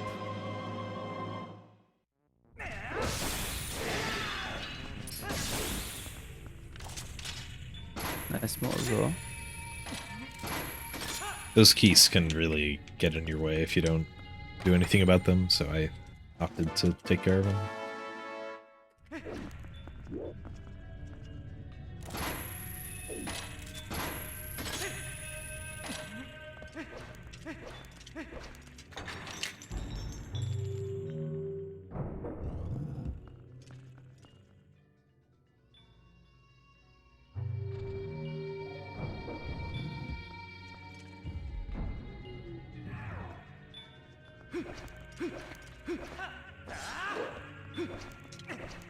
Interestingly enough, the second phase, or the second Phantom Zant, is easier than the first, because it won't spawn enemies the first time. So, if you miss the cycle, if you're slow to getting to him, it's fine.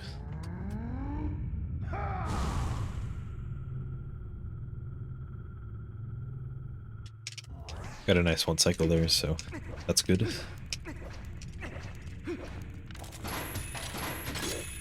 Now we're bringing the soul back through again.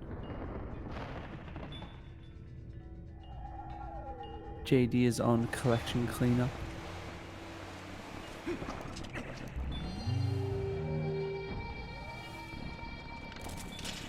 I just realized something. Uh, When I was screwing around and I did map glitch at Bulbin Camp instead of like doing it normally, I made it so that I can't get like any of the map for it. Oh, So really? I don't even know if my run is valid. Because I can't even fill it in anymore. It's permanently like that. Huh. That's so weird. Interesting. I mean, it's not valid because I loaded a save from the backup save, but still. Huh. That is still quite weird.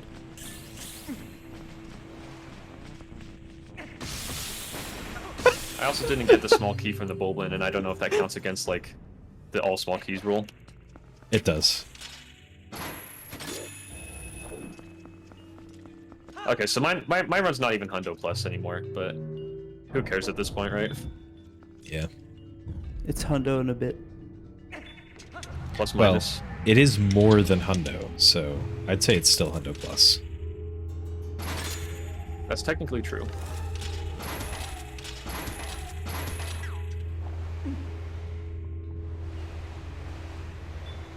We have to wait on these platforms to get the chests.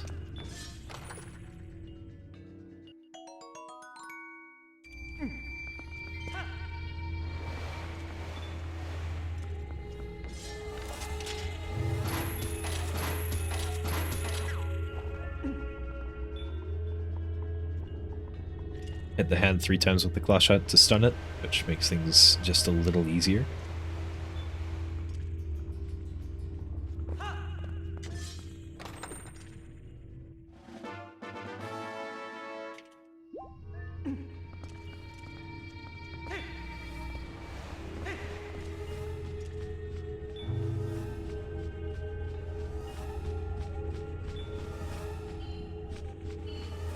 My completion status is just fine, but JD has just realized that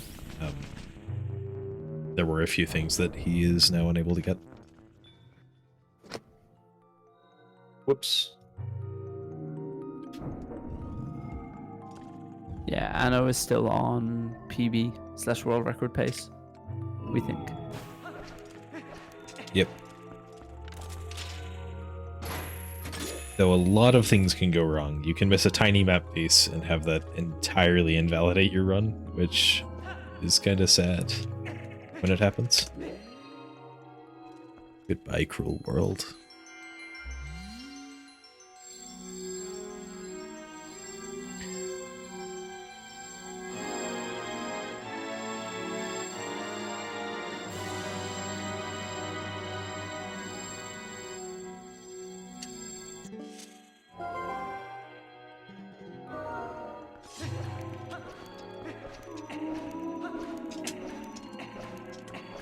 Alright, as I said, the second half of Palace, there isn't really anything interesting.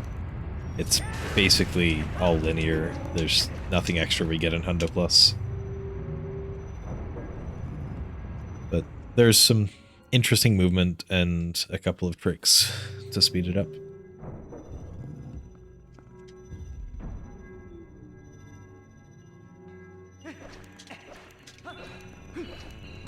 It's actually crazy how much like the second half of Palace can be optimized. Like it's like yes, it's linear. There's not too much different in this than other categories, but it just it can be optimized to an insane amount. Yeah, and it ends with a really cool boss fight, which is also very, very optimized.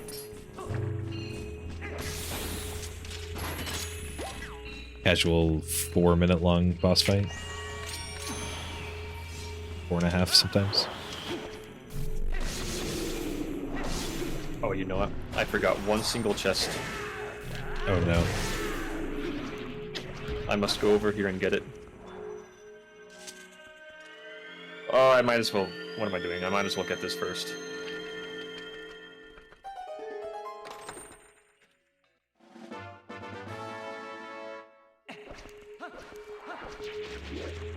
Good luck on Cave Ordeals, Judy. Thanks.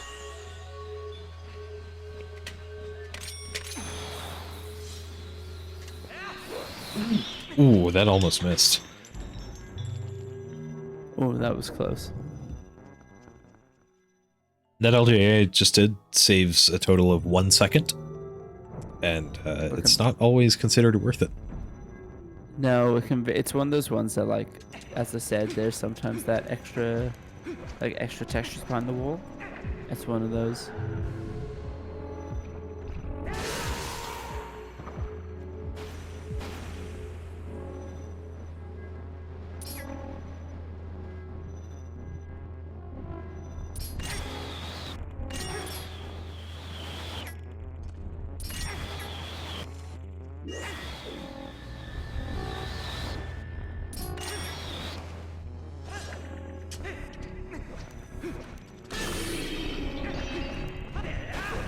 Right.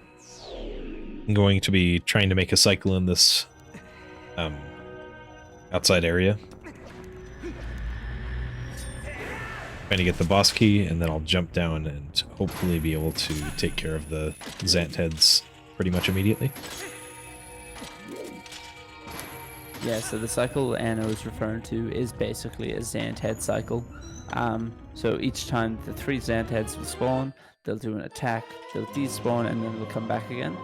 And basically what he wants to do is he wants to, when he lands down here, the heads are there to be attacked rather than having to wait for them to respawn. Yep. And then another 3 will spawn over here. And Kargarok's And chasing me then- the whole way. Just for good luck.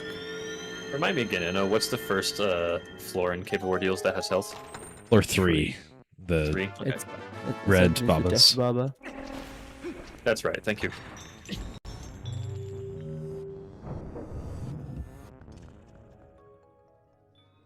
just one more chest in this dungeon, and it's a small key.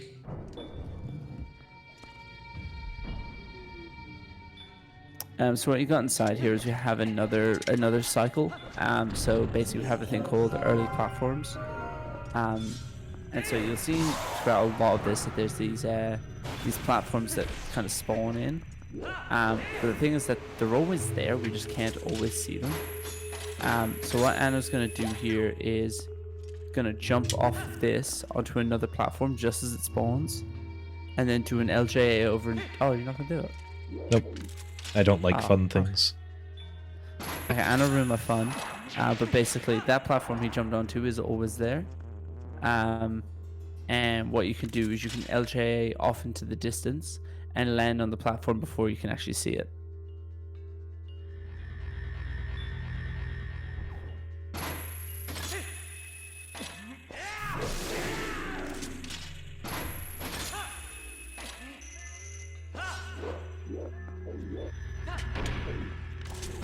Still make the cycle with that. I think it's the same cycle.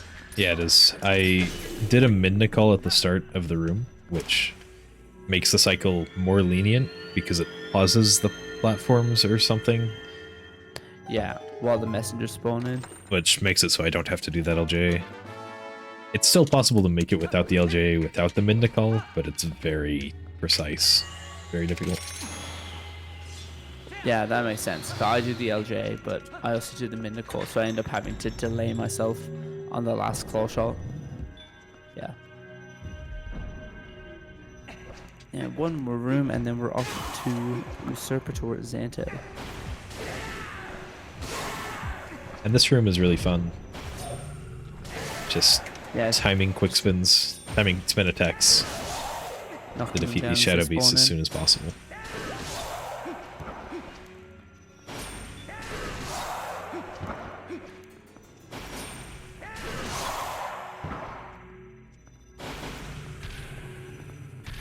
Yeah, that's what I'm saying, TGD. That's why I delay my claw shot over to the first of the Xant heads, so that way I can still drop into the platform to do the shield bash. Oh cool, that was a gold.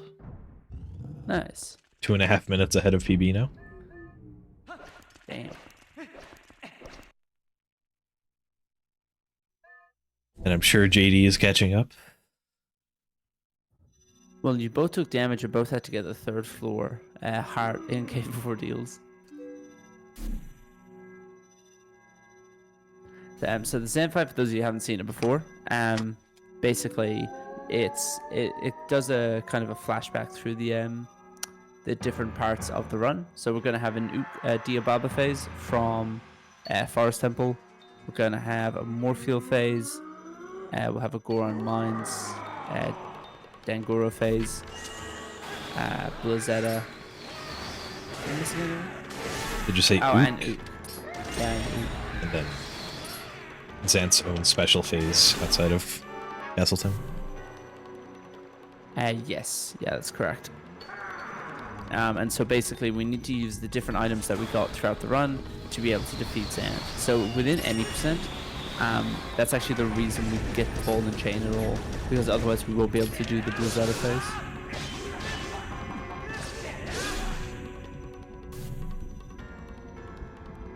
So what Anno actually got there was a 2-frame window trick, that basically with some slash combo, you hit him with a jump attack and a spin, and you hit 2 slashes, and then you charge up a 3rd attack.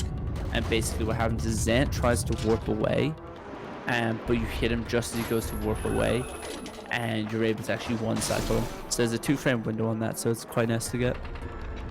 Yeah, it saves like 8 seconds or something. Yeah, well, yeah, depending on RNG, it can get bad. I don't know the exact amount. Yeah. And what you see here is that basically when Xant spawns out the Xant head, Anno then hits him with a mortal draw, because it's actually faster, and if he's quick enough here, he is able to get Xant before he shoots anything. So it's a near perfect fight so far.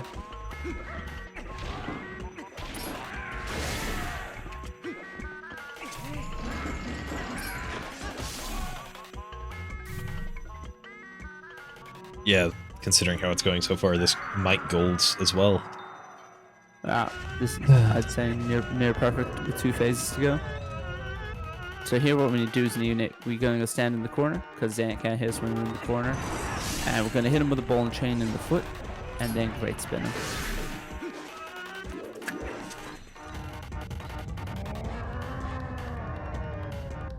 And then we're off to the courtyard to hit him with 4 great spins. Or one's a parry.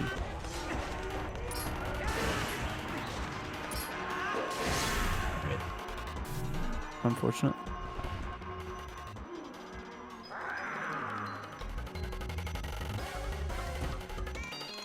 Hundo and friends.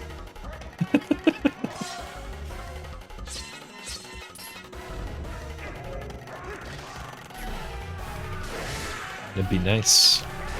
That's, yeah. Thankfully it doesn't actually mess up anything. It just forces you to do another one.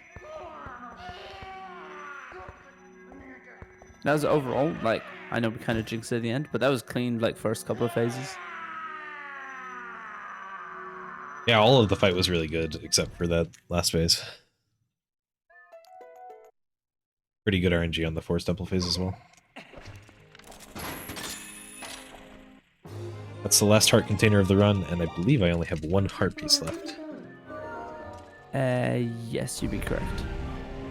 Which is from Charlo. So, when we talk about 100% plus, and we get the questions of what exactly is the plus, this split, my friends, this split is the plus. This is what it all leads down to. Or leads up, I guess.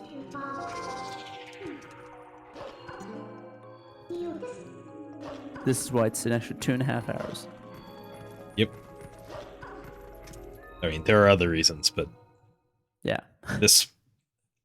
Going up to Hyrule Castle, there's a bunch of 100% plus exclusive content.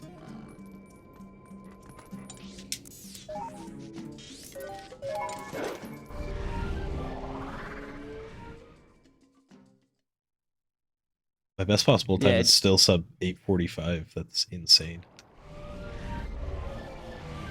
So your best possible time. So what, you have like 4 minutes to play with? Yeah. Nice. How was Zelda and PB? I don't remember. So for anyone's wondering, the reason I asked for Zelda is because the second last boss fight of the game is Puppet Zelda, so controlled by Ganon. And that is just an RNG simulator. There's nothing we can really do to make it any faster or make it any slower. We kind of just have to sit there and wait and see. So I showed the Ancient Skybook to Shad, and that cleared the seal on the owl statue, which is a requirement for this category.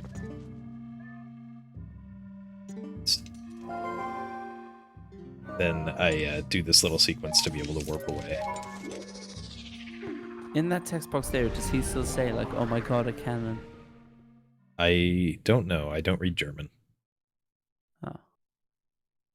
Even though the cannon has been long gone.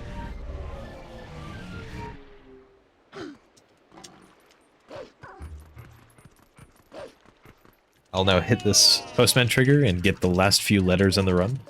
I should now have 15 letters after this. All of the briefs.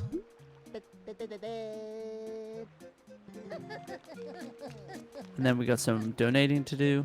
We've got to give some water to a Goron. It sounds so silly when you say it like that. Yeah, I know. Yeah.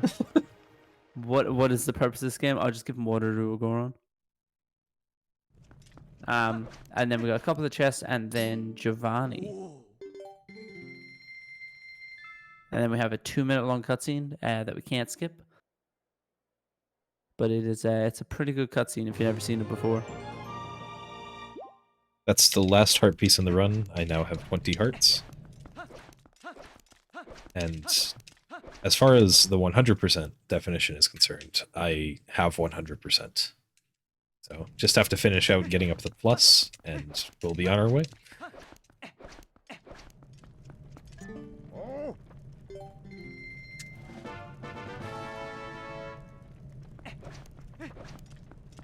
I love you actually finished this run with a lot of rupees. Well, we actually won't finish with a lot of rupees. We're going to equip magic armor in Hyrule Castle, because Just there are in too case. many rupees in Hyrule Castle. There are over 1,000 rupees in Hyrule Castle. So Wow. we would have to get rid of some at some point. But that means we'll end with very few rupees, possibly even 0. I love the idea of there being like 8,500 rupees in this run. And then just like, hey, we're going to end with absolutely none of them. Alright, gave the water to the Goron. Yep. Now, just That's a couple on of purpose. chests, and we'll almost be there. Need to bribe Ganon. Bribe Puppet Zelda to get a 7 cycle. I wish. Be great. I think she only takes a card.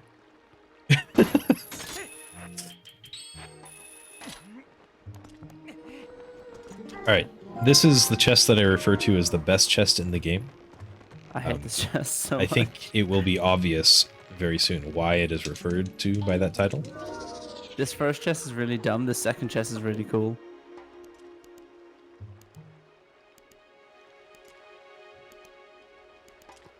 First chest is, yeah.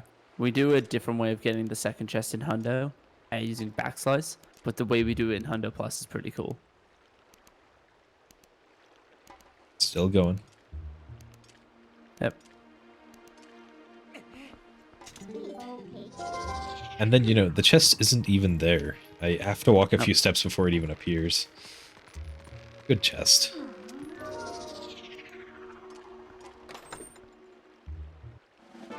Dude, I just did a backslice on a torch slug. Nice. I just saw that. Was it intentional? No, I can't say it was. I See, wish I could that's say it was. Cool stuff. That Um, spinner jump is cool.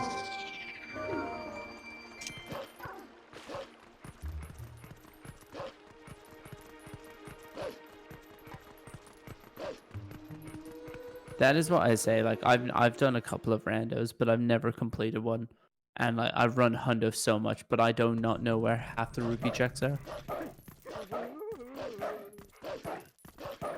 You know, originally I got interested in this category because of Rando. I wanted to know where all the chests were. That's literally where I've come from as well. And then I said I someday I'll do this. have basically never done Rando. I've done a couple. I think the randos are cool. I think they're like fun to do races in. But there's so many checks in this game. And because of how linear the game is, we get stuck behind our items so much. Like if you don't get ball and chain just right off a huge chunk, like the items are all just like super like dependent. If you can't find a lantern, it's like, yeah. Yeah.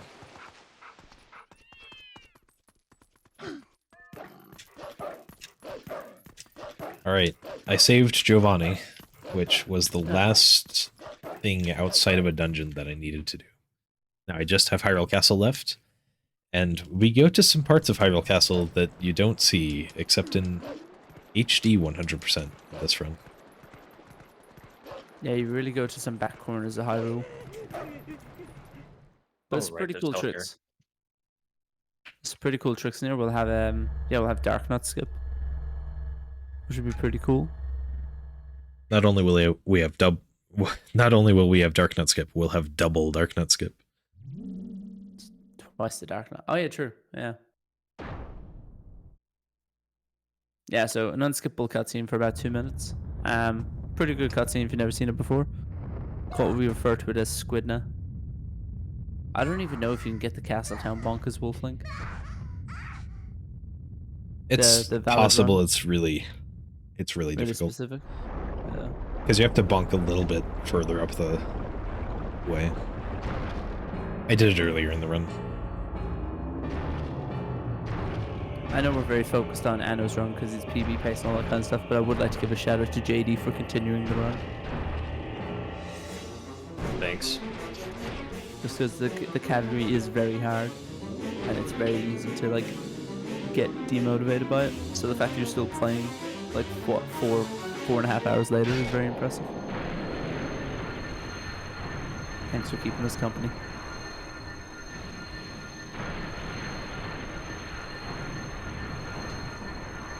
Hope your cable deals is going well. How far are Could be you? better. Is that double freezer floor with the Chilfos? 37? 38. Yeah. 38. I'm not gonna lie, I barely know my numbers because I still read a Excel spreadsheet every time I play it. I suppose that's like the worst floor to ask how cable deals is going on. Yeah. Yeah. 38. Yeah, that's where I was. Yeah. Asking, hey, how are you doing as you're getting frozen and shot to the side. Yeah.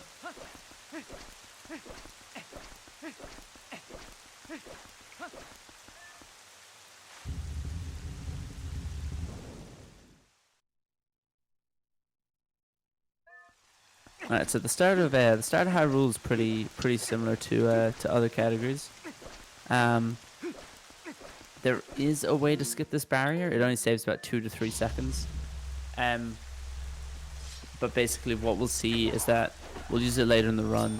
But if you get like an item pickup text prompt, that will take priority over the barrier spawning in. So if just as I'm approaching where the barrier spawns, I get like a blue rupee, for example. The blue rupee of, hey, you got a like a blue rupee. That text popping up will take priority over the barrier spawning in. I hate to spoil your fun, but we don't actually do that trick in this run. Do you not do that in this? But you do it later on the run. You'll do it for Dark Knot Skip. We don't do Dark Nut Skip. We need to kill the Dark Nut to spawn the chest. He's right. Wait, the Dark Knot on the second floor. Yeah. Yeah, you have to kill him for a chest. Oh yeah, we opening. actually have to kill the last Dark Knight as well. Yep, to get to the other room.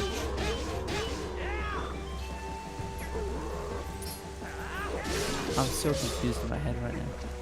Oh, you'll see. We'll tell you when you're older. I'm getting so confused. This game does have barrier skip, and we will be doing 2 barrier skips, not just 1. Oh yeah, wow, a chest spawns when you kill that Dark Knot, isn't it? Yeah. Oh my lord, I've never opened that chest. It has 50 rupees in it.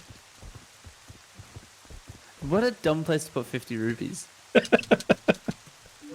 It's the same with treasure room. Who needs the rupees at that point? Okay, never mind. I've lied to everyone. I've baited everyone. Now the real question is, who needs seeds at that point? Yeah, true. Why did they decide to put a seed chest?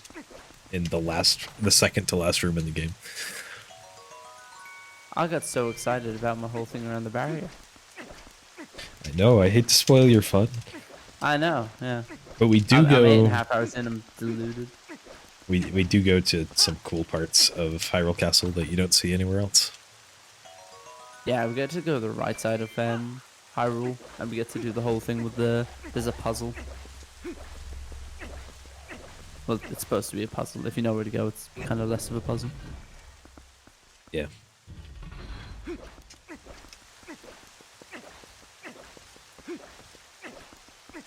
This game unfortunately does not have barrier skip, but we skip some barriers. So yeah, you're able to skip that barrier there. You're able to skip the one for the Dark Knot.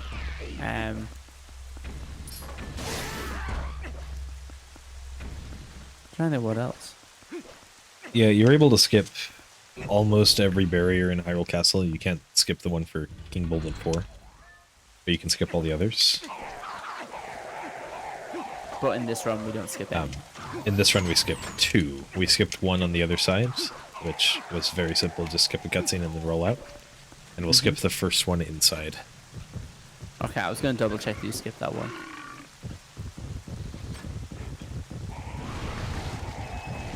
If we don't skip that one, the inside of the castle is very, very laggy. Yeah, and the enemies keep coming.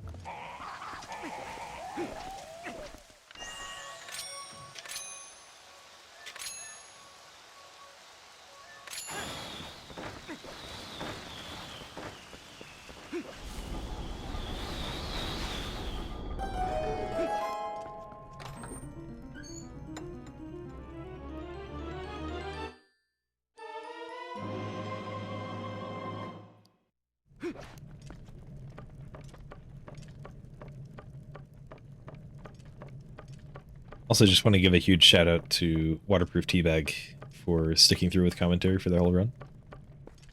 Yeah, absolutely. Thank you, man, for being here the whole time. Originally, That's alright. we just asked for like half the run, and Teabag was like, no, I can be there for the whole thing if you really need. So, huge shout outs to him. It's cool. I love Hundo Plus. Well, I love Hundo in general. I think all of us at some point have ran Hundo. Like, JD, I've definitely seen JD run in the past. I know you have as well, Anna. Yep. Normal Hundo is also a very fun category. Just gets a little bit less. Yeah, it's about 2.5 hours shorter. And much more optimized. Yeah, that is the crazy thing for like that standard Hundo. That you think 100%, it's like 6 and a bit hours. Like, oh my god, it must be just like, oh, it's still kind of a work in progress. It's an insanely optimized run. Like you lose 2 minutes at one point, you're like, wow, my run is dead. Yeah, it can be quite a difficult category.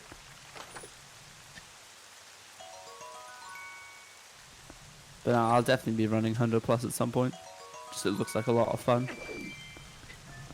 It's a big one, but a good one. Yeah. But as you said, like I don't know if it kind of sells it to people a bit more. But as you said, they've added in a 15-minute break. Yeah, you're allowed to take a small break sometime during the run. Probably for food. Yeah, food, water, bathroom, whatever you need. Because 9 hours is quite a bit of time to be running. Yeah. Well, I've gotten up, I think, 3 times this run, I think. Just while you were doing, like, fishing, I think keyboard eels and some other stuff. Agatha as well. Yeah, buggies, yeah.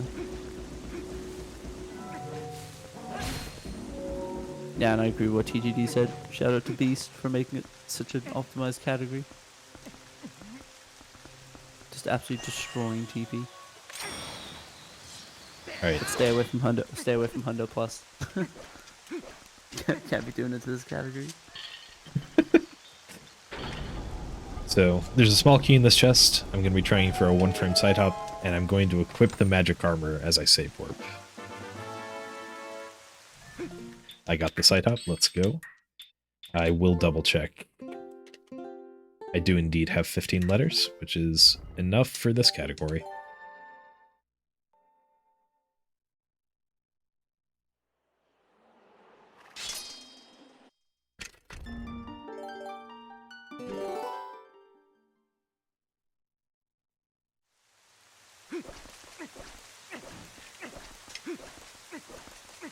Thanks, Entropy.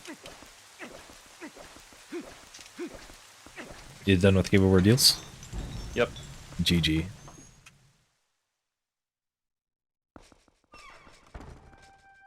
It looks like a pretty good cave. Second barrier skip.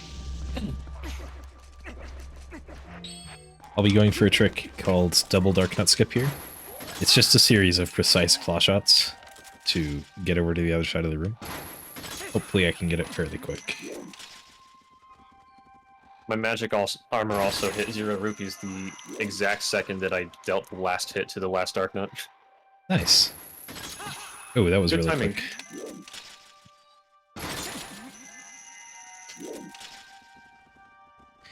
I once had it so my rupees ran out while I was claw-shotting through the spring, which saved a little bit of time because I didn't have to drop down for so long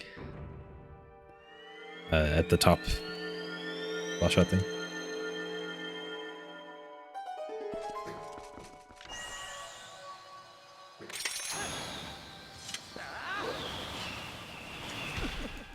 Easy LJA there.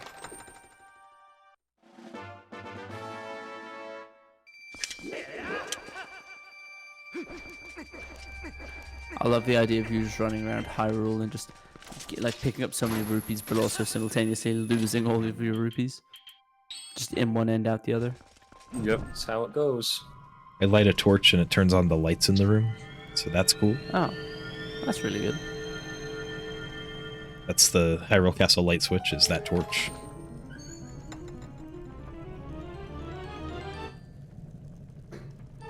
It does make this room really laggy though, so we delay that until as late as we can.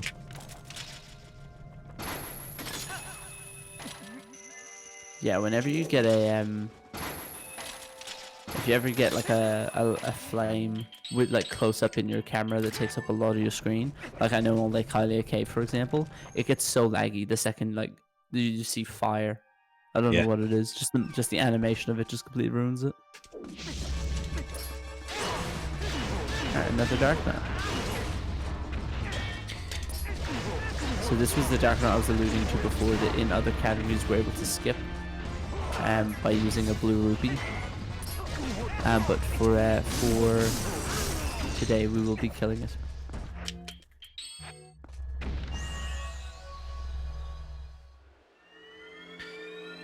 The run is looking good. I think Anno has about 3 and a bit minutes to play with.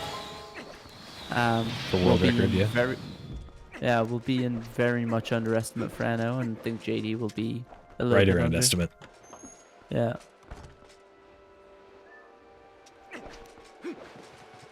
Yeah, Anno's on about 3-minute PB pace. Currently 3:07 ahead of BB, which is also the world record. So there are 2 Dark Nuts in this room, but I don't need to fight them. All I need in that room is the map. So I just leave. I love the idea of that, walking into a room and being like, yeah, no, I'm good, and then just like leaving. Can't be dealing with that today.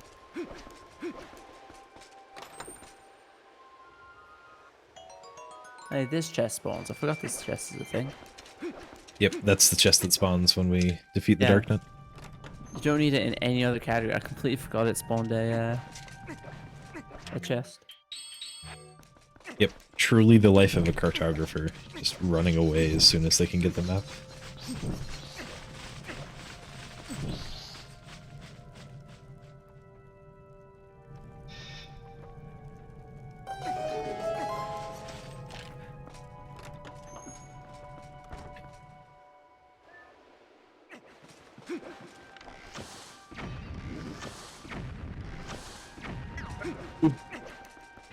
Missed 1 arrow shot there, but it's fine.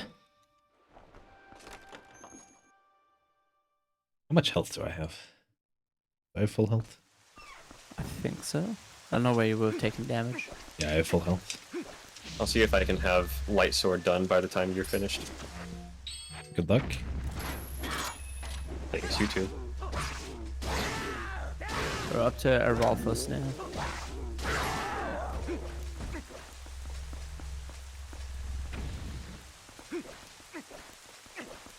Everything here is the same as Hundo, apart from treasure room. Yep, there are Which you 13 just- chests right at the end of Hyrule Castle. Yep, just need to open all of them. Which, as I said, it's such a weird. It's such a weird congratulations on beating the game.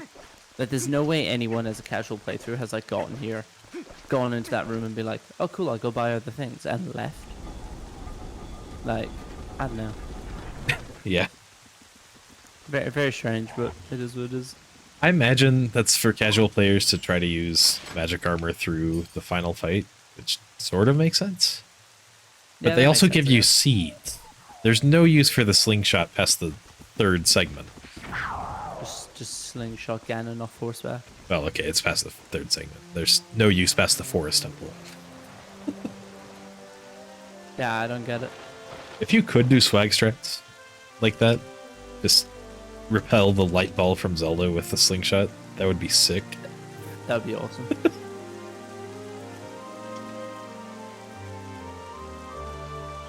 Yeah, our buddies from earlier that we met for 4 seconds.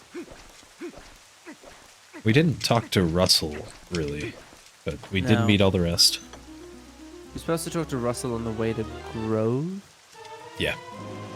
Yeah, he gives you the golden chicken. Or text displacement, if you watch an All Dungeons run. Exactly. That's the only reason I know where he is.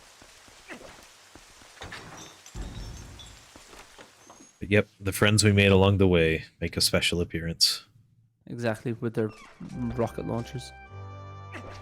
Why don't we get one of those? I know.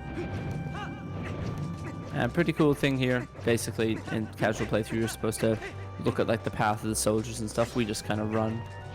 Yeah, because why not? Because we know the path that works. Except the path we go isn't even the intended path at all. Yeah, and then we just got 2 claw shots, so we can step really far forward on that one, and just claw shot straight to the second one. And then we just need to spin her, and then fight a Dark Nut, and then open a million chests. No more, no less. Let's just ignore that. Just get on our way.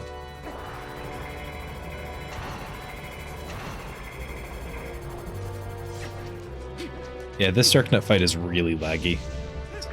Yeah, that door lags a lot. Again, I think it's the flames. It might be the flames. I don't know. And the barrier also doesn't help.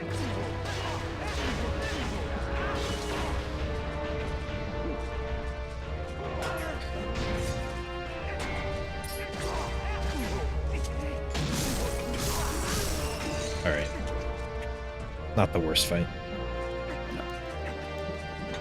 Then just no 13 chests. Open all the chests.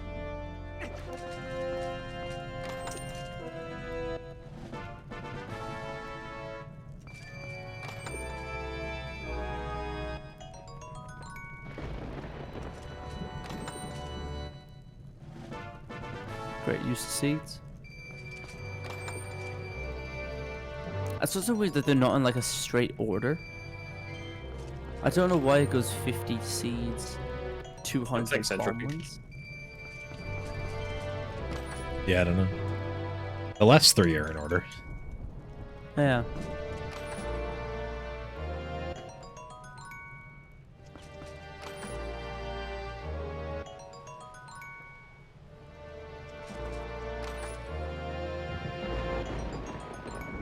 It's like it's gearing you up for the fight. So like, oh, you don't know what's lying ahead, get ready. I don't know. It will forever floor me. So according to this room, you need 50 arrows to beat Ganon. Is that what we're seeing? Exactly, when you miss the first, like, 49 of them.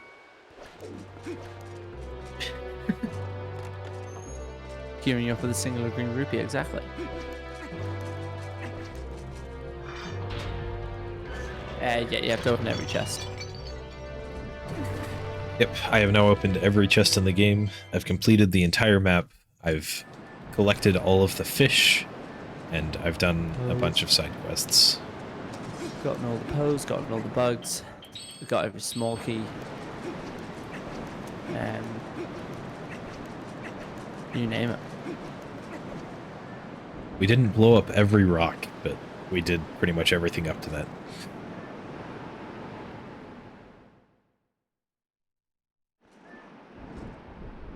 It is weird to think that you didn't even have to visit every grotto. Because then what are in the other grottos? Just enemies and rupees. Oh. And you didn't get the Ganon crash. So basically there is a thing there that when that text pops up at the bottom that says like Ganon's like puppet Zelda, if you open your item wheel during that, it actually crashes the game. It's a single frame Yeah. opportunity. You crash your game. So, Zelda has a minimum of 7 cycles. It will be more than 7 for me. Yeah. It's like So a what? 30% chance-ish. Yeah. So basically, what you want to happen is that Zelda can do 3 types of attacks. She can do her lightning bolts. She can try and lunge at you, or she can shoot a Triforce. And what you want to do is you want her to shoot lightning bolts at you on shot 1, 3, and 7. And basically, if you don't get them on 1 and 3, then you won't get it on 7.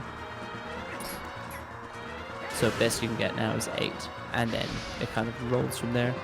And this There's triangle nothing- attack is slower than your other attacks, so hopefully we won't get too many of those. Yeah, and the time in between each attack as well is also random. So there's kind of nothing Anno can do. You just got to kind of sit around and wait and pray. I think that might be 8. She I waiting? believe this cycle is 8. And the reason he is looking at the ground when the triangles come is because they produce a bit of lag. I think that was a 9 cycle. I think 9. Yeah, 9 or 10. And she's invisible.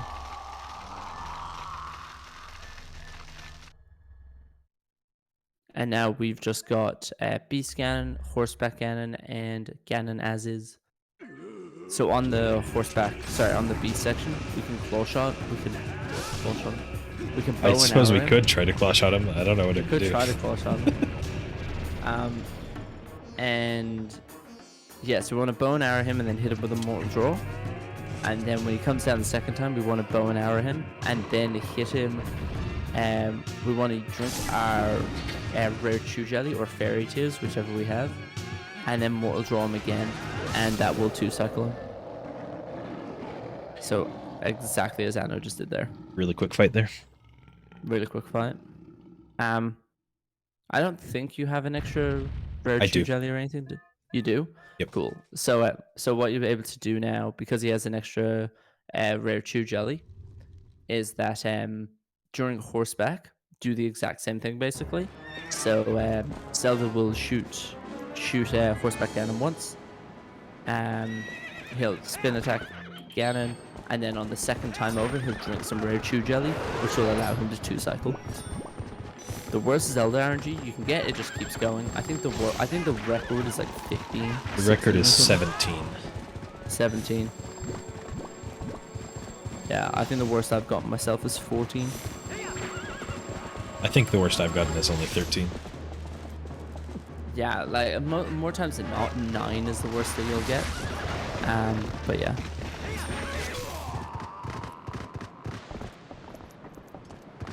Nice. Just a bit post, just a bunch of things. It was unfortunate. a lot of small time losses added up. Yep.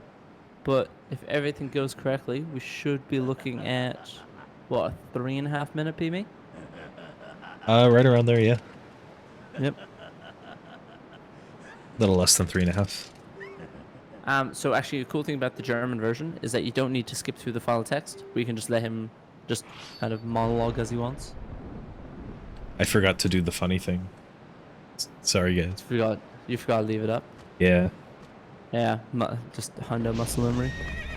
But what you can do here is it takes three jump attacks with an insta spin afterwards, and then a final blow.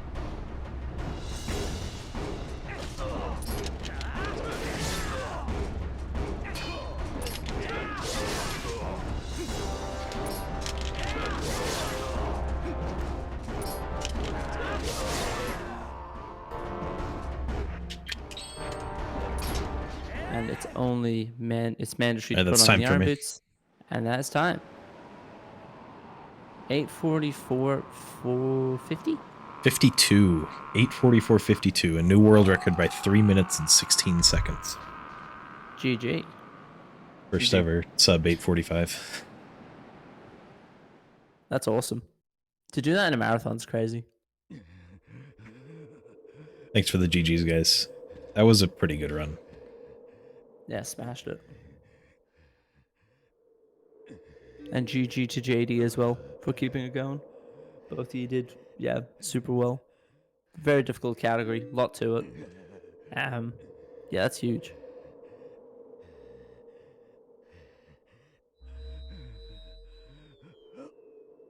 If you guys don't follow Anno or JD, just as their names are spelt, they both stream the runs. If you would like to see them both grind more of this category.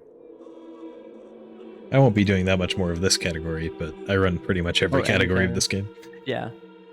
Anno runs every category and then makes up categories as he wants. That's a pretty accurate description. Yeah.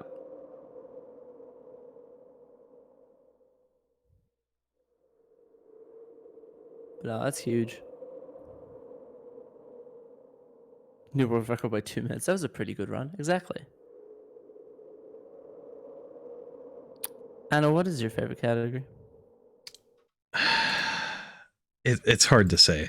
I think it's Goron Mines RTA, which is a nice hour-long category that has a nice trick density and ends with a really good dungeon.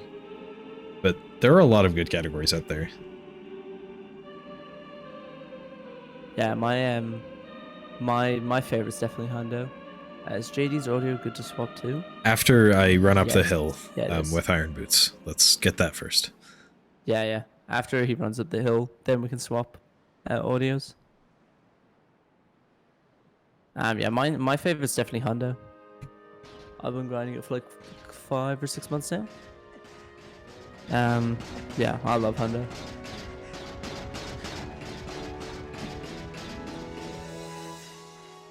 Right. You're now good to switch over.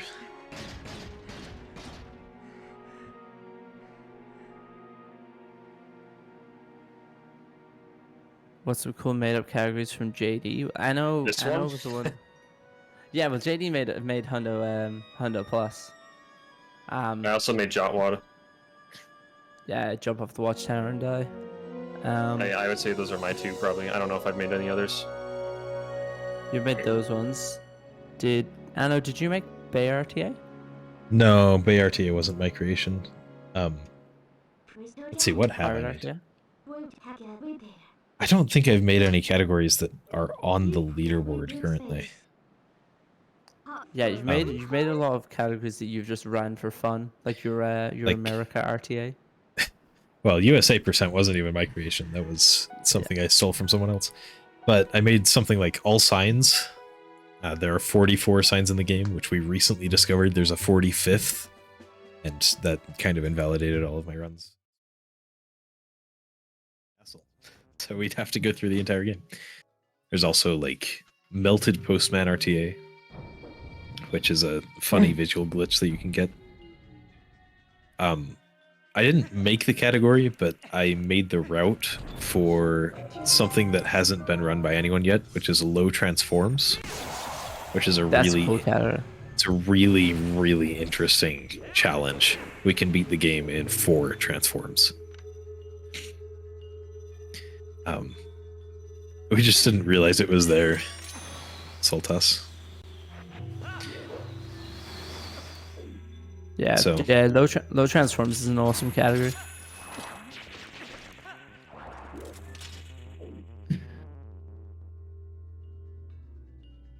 There's a lot of good categories in TP.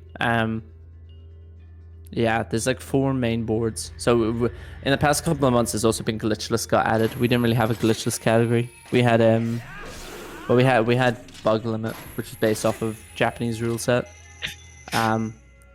Maybe I will And submit now- it next year. Oh goodness. It's And like now we- 35 hours long. It's an insane run. Low transforms. Oh yeah, it's nuts.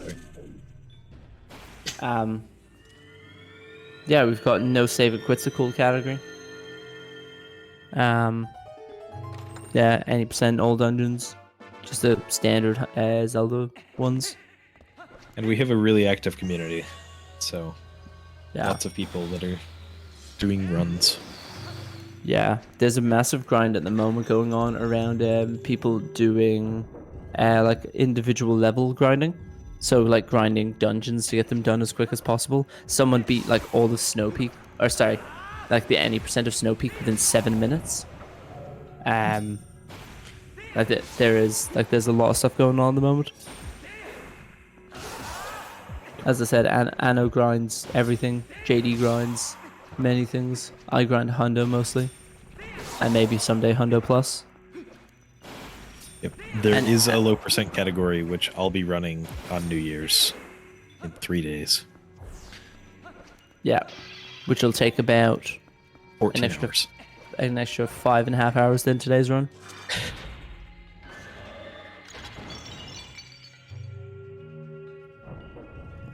Yeah, no, there's a lot going on at TP at the moment. It's been good.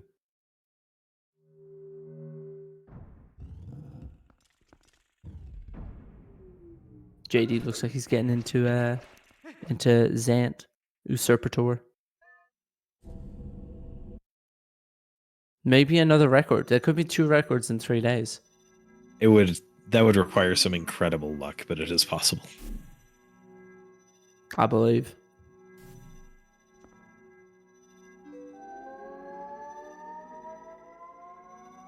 We'll see.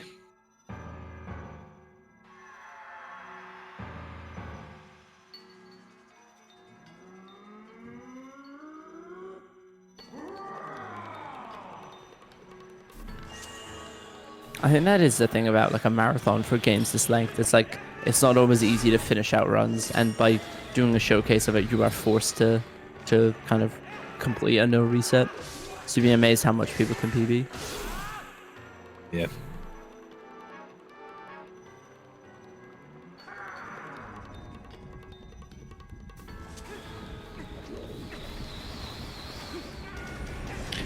Yeah, for sure.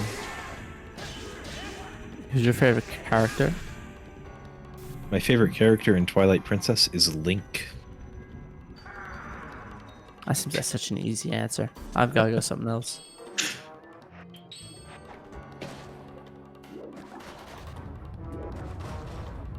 Oh, it's Gorobizo.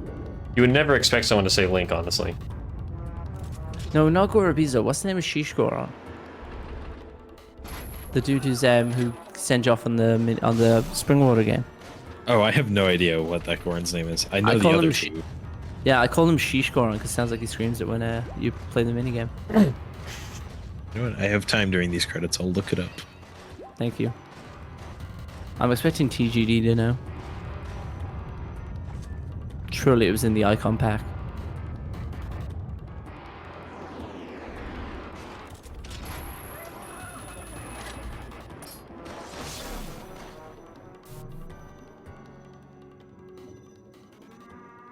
Or Ligs. Gore Legs. Alright, he's my favorite. Apparently, Gorlig's son and Gorlig's grandson. are related. Sure. I've never seen that happen, JD.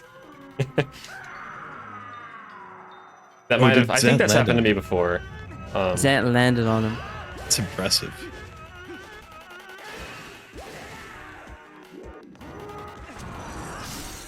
It's not that it loses you like much time, then you can get your health here. I've just never seen that.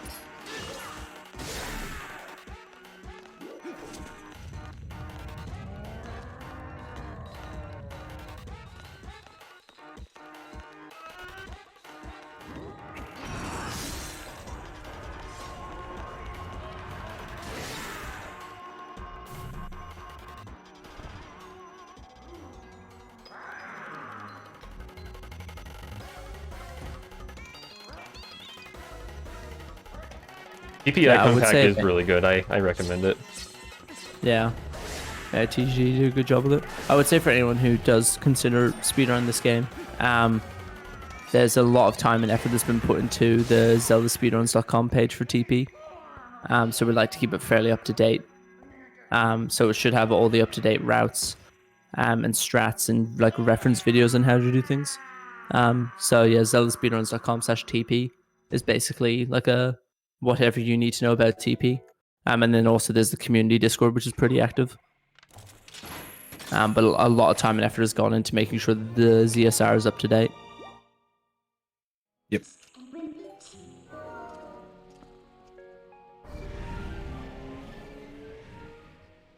Looks like JD now done with Palace. So just a few more things and then on Tyrell Castle.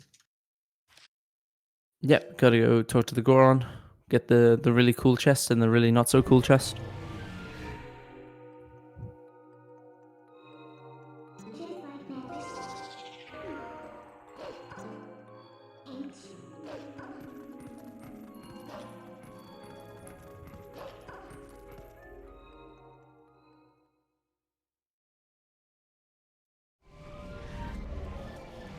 I also love watching the credits. It's a 16-minute credits for this game. Is it actually? Yeah, it's actually 16 minutes long. Which is... It's not short, but it's not the worst credits I've ever seen.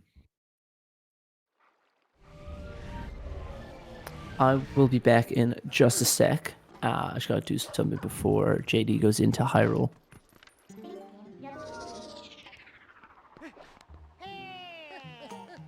I was gonna do Postman Skip, but then I remembered.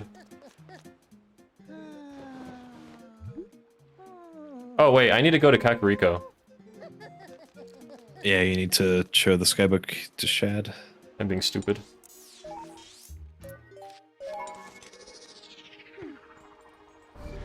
Honestly, there are so many things in this run, it's so easy to forget. Yeah, I know. Your mind has to be in like tip top. I don't even know what I'm trying to say. That's how fried my brain is right now. Yeah, you have to focus on getting more things than any other run gets for a solid 9 hours, and after that, you're just exhausted. There's no other way to say it. So the Wii speedrun, at least for any percent, is still really cool. The optimal route is slightly more difficult than GameCube, but there's an active Wii community as well. That's really nice.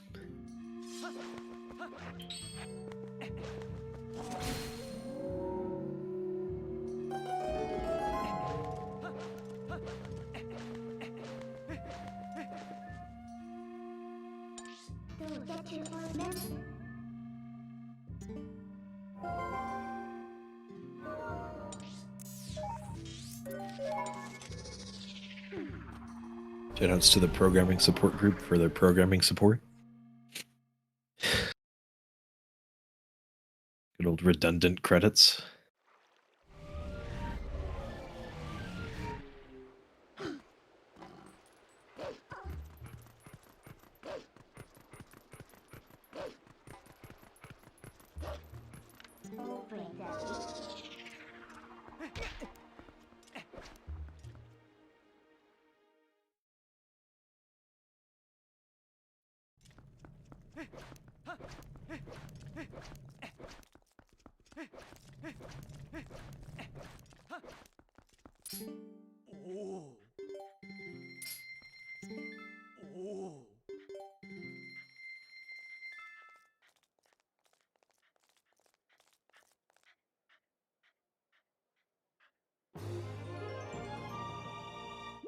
I got those girls to follow me all the way to Charlo.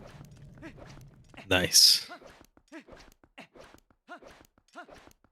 Last art piece on the game for JD. It's all of them.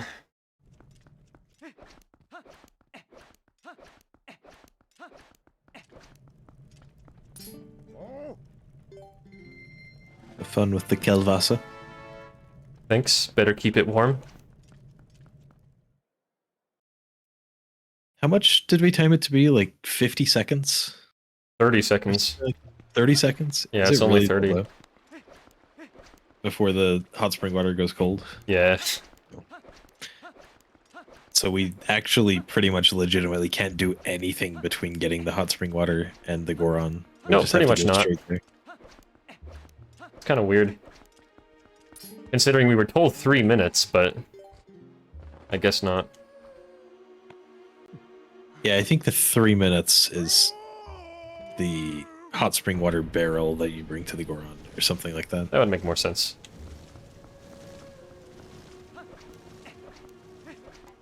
Thanks, CGD, and have a good night.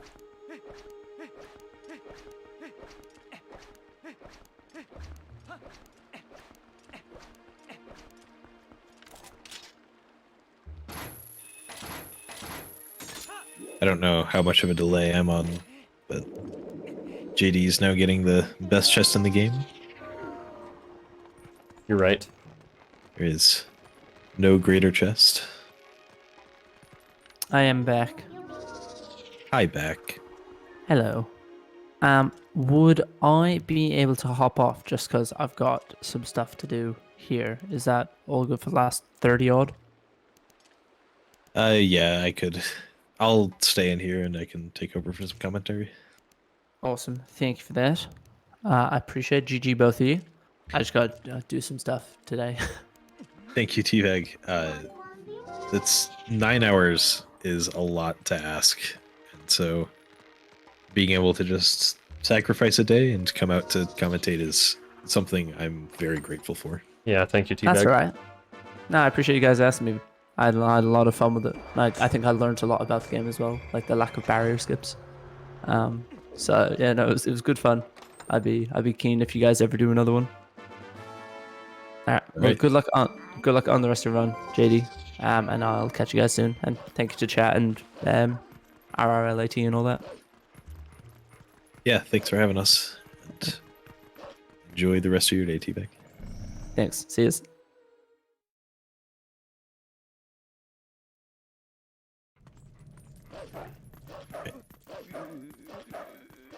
Just gotta save Giovanni, and then JD will be off to Hyrule Castle with that same 2-minute cutscene that I had to go through. Maybe we want to switch to a single game feed. My game's now done with the credits. I don't know.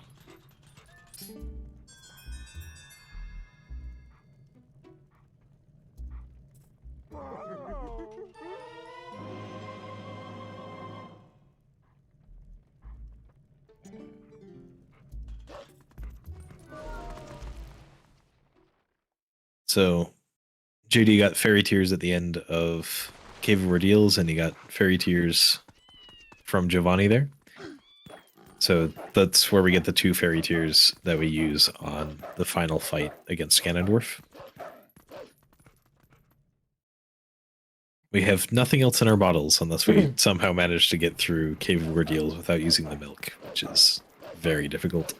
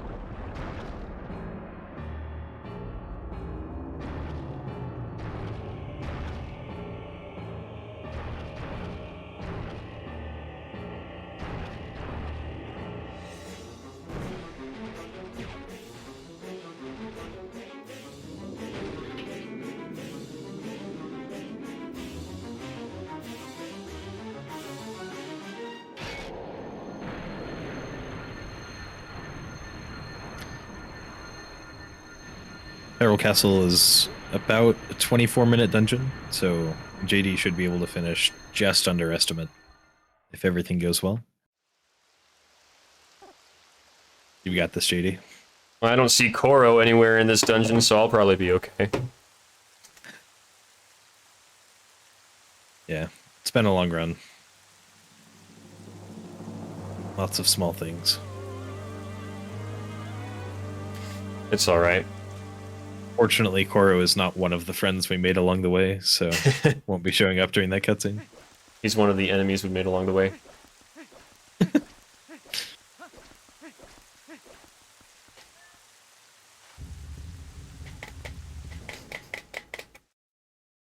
And I remembered to get the Isles of Riches chest that I jumped over. That's good.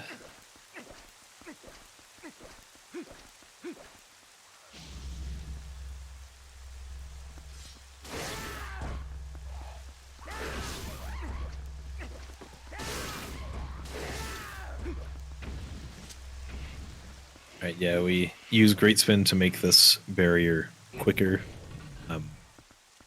One-shots these red bokoblins, which normally take 6 hits. If you're just slashing them. Mortal Draw can also pause work and- too. Yeah, Mortal Draw can also work.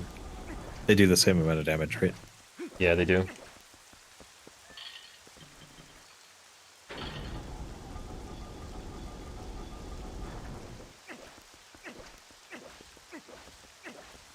And on to King Boblin 4, which we can theoretically get a 1 cycle if we don't miss any quick spins, but sometimes that's a little difficult.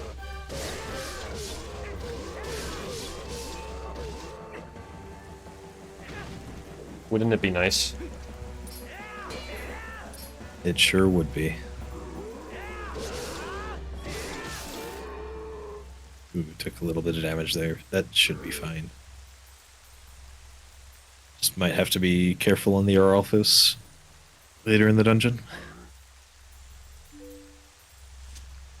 I bet I could get the health back. Oh yeah, you probably could, especially because Barrier 2 is kind of difficult without Great Spin. Yeah, I'll be fine. The chests in this room are completely surrounded by items or pots and stuff. Don't know how many of them have hearts, but hopefully a few of them do. I imagine some should. Okay, never mind.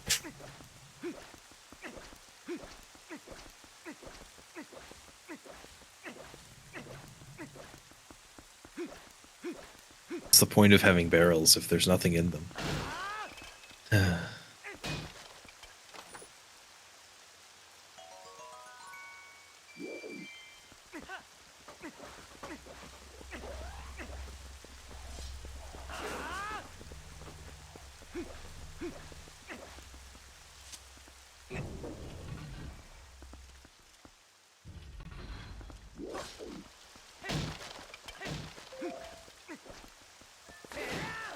Looks like you'll be... There's one by this door and one by the door to Hyrule Castle that I know have hearts.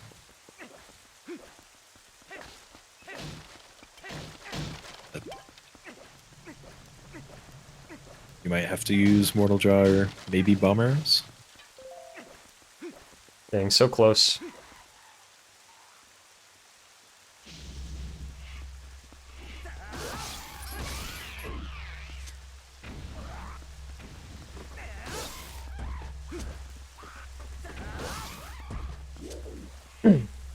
I guess that wasn't too bad. Hey, thank you, Player 5. How are you doing? Yeah, you didn't get any TP time loss flourishes there.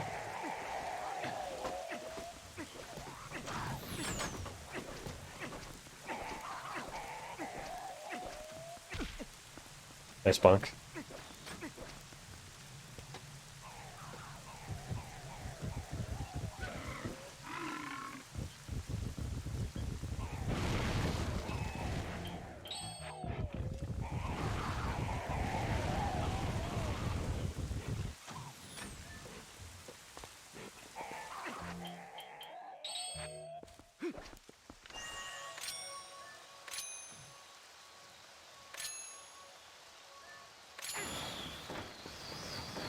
pattern for this puzzle.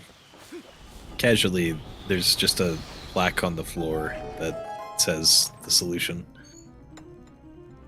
But we've memorized it to be west, north, south, east.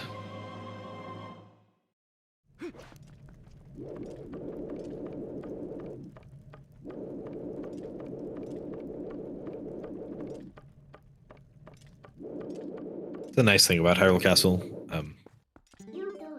the puzzles, you can find their solutions just on the wall somewhere, or on the floor. TP doesn't really try to stump you with the puzzles.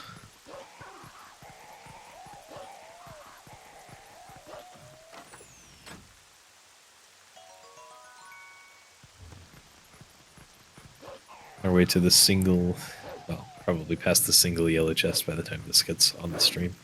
I'm on like a 8-second delay, so.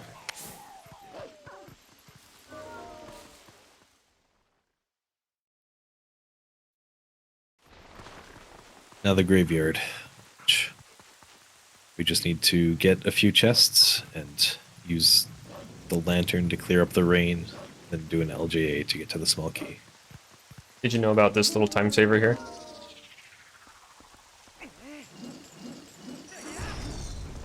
Depends on which one.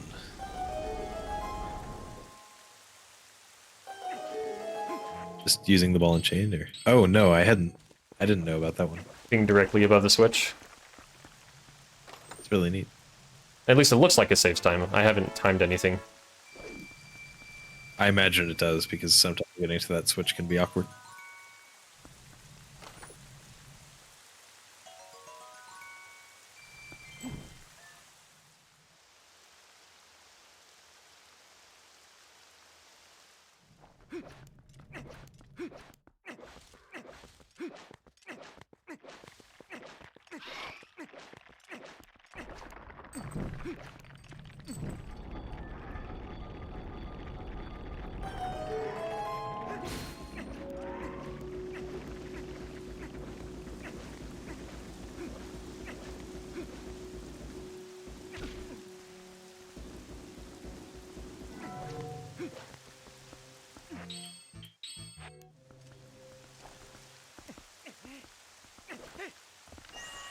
Super easy LGA.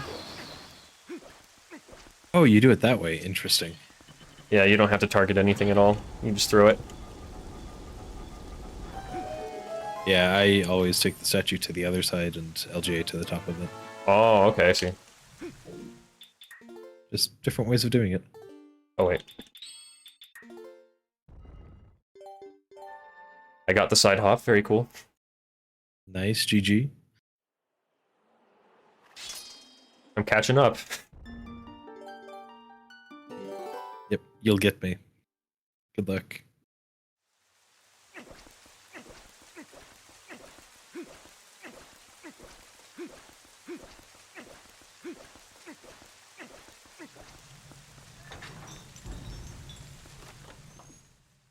Alright, once we enter the castle, there's about 16 minutes left.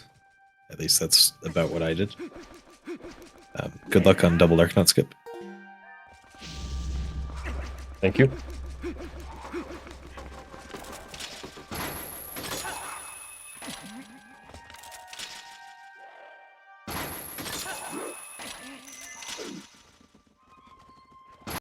And it looks like they did manage to switch the stream, so now it's just you.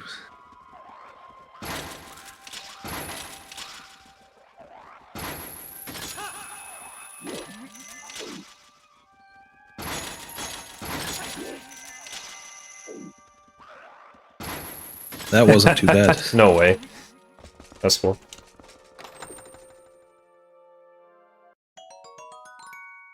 Oh yeah, that was really fast.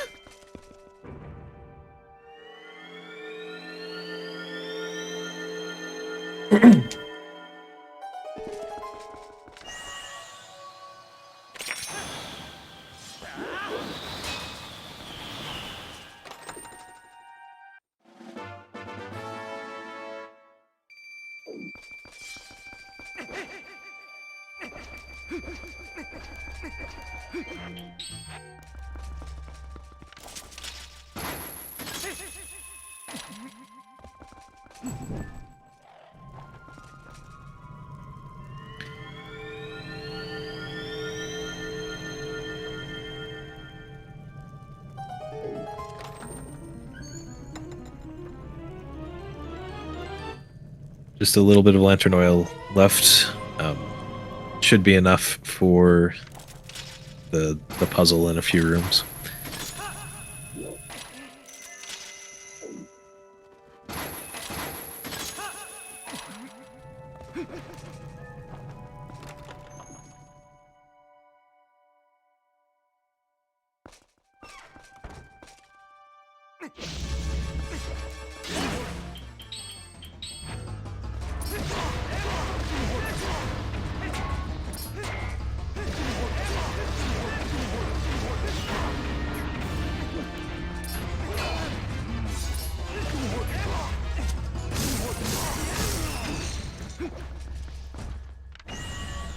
Like a pretty good Dark Knight here.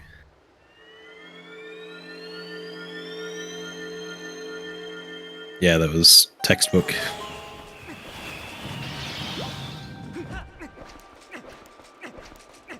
Have to go left to the next couple of rooms just to unlock the map. And then we'll be on our way to the end of the dungeon.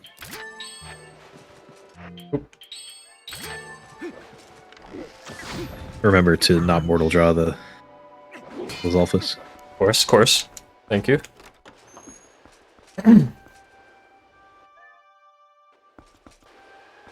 It's really easy sometimes when you're going out of a cutscene or a door or something and there's an enemy right there to just spam A and you'll mortal draw most of the time if you do.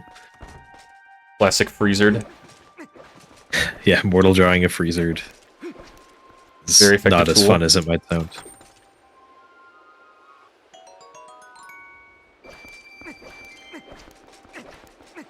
Getting this chest, and that's the last extra chest except for the treasure room chests, which we'll be seeing soonish. Good morning. Good morning.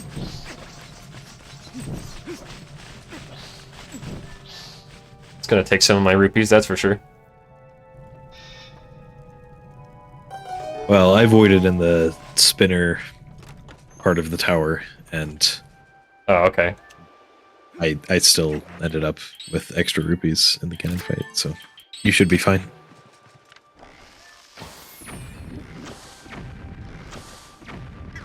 Nice.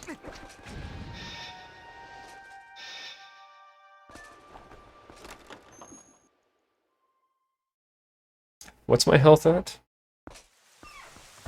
Think you're still down a heart? No, you're full. Oh, cool.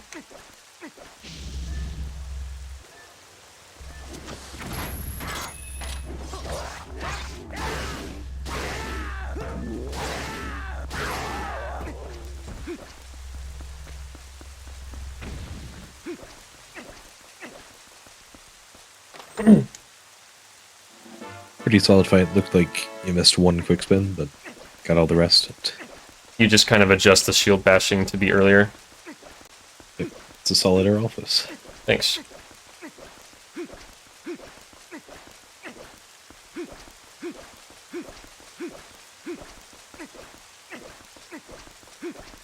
Better than mine, I can say that much.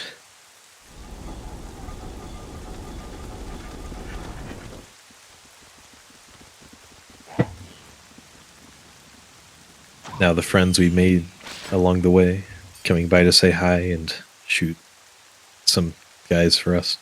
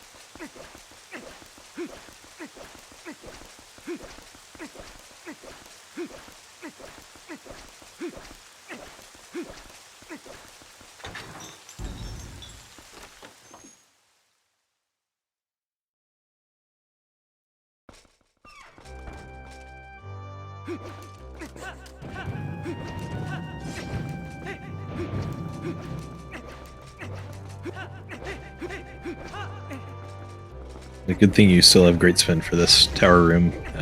Those alphas can be a little tricky without it. Oh yeah, definitely.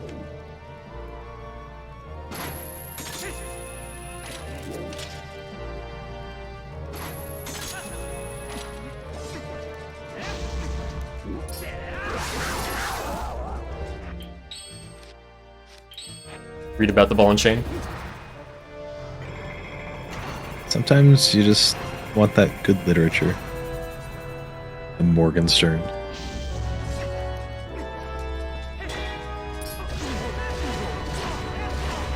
Fighting the last Darknet, and we'll be onto the treasure room.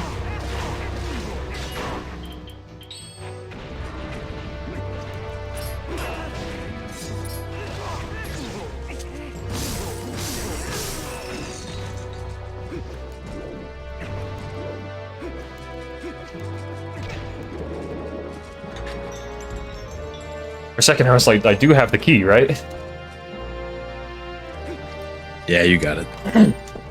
That would suck. What's the timer at? 9:21:35 now. Yeah, I think we made estimate just fine. Might have to cut the credits a little short, but it's fine. Fine with me. Oh, the full credits on my screen, so I think that counts.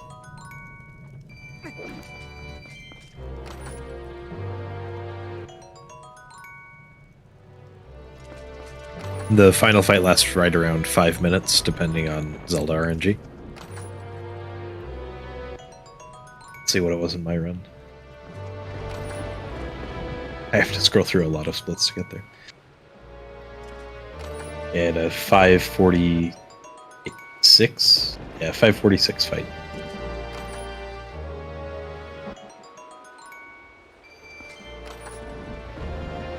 With a 9 cycle.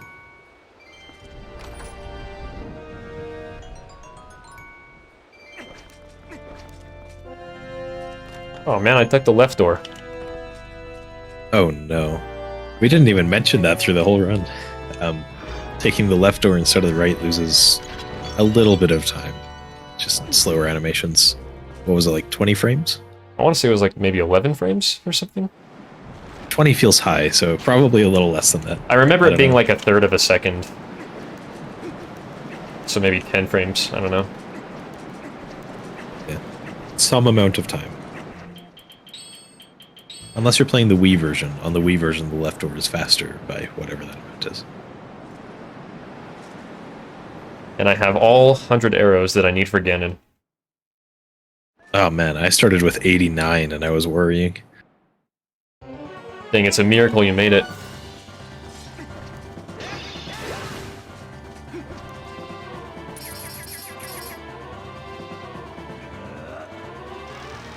Oh, she's actually being nice to me now. My last 2 Zeldas, she's been pretty bad. Something has to go nice for you this run, right? Something does, yeah, I agree.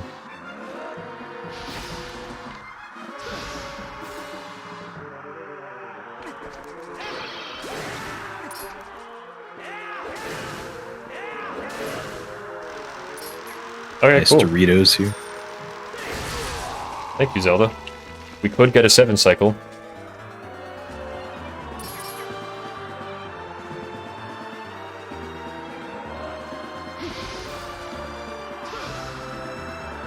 Let's hope for it.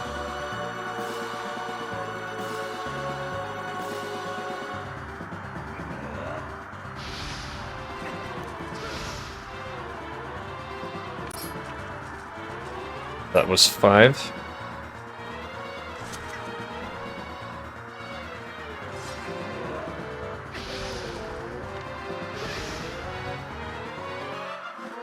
Is it Alban triangles?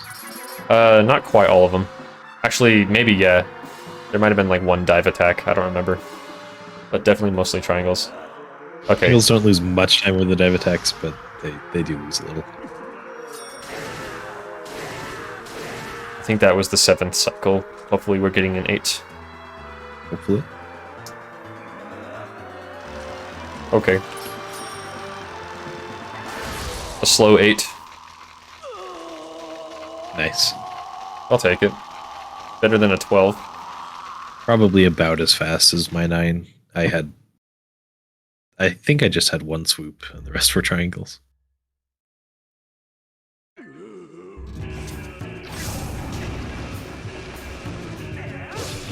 Yeah, we should definitely be able to finish underestimate.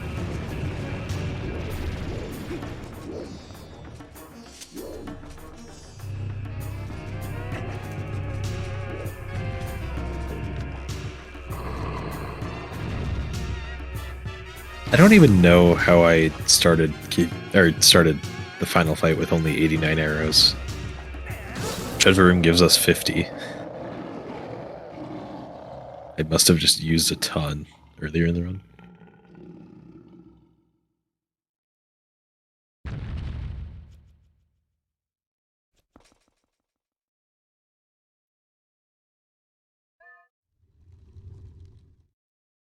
Remember to use the rare jelly on, or not the rare jelly, the fairy tears on horseback. Oh yeah, thanks. Real easy to forget. The Fiend Towel. The Fiend Tau. What? Okay, Ganondorf.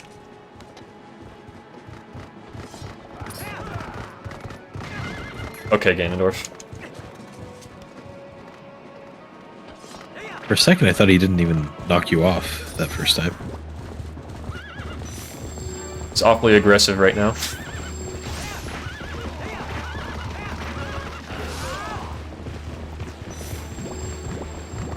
Yeah, if you don't get the initial setup on horseback, it's really tricky to start the fight up back again.